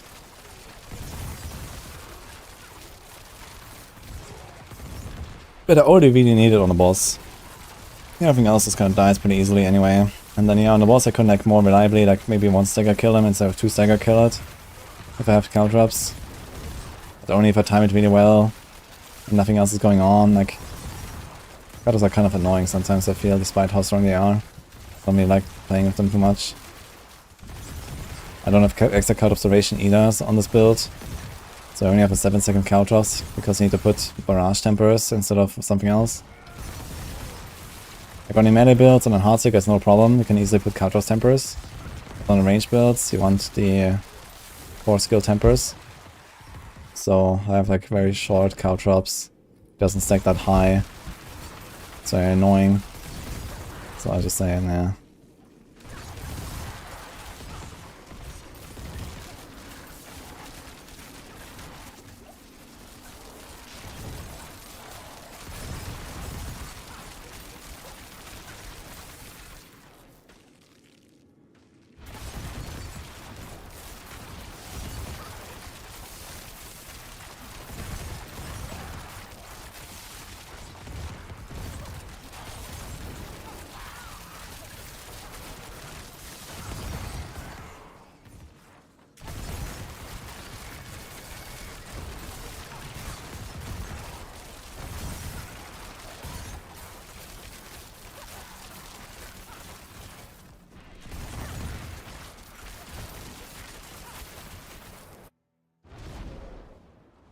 Zagadini.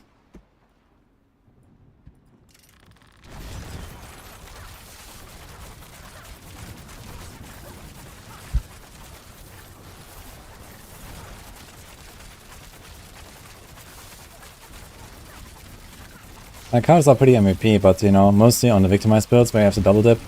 And again, on the victimized builds, you don't have to go for a core skill temporer on the weapon. You can actually do card observation and card up size. Yeah, that's pretty powerful, but right now, when I can only get like up to 45% from the cow drops, and I have to jump back, and then I have to shadow step in, and then I have to make sure the boss doesn't move out. Yeah. And I mean, we still do a drop. I can drop concealment. And I really don't want to drop concealment on hardcore right now.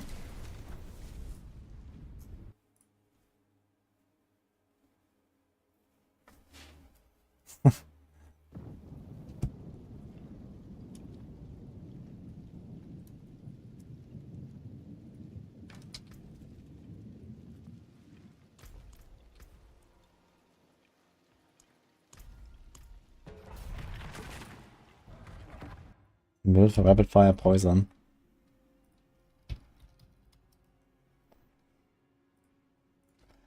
I was considering it. It would be interesting to try the same setup with Scoundrel's Kiss instead of Starless, I suppose. which gives you kind of similar damage as the starters. And gives you easier poison imbue procs, at least on AoE fights. You can play it on range instead of melee.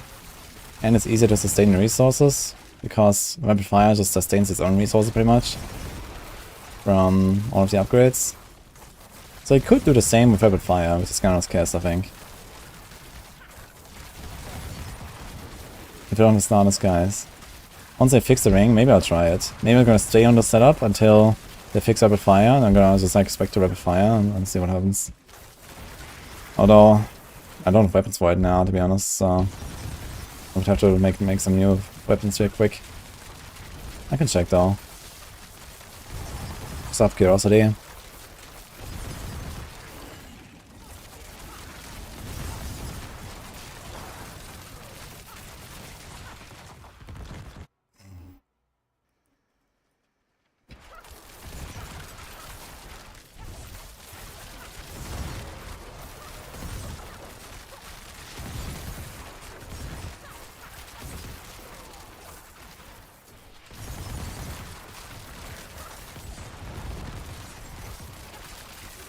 Tier 69 is really good to farm, man.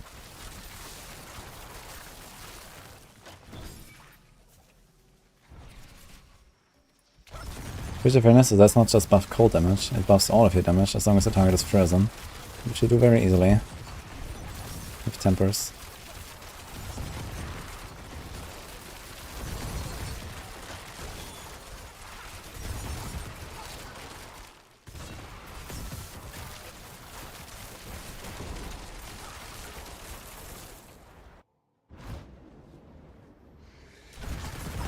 You can make this out Uber-Unix, but you have to play it with Death Trap.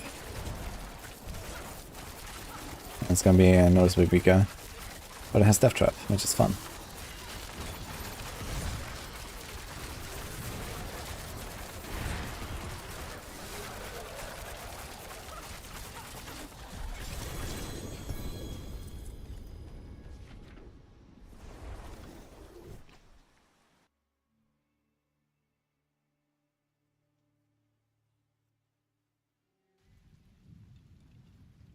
If I made a build, I wanted to use a basic attack, either Puncture or Heartseeker. I have not, actually. It's just... Okay, actually I did play Blade Shift in AoZ times, and currently this is the meta for Pen Shot. You play Blade Shift for really fast combo points and to activate Close Quarters. Actually, not even Close Quarters. It's a victimized build, but it's also for takes out a trade.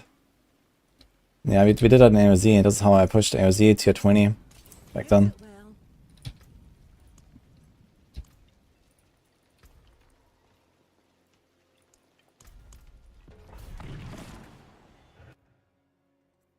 Well, Does poison work with Heartseeker?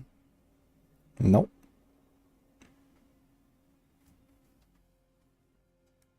Seven crit or 14 wound damage. 7 crit is a lot better than 14 wound damage.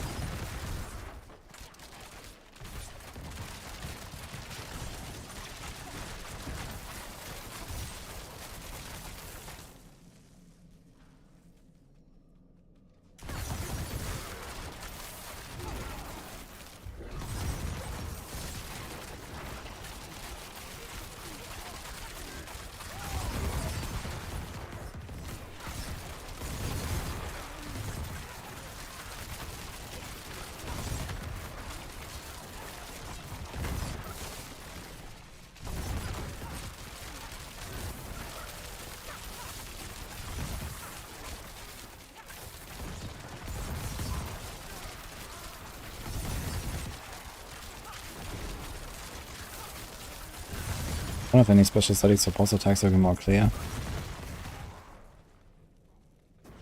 Not sure, it's just the graphic settings, I guess.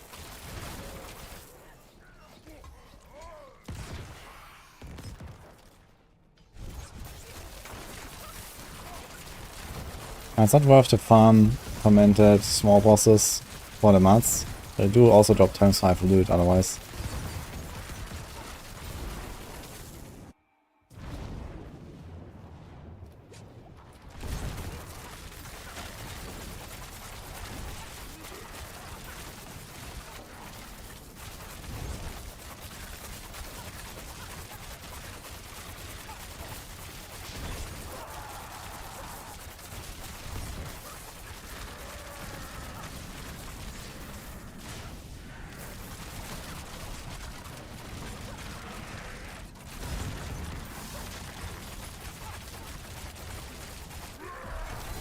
Stone.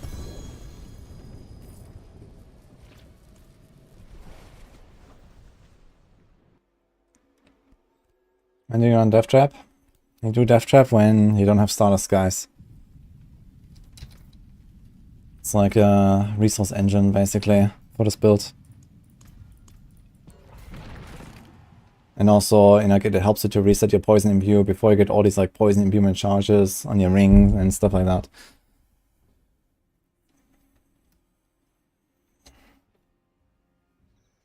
Thanks for on top of the prime.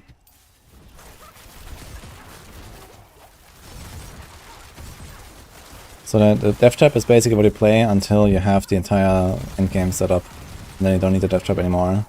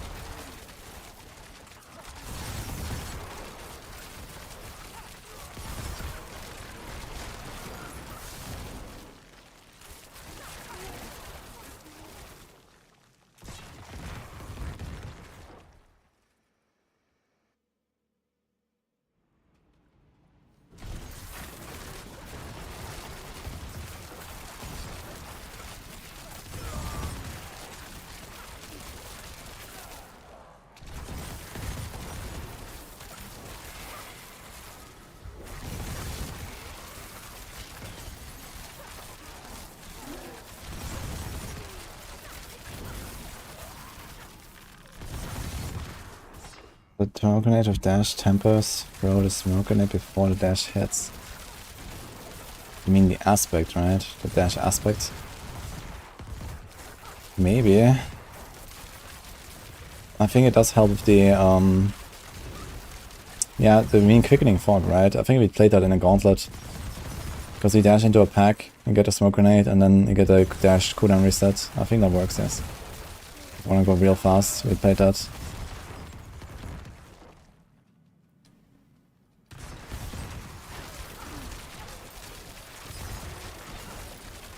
You can actually, like, you know, get a wall of dashes like this way, because you get minus 3 seconds from hitting 4 targets. And right now the dash cooldown is, for example, 7.7 seconds, and that's with 0 points invested, just a shaker. With like 5 points more, and we could have like, I don't know, probably 6 seconds base cooldown.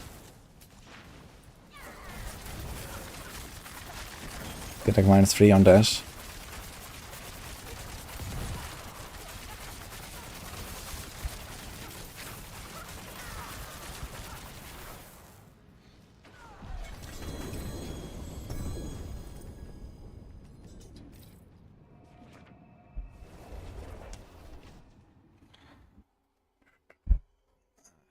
Big stretch time, guys.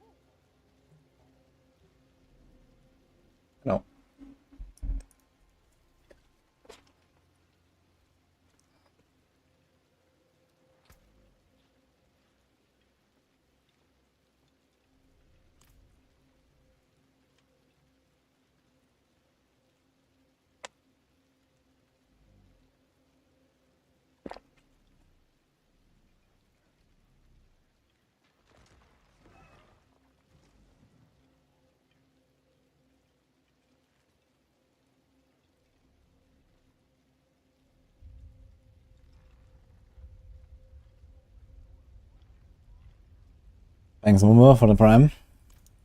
How come there isn't a hardcore tier list for Diablo 4?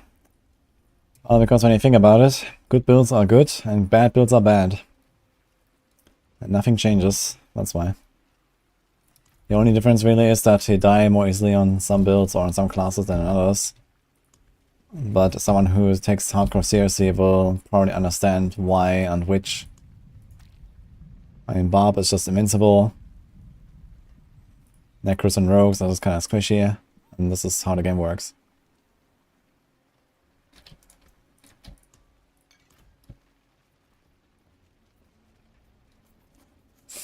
Barbs with 90k HP can still get one shot in pit 60. Kind of doubt that Rex had 90k HP in that clip when he died in the 60.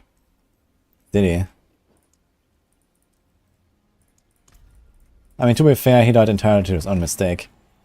So it wasn't exactly a one shot. And it was very avoidable on top of it. Even if he did have 90k HP. And this, you know, HP doesn't tell us everything about the build either. Like, did he also have other damage reduction effects, right? His challenging shout was down. Did he have, like, for example, a defensive passive spec? Did he have, like, defensive glyphs? I don't know, right? So we don't know. But, yeah, 94k HP is obviously a lot, but HP is not everything.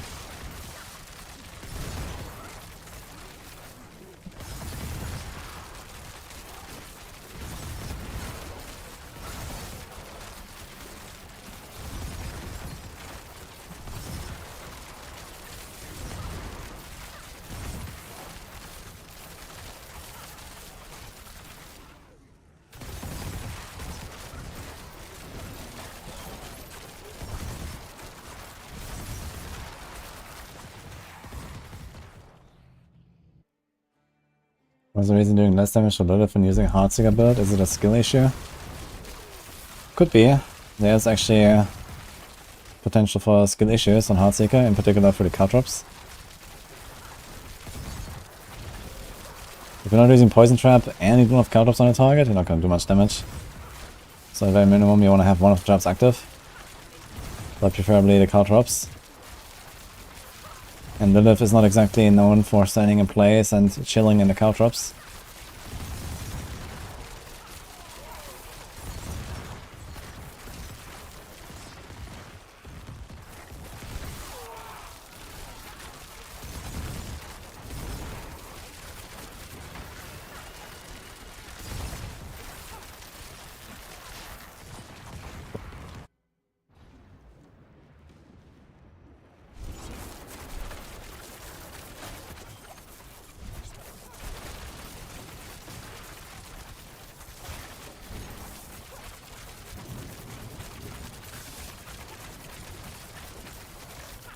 The vulnerable comes from a cursed touch. And now I'm running exploit, but it doesn't actually make a huge difference, I noticed. Yeah, the option would be to go ambush glyph, so I get 10% extra damage when there's a trap on the enemies. So I have that on elite sometimes, and especially on the boss I have it, so it's 10% more damage on the boss running ambush. But it's running like a low enough tier where the boss is not such a huge problem. If you squeeze out more damage on the boss with like retribution aspect, ambush, I could probably go up like 5 tiers. I could see how that is actually.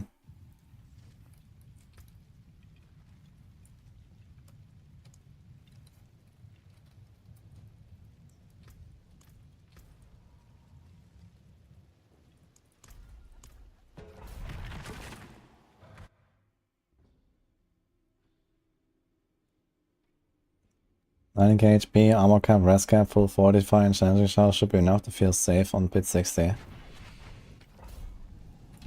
Yeah, I mean, it is. But Rex's Rip was just a massive misplay and that's it. I mean, even so, you can die. That's just how hardcore works.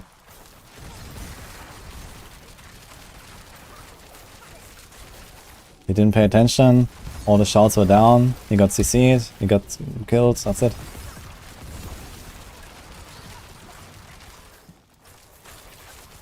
It is obviously a fairly safe experience, normally. But if you let your guard down like this, then that's it. And I mean, the more avoidable the attack, the more damage it does. And out of all of the shadow bosses, like Tomb Lord has one of the most avoidable attack, in fact. Not only does he take like 7 seconds or something to charge it up, but also you can destroy the walls before it completes it. So it's kind of expected that this thing does a lot of damage.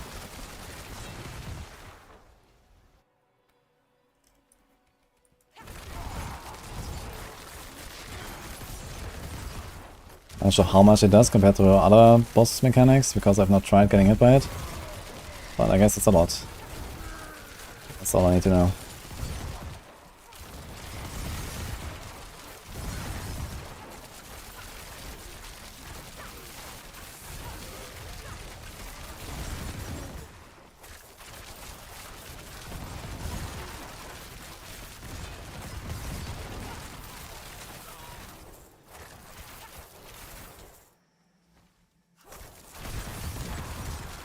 We went Arrow Storms, Heartseeker before that patch, got to pit 89 and got hotfix on the maximum storms.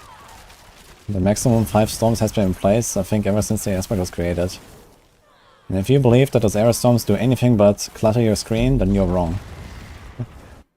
So, take my recommendation, remove those 2 aspects, and put real aspects on the build, and 89 will be no problem for you, trust me.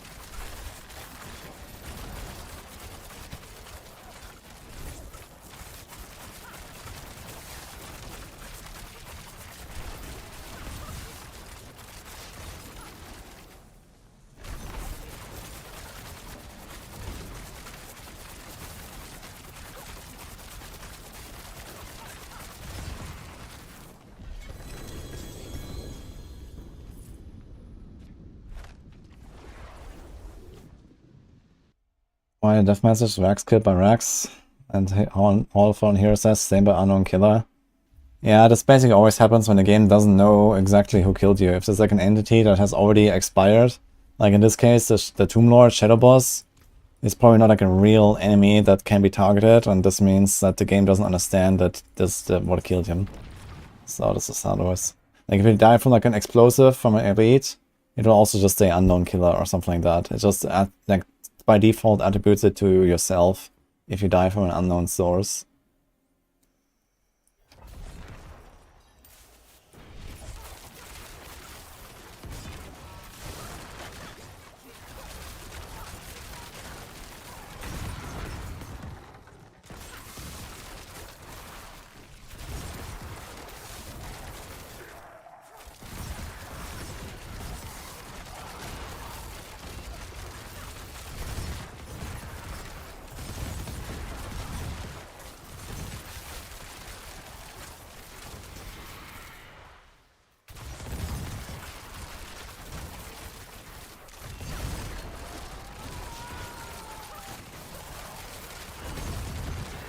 I'm having a hard thing about it now because we felt that during the pits you had to do more thinking than playing. With which build?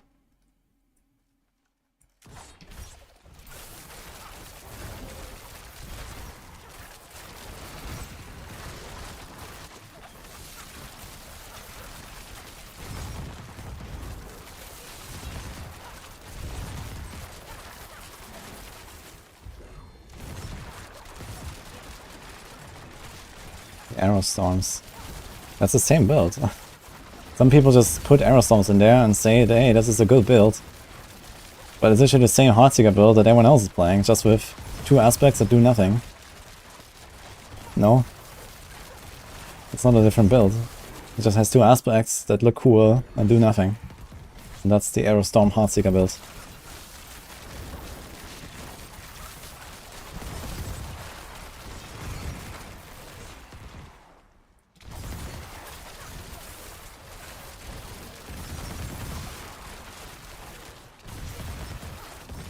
I featured some siphoning strikes.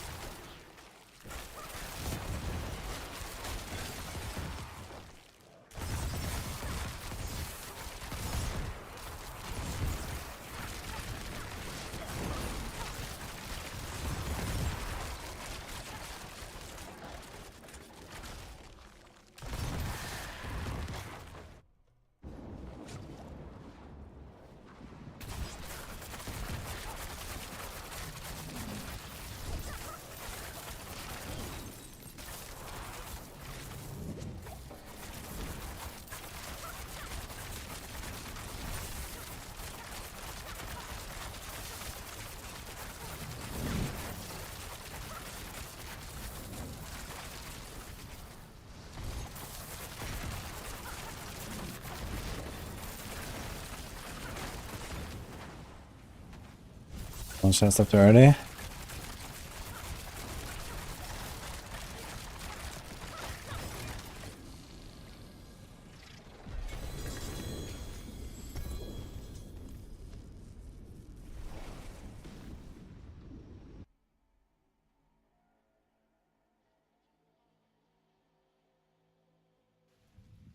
Did anything change for Death Rogue this season? I converted Death Rogue into a Barrage build, the one that you see right now, basically. And no longer TB.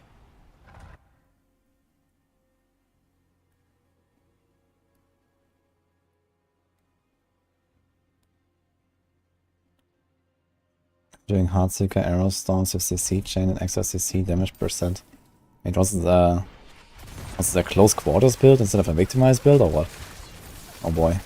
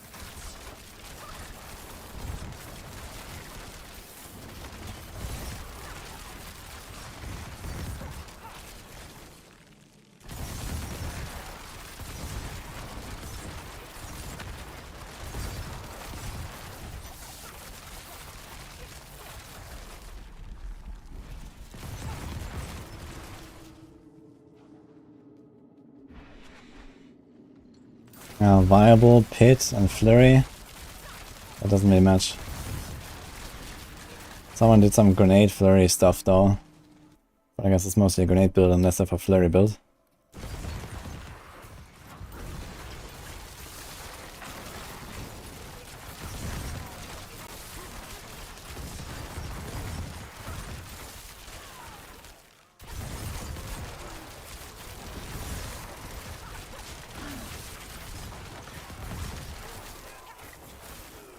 I sustain as Heartseeker build in Uber version.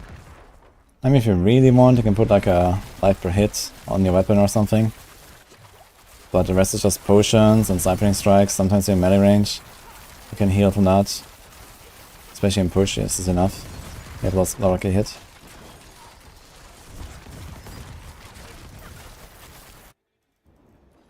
Looking forward to the guide to this. I have some good news for you. The guide has been written like a month ago.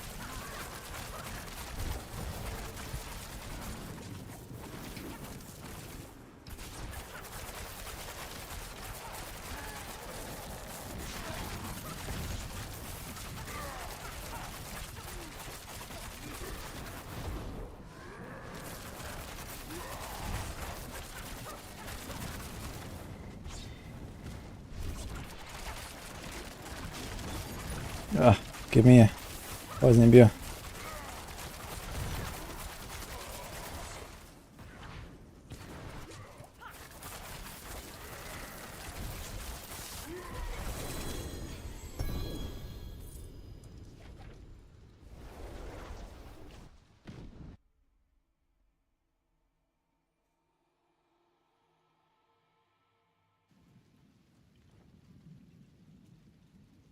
How far can Potential Victimize go? Apparently there's 129 clear with that.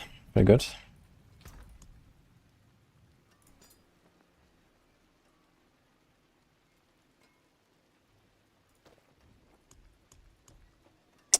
On.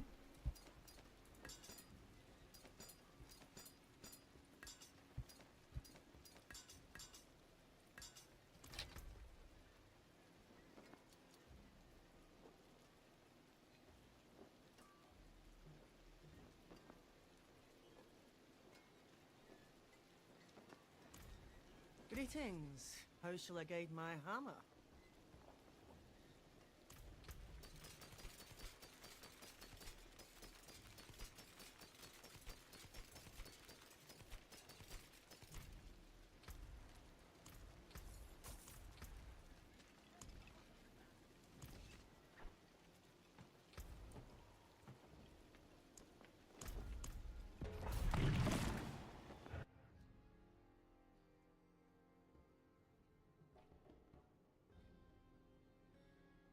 This is by far the most fun I've had in the season so far. It's amazing.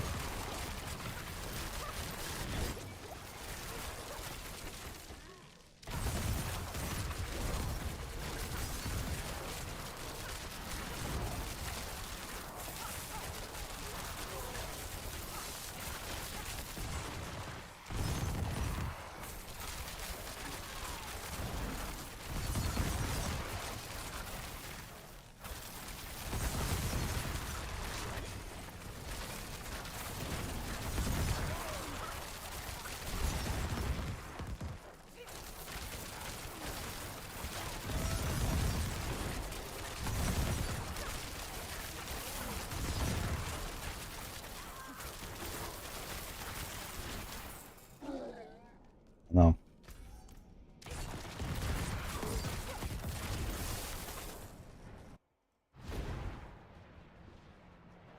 The poison imbue reset is bursting mana suspect.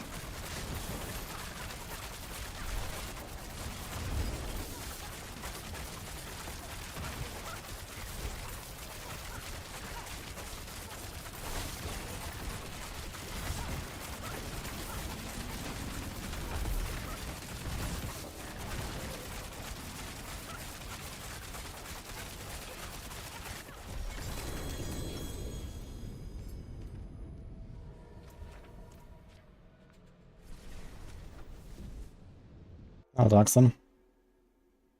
Now poison arrows can freeze. Oh, there's some weird logic, but in Diablo 4 it works. By having chance to freeze 10% on the armor.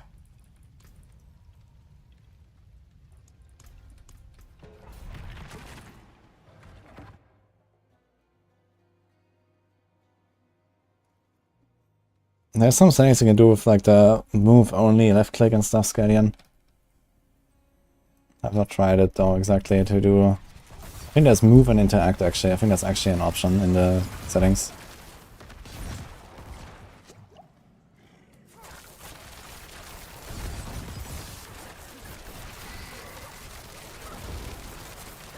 Why is aspect of elements so strong?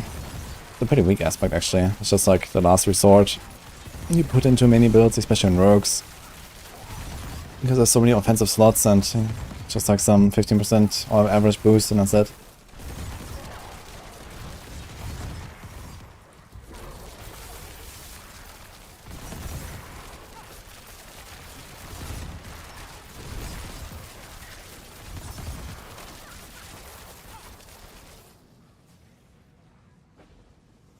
The force move is mouse wheel.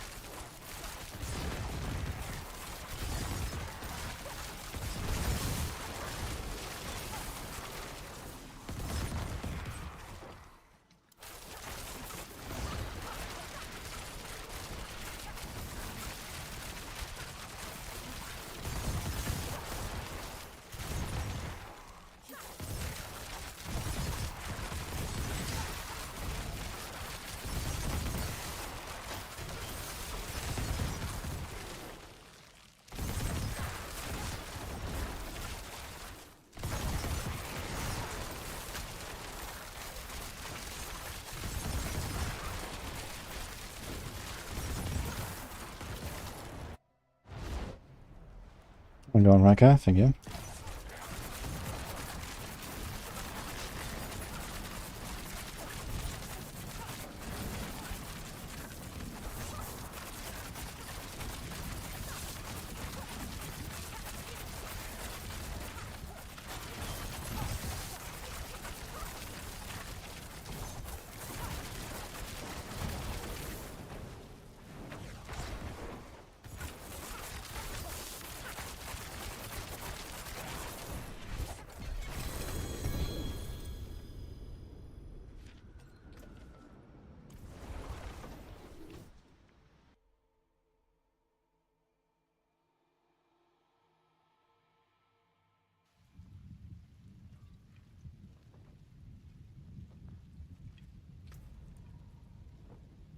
I have no idea what you mean.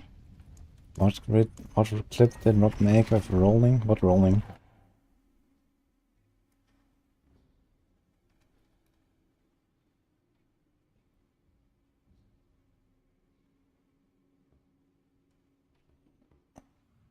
Whirlwind belt.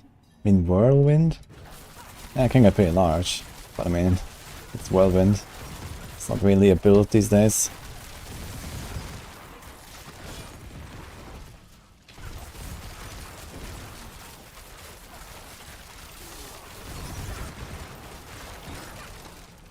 I think we played in Helltide or so, but not really anywhere beyond that.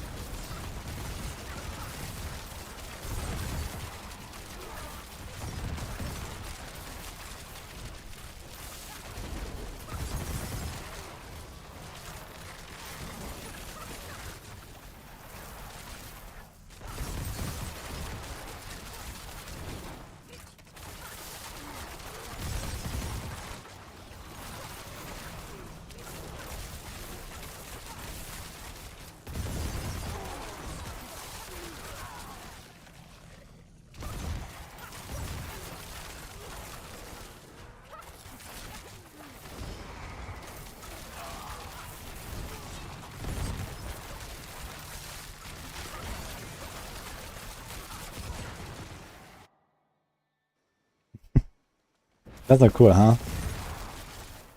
Charge Bolts build when I actually played Charge Bolts in Season 2. It was really fun. But I mean, it has like the same issue that a lot of other Sorc builds have, even worse. Single target is abysmal. Like on Charge Bolts it was already kind of like, you know, on the edge of playable in Season 2. So you definitely don't want to do that now. Like all of the pit bosses and stuff. They never really buffed Charge Bolts either.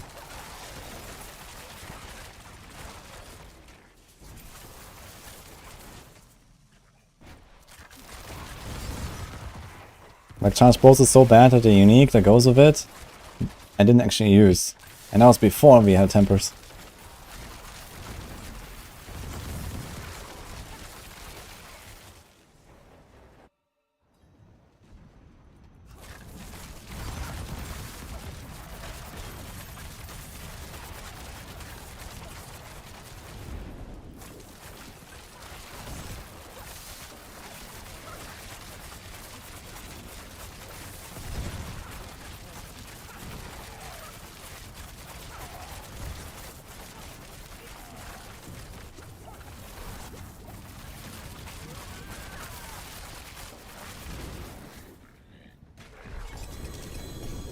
Go double ring. Ooh.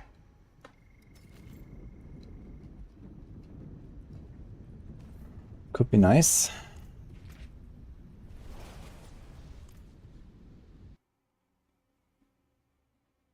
Is the game any good now? Yeah, it's very good actually. I love people playing it right now. It's very fun.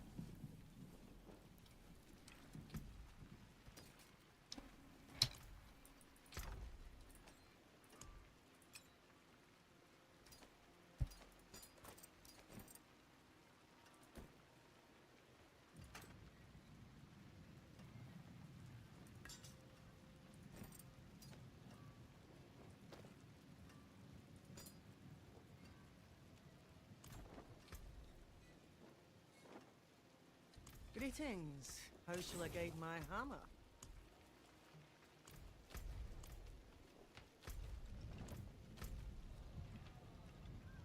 what? Ah. Something like, where are the whispers here? Okay.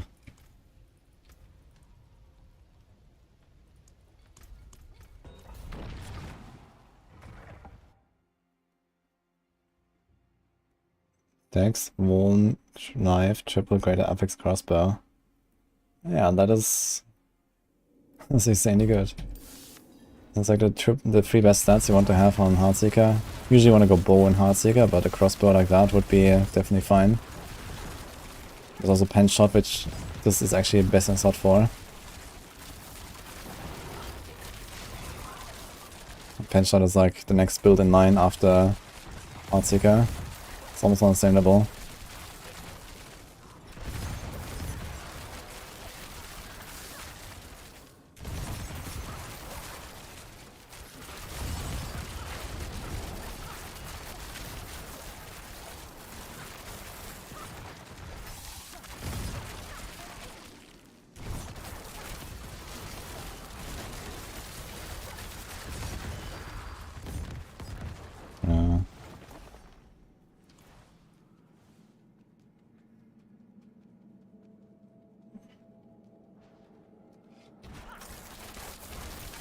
As Barrage so low in Tears compared to Rapid Fire and Heartseeker. Because it's hard to kill bosses with it.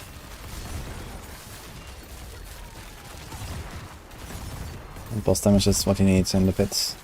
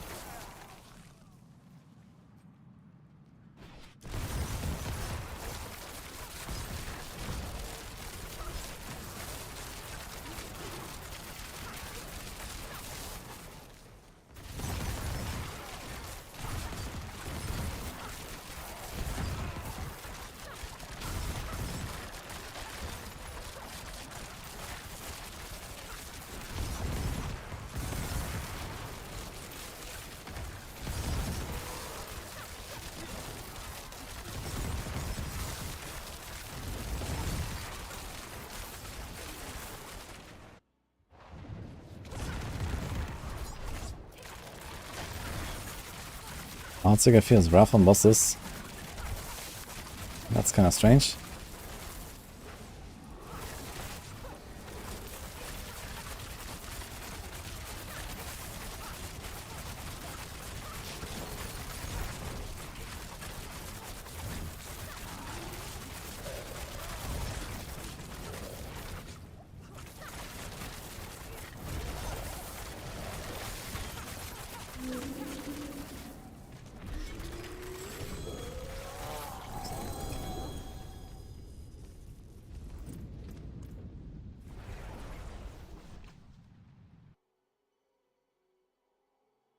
You're stuck in the low hundreds. Okay, if you're already in like 100 plus, yeah, then it gets rough. Bosses are just tanky. Hello, Shiver. Hello, shame that. Go one more? See some steel you need? Ooh. Getting some nice double rings here. That I can break later. That's cold rest is actually something I might need.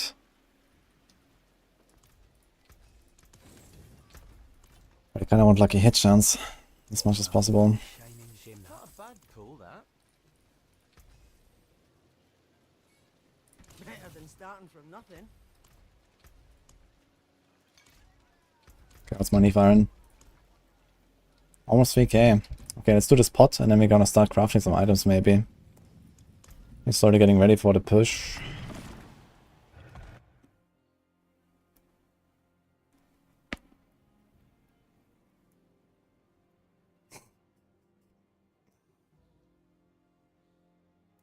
Is X-Files worth it? No.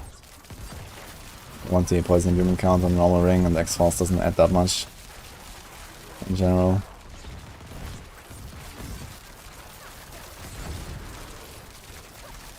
Exhaust is not really a rogue item. I don't have the lucky hit tag there. The lucky hit comes from the poison imbue and it doesn't have that much of it. It doesn't proc that much. It can for some reason proc from bursting venom pools as well. But even if you have many of them, it's not worth it.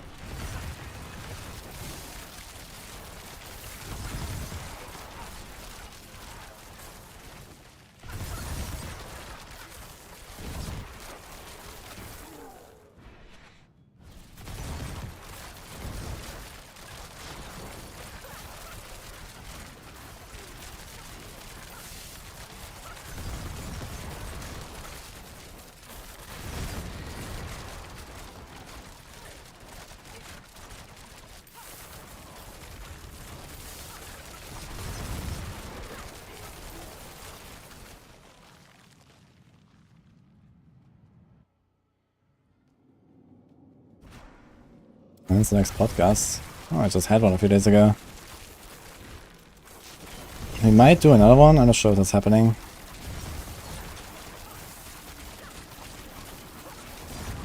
Rex asked me to maybe have another one. I'm not sure when or what, or if I'm gonna be part of that now or not. That'll be fun.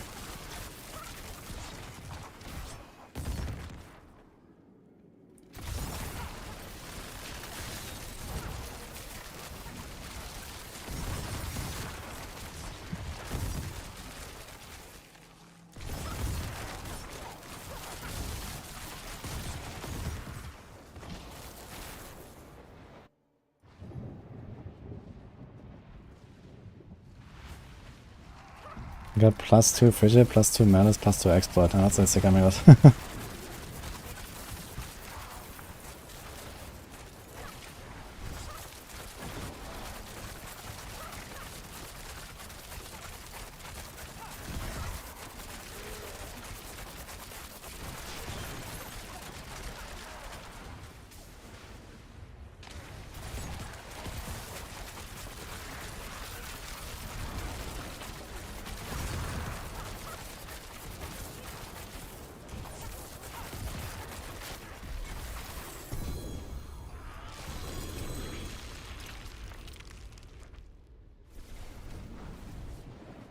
An all-pit shades guide.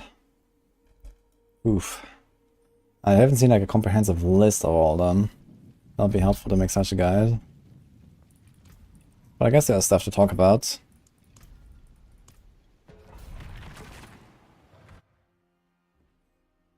I have a brilliant idea actually. I was gonna shout at Mippy to update the pit guide on max roll with all of the possible pit shadow combos.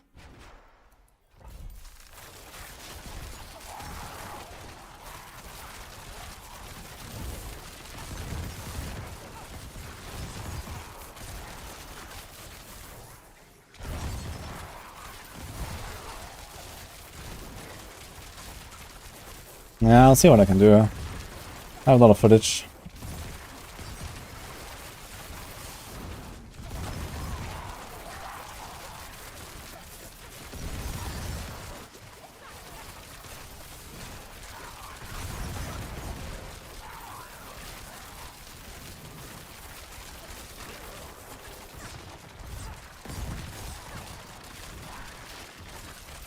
We've certainly seen all the shadows today, so I can just take my recording from today, go through it and find timestamps for all of the bosses and then show them off, I suppose.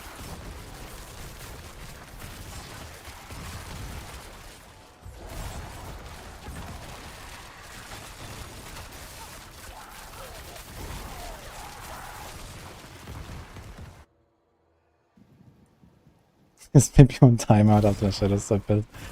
That's fine. Yeah, I doubt we're gonna continue the Shadow Stone guide unless something, you know, major happens. Which is unlikely, you know, if anything, Victimize gets nerfed and Shadow Step is not getting buffed. So, Shadow Step's probably gonna be gone again in Season 5. But it does have some other guides on max roll.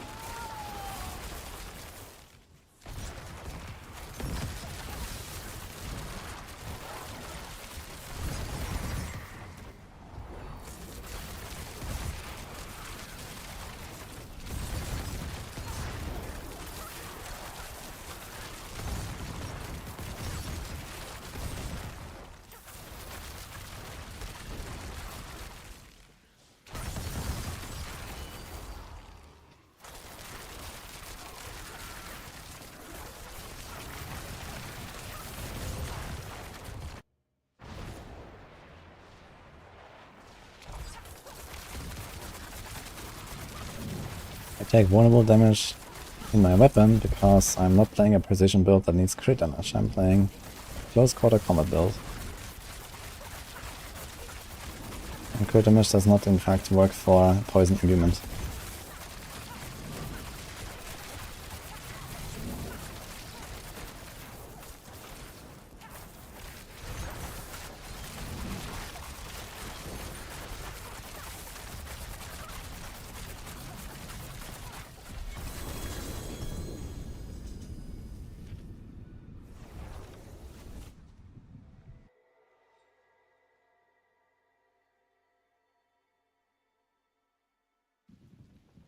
Plus 2 mass plus the weapon master is pretty good.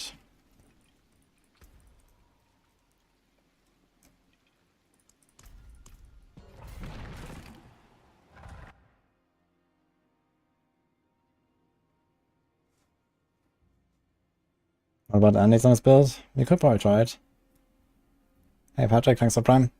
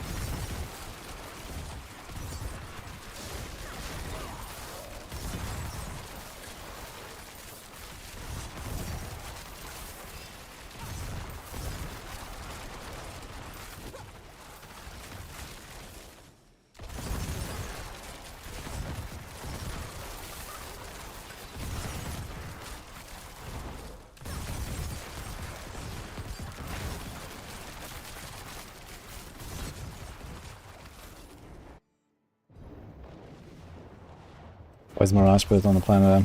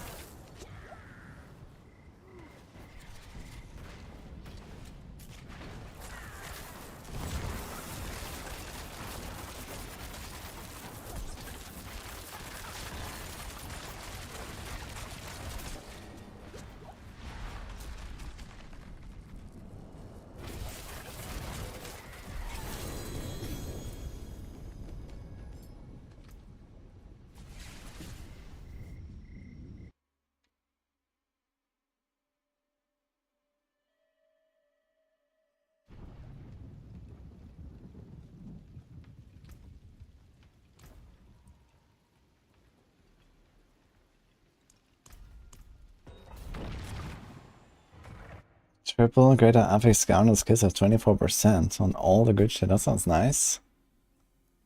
That's gonna be worth a lot. Probably tomorrow.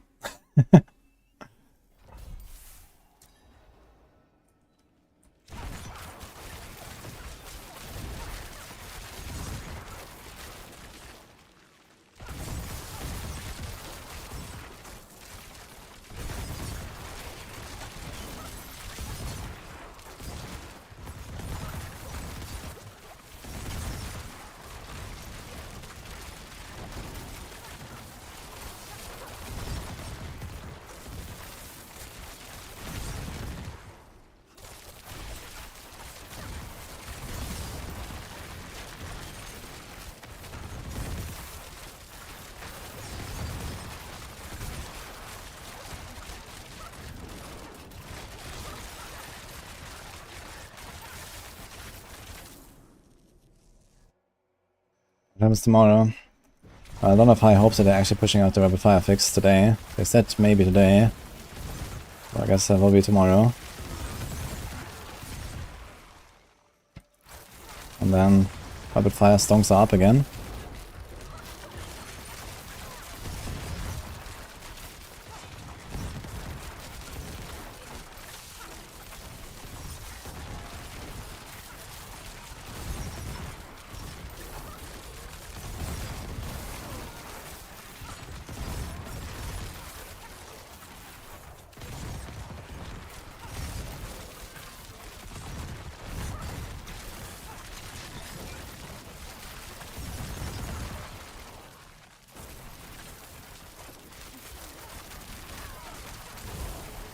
I do agree, it appears that their mother removing the poison when she goes invisible is kind of nasty.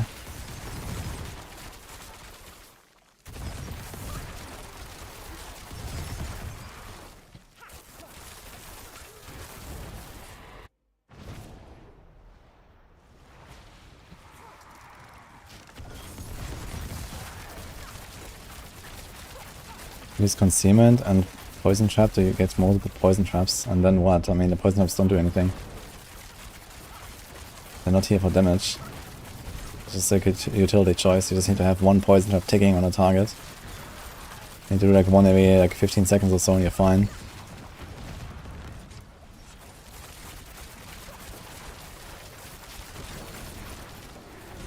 Whoop. I'll stash into the next one.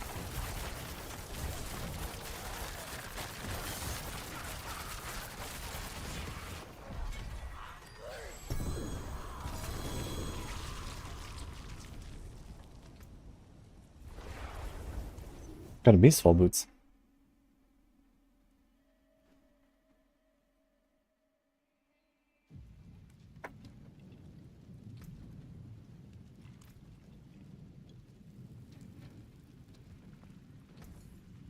Much thanks, friend.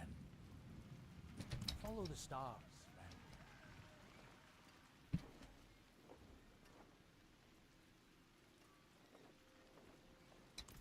See some steel better than starting from nothing.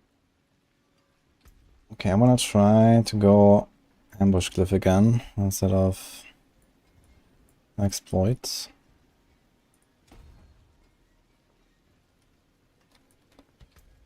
And try the retribution instead of the amateurs. Let's just see how that feels. So we do noxious on the boots. Retribution here. We do have stun, right? 24% chance to stun. Let's go up a few tiers and see what happens. Let's do like 72. Got max beastful boots on sale. Yeah, I mean, I'm kind of done with like the boss rotations. I don't really need to go for one-shot rogue anymore. How I'm not frustrated with this build being so slow. Yeah, it's omega slow, man. Horrible. I need 3 minutes to get to the boss and kill it. It's crazy. 2 minutes to reach the boss sometimes. Fuck, man.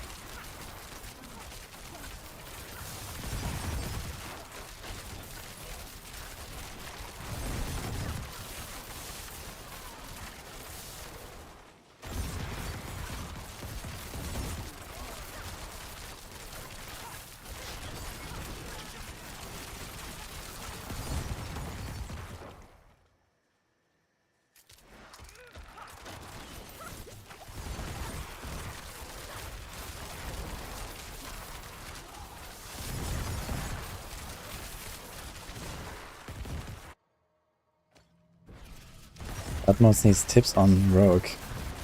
I can jump on a call with him. He's up for it.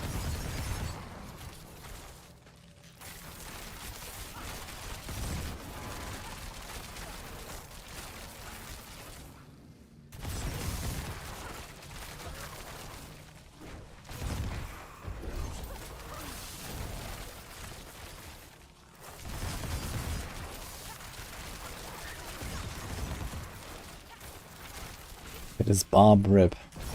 There's a 0 chance that Deathmouse Barbs is dead. It cannot happen.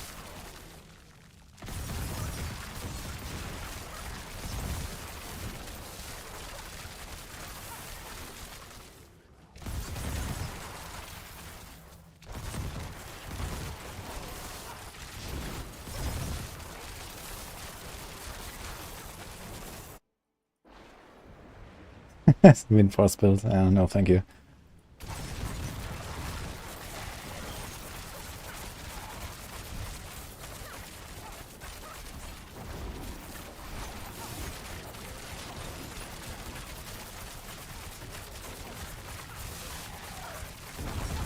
Juicy nuke.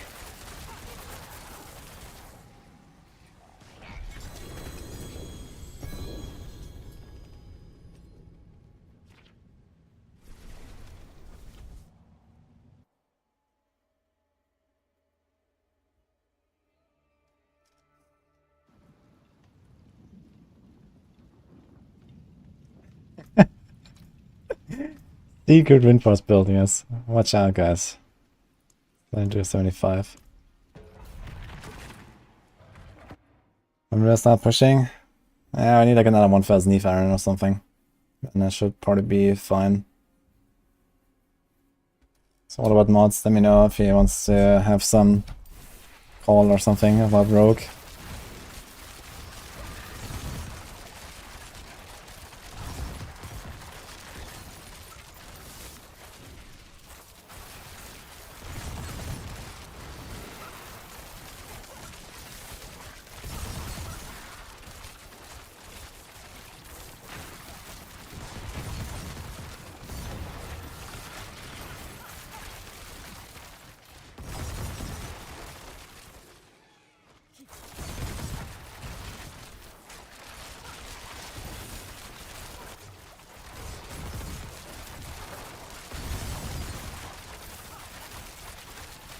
Maybe I'll slowing down a little bit now.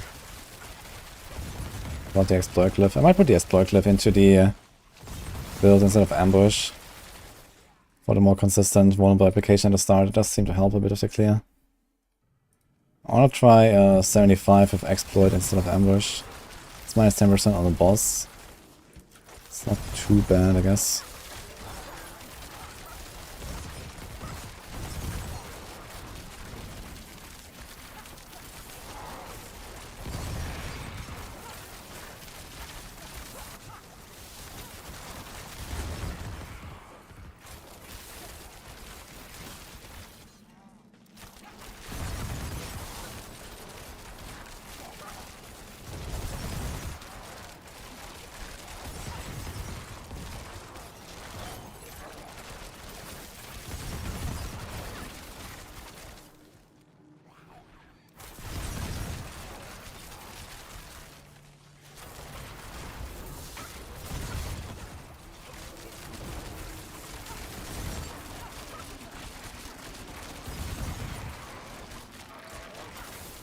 It's hard to distinguish the bursting venoms from my poison traps sometimes.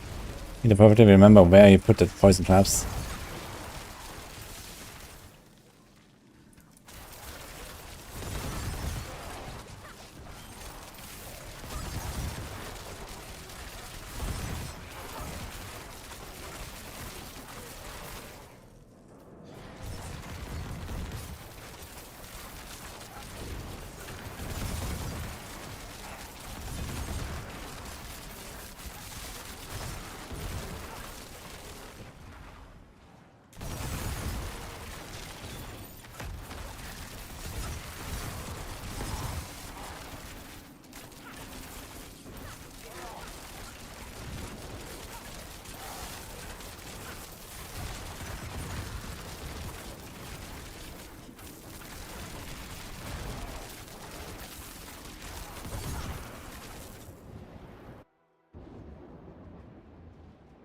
Fire is better than this, yes.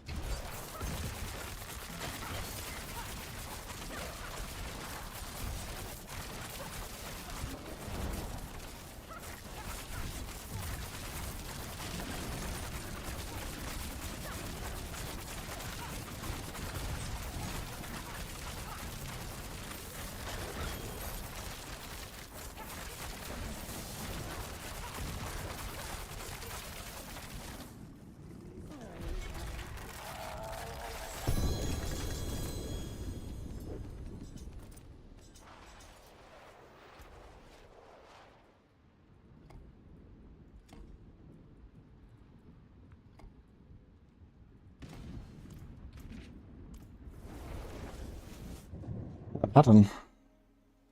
It's very late. He just came back.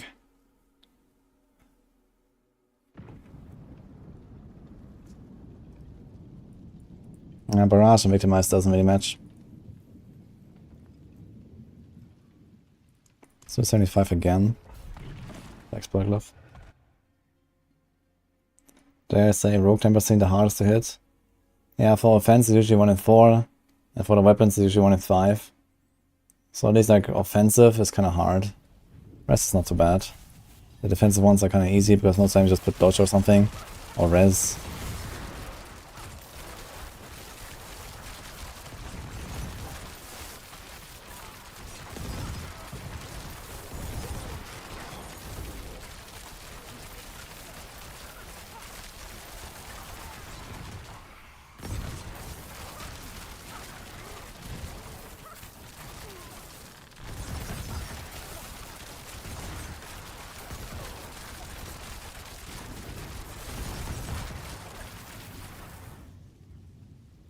See you, Nathan.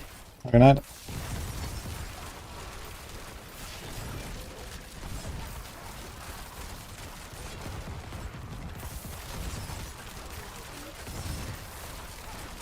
Yeah, this is actually better.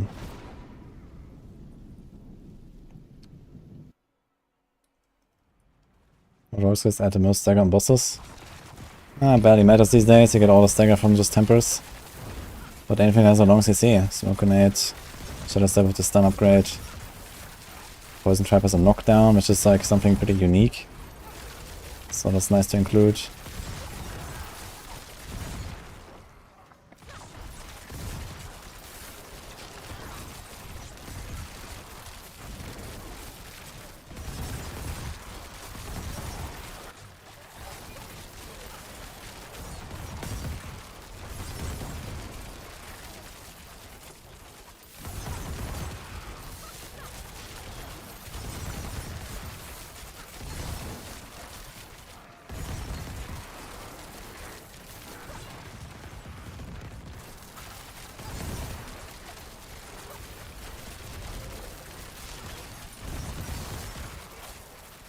My dodge is very low actually. I'd like to have more. I need like very good gear to really invest in the dodge.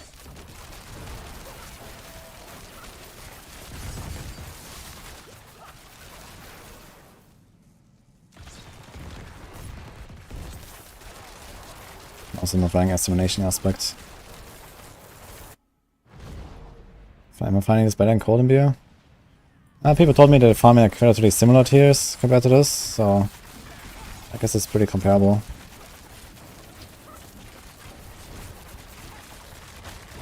Ah shit, nice stagger nuke and I don't have poison F.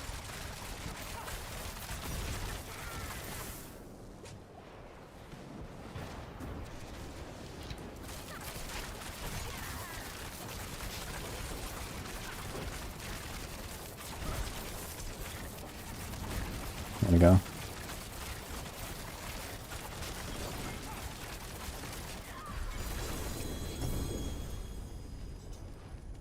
More leaf iron.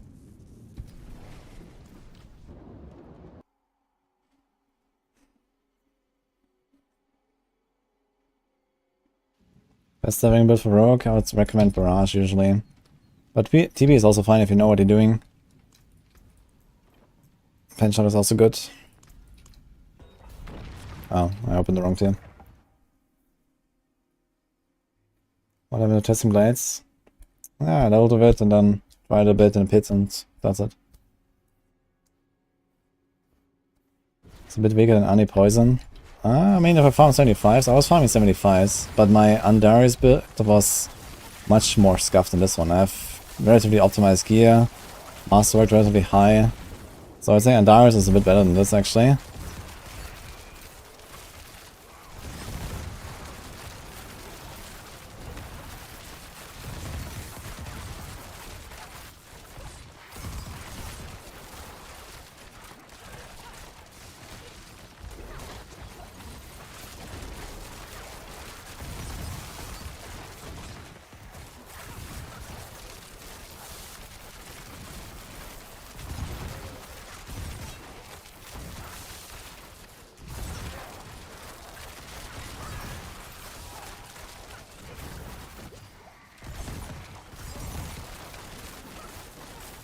viable for all content.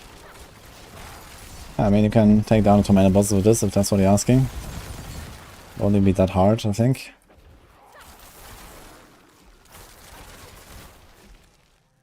Just takes a little bit.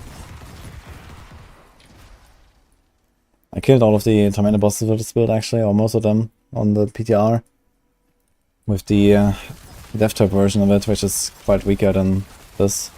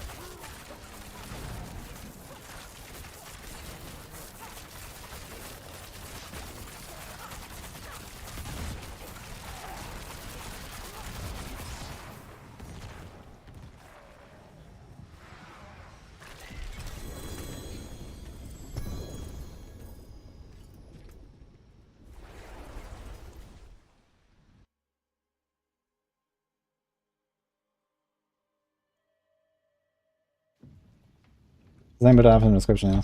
The Poison Barrage build with starter skies.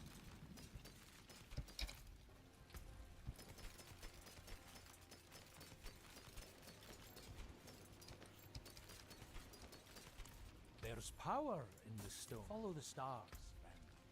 Okay, one more pot. Let's do another pot.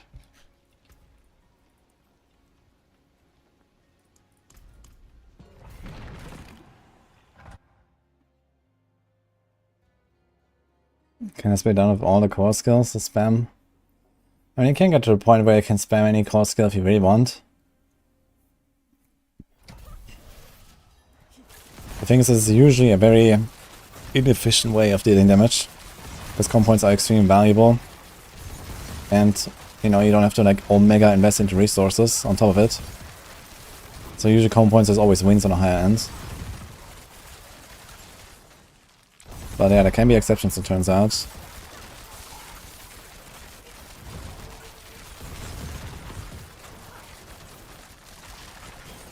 The problem is, you have to proc Bursting Venoms.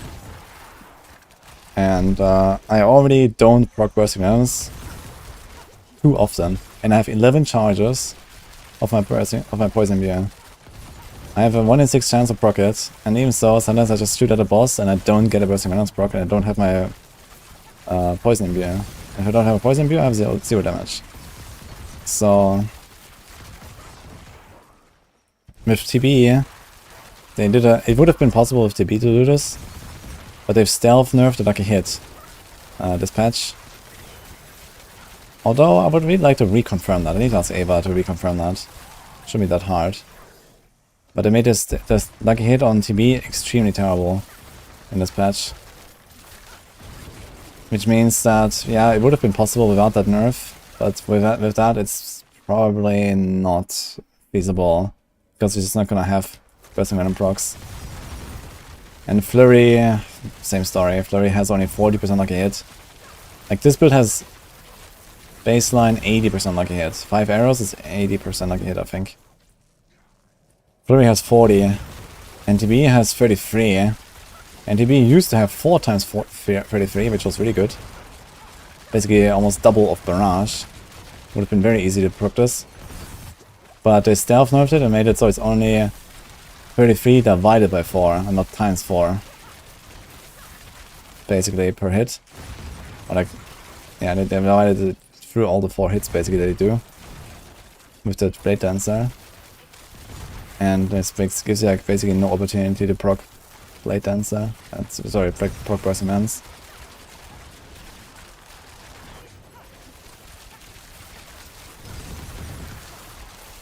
There's technically a second way to get your imbuement going, which is you play mixed poison imbuement instead of blended poison imbuement. That is like pretty heavy damage loss. Because right now, every time I crit, I do 75% extra multiplicative damage on poison, which is pretty good. And you would lose that. Although TB probably has like lower crit chance than this.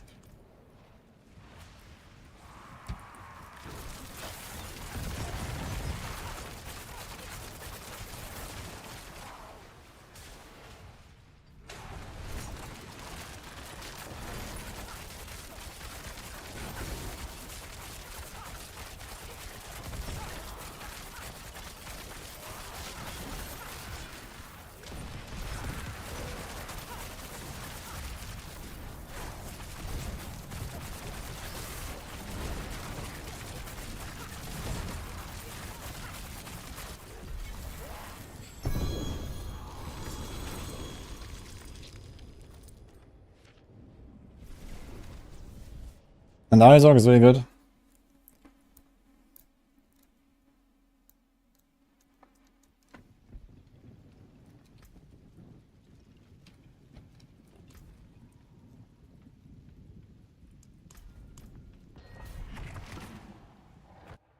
That's the poison rush build, yeah.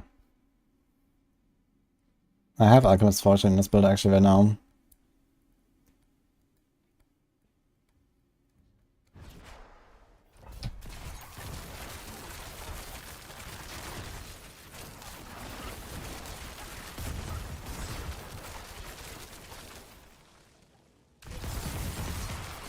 Weren't I dead?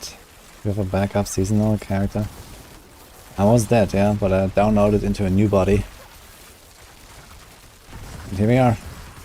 Back to blasting.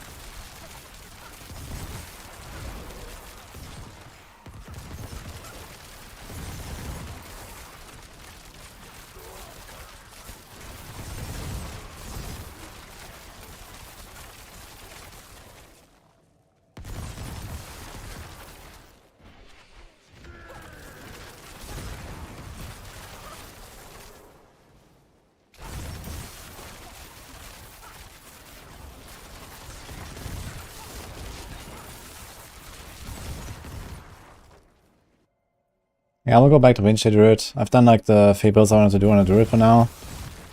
And I'll probably just salvage my Lightning Storm and my Tornado stuff. Don't want to continue with them. I want to push Windshield actually for this weekend. Which means I should probably farm some more materials to at least temper my Windshield stuff to like 8. Probably not gonna go for 12, maybe on 1 or 2 items. Like my Ever 2 and a weapon, I probably want to make that to 12.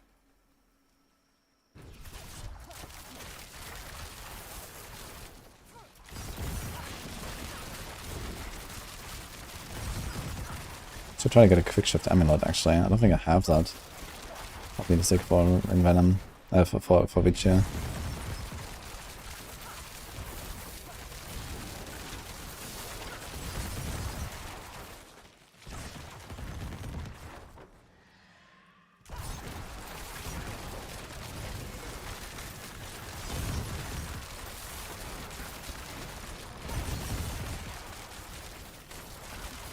I did not try Boulder. No plans for Boulder right now. I played last season. Basically the same build now, so...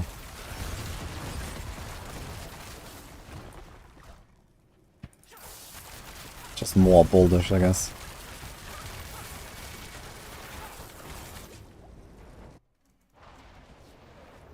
How is the most efficient way to get loot, yes. Any loot.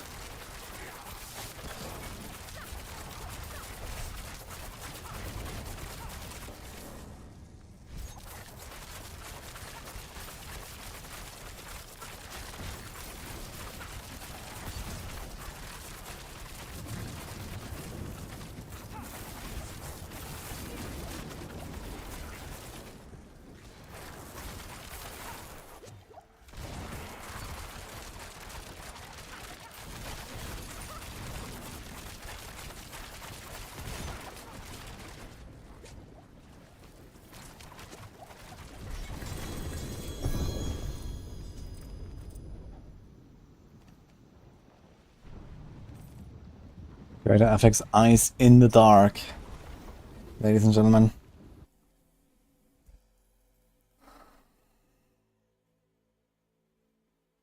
Sunday evening is yeah, Sunday night for EU people. Or like, nah, Sunday night for NA and Monday morning for like EU.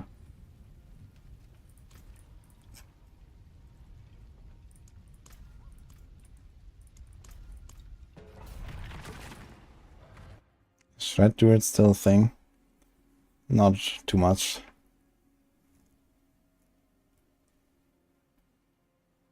Pinch is pretty okay, yeah. It's one of the best builds right now.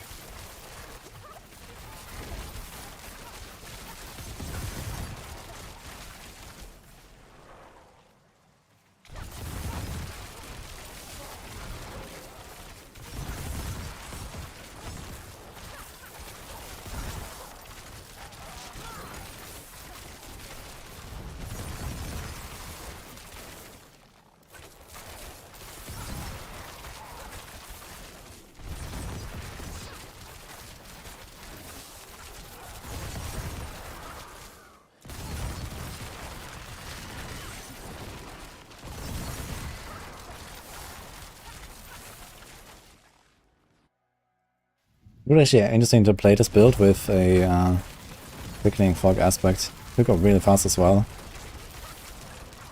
For speed running.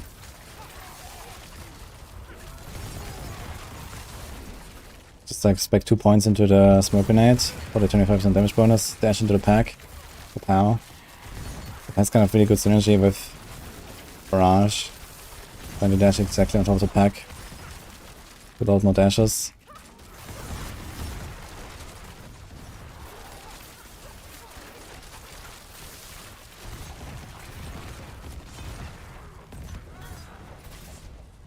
Sir Richard, thanks for Prime. This build is not better than Heartsick, I know.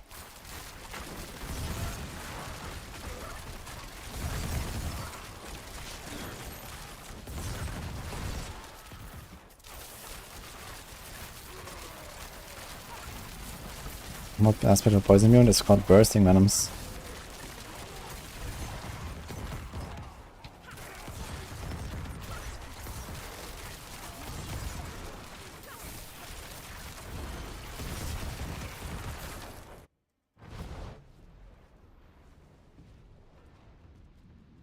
Big surprise, he loved the rogue. What a surprise. Wait, what does he mean? Sorc, I guess?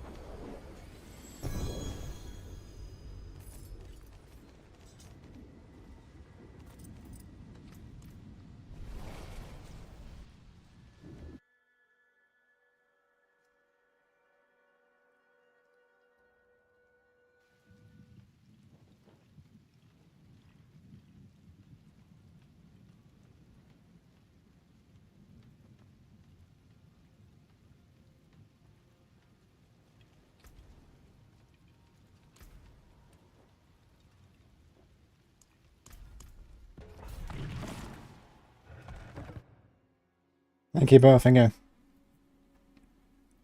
I'm giving up on trading in general? What happened?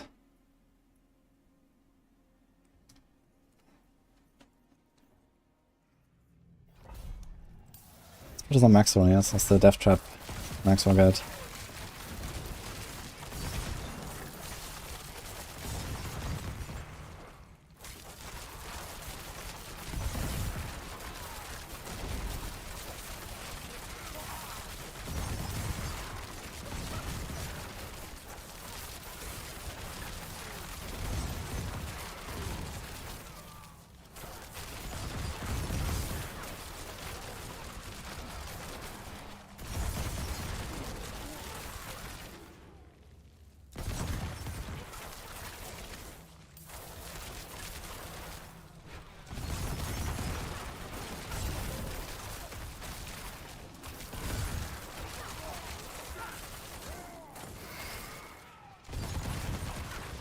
I almost got kicked from the game.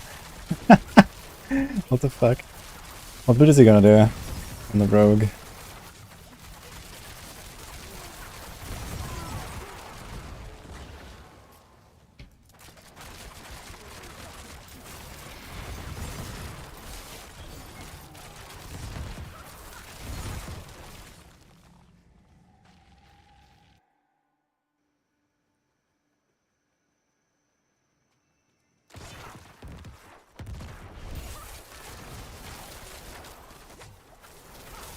Yeah, understandable, keeper.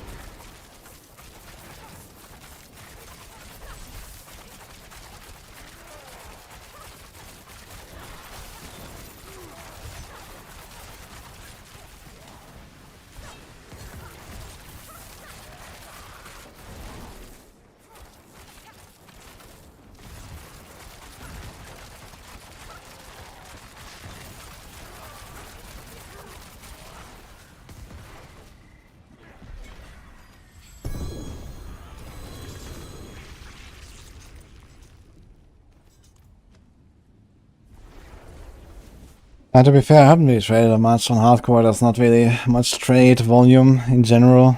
Like, I've been checking for items here and there. I've also been considering like selling some items. Like, I don't really like either sell something if someone directly asks me, hey, can I get this?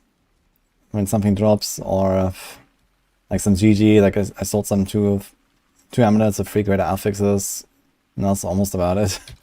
So I also don't really like to engage with it too much. It fuels my economy. I have 700 million gold now, which is nice. What suits you? Because I got 600 million from those 2 sales. And the rest is just like self-found, basically. Well,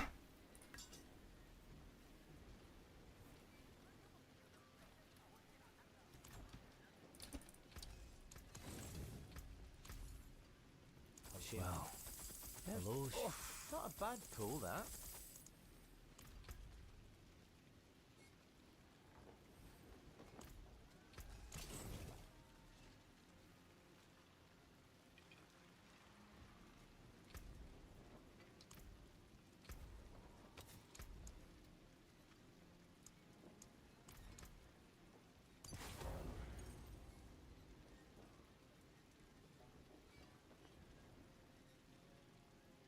Actually, well, should I just keep Retribution instead of Noxious Eyes, now I think about it.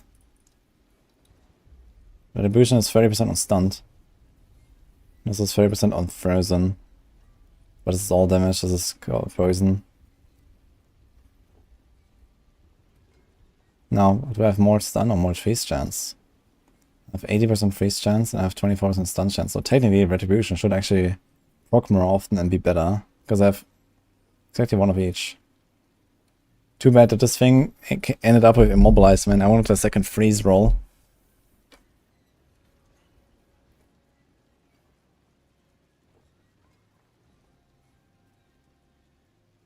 Wait, what?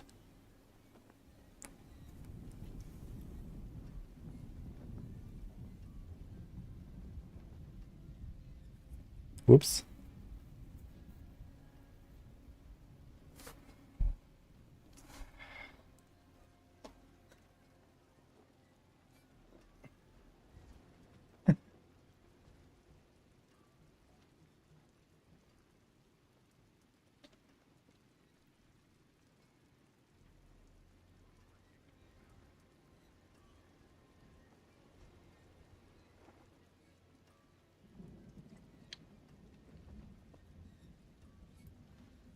That has been a while.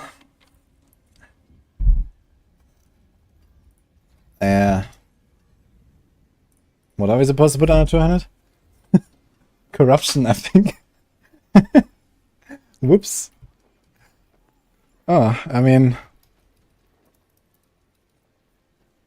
Plus 80% DPS detected, guys. That's kinda cool. Impeccable. Okay.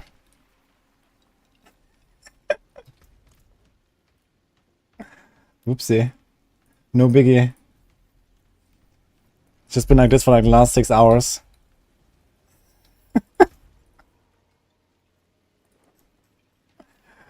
Oh man.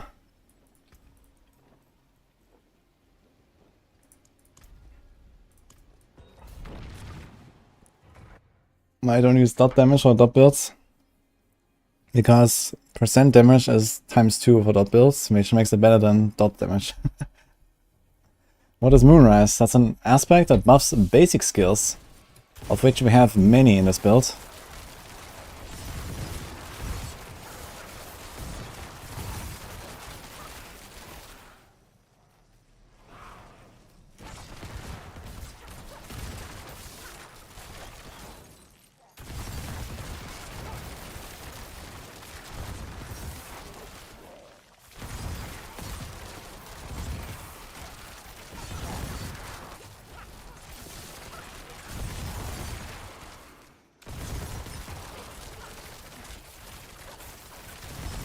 It doesn't double it for the hit and the dot it applies, it just gives you ×2 for dots. For apparently all dots in the game, even like pure dots. They just take ×2 from percent damage for whatever reason. That's how the game works.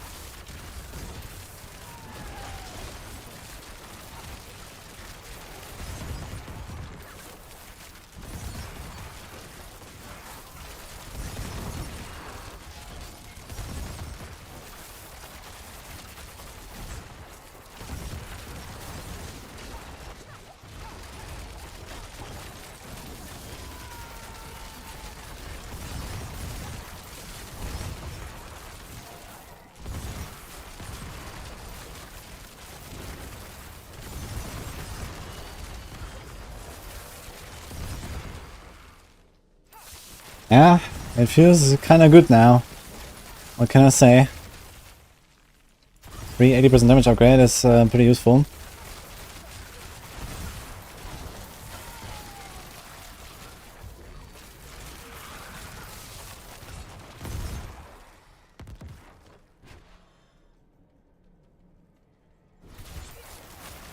Druid is actually pretty fun build, I like Flurry. But yeah, the lack of single target, yeah.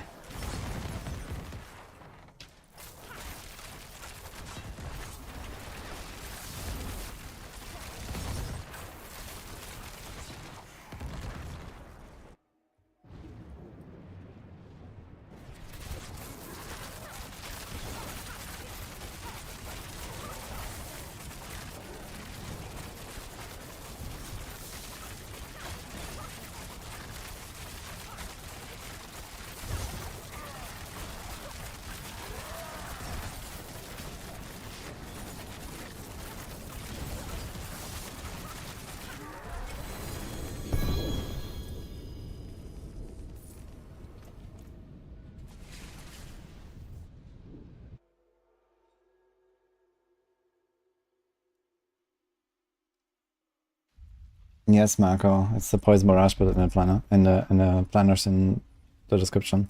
Sorry, 77.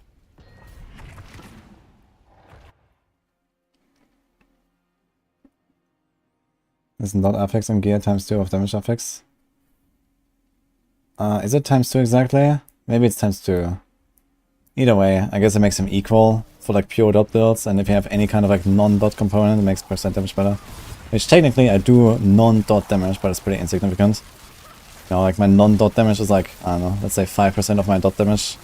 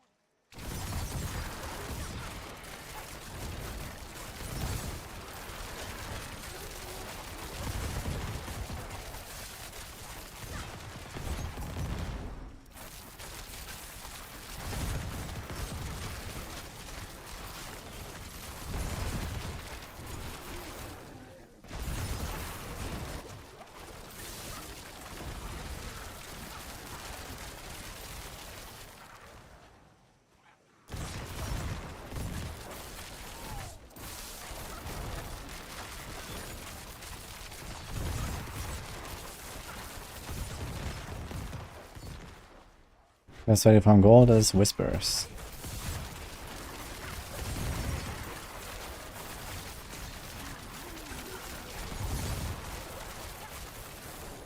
Ah, 2 minutes to the boss on a 77. Probably kill him in 2 staggers if I don't get interrupted by my nukes.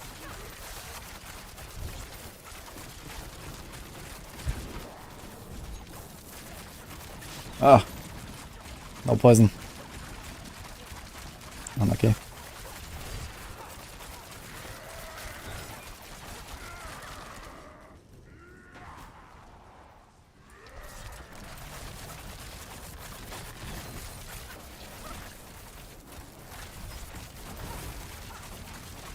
I couldn't do one.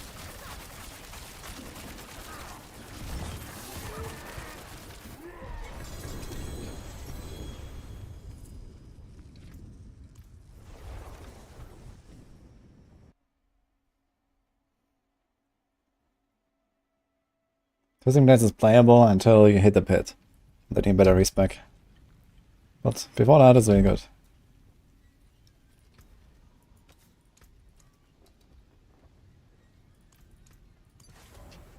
We go back to Noxious Eyes.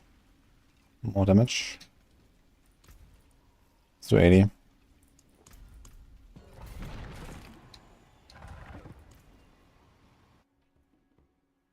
Yeah, they wanted to fix Rapid Fire today, but apparently it's not coming. Automated build for the play to do some pits. Probably Barrage Rogue. That's the one.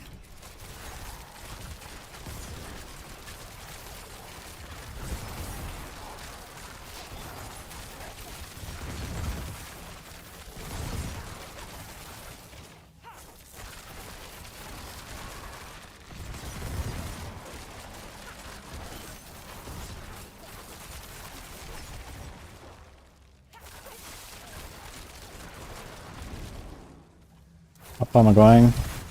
It's getting a bit spooky because the bosses live for a while now. So I don't want to push too far right now. I just want to like see a little bit, like, you know, where it stops feeling comfortable.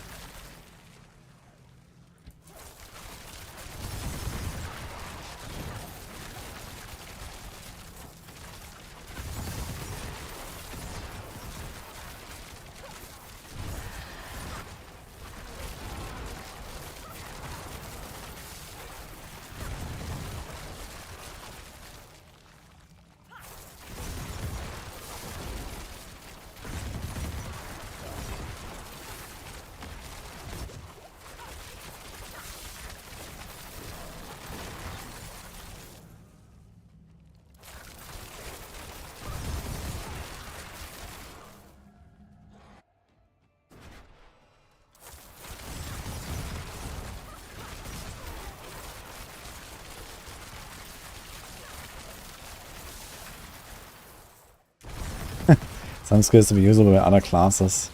And it's going to be kind of hard to do here though, because, you know, all the skills have their animations, you know, and all that stuff. So I have to make the custom animations for those skills on another class and whatnot.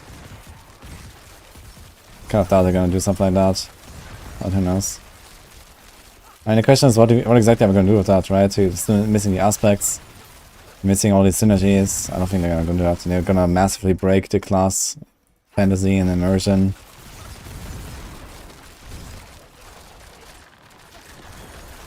I really like the immersion, the class fantasy.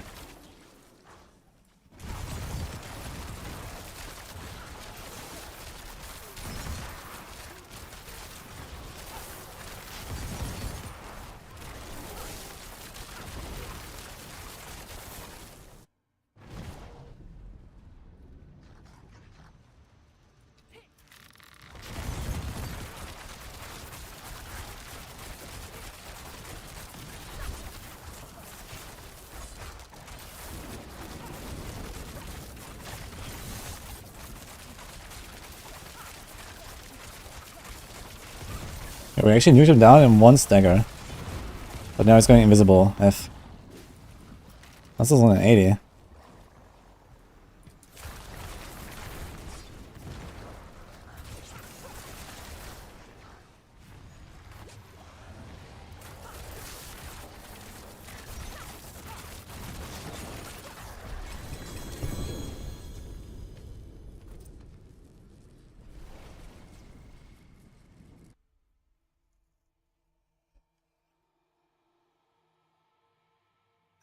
Infinity. That's the season, huh? Do we pop another one? Okay, one more pot, let's go. These A's are kind of motivating now. Hope they had Witch Doctor. Yeah, Witch Doctor would fit really well in this game, I think.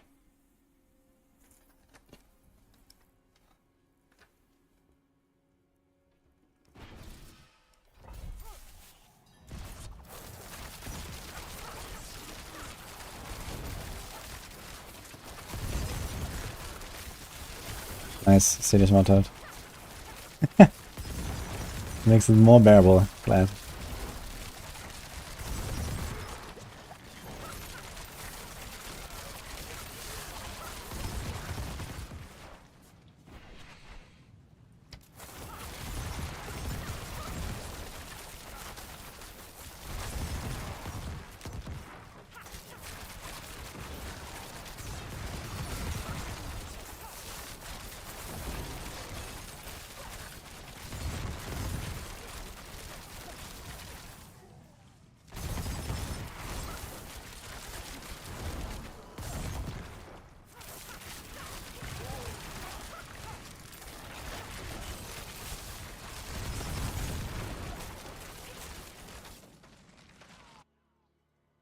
Inner Monk.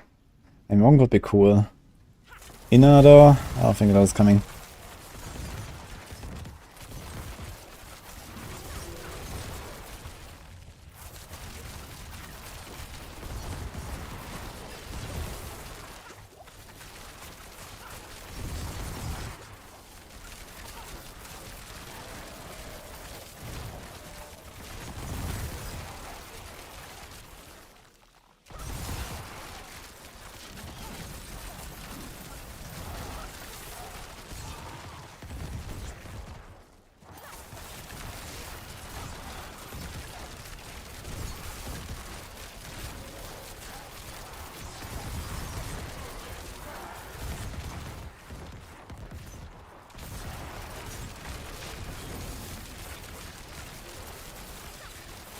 Shaman with totems.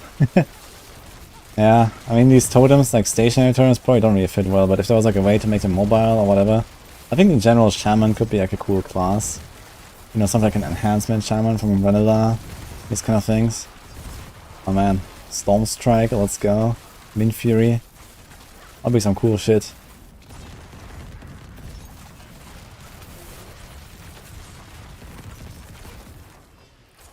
Two-handed enhancement Shaman, man, that's what we need.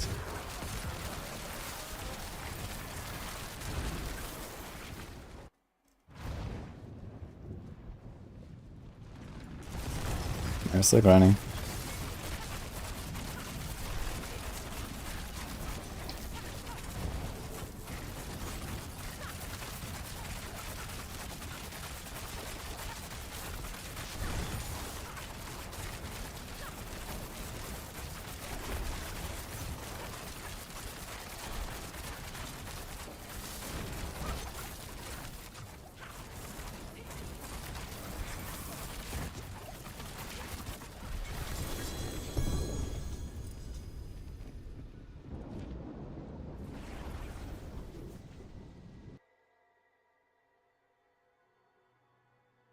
Just put in into the campaign would make more sense. Illidan, what the fuck? Nah. We don't need another game. I like him.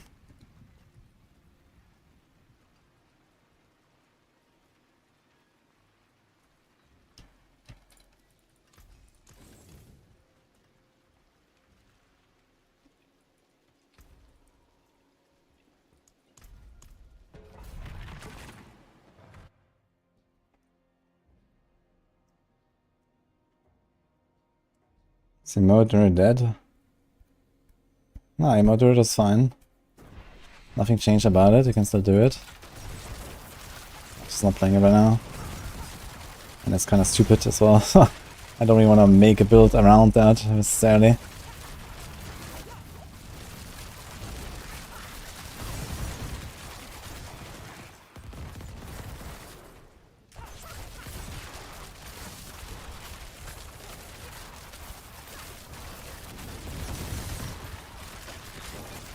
We can turn on the damage numbers for the boss and see how far we get with the stagger nuke.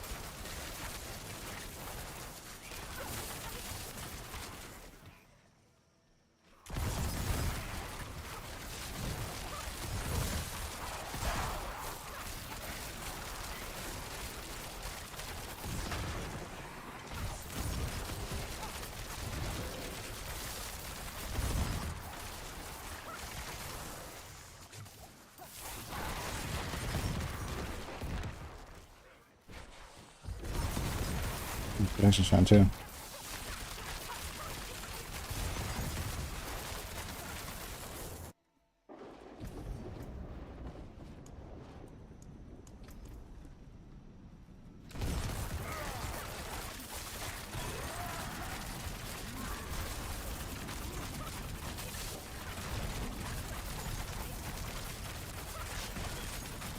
$40 million, $50 million, $60 million. Okay, okay. Not bad.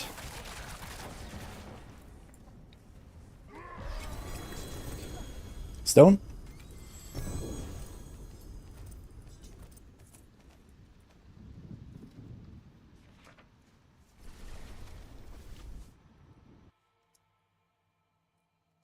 The playlist ended.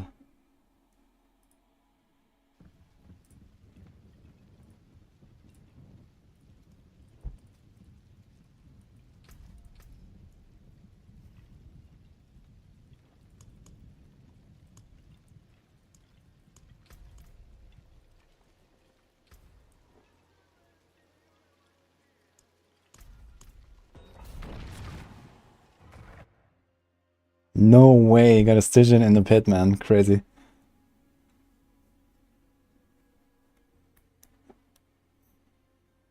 Wild Charge, Shared Misery affix. Yeah, I mean, Shared Misery is kind of cool on a build like this actually, to spread the CCs, but I have so many arrows. These guys get frozen anyway. And the main problem we have is not the AoE damage, it's the boss. Like, getting to the boss is like 2 minutes on a good run. The boss alone can sometimes be like half a minute or more. So you need to go all in on boss damage basically. Shared Misery is not really a barrage thing, I'd say. Unless you don't care about going very high, then yeah, sure, it's nice to have.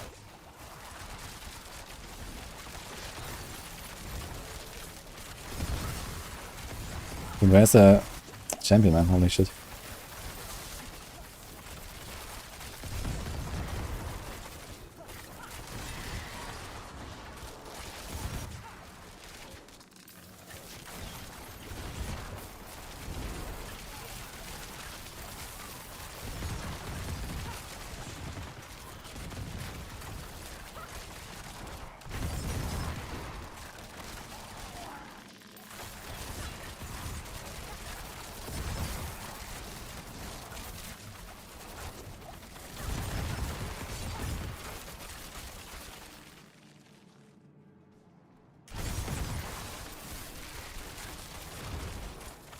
Sorry, I do not understand whatever language that is.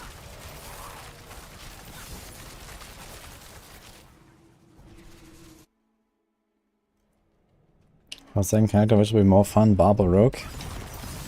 Rogue is easily the most fun class for me. So it must be the same for everyone else.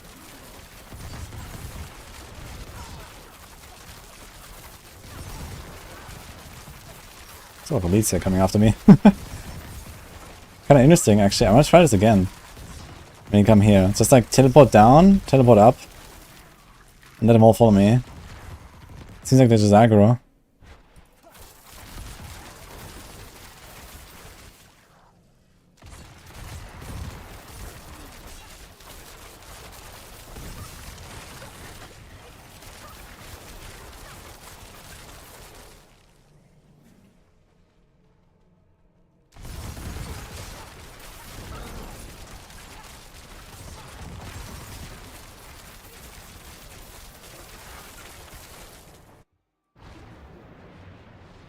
Deadly affix, great affix, deadly venom.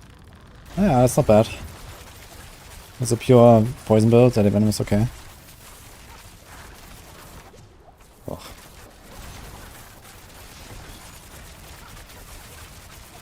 Get him!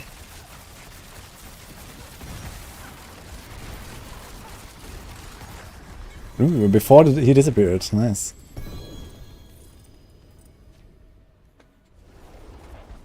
Robo's 20, let's go. Where did he put his shadow step point if I want to stop the concealment on Heartseeker? Ugh, I don't know, some random passive or something.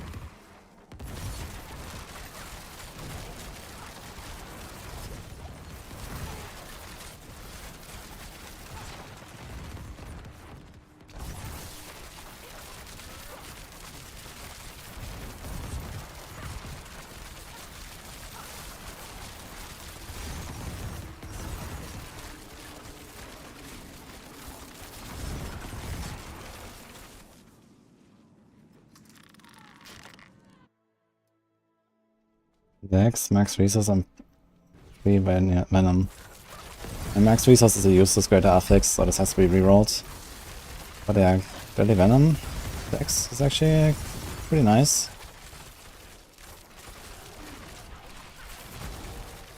Not really willing to change my amulet now though. Let's go for this build on, I'd say.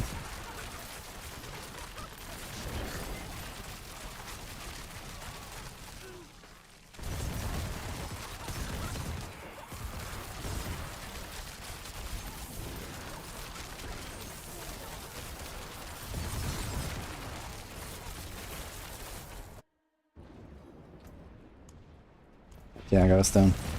Curious run.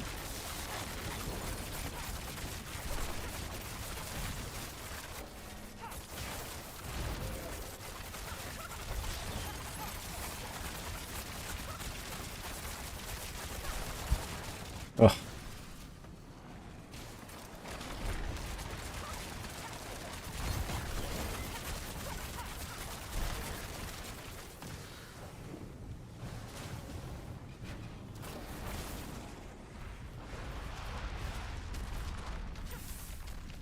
Wonderful stagger.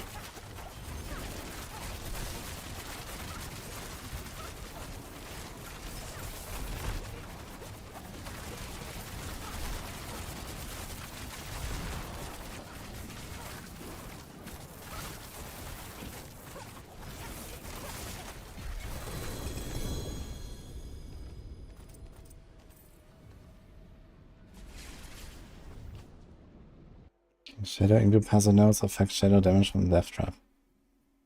If you're talking about mixed shadow movement, yes. Mixed shadow movement affects all non-physical damage. Road was 17 minutes, right? So this is the last thing for the night, I think.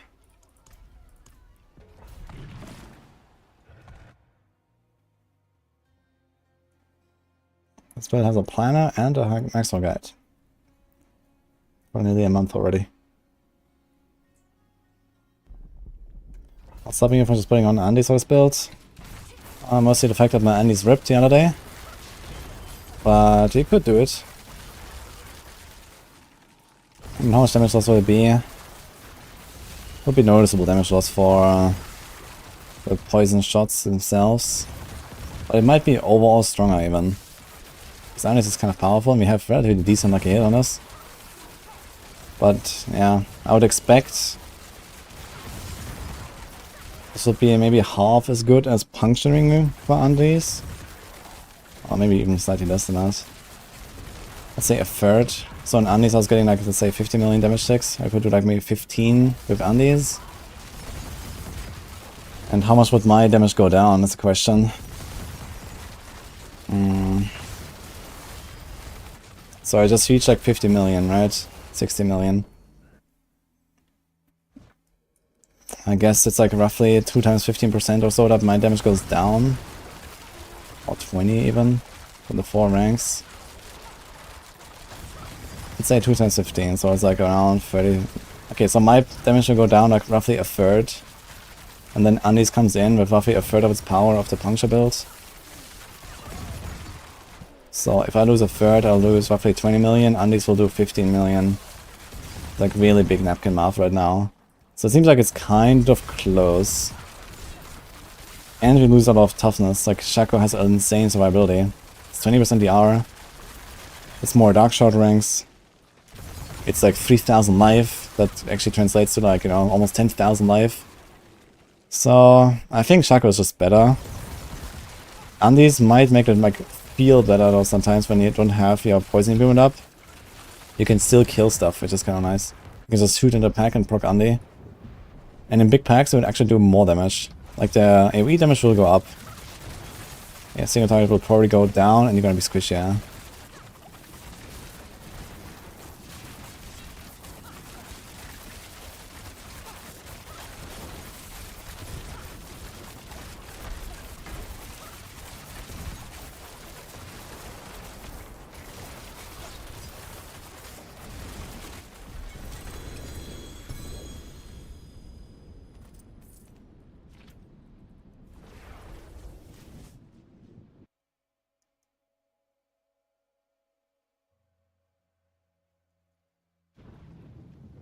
It's not a victimized build.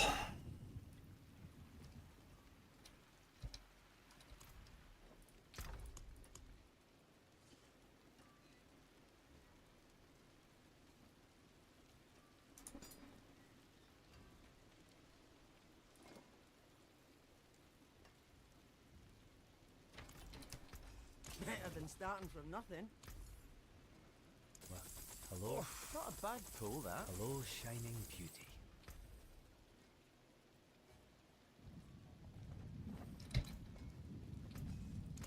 I'll keep my forge hot. Return soon.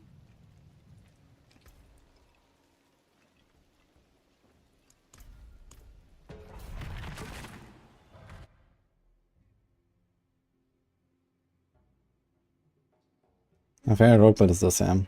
That'd be my favorite rogue build. My favorite build of the season, I think. Of all builds. It's just very fun. And I'm actually creeping up to the efficiency of Heartseeker farming slowly. I was farming like 80, 82, so I'm a Heartseeker. With like probably a slightly more optimized character with the insane neck. I mean technically I could use the same neck here, just I need different tempers though. But yeah, like I can't, but I have this insane neck which is definitely better than this neck. 0 greater affix, the other one had 2. And in general my gear is definitely worse. I have like no greater affix on my glove. I could masterwork up the barrage more. There's a bunch of stuff. So we could definitely squeeze out another 1 or 2 tiers, 3 tiers. And then kind of be on the level of Heartseeker. of what I was farming comfortably, like 80s, which is nice.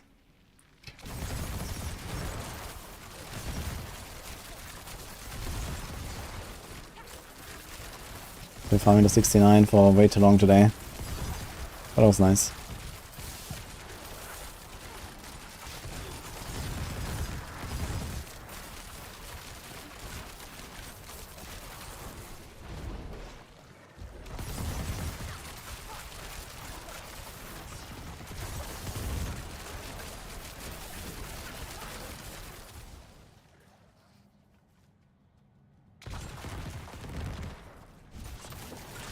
Alrighty, damage apex for this build. Poison, immune count on ring and amulet. Damage crowd controls from tempers. Some crit. Some resource.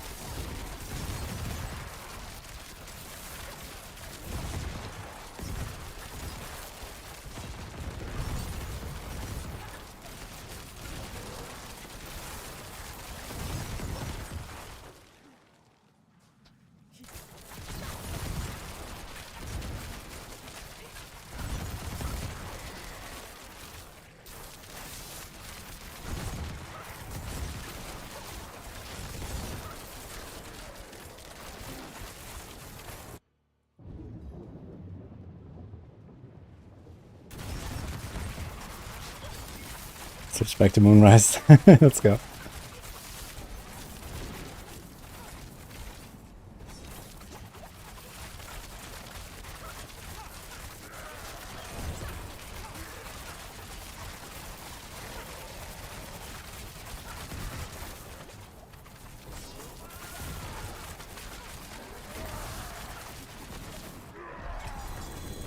Double ring.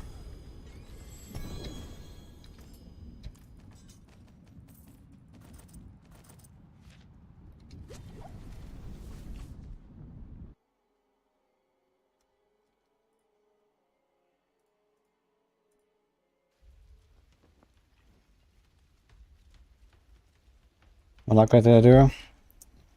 First of all, I moved Ravagers now. Ravagers was fun, double Shadow Step, but it's ultimately not really needed. You can definitely go up like probably 2 tiers, I would guess, just from having an extra offensive power basically. Noxious Eyes, 30% damage on stagger. And well, I did some other slight tweaks here and there basically. And just like learn to play the build better. Damage of victimized proc small poison damage. Is that true? That is not true. I have no idea what it even could mean.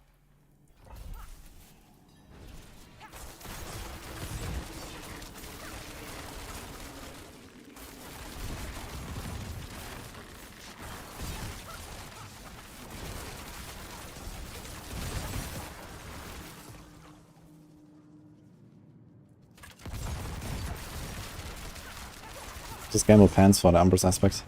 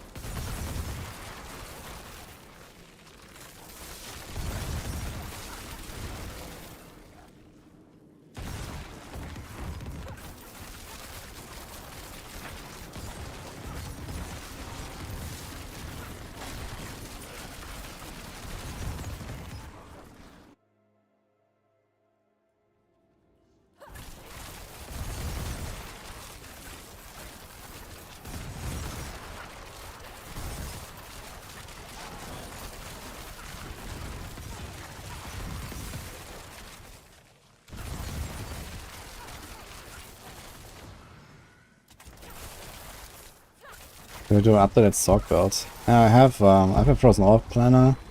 I also have a Firebolt planner, but that is not based on Perma Flame Shield. So I didn't update that one for permaflame shields if you're looking for that. Yeah, I've frozen up and I was like ball lightning. So those are some builds I want to do on Sorc. I need to do a Meteor Sorc. I want to play Meteor this season actually. I'm probably gonna level 2 Sorcs this week.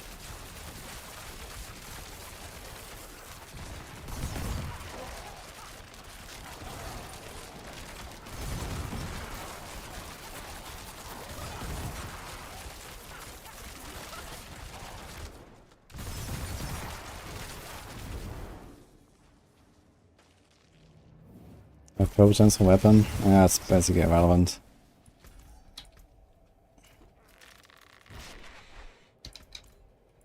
I guess I'll put the Sapphires.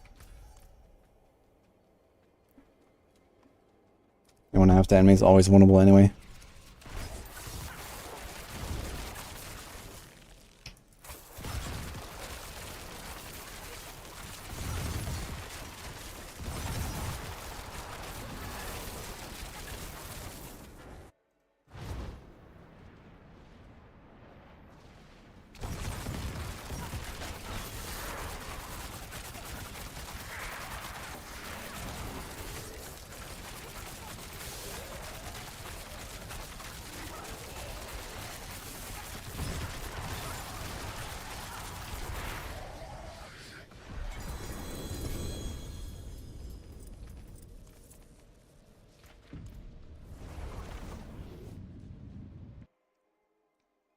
Yeah, I mean, if this damage you can easily go to like 100, 105, 110 I guess. But I don't want to try right now before I do my Heartseeker push.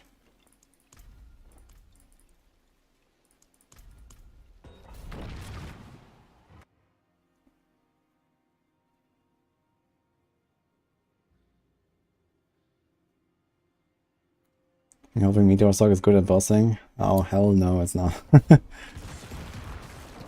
I wanted to play it last season, but never did.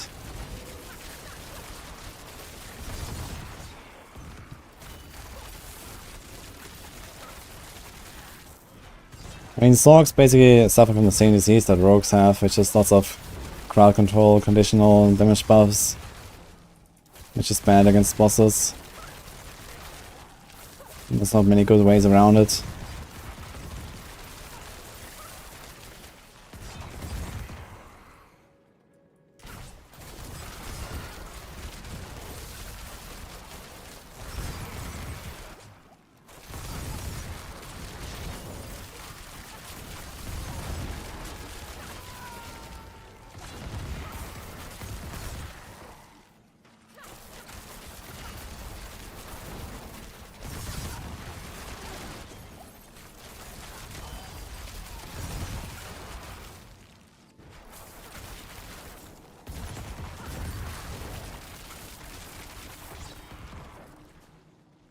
Not happening. Go is so much smoother, yeah. I think I'm gonna prioritize crossbow for the guide here as well. Like, with bow he's gonna run out of poison charges, man. Like, even with the crossbow, I sometimes run out of charges. I mean, technically you have to same like a hit and you kinda wanna proc it, but you have enough attack speed. Like, with close quarters at least, once you go close quarters, I would go crossbow. Because you just get all the attack speed back that you lost from using a crossbow by having close quarters, giving you 30%.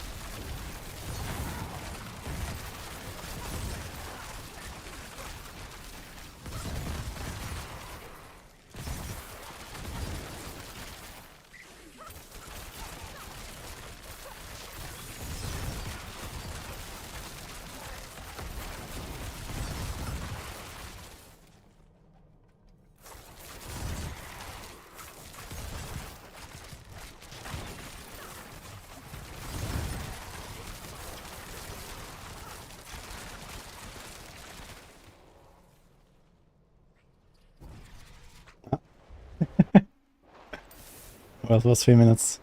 My potion's running out. In 5, 4, 3, 2, 1. But we got a bursting around proc, let's go.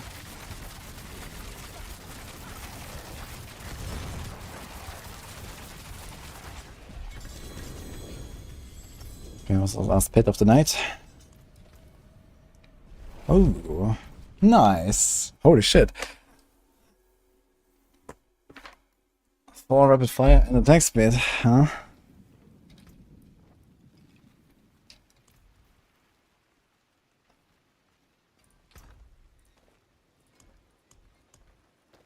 Any buyers? What do I have for rapid fire?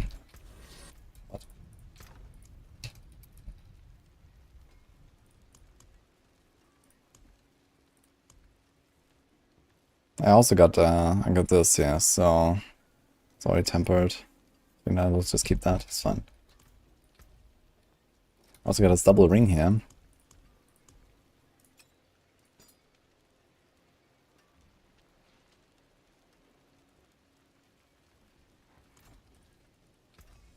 Better than starting from nothing.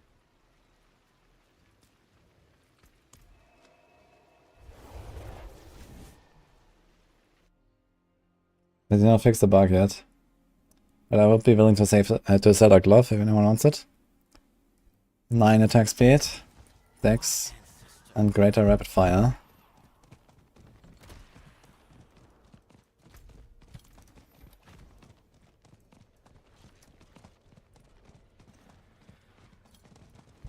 Okay, I'm going bench after this, guys.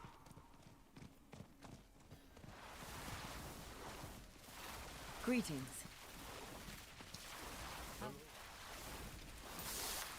Hello.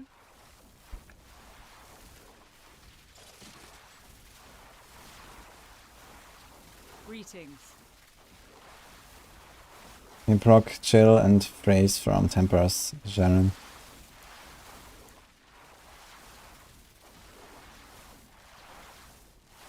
All of my stash is keepable. Nah, some of them are like 0 greater affix stuff, in case I want to redo some builds or so, but I need to sort some of this out for sure, and also some of the Druid stuff I want to delete. I'm gonna respec back to Winch here tomorrow. Delete all of the Druid gear that I'm not wearing, so this will already clean up an entire tab.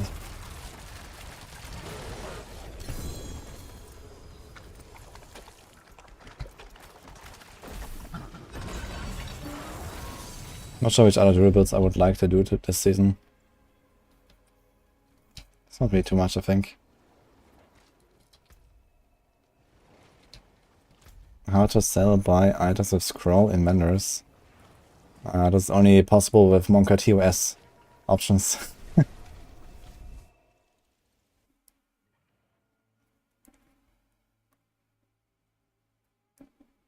Nah, I don't want to play Boulder really. Maybe I'll make another fresh Druid at some point and do like a landslide.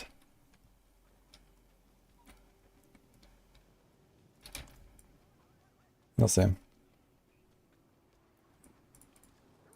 This must have belonged.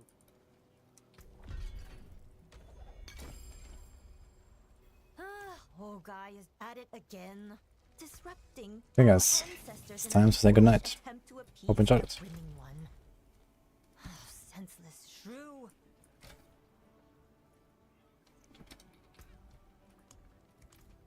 I got a lot of stones today. I've been grinding pit for like 10 hours straight. And I got a whole, I think 6 stones. I think I had 4 when I started. Oh man.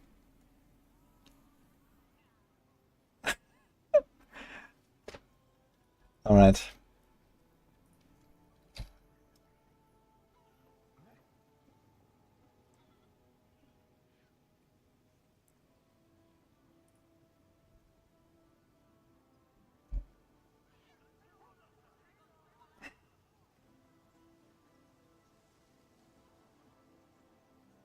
Since I'm back to raiding all the same people every day, but let's do it. Let's say I drop today. Have a good night, guys.